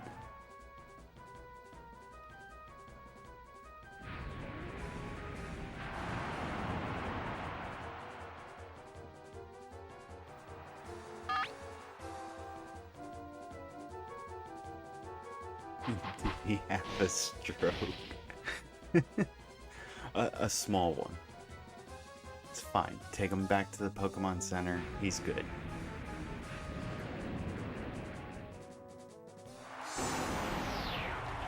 Alright, we're gonna play this out.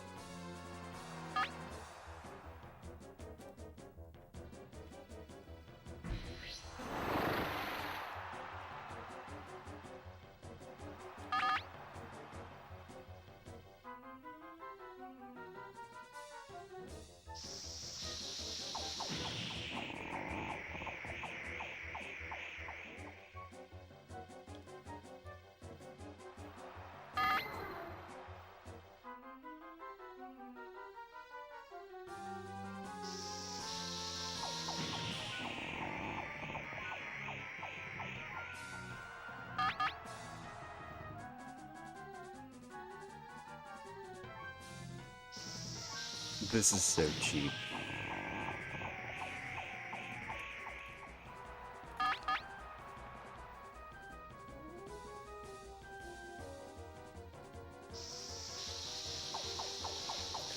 Oh.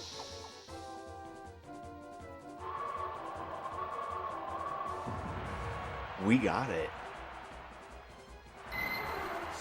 This might be the actual, what, second time that I've ever completed it after missing Blizzard?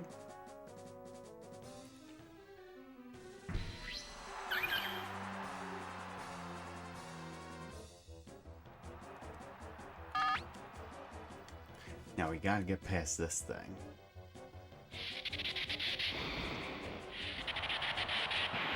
If he gets no crits, we might be good.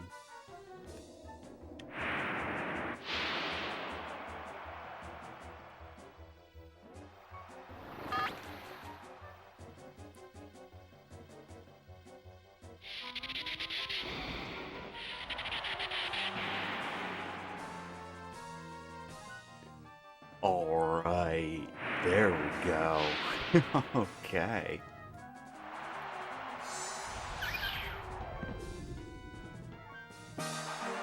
But you could stop Cosmo, right?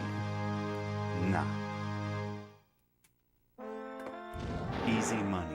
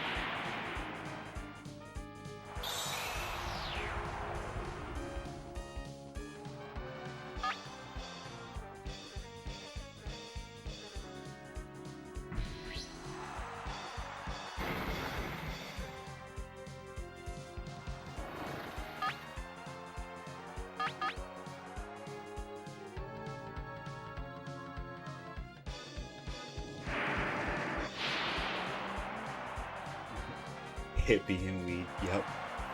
Yep. Did you take notice of the victory bell?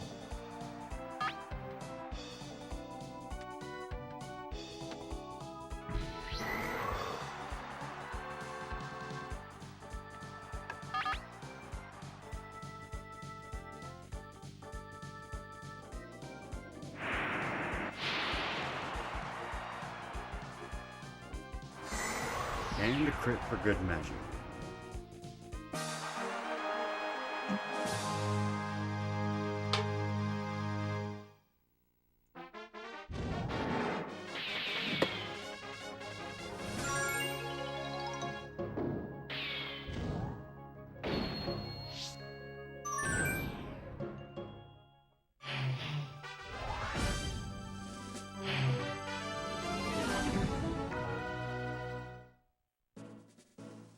There's your name check.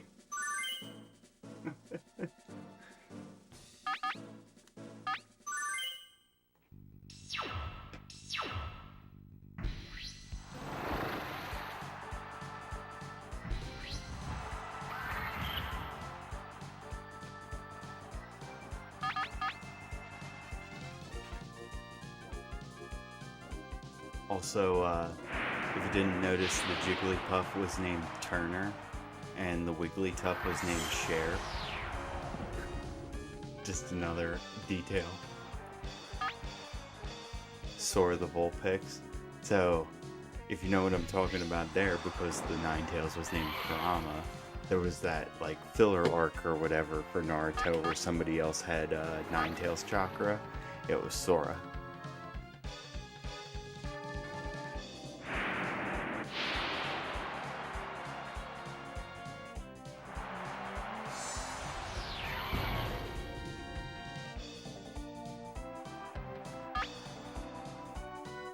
And I don't know if we've gotten to the Vaporeon yet, but the Vaporeon's nickname is very, very fitting.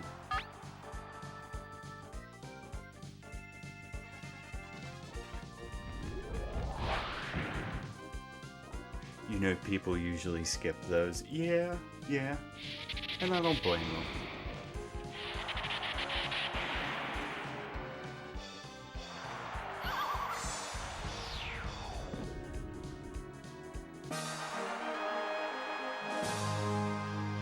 No, it's not called Did You Know? It's basically called the exact opposite. Its nickname is Don't Even.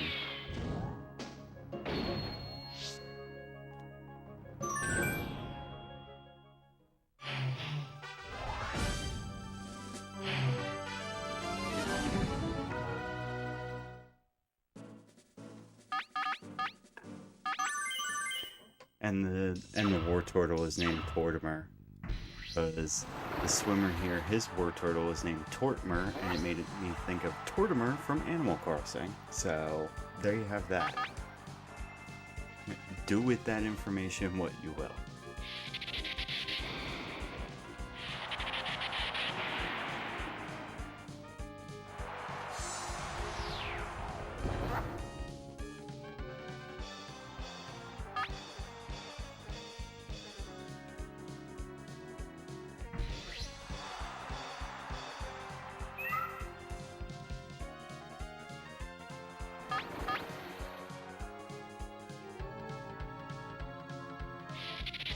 Yeah, and why not nickname the Weedle that?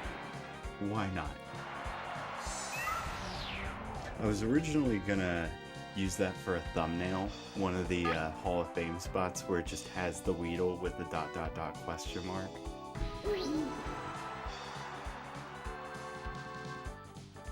Because he looks like it.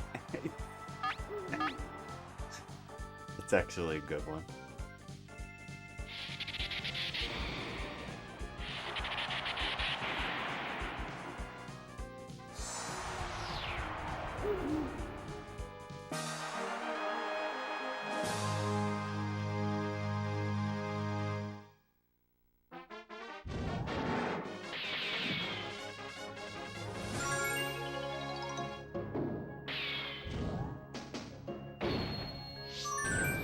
Also, give it up for hour 8.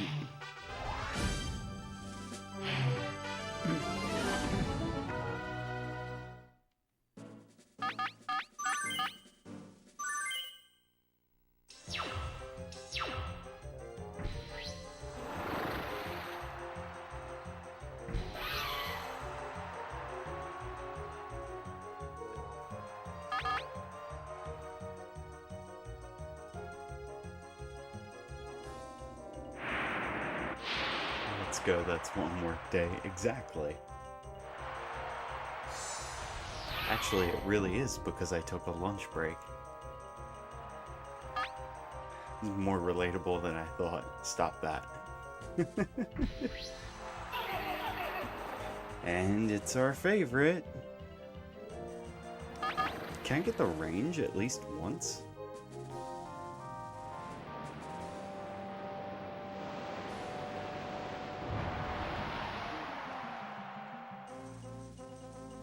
Nope.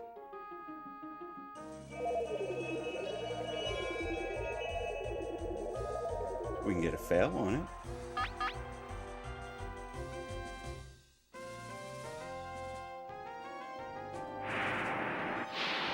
Even got the sleeping on the job part. Yeah, exactly.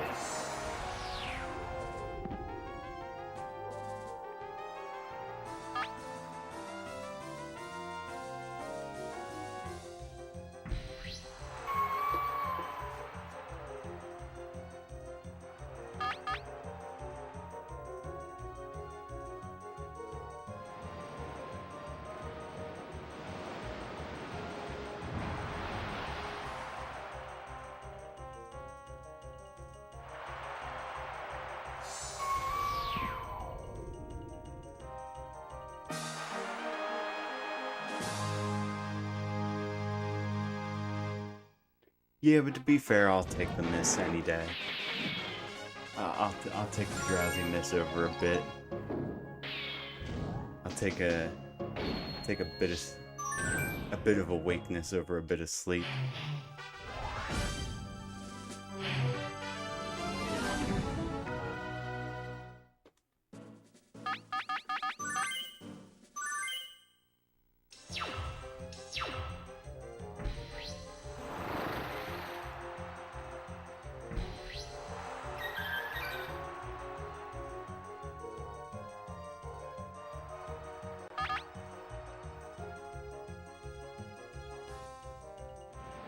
Lucky crit?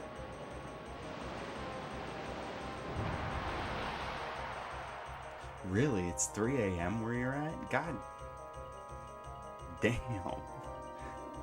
That's pretty late.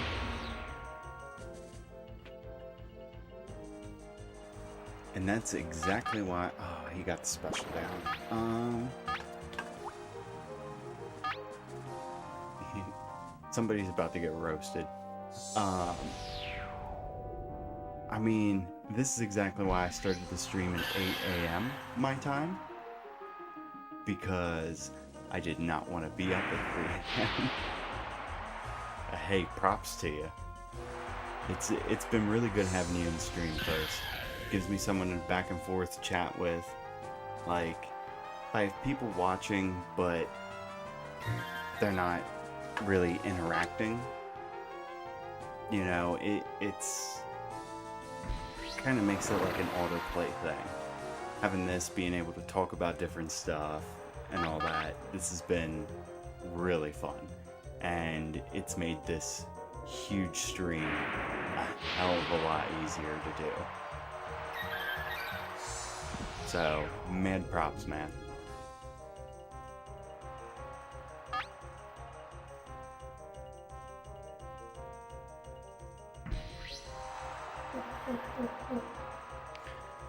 And here's Glurkin the Gherkin.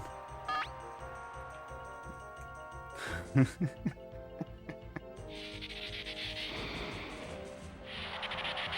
know it's supposed to be Glurkin, but I can't help but see it as Glurkin. Hey, for sure, man. Like I said, the back and forth is what makes it so much more entertaining.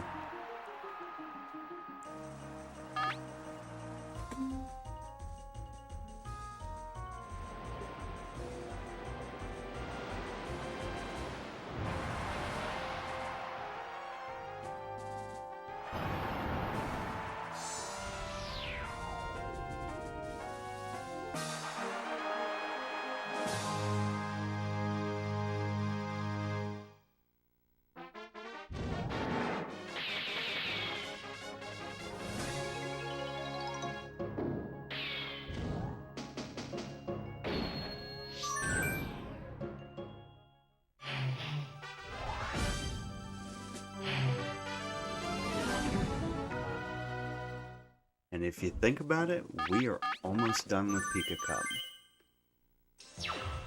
Should have, what, 3.5 more tournaments.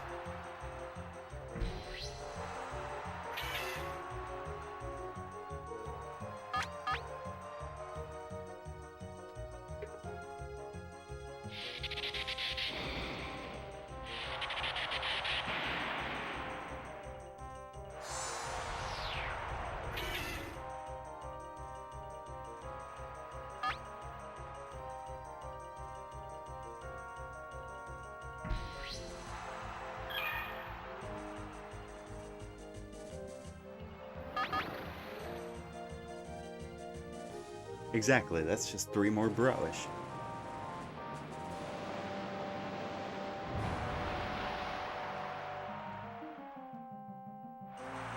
And remember, after this, it's only a 50-50 for us to get the Psyduck. We either get it or we don't.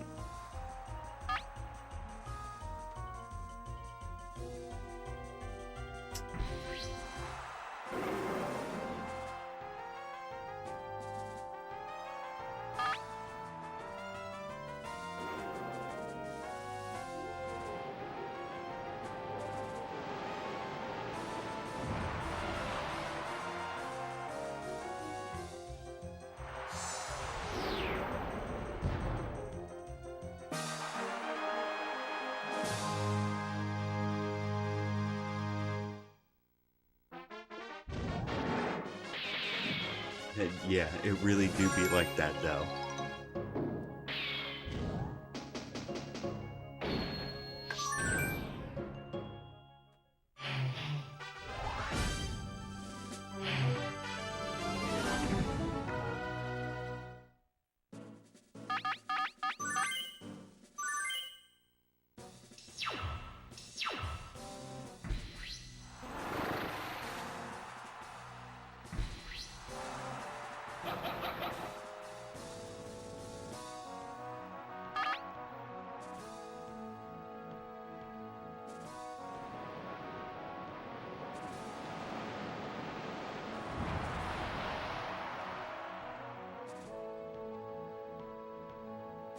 Almost got it.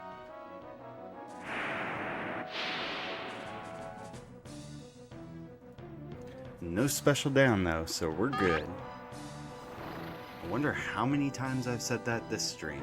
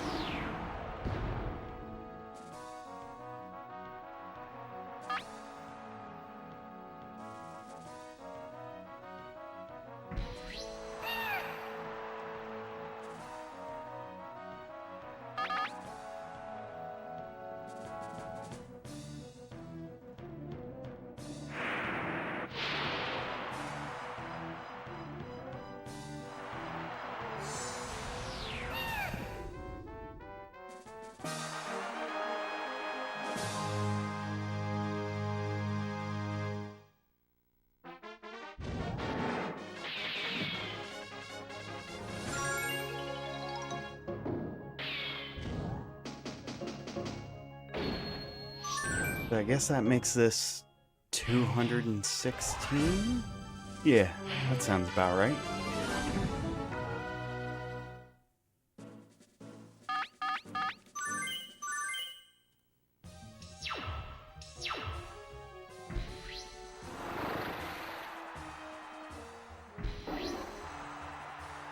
There you go, there's one bro. He's kind of a bro, he's bro-ish.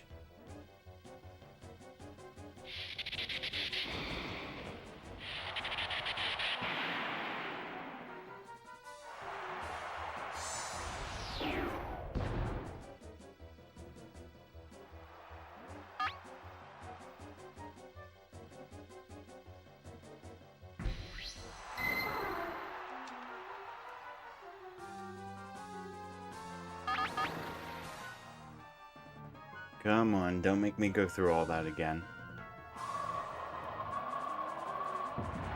Okay, good.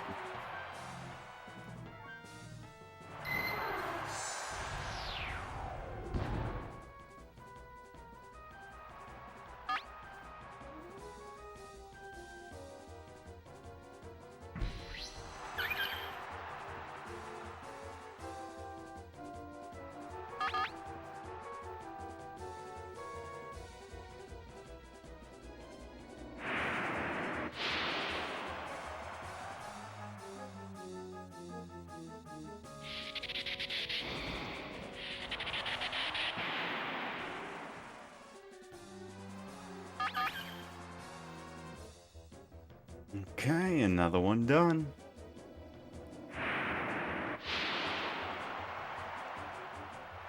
Unnecessary crit. Gotta love it.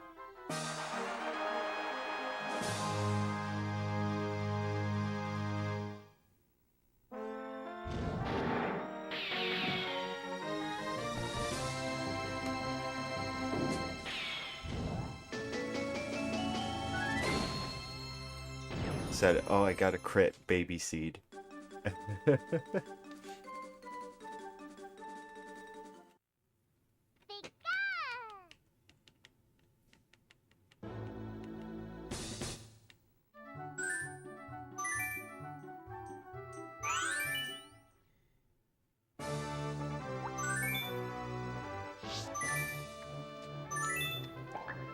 So it should be 3 out of the 4 out of the last full box.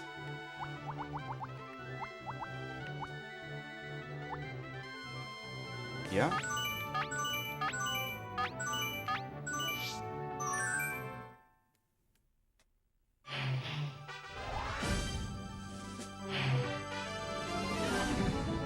And there's the Vaporeon.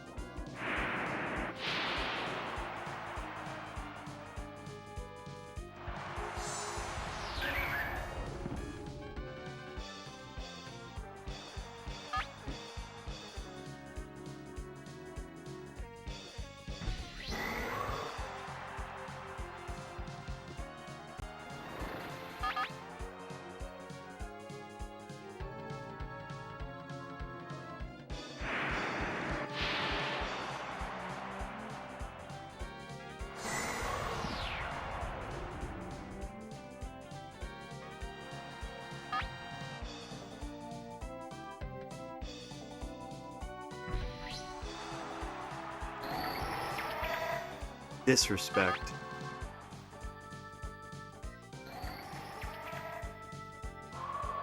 I didn't do the voice again.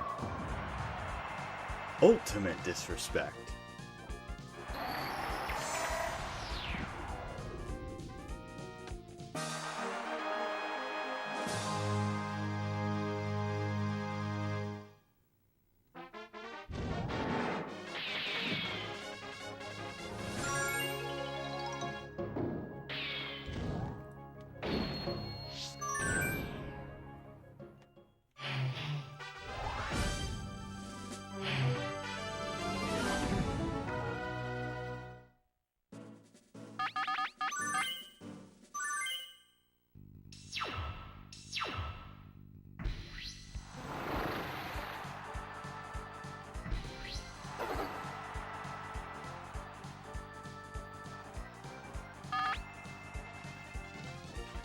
Yeah, precisely.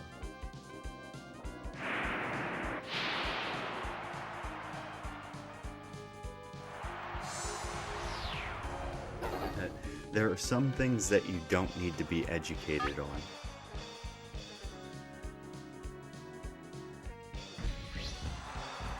Ah, Pidgeotto.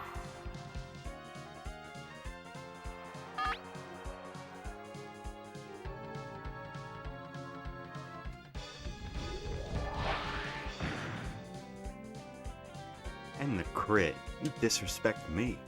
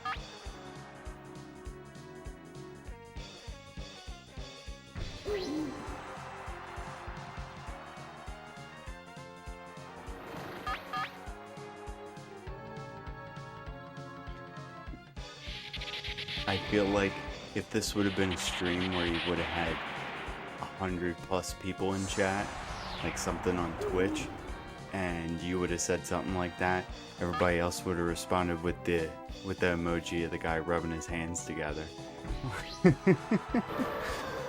I can't remember what it's called.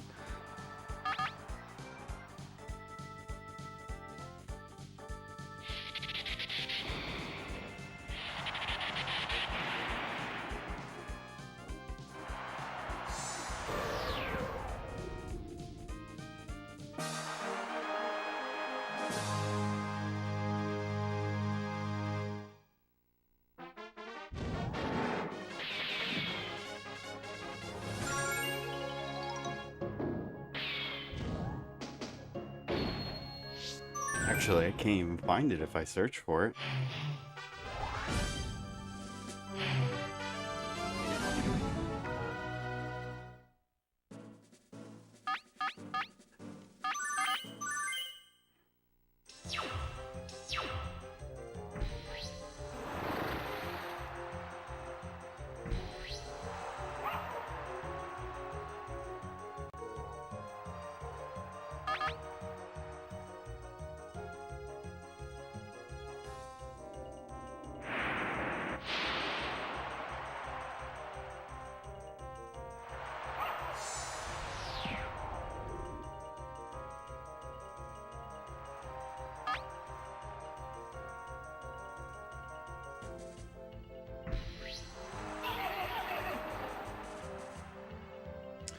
There he is.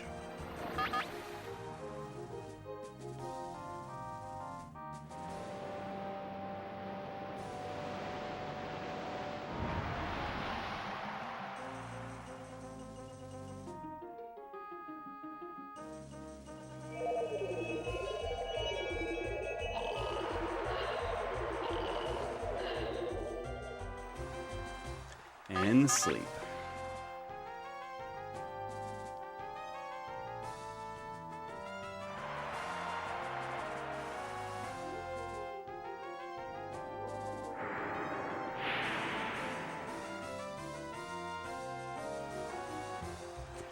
I don't know, like, it's never been this difficult. It really hasn't. I knew he was one of the harder ranges, but this makes it look like he's the hardest. Or... that doesn't sound right. The most difficult range to hit, and it really hasn't been. Then again, there's been a lot of things this stream that just aren't normal, like how many times he's not taking Clefable at the end. I don't know.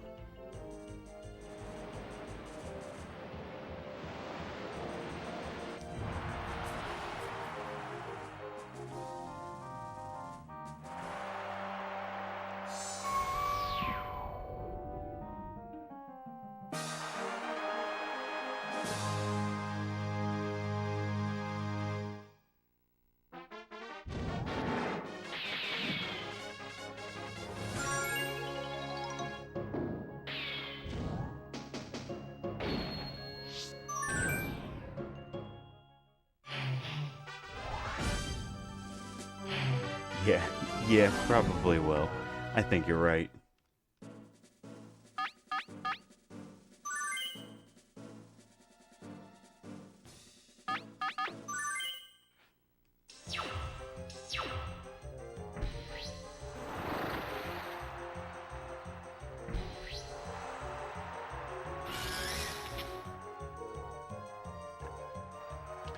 Raichu.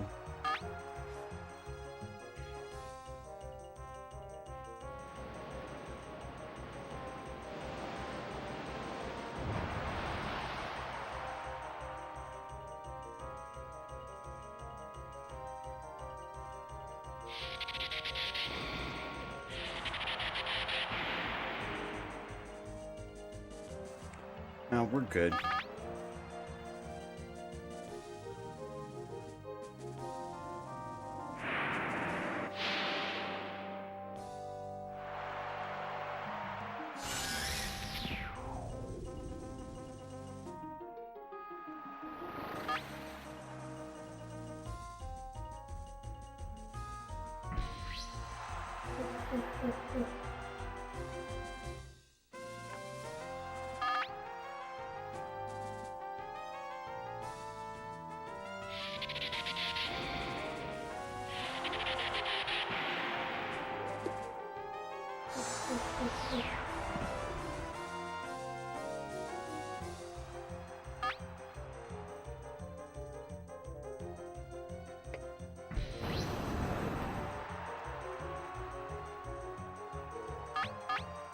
And done.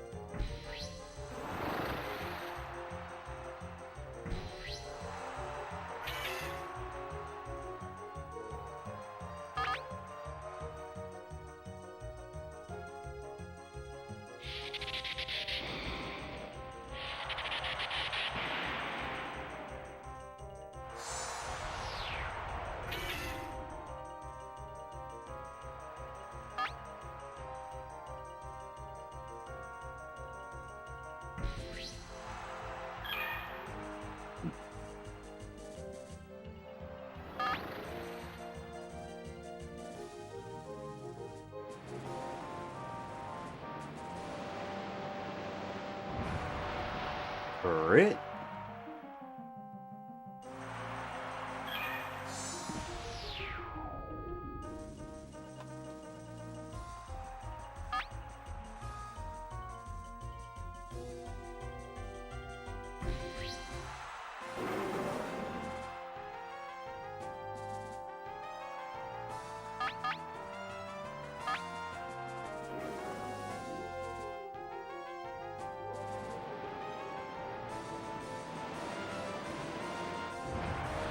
Bihorn, Bihorn.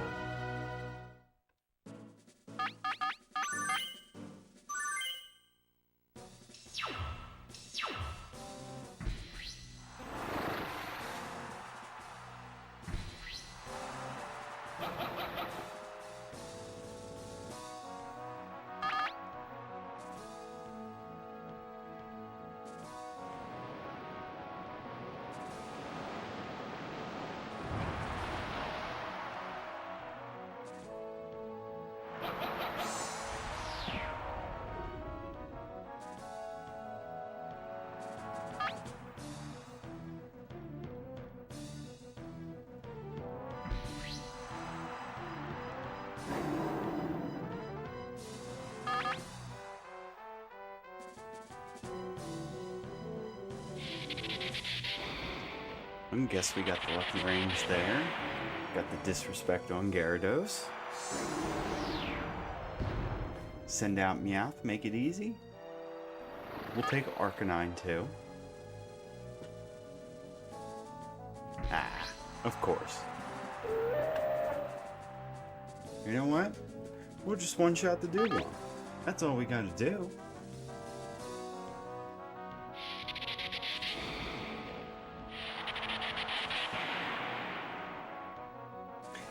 It's that easy. It's that easy.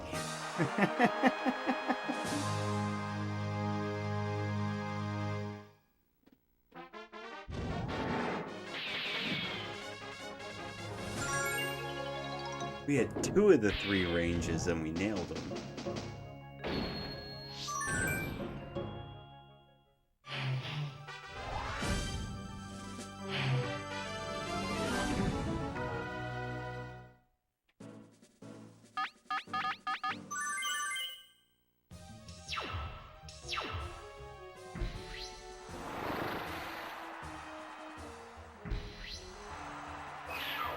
Okay, good, Raticate. We don't have to worry about nothing.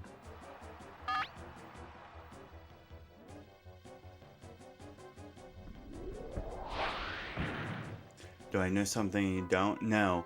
It's, if I happen to get stuck again with Dragonair missing Blizzard and getting paralyzed, Vaporeon's a huge tank. Also, crit. So, just, it's best to take big, heavy, tanky Pokemon, because then Dragonair just can't one-shot with Dragon Rage. There's your boy. You're somewhat, bro.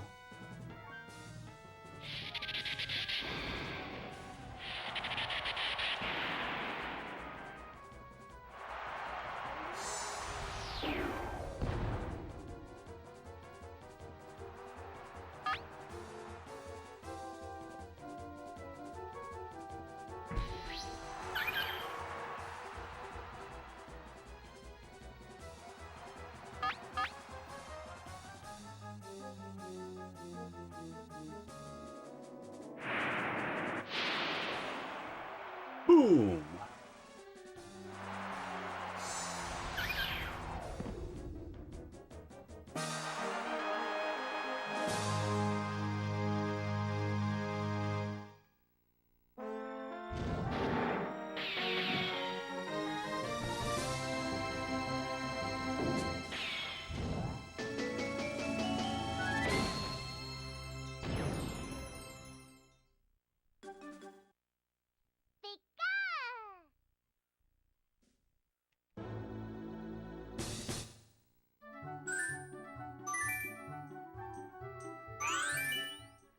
It's crazy to think that I've probably saved quite a few minutes off of not having to sit and watch the Hall of Fame cutscene, even though I did a few times.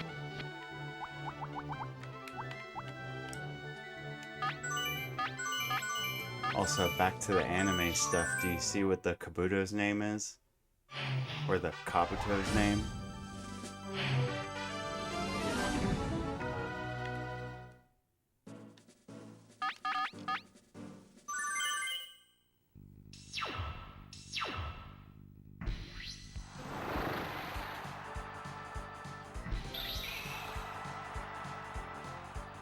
Broish has Tri-Attack?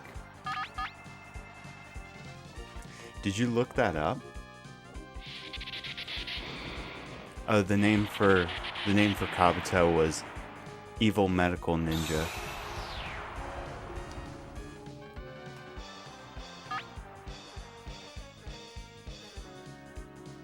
Or Evil Med Ninja.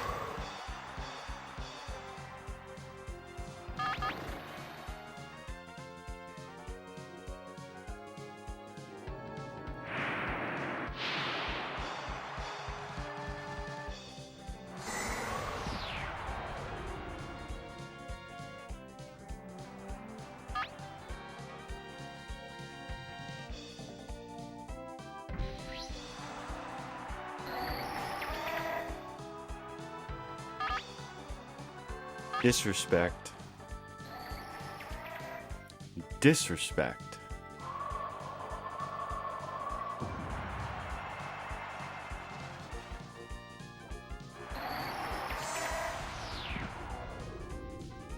Yeah, I'm seeing what you're seeing. It has Psychic, Tri-Attack, Surf, and Disable.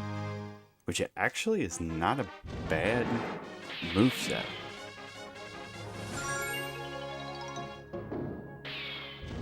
It could be better.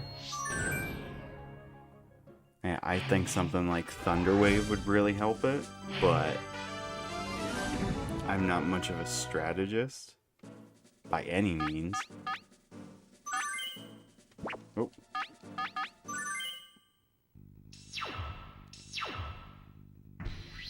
And if you're doing round 2, Slowbro appears in round 3 instead of round 8.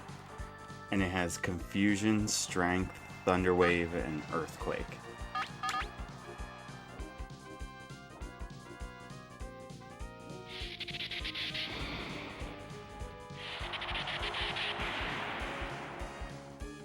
So 3% of the box is anime? Yeah, I mean, sounds about right.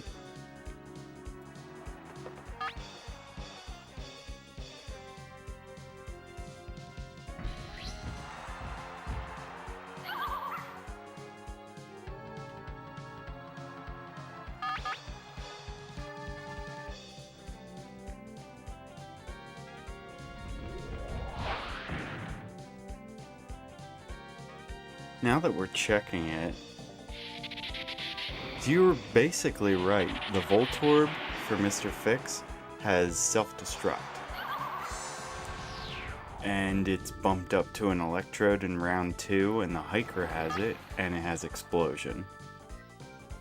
The Dragonair stays in the very last battle, has the same exact moveset. Let me see. No, it doesn't have the same exact moveset. It has Double Team in round 1 and Ice Beam in round 2, and it's level 20 in round 2 instead.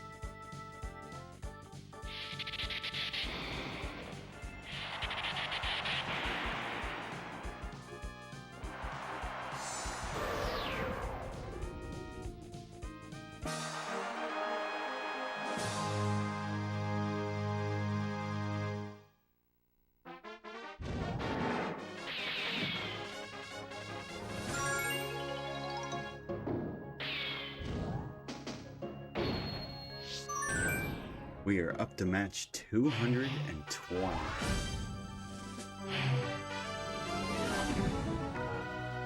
There is just one more Pika Cup after this. And then we're on to Prime Cup.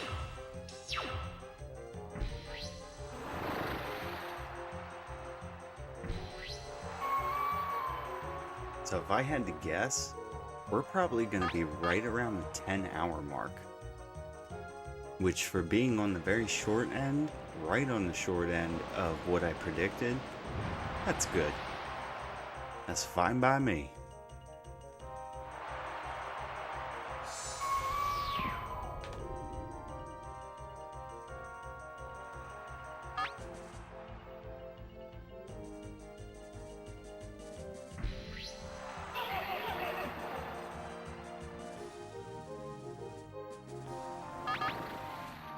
This guy again. Go away. Get out of here. How is it this consistently not hitting? Or, you know what I mean.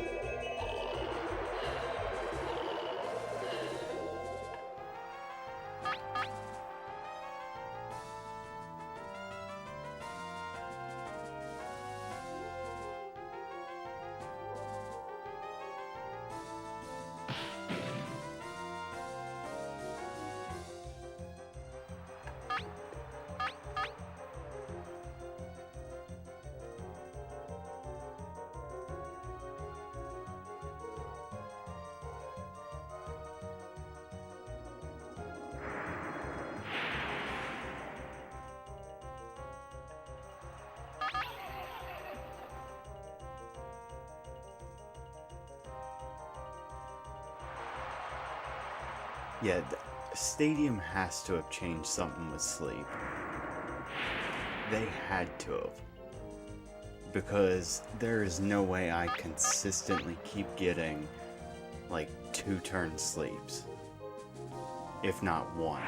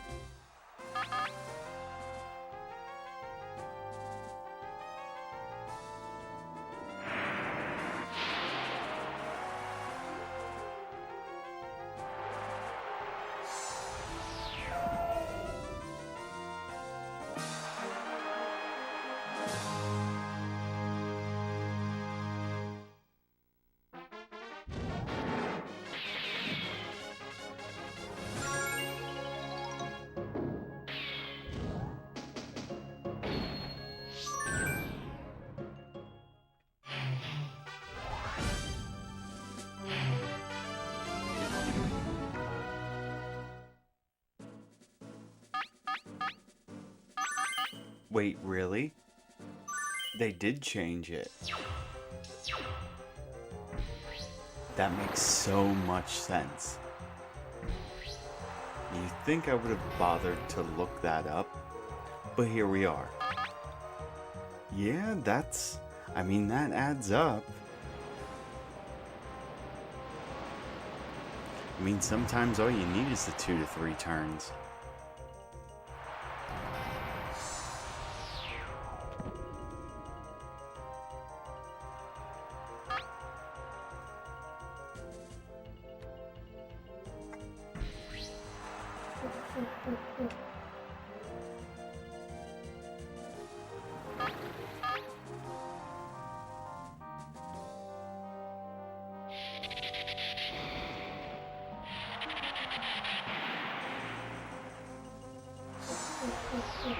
Yeah, I know they removed the Gen 1 miss, and they also fixed focus energy, because in red and blue, focus energy actually cuts your critical hit ratio instead of increasing it. They fixed that for sure. I know from experience, not from using it, from having it used against me. Oh my god, speaking of critical hit ratio,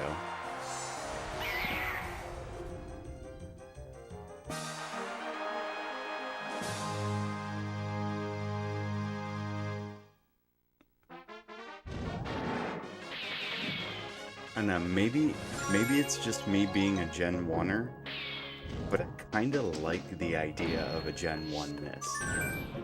Like, it's so rare that when it happens, it can just flip things on their head.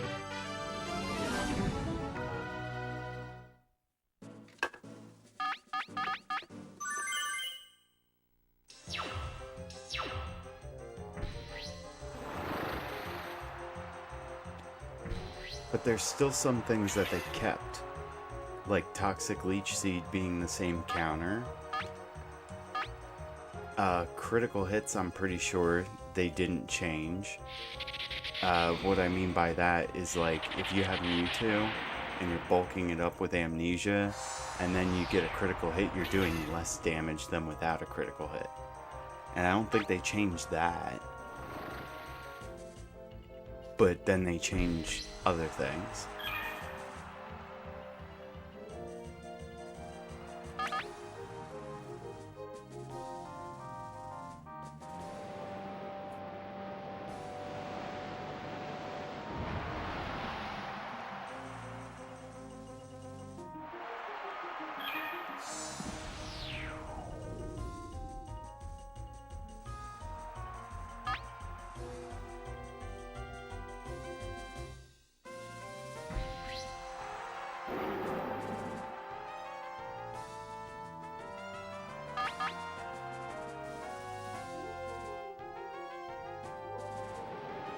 And just like Nathaniel Bandy, Hydra, Higglytuff, Highhorn every goddamn time.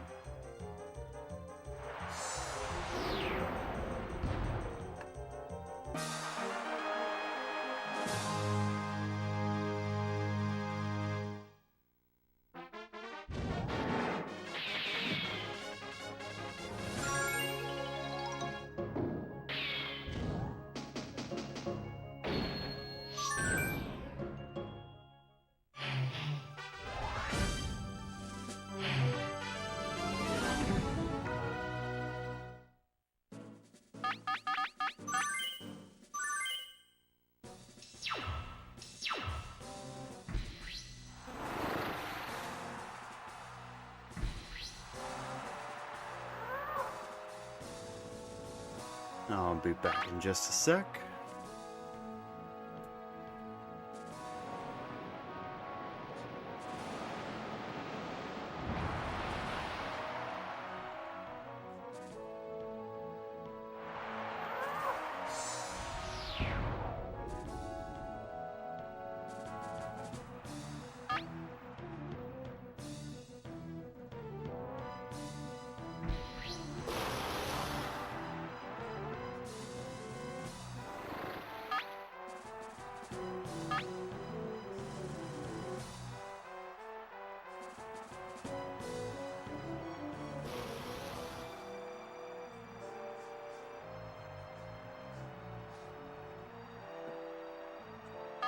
Okay.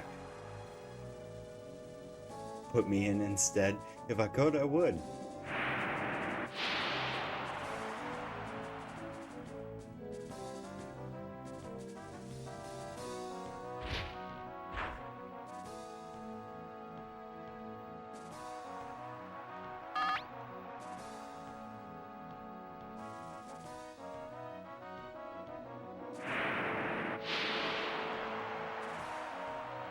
Man, wasn't that...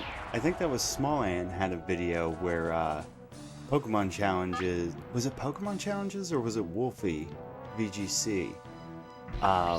Was controlling the AI trainers.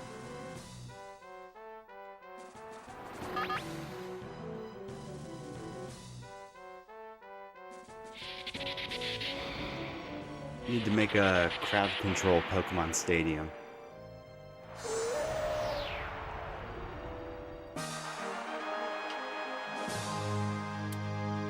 Actually, on second thought, that would be way too easy to sabotage. This is if somebody gets off a B press, then you're swapping Pokemon, not attacking.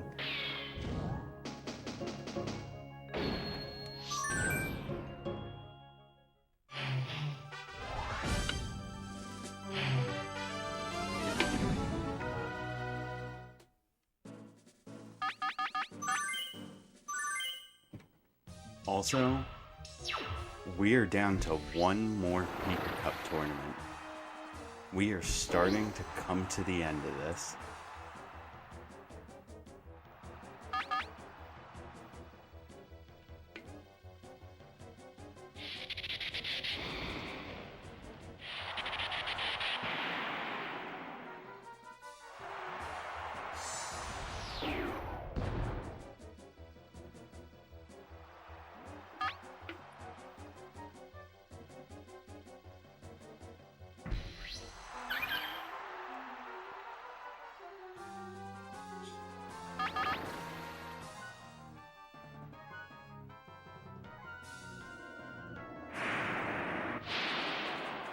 Yeah, he was a bro-ish.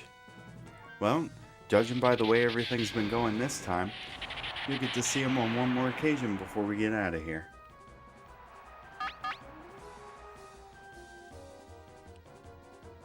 And with this, it is time for Cosmo and the Dream Team. And the unnecessary crit to top it all.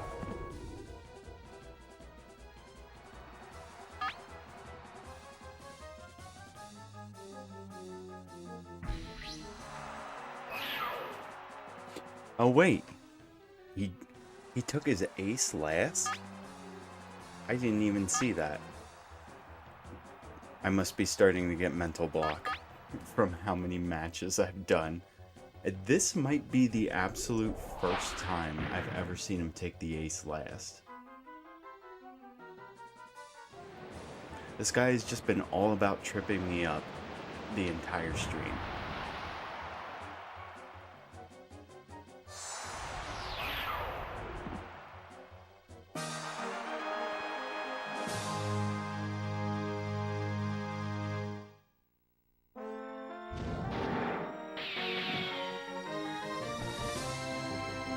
He's a champ for a reason.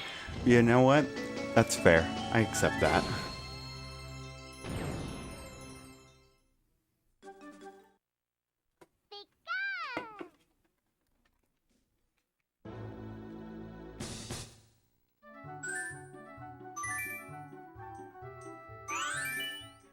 He's all three of those at once. That's what he is. And also being a pain in the ass.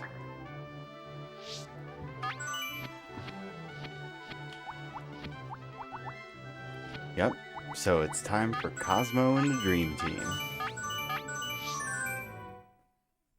And then after this, we'll double check the Hall of Fame. We'll make sure that it's just the 6 left. Make sure I didn't miss anything for any reason. And then it's just 4 more tournaments.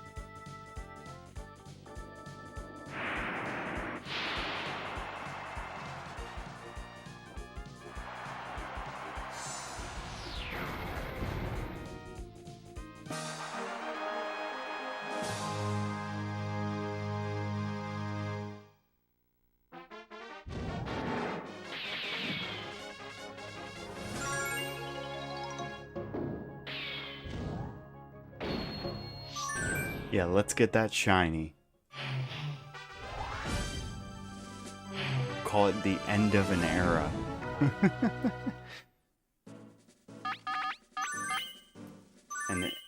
And in this one, when I'm doing the Dream Team, I'm obligated to take my two wingmen, Biggs and Wedge.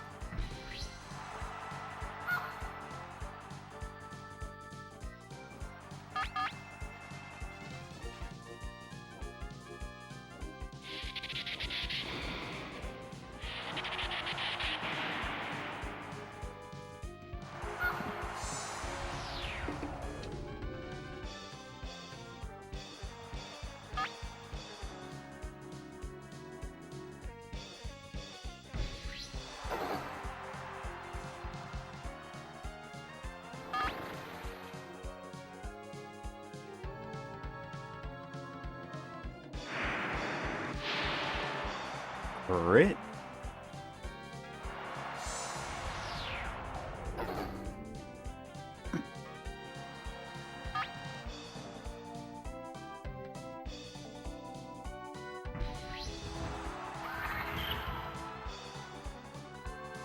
No Pidgeotto.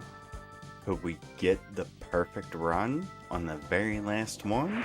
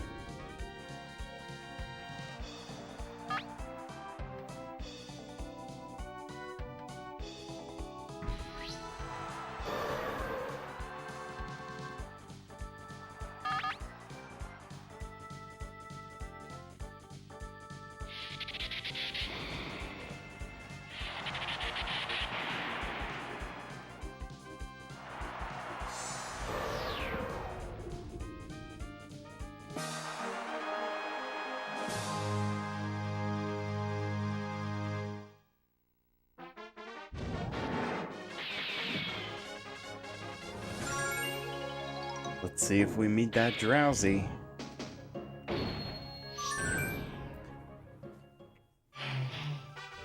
Drowsy and just the Fisher in general have been messing with us all stream.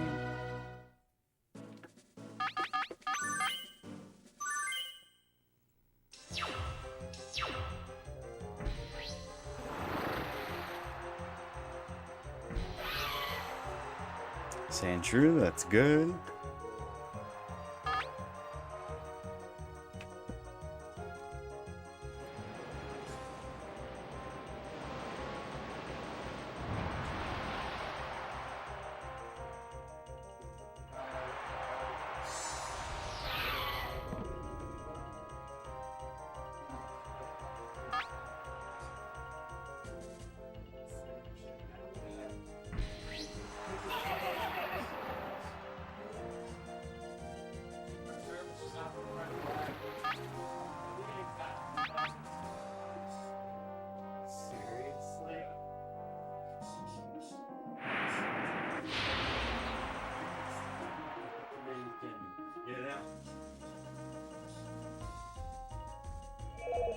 And there it goes because I picked the wrong button. But not necessarily. We can still get no damage.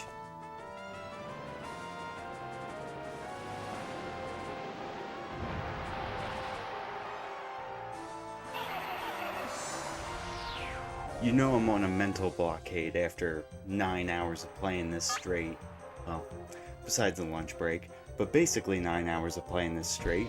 If I'm using Psychic on the Drowsy. Yeah, exactly. I'll take it. A dub's a dub.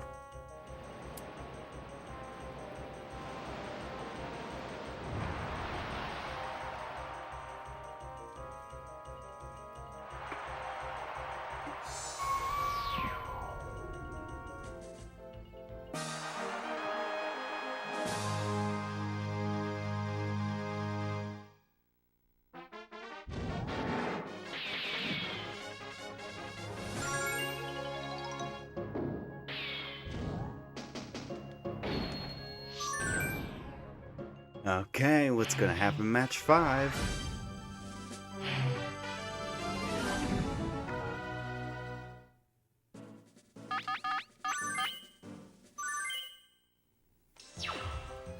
Come on, don't take either of them. Don't take either of them. Just make it easy. Ah, boy. I'm going for the surf.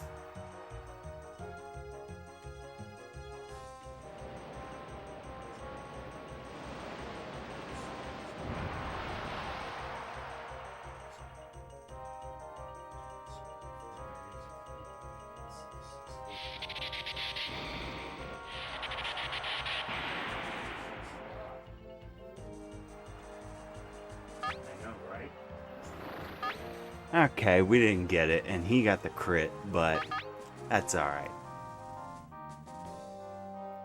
Yeah, we got disrespected instead.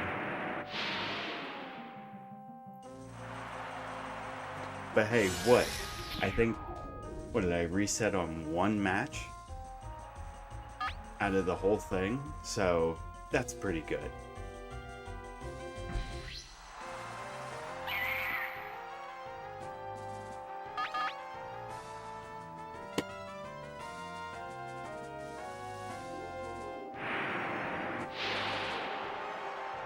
And the disrespect to his team right back.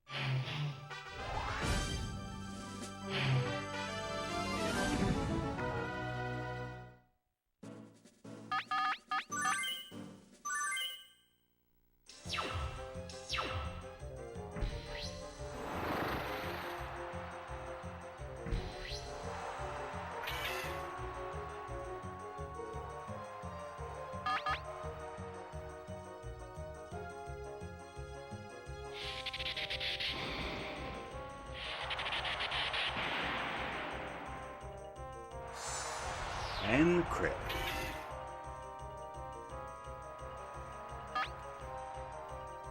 He's a tried and true.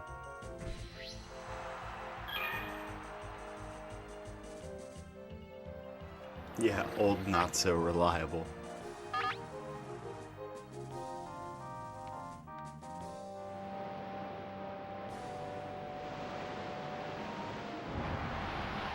And the crit.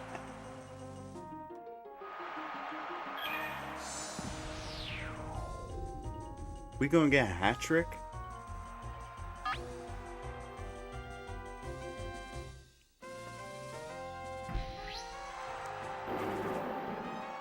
Maybe I need liquid inspiration.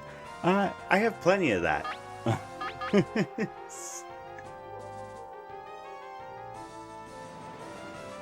Hat trick? Nope. Didn't get the 3 crits.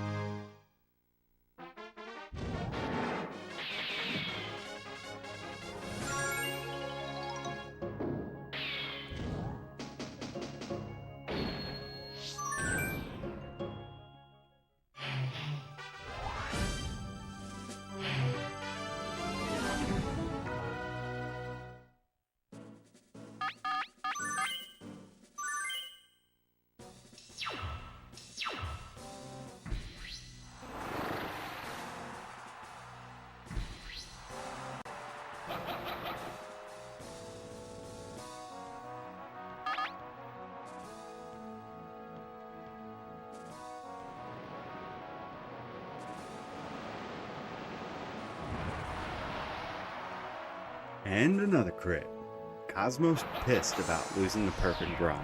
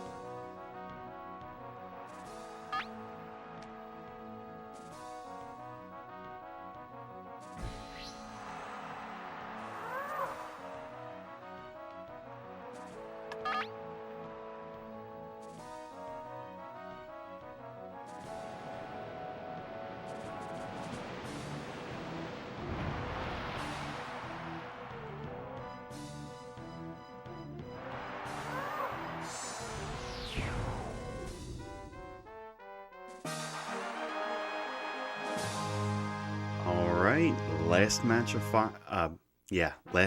Final Cup. That's totally what it is. Last match of Pika Cup. This will be match 232.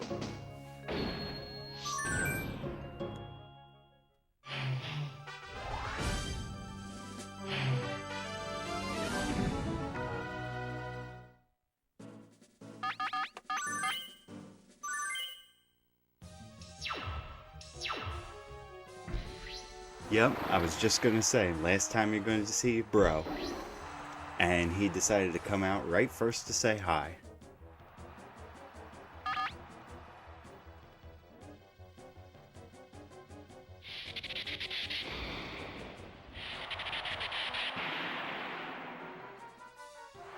Salute to our bro. Sorry, our somewhat bro.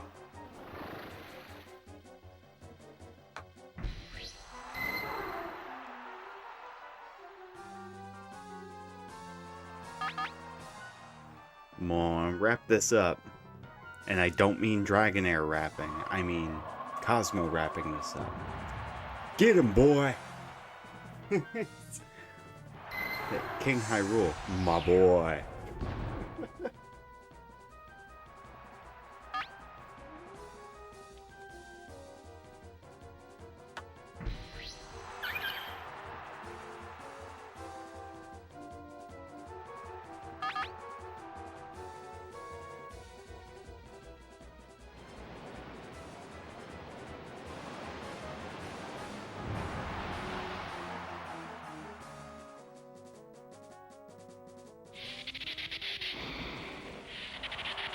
And that's it. Pika Cup is done.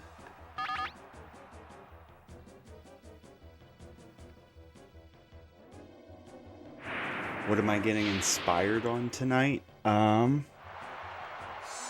Steel Reserve. Blue raspberry, orange soda, pineapple. That kind of stuff.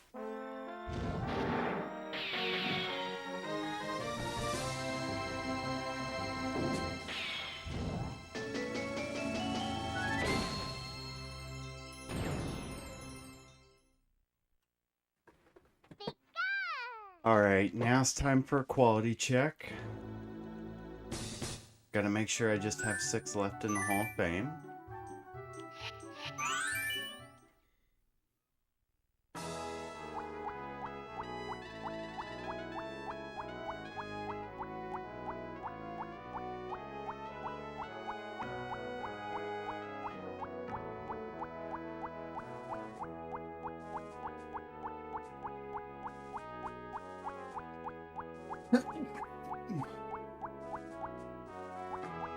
Yeah, I think I've seen enough. That looks good. Here we go. Switching it up.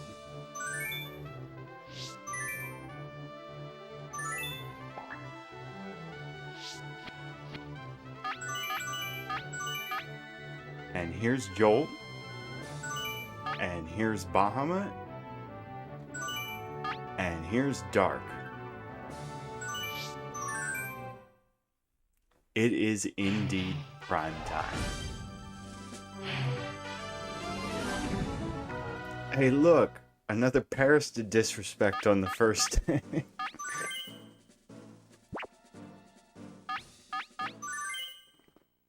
It's pretty much the same 3 for every match, except for like 1 or 2, usually.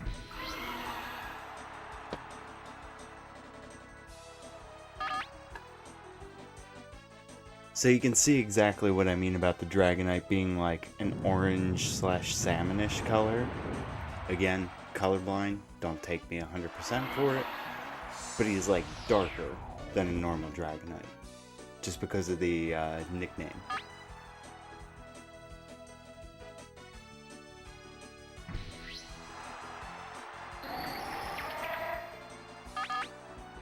Doesn't matter either way, this is a disrespect because it's going to be ×4 damage.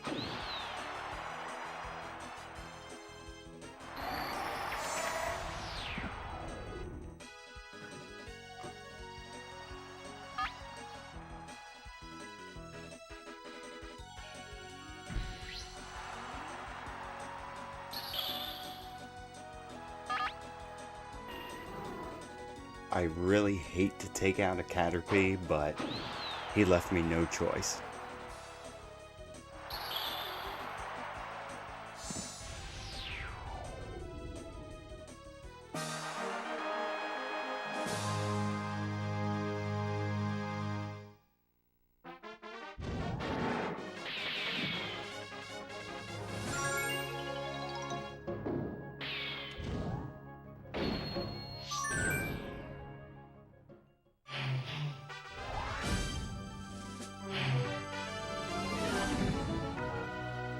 Also, this was what I was saying earlier.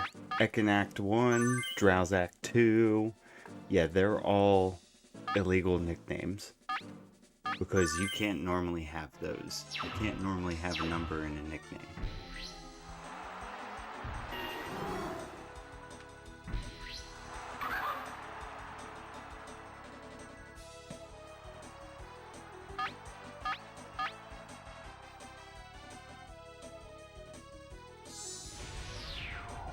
Who's he switching to?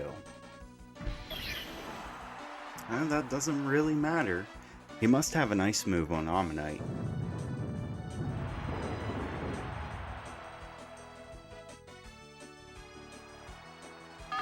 Barely survived.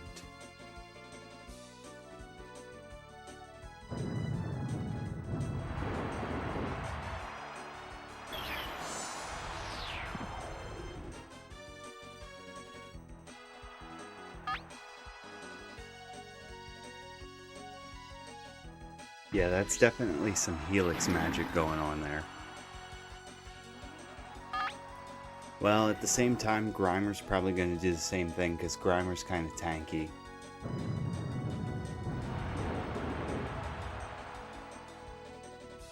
Or maybe I'm just stupid. I need to have more faith in Helix.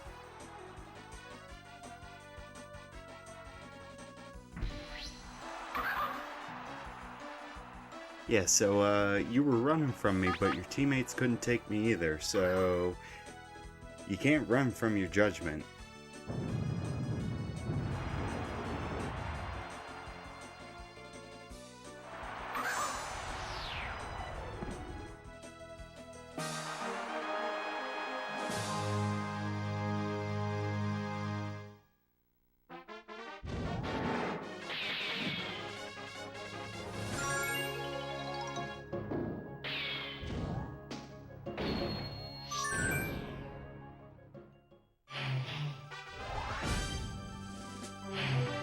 And Judo Boy's free, because he usually uses Focus Energy turn 1.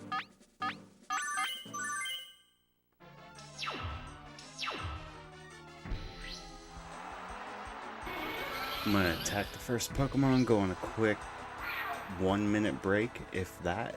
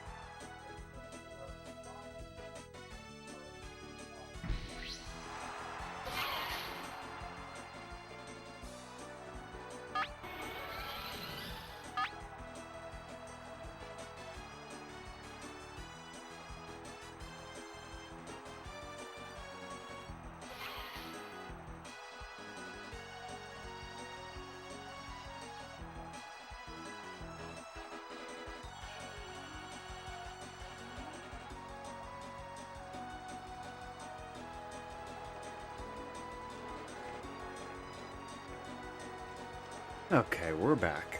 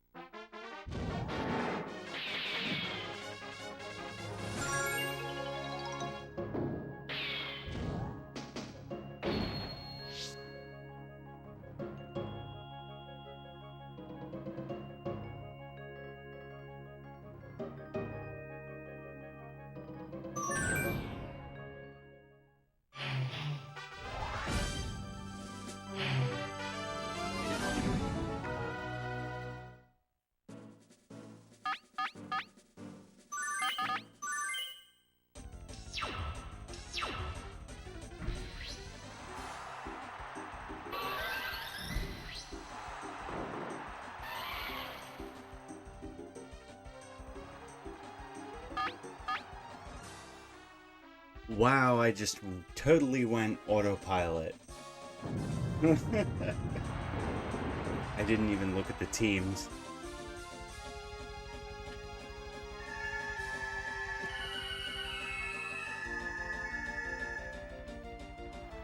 I didn't look at the teams, and I picked just the top 3 because I'm so used to doing starting.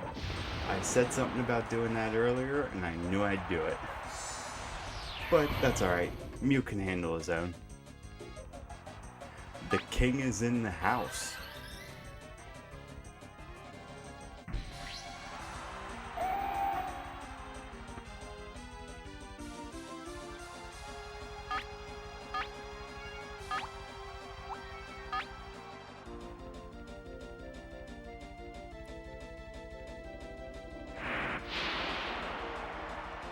See?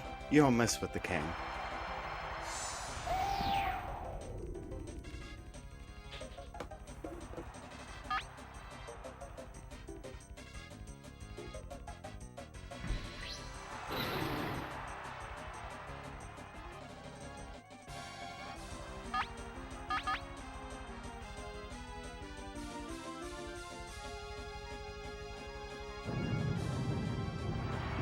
like I said, you don't mess with the king.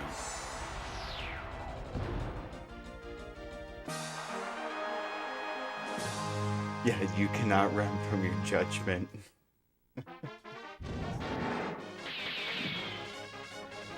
Hey, I mean, over 9 hours of speedrunning a game straight, that might turn you into an anime villain. No pain. Though I feel like that's what my teams have been saying this entire run.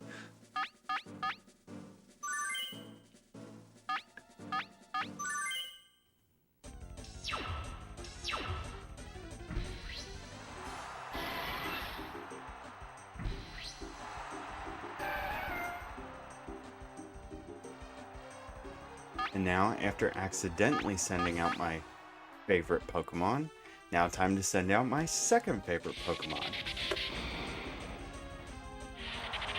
And Jolt will wipe the floor.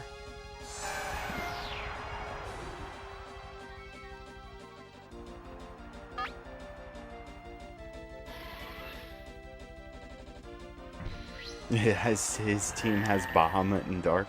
That is a very good point.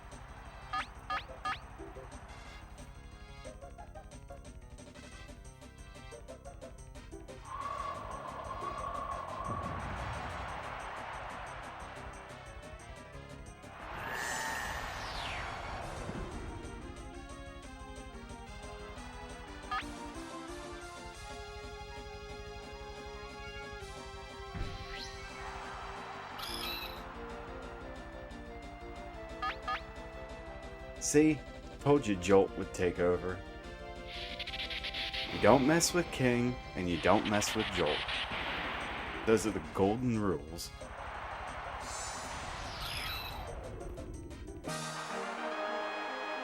If you happen to think you're crazy and get past Bahamut, you get put in your place by King and Jolt. That's just how it works. Well, and you too.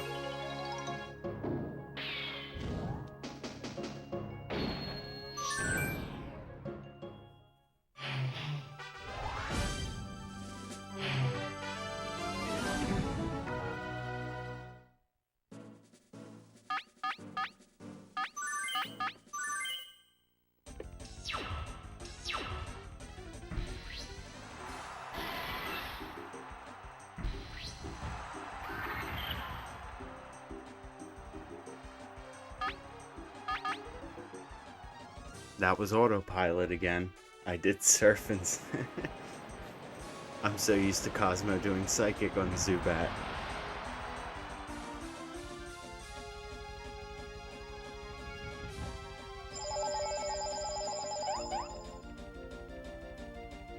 Okay, you know what? If you're gonna do that, then that's fine.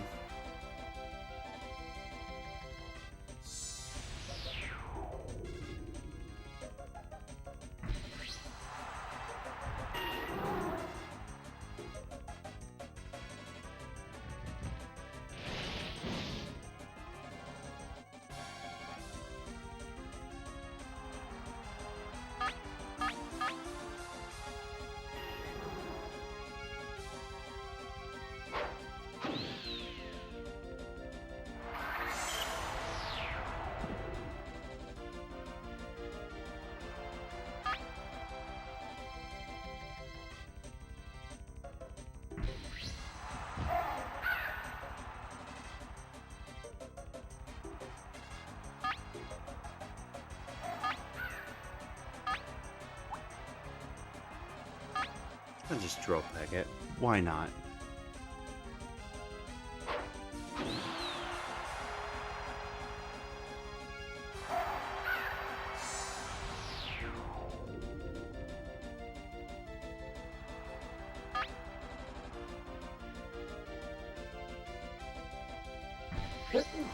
Ugh.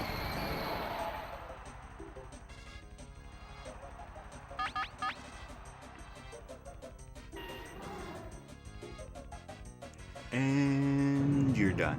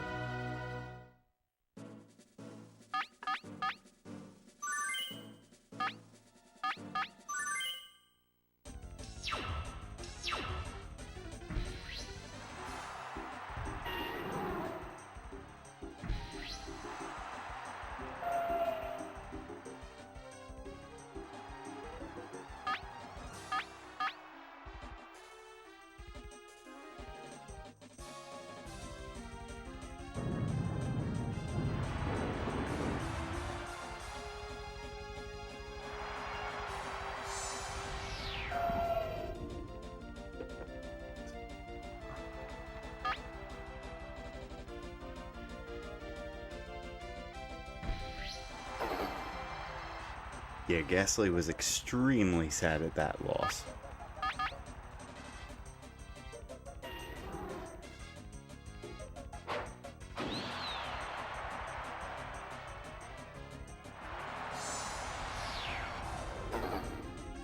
With Bellsprout, that looks like cartoon style hit. Like his head bends all the way backwards.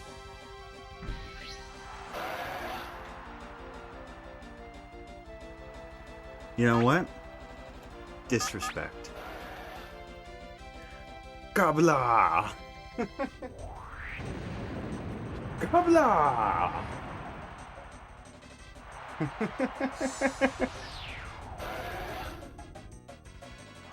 And then there's nothing. Wait for it. Nothing but silence in the stadium.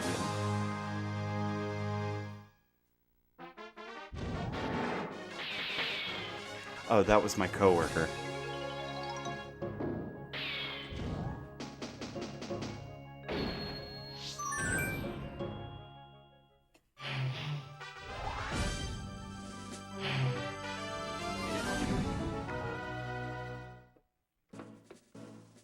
So, time for the first cool trainer.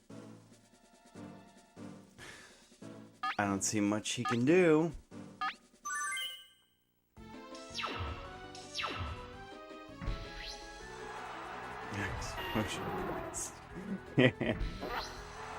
Was feeling sort of Giga Chadish, I guess you could say.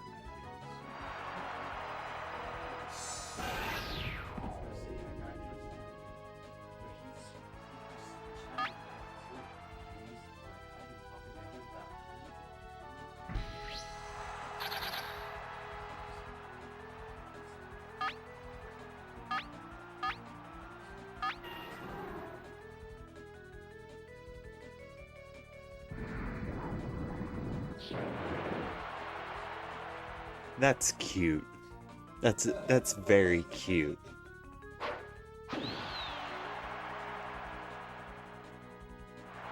Yeah, that's what I thought.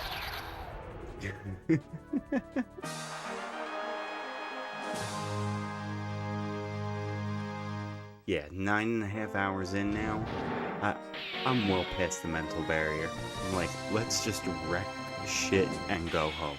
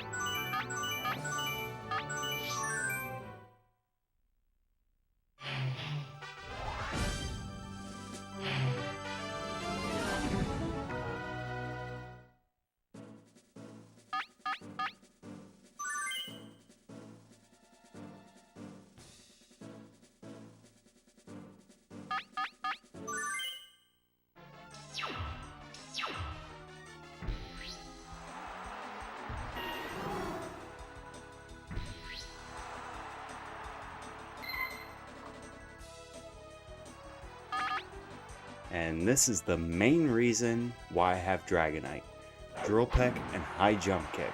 Because High Jump Kick against normal types is amazing. And it is so sad that only Hitmonlee learns it, because Hitmonlee isn't super viable. I mean, it is if you're going against normal types, but as soon as you go against a Psychic or something, like, you're done.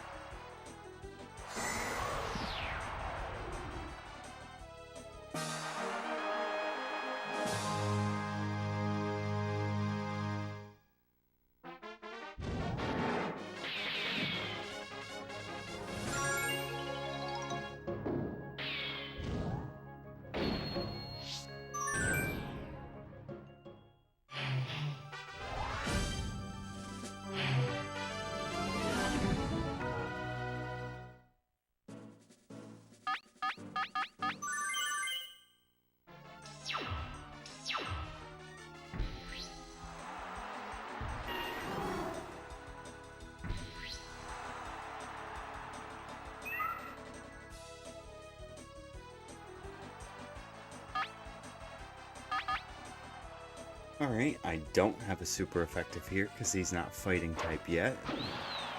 Do we still knock out? No, not even close.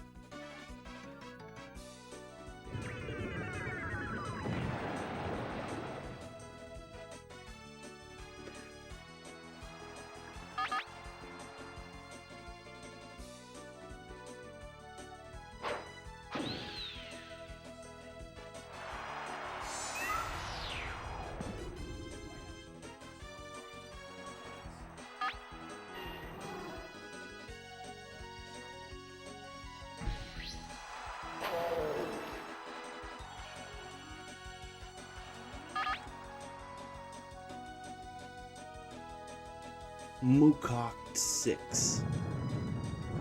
I feel like I probably pronounced that in the worst possible way that I could have. You know what? That's fine. We'll roll with it.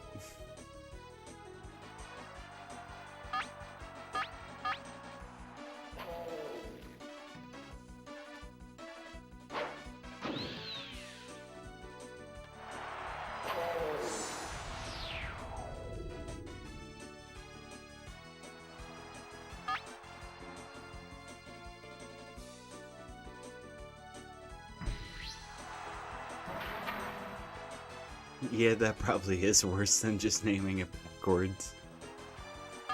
I'm going with the disrespect. Kabla! Kabla!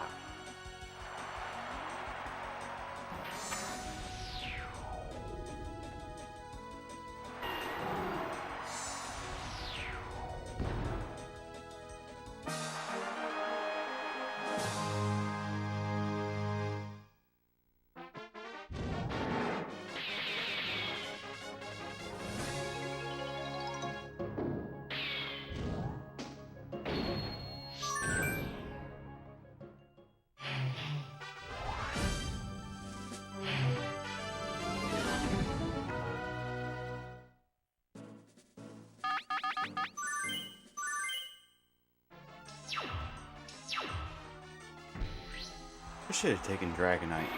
That's okay.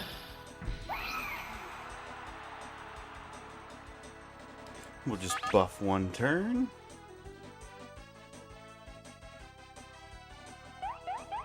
Explosion pressed bank loan denied. Do not pass go.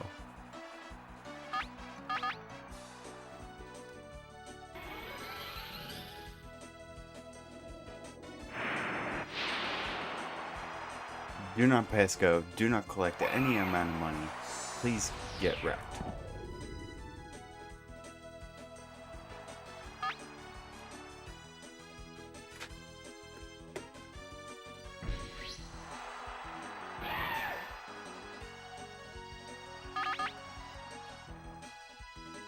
I really don't think they should have allowed somebody to nickname their Pokemon Choke.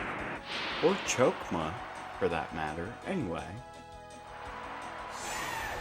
A dragon jump kicking doesn't seem right, though. Yeah, you're probably right. I mean, he obviously doesn't do a kicking animation anyway. But he's got the highest attack power in the game, so why not?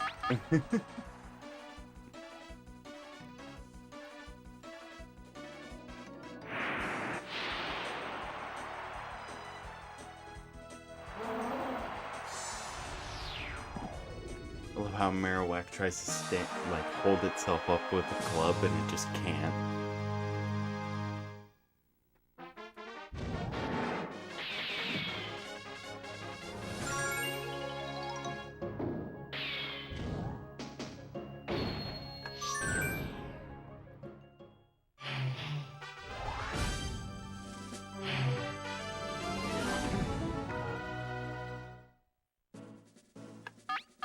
Okay. Yeah, it's better to just Mewtwo.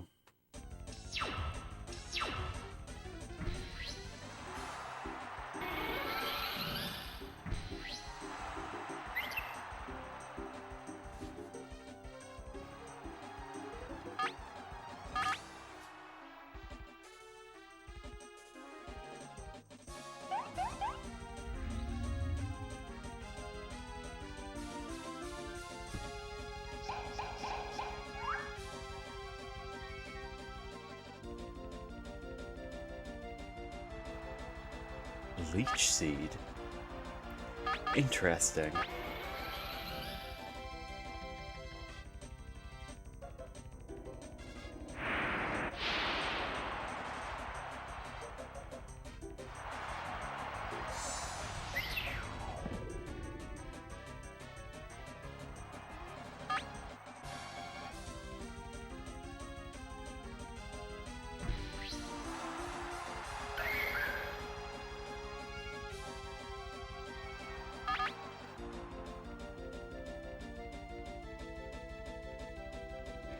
I'm not gonna let him do the strat.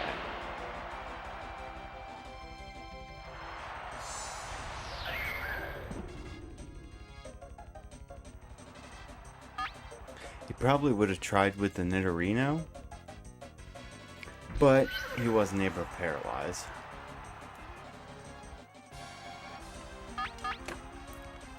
Now, third and fourth rounds, he's gonna have stuff that's a little bit better for his strat. And I am really liking what Sadistic Mystic has said on the final rounds of Prime Cup.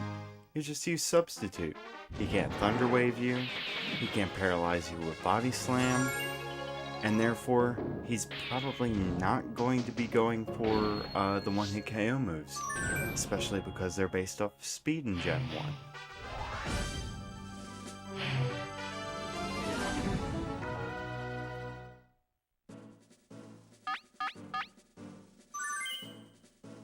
Let's see.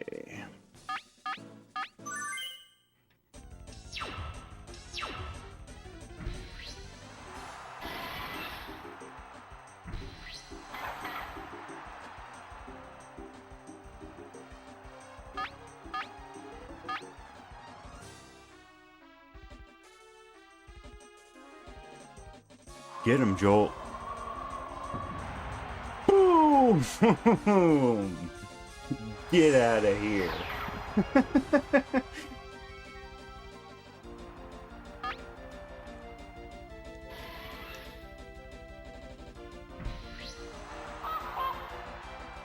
Oh my god, Gold Dance. I thought it was a Goldeen.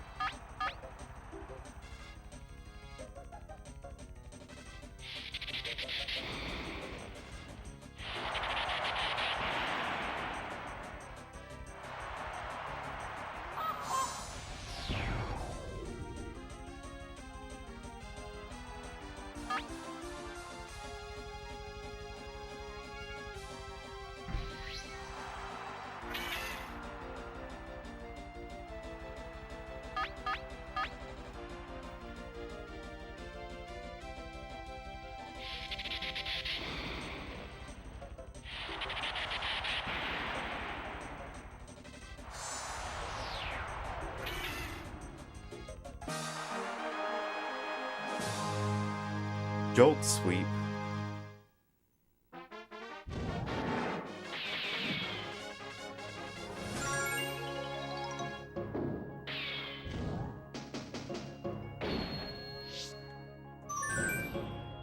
Yeah, if only low kick worked the way it did in later gens and the way it does in Gen 1. Do we... No, I'm just gonna go Dragonite.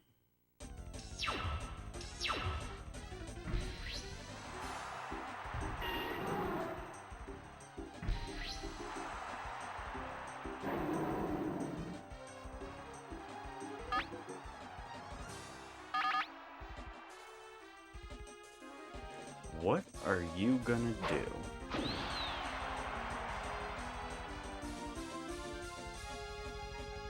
Really?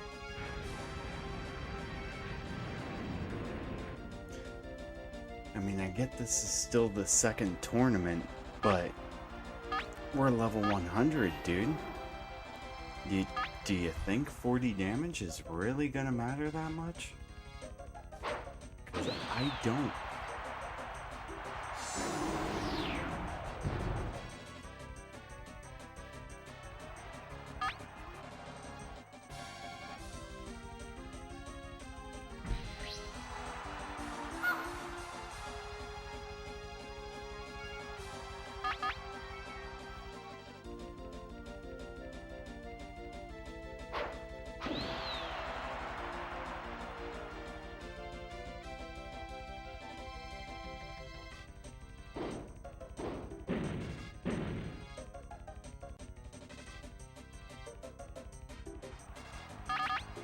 BRB.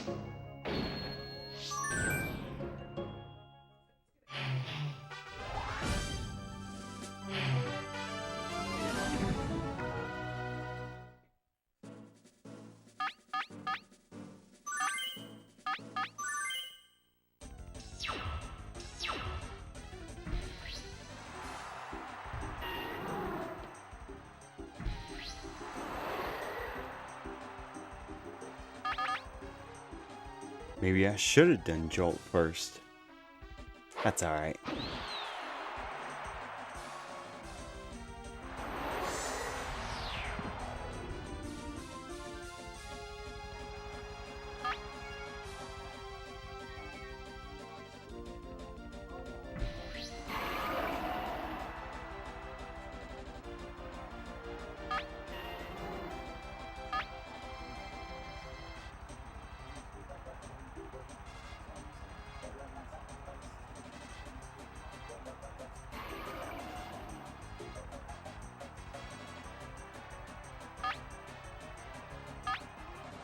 Alright, get his ass.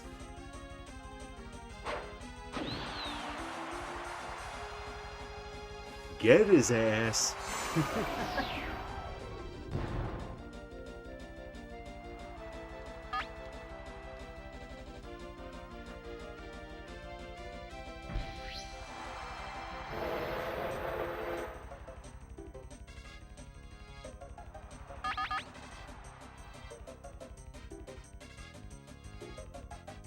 Ooh, reflect. I should have seen that one coming. To be fair, I shouldn't have probably expected that Dragonite would have been slower than it. Well, Alakazam's fast. Alakazam's pretty damn fast. So, with Dragonite's worst speed being stat, I guess I could have seen that coming. Like I said, I got the mental wall after playing so many rounds. And there's that animation for you. First. I was telling you, he throws the spoon up and then knocks him on the head.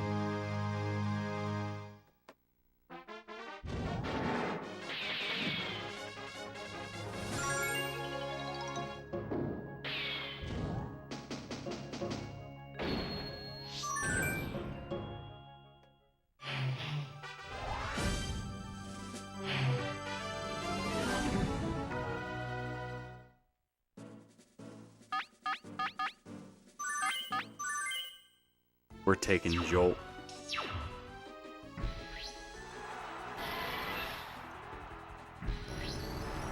Ah, come on. That was the only thing you could have done to be a pain in the ass. You know what? I'm going to do the same thing he's probably going to do.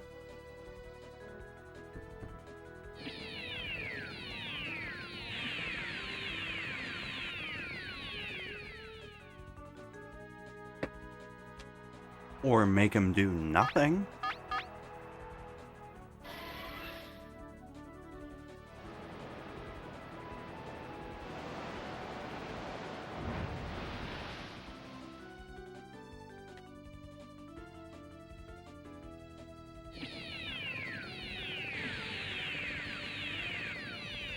I probably should have just switched. You know what? Forget it. We're good. Maybe.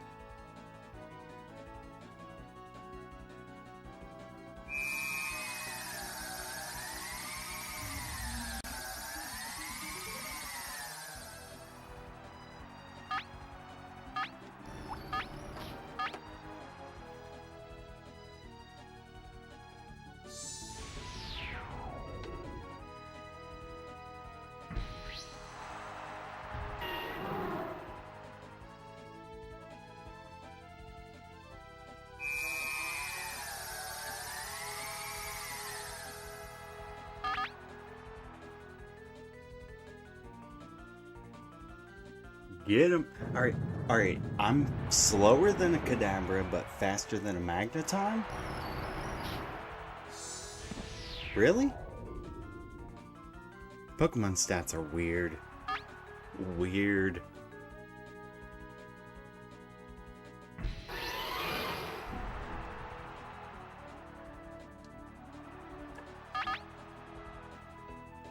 Pokemon with the highest attack versus a Pokemon with the highest defense.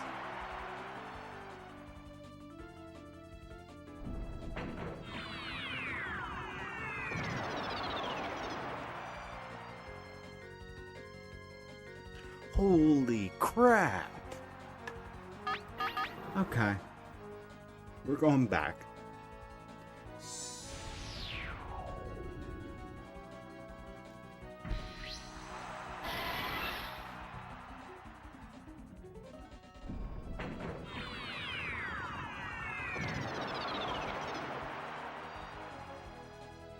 And that was a crit. That was more about what I was expecting.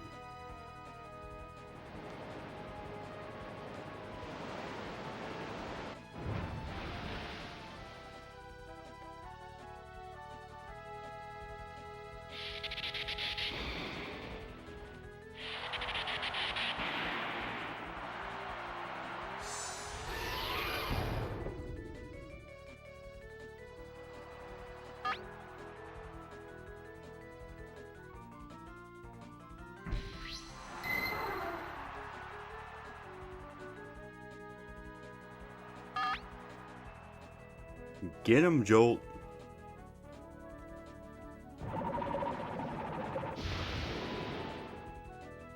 Get him, Jolt.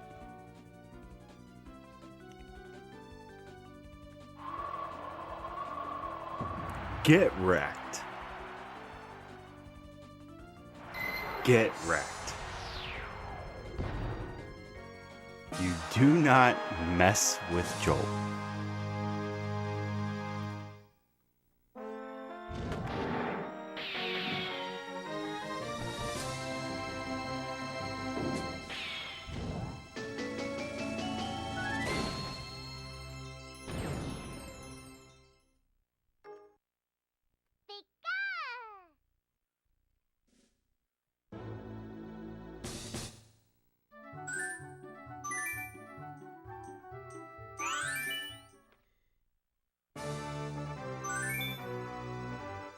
That's not right. There we go. Team is so overpowered you'll be just fine. Yeah, I know.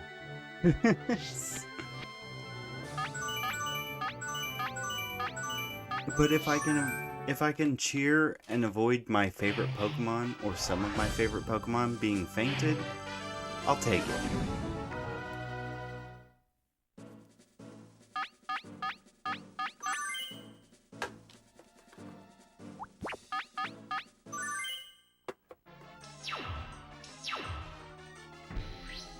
So now Ditto's gonna start coming out. And we have a strat against Ditto. Because if you do not have a strat against Ditto, it can be troublesome.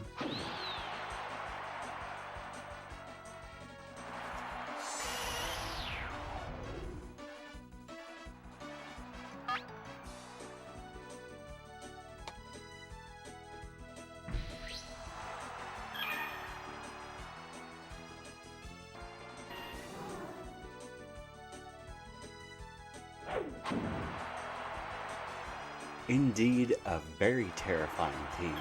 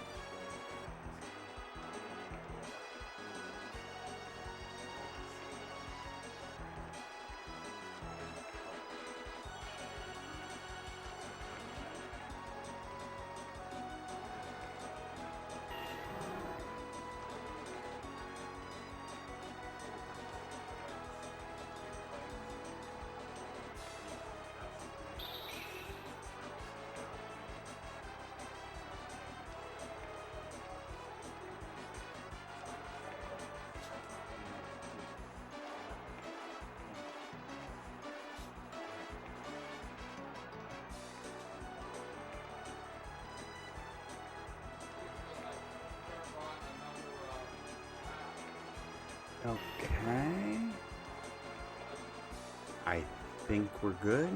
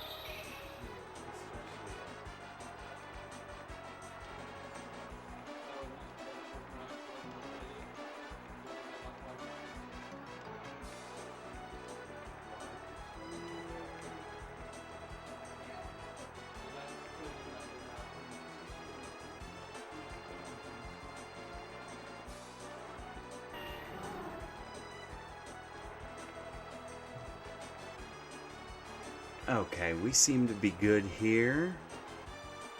Looks stable again. So we're going.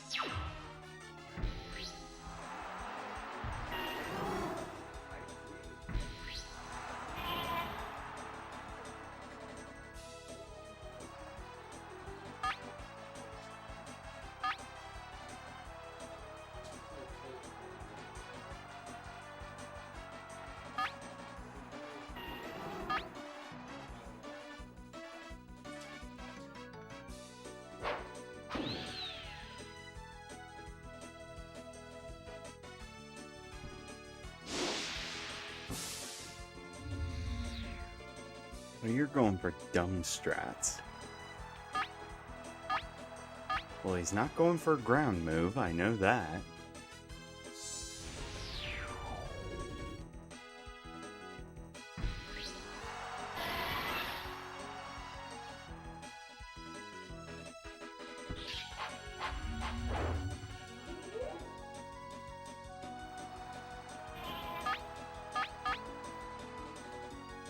I just hear a swords dance.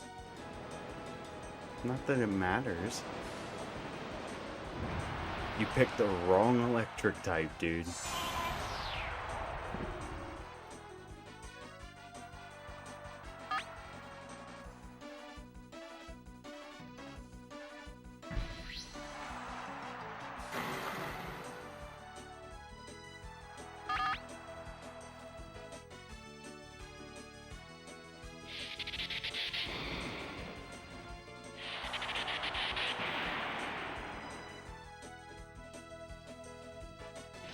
Oh no, bite! He bit me! Our health bars are like the exact opposite.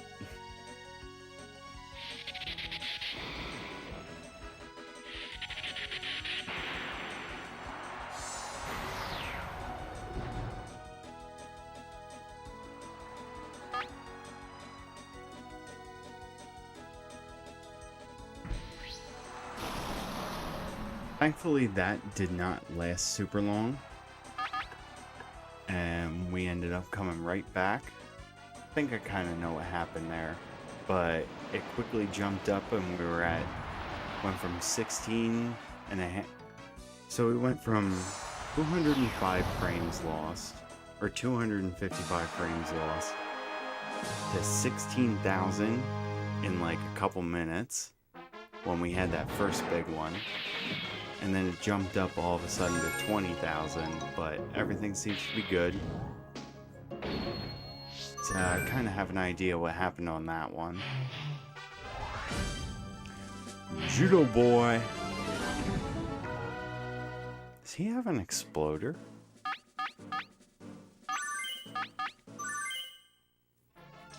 Not that it matters. Unless he does turn 1. No, it won't even matter.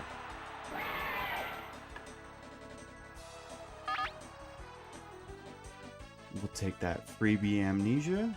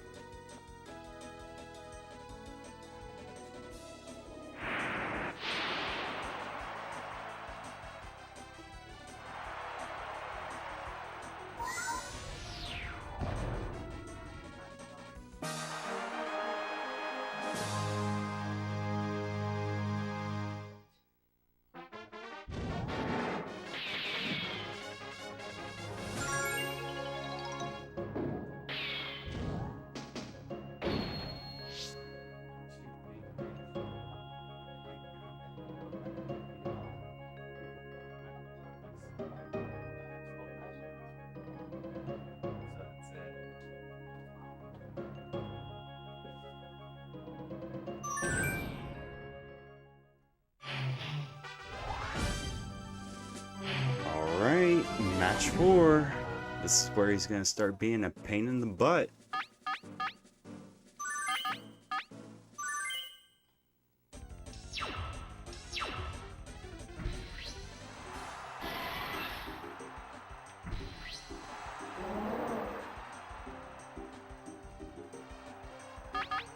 Aw, isn't this matchup cute?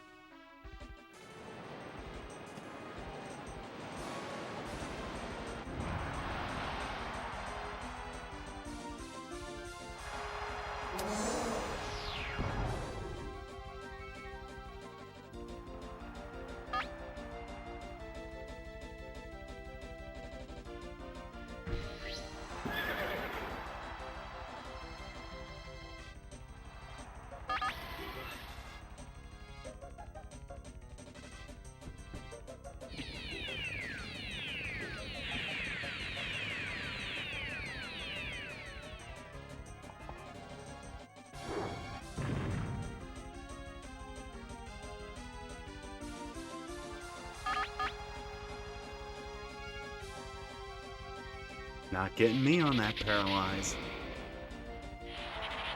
And even if you do, you're still going second.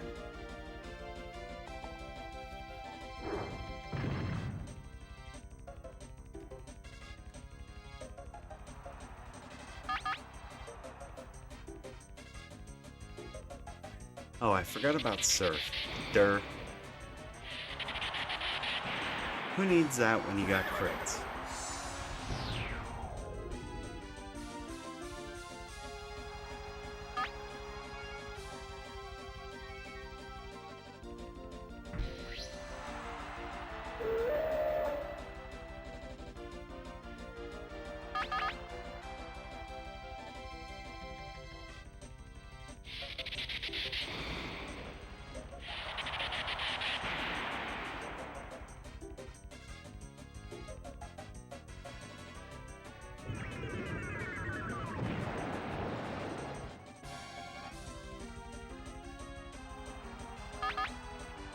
Disrespect.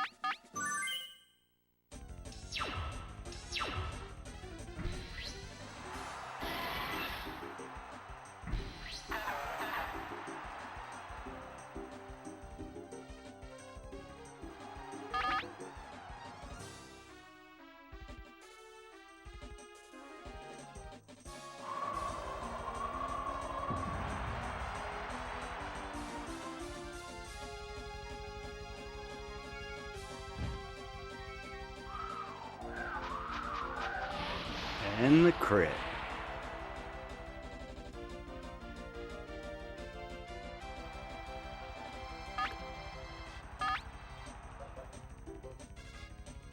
I'm like the Grandmaster. Yeah, I could dig that. Plus the Grandmaster in TCG has a really awesome theme. And I will take any title that gives me a good background theme.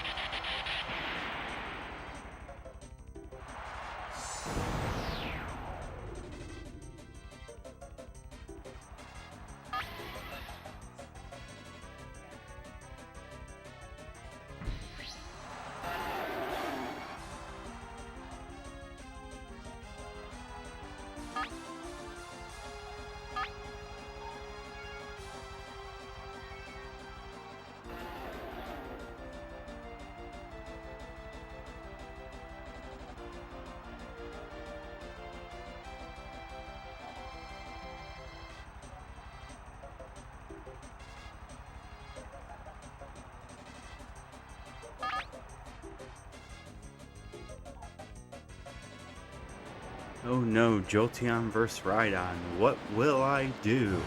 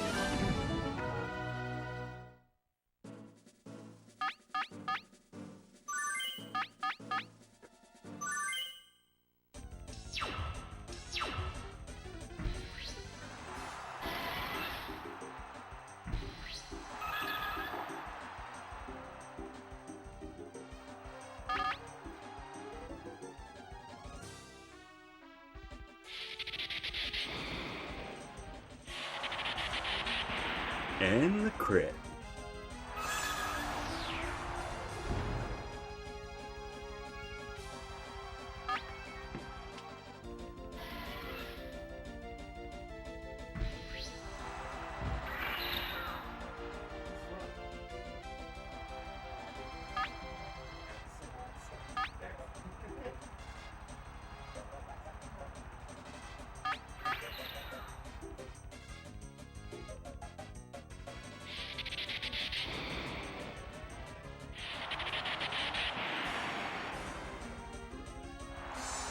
So you're saying I'm more like the legendary Professor Oak battle?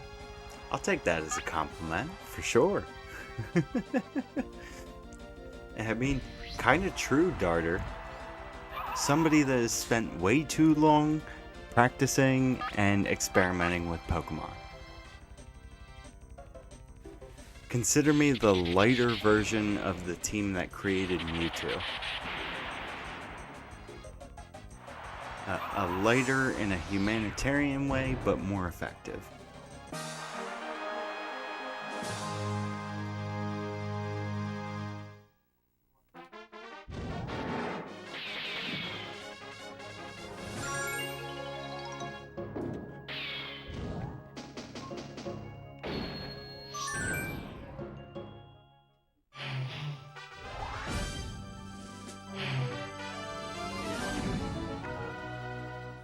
Alright, here's a decent team.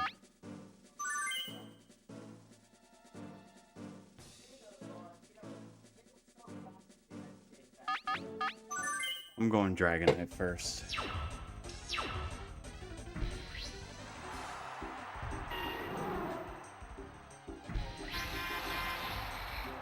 Seems like a good choice.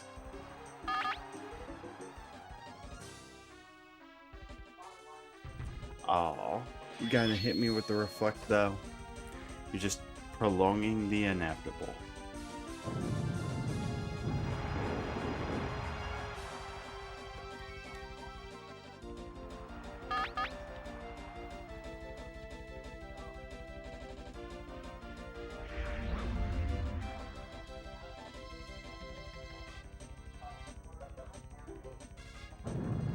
Yeah, now he's starting to use the strat. The lab man, excuse me, my coworker, always seems to go for the double team spam. Sorry, but it only takes one hit. See what I mean? I told you.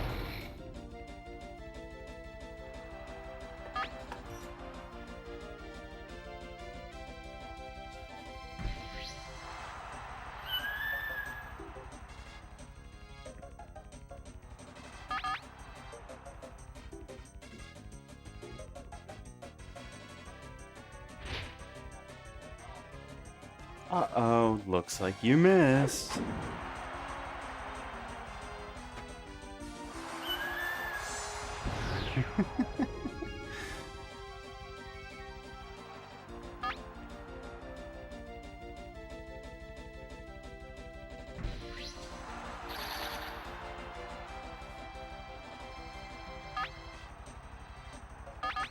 A mystery scientist, a buff Professor Oak. Yeah, I'll take that.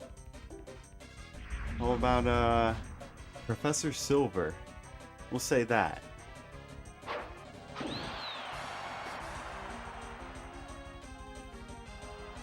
And we almost one-shotted without a super effective.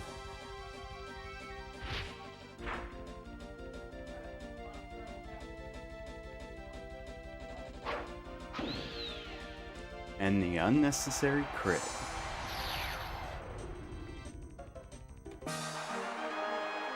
So, guess what, gang?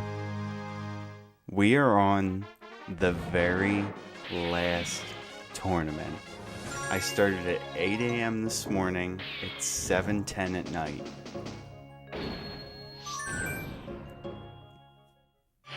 Through gameplay, we're close to 10 and a quarter hours in.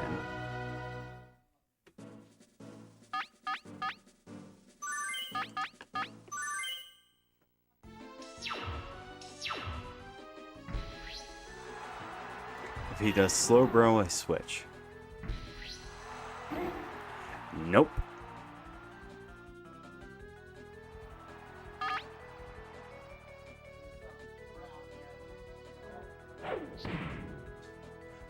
Oh. Not that that did a whole lot of damage, but that was a very unfortunate crash.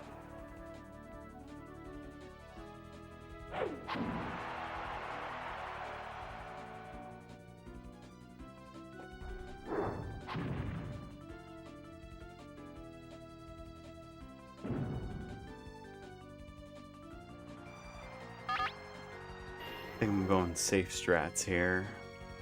Should knock out. There we go.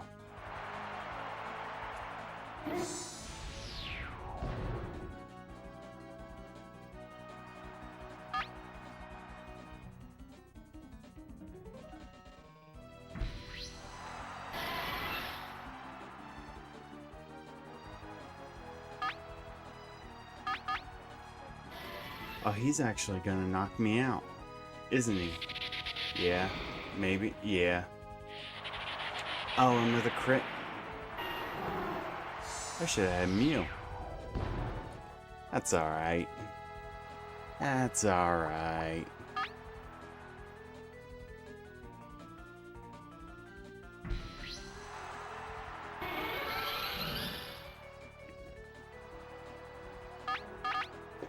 I'm going for it. Boosting.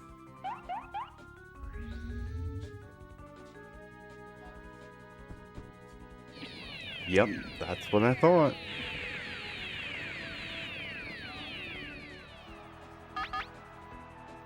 And if I don't get paralyzed this turn, you wasted it. Ooh, maybe not.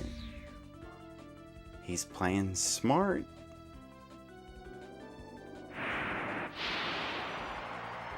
But it didn't matter.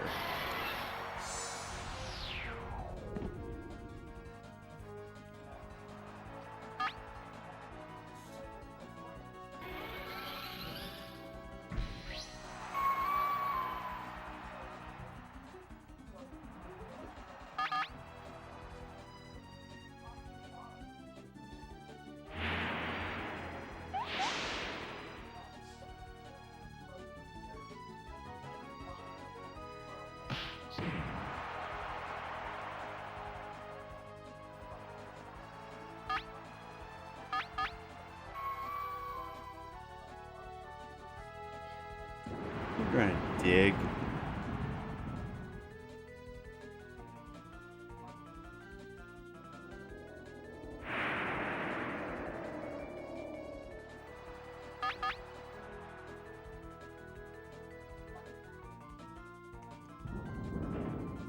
That immediate loss of confusion was hilarious, though, and is what gives us the win. We have one more tournament left.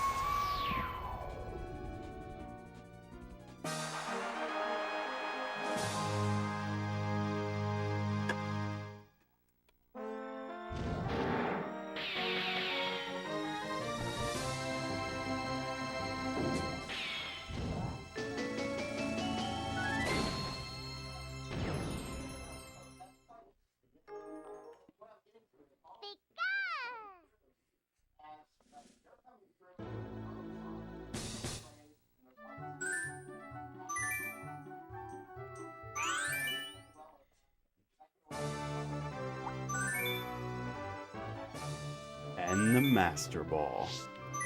This is the final tournament.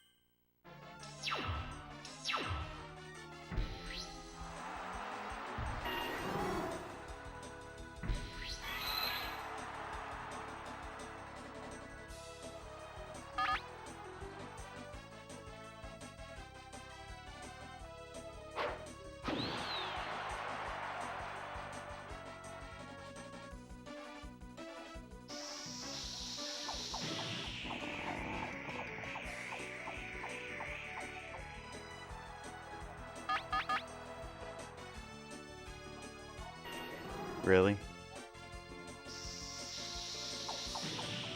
Talk about delaying the inevitable. I'll let it ride.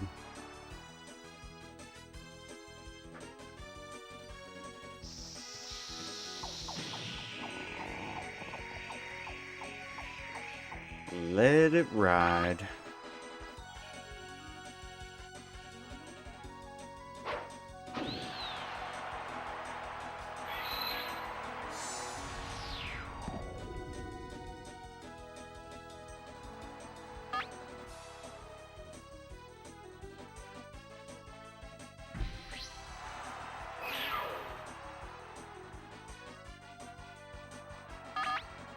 Pick this rat. He's playing the Pika Cup strats.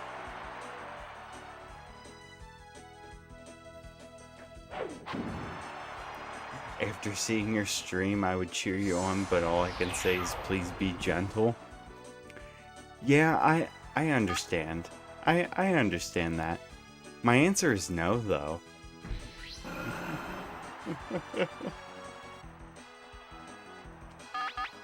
That I will not be gentle with these Pokemon.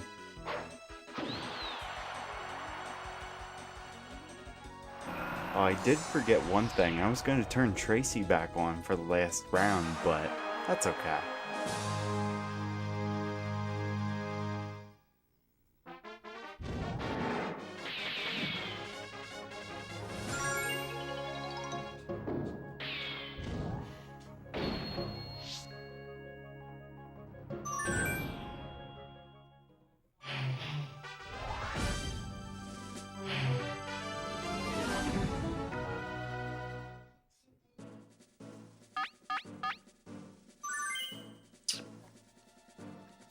What do we want? Dragonite except for Jinx.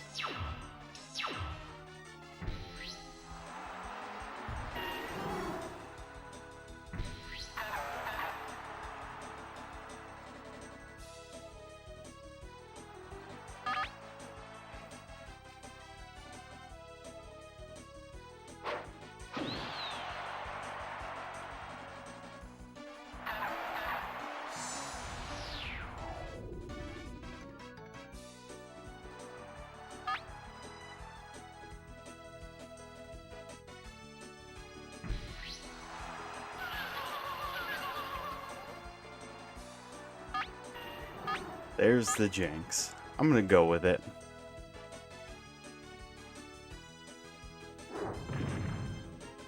Well, it didn't go for an ice move, so I don't have much to be afraid of.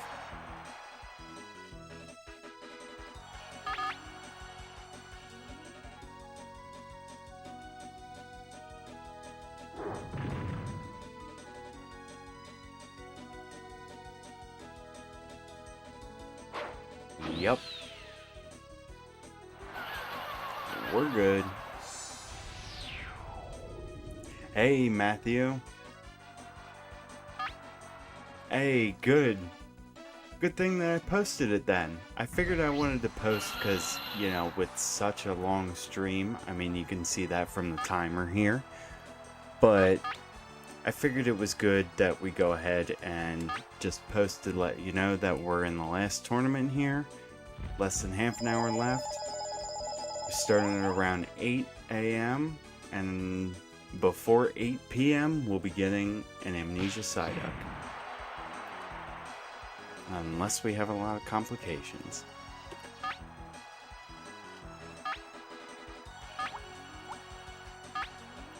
I'm swapping.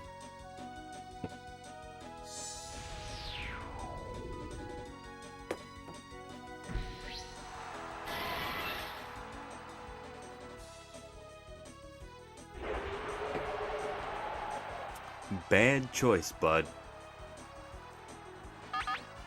Guess I'll go for Thunder Wave because I'm going first. I know I am.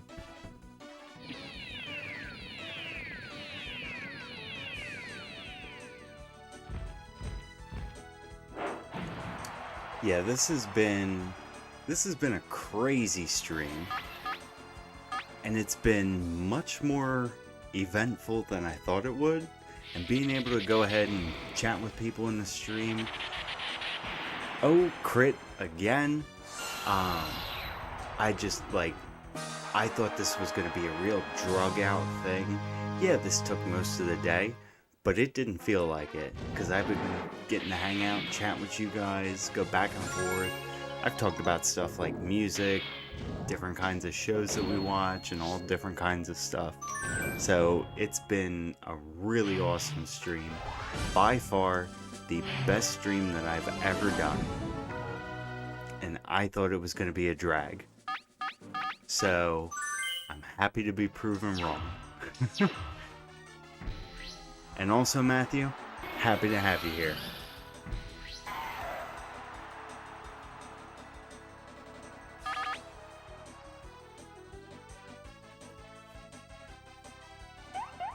Looks like this is Focus Energy Guy again, so we're just gonna Amnesia.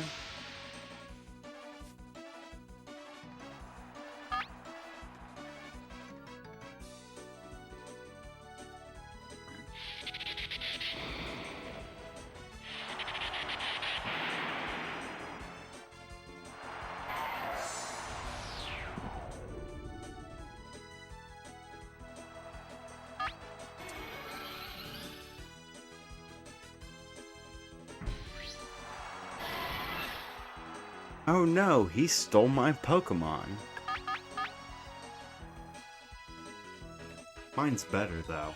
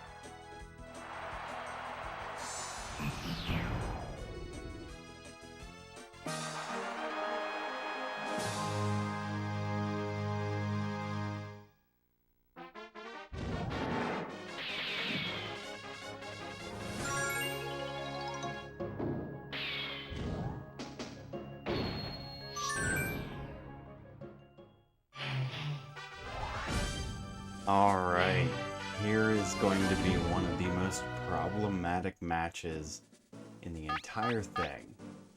So, this is where I take Dark with me just in case.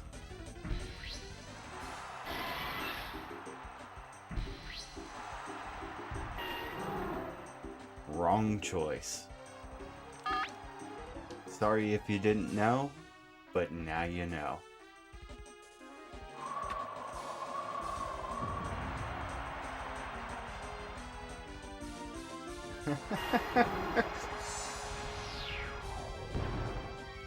Gotta love it. Gotta love it.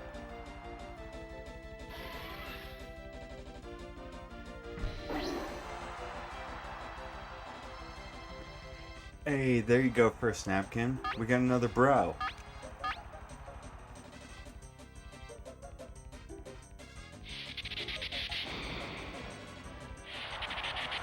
And we crit it.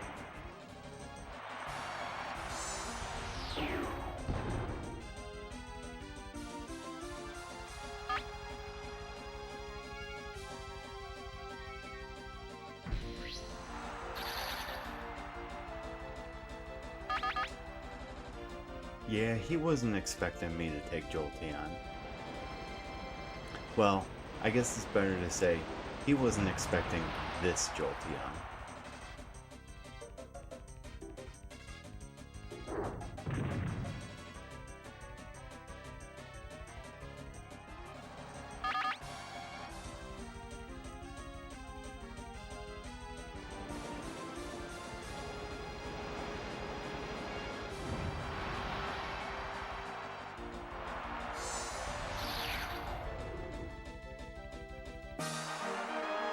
Sweet.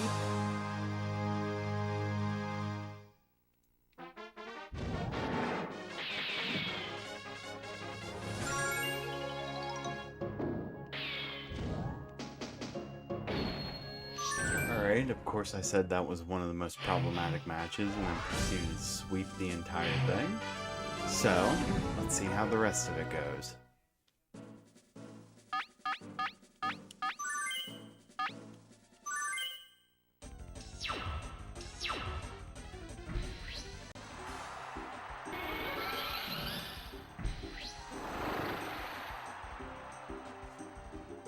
Feel like he might Thunder Wave, but that's okay. I'll take it. No, he's gonna swap and give it to me for free? Sounds good to me.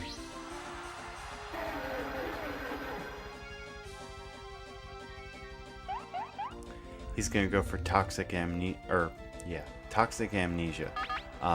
Toxic and Leech Seed.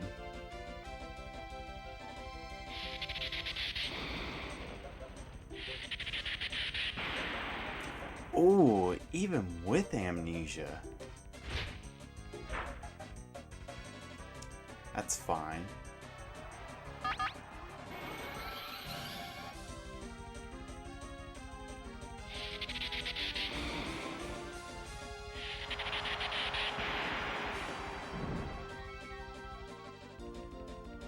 Yep. Oh, I evaded? Do I go again? Yeah, I go again.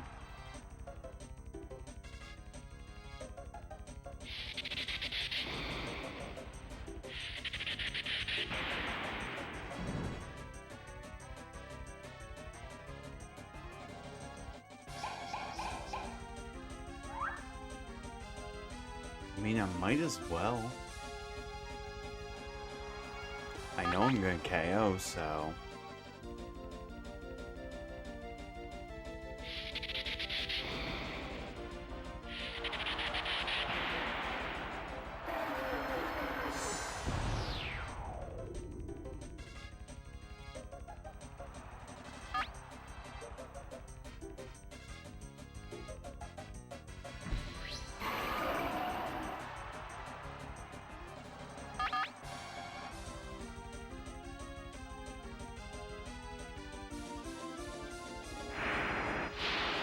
Wrong choice.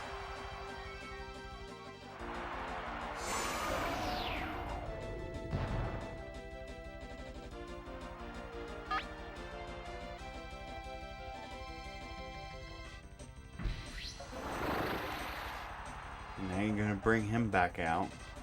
You were hoping not to see me again, but unfortunately you did.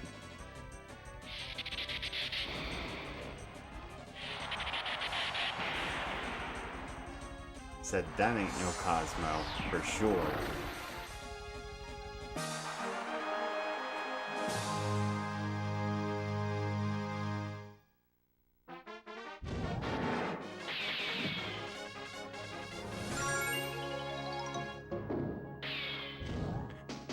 And with that, we have officially completed match 261. We are on to 262 out of 264.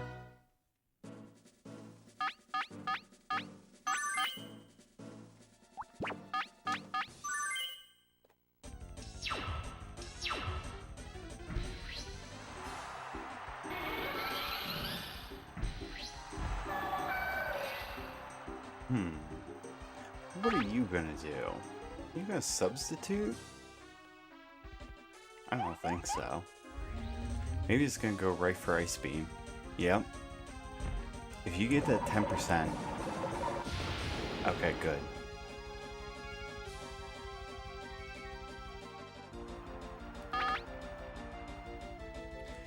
Now, is Amnesia enough to deal with the tankiest of birds? Yeah. Yeah, it is.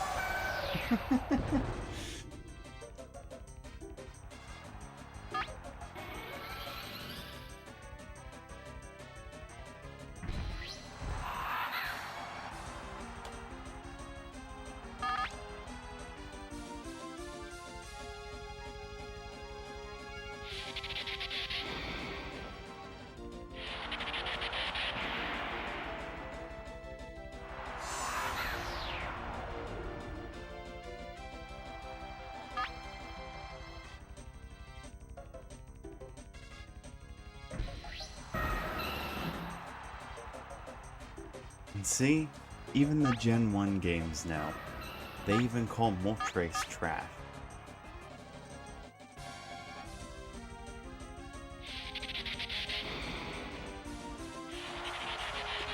And the crit.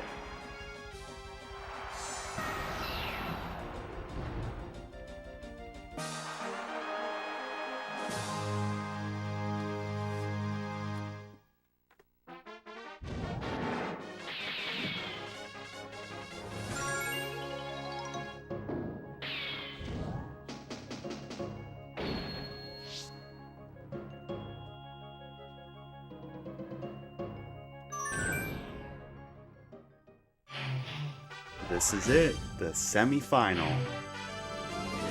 And not to quote Tracy, but no one wants to lose having come this far.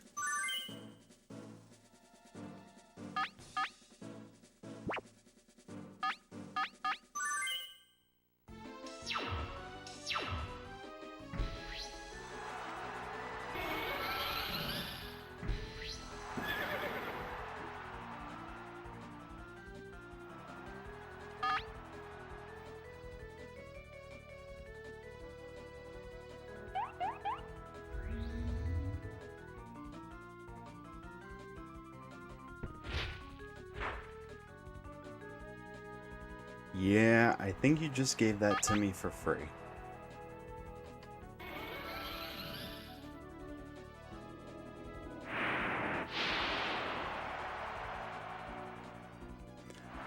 Yep.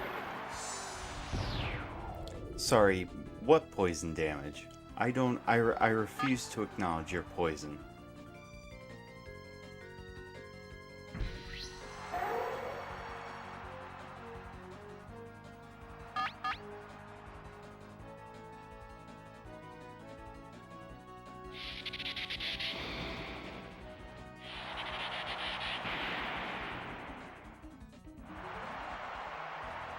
I refuse to acknowledge your poison.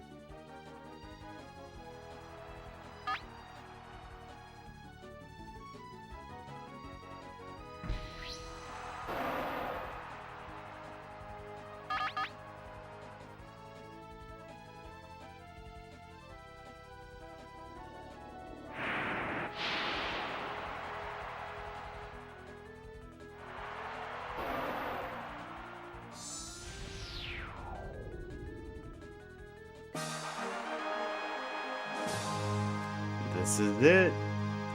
The final battle.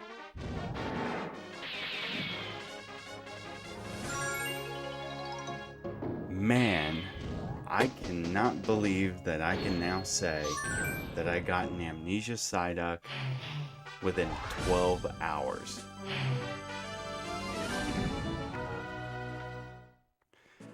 But we've got to get through here.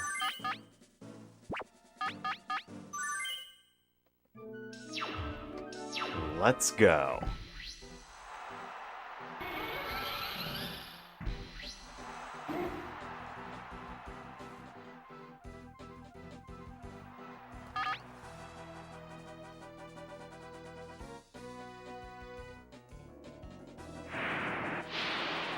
And the crit. No way. Get out of here.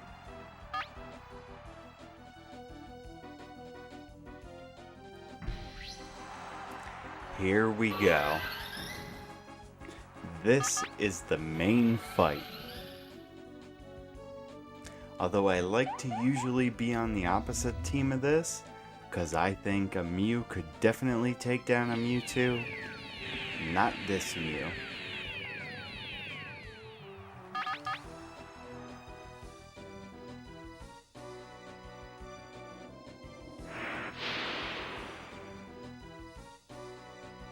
Exactly, Darter. Let's go.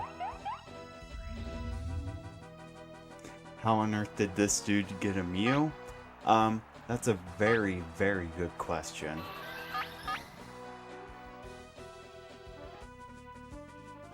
And his round 2 version is even worse because Mewtwo has soft boiled.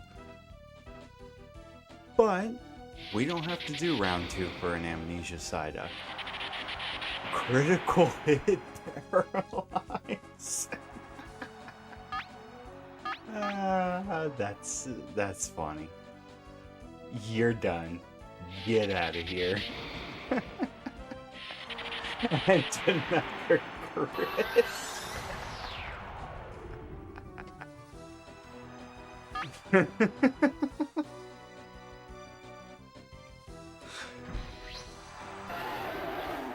Oh man.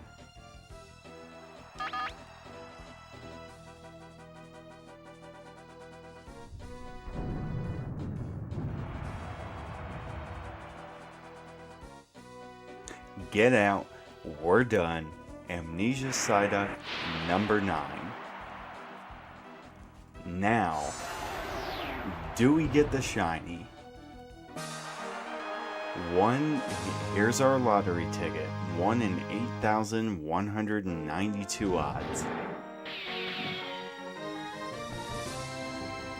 So, you've seen it from start to finish. Less than 11 hours of gameplay. Less than 12 hours total. I'm gonna let the Hall of Fame play out. Because why not?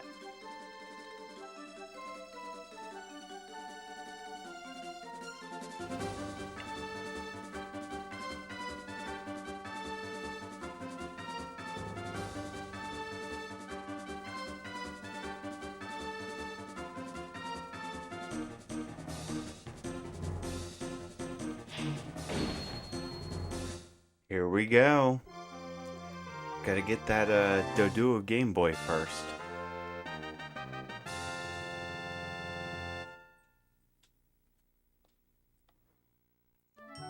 And here we go. Boom.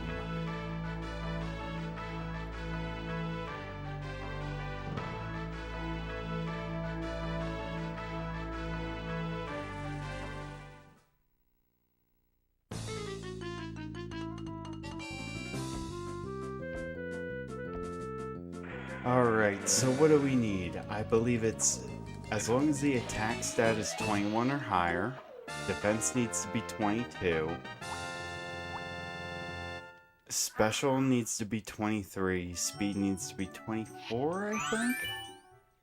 Or it's the other way around for the last two.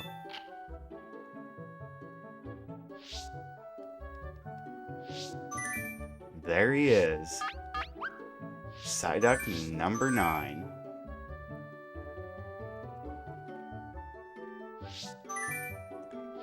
Now we're gonna check.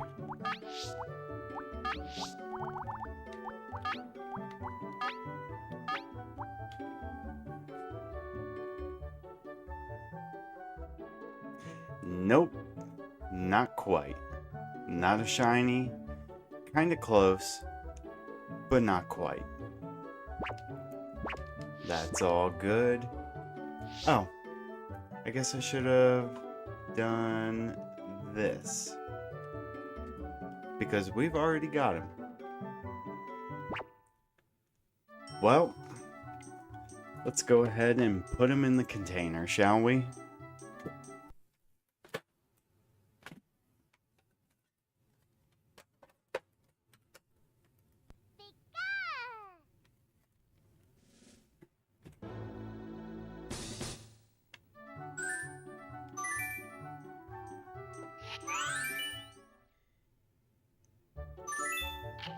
This was easily one of the most fun streams I've ever done. Like, it's no contest.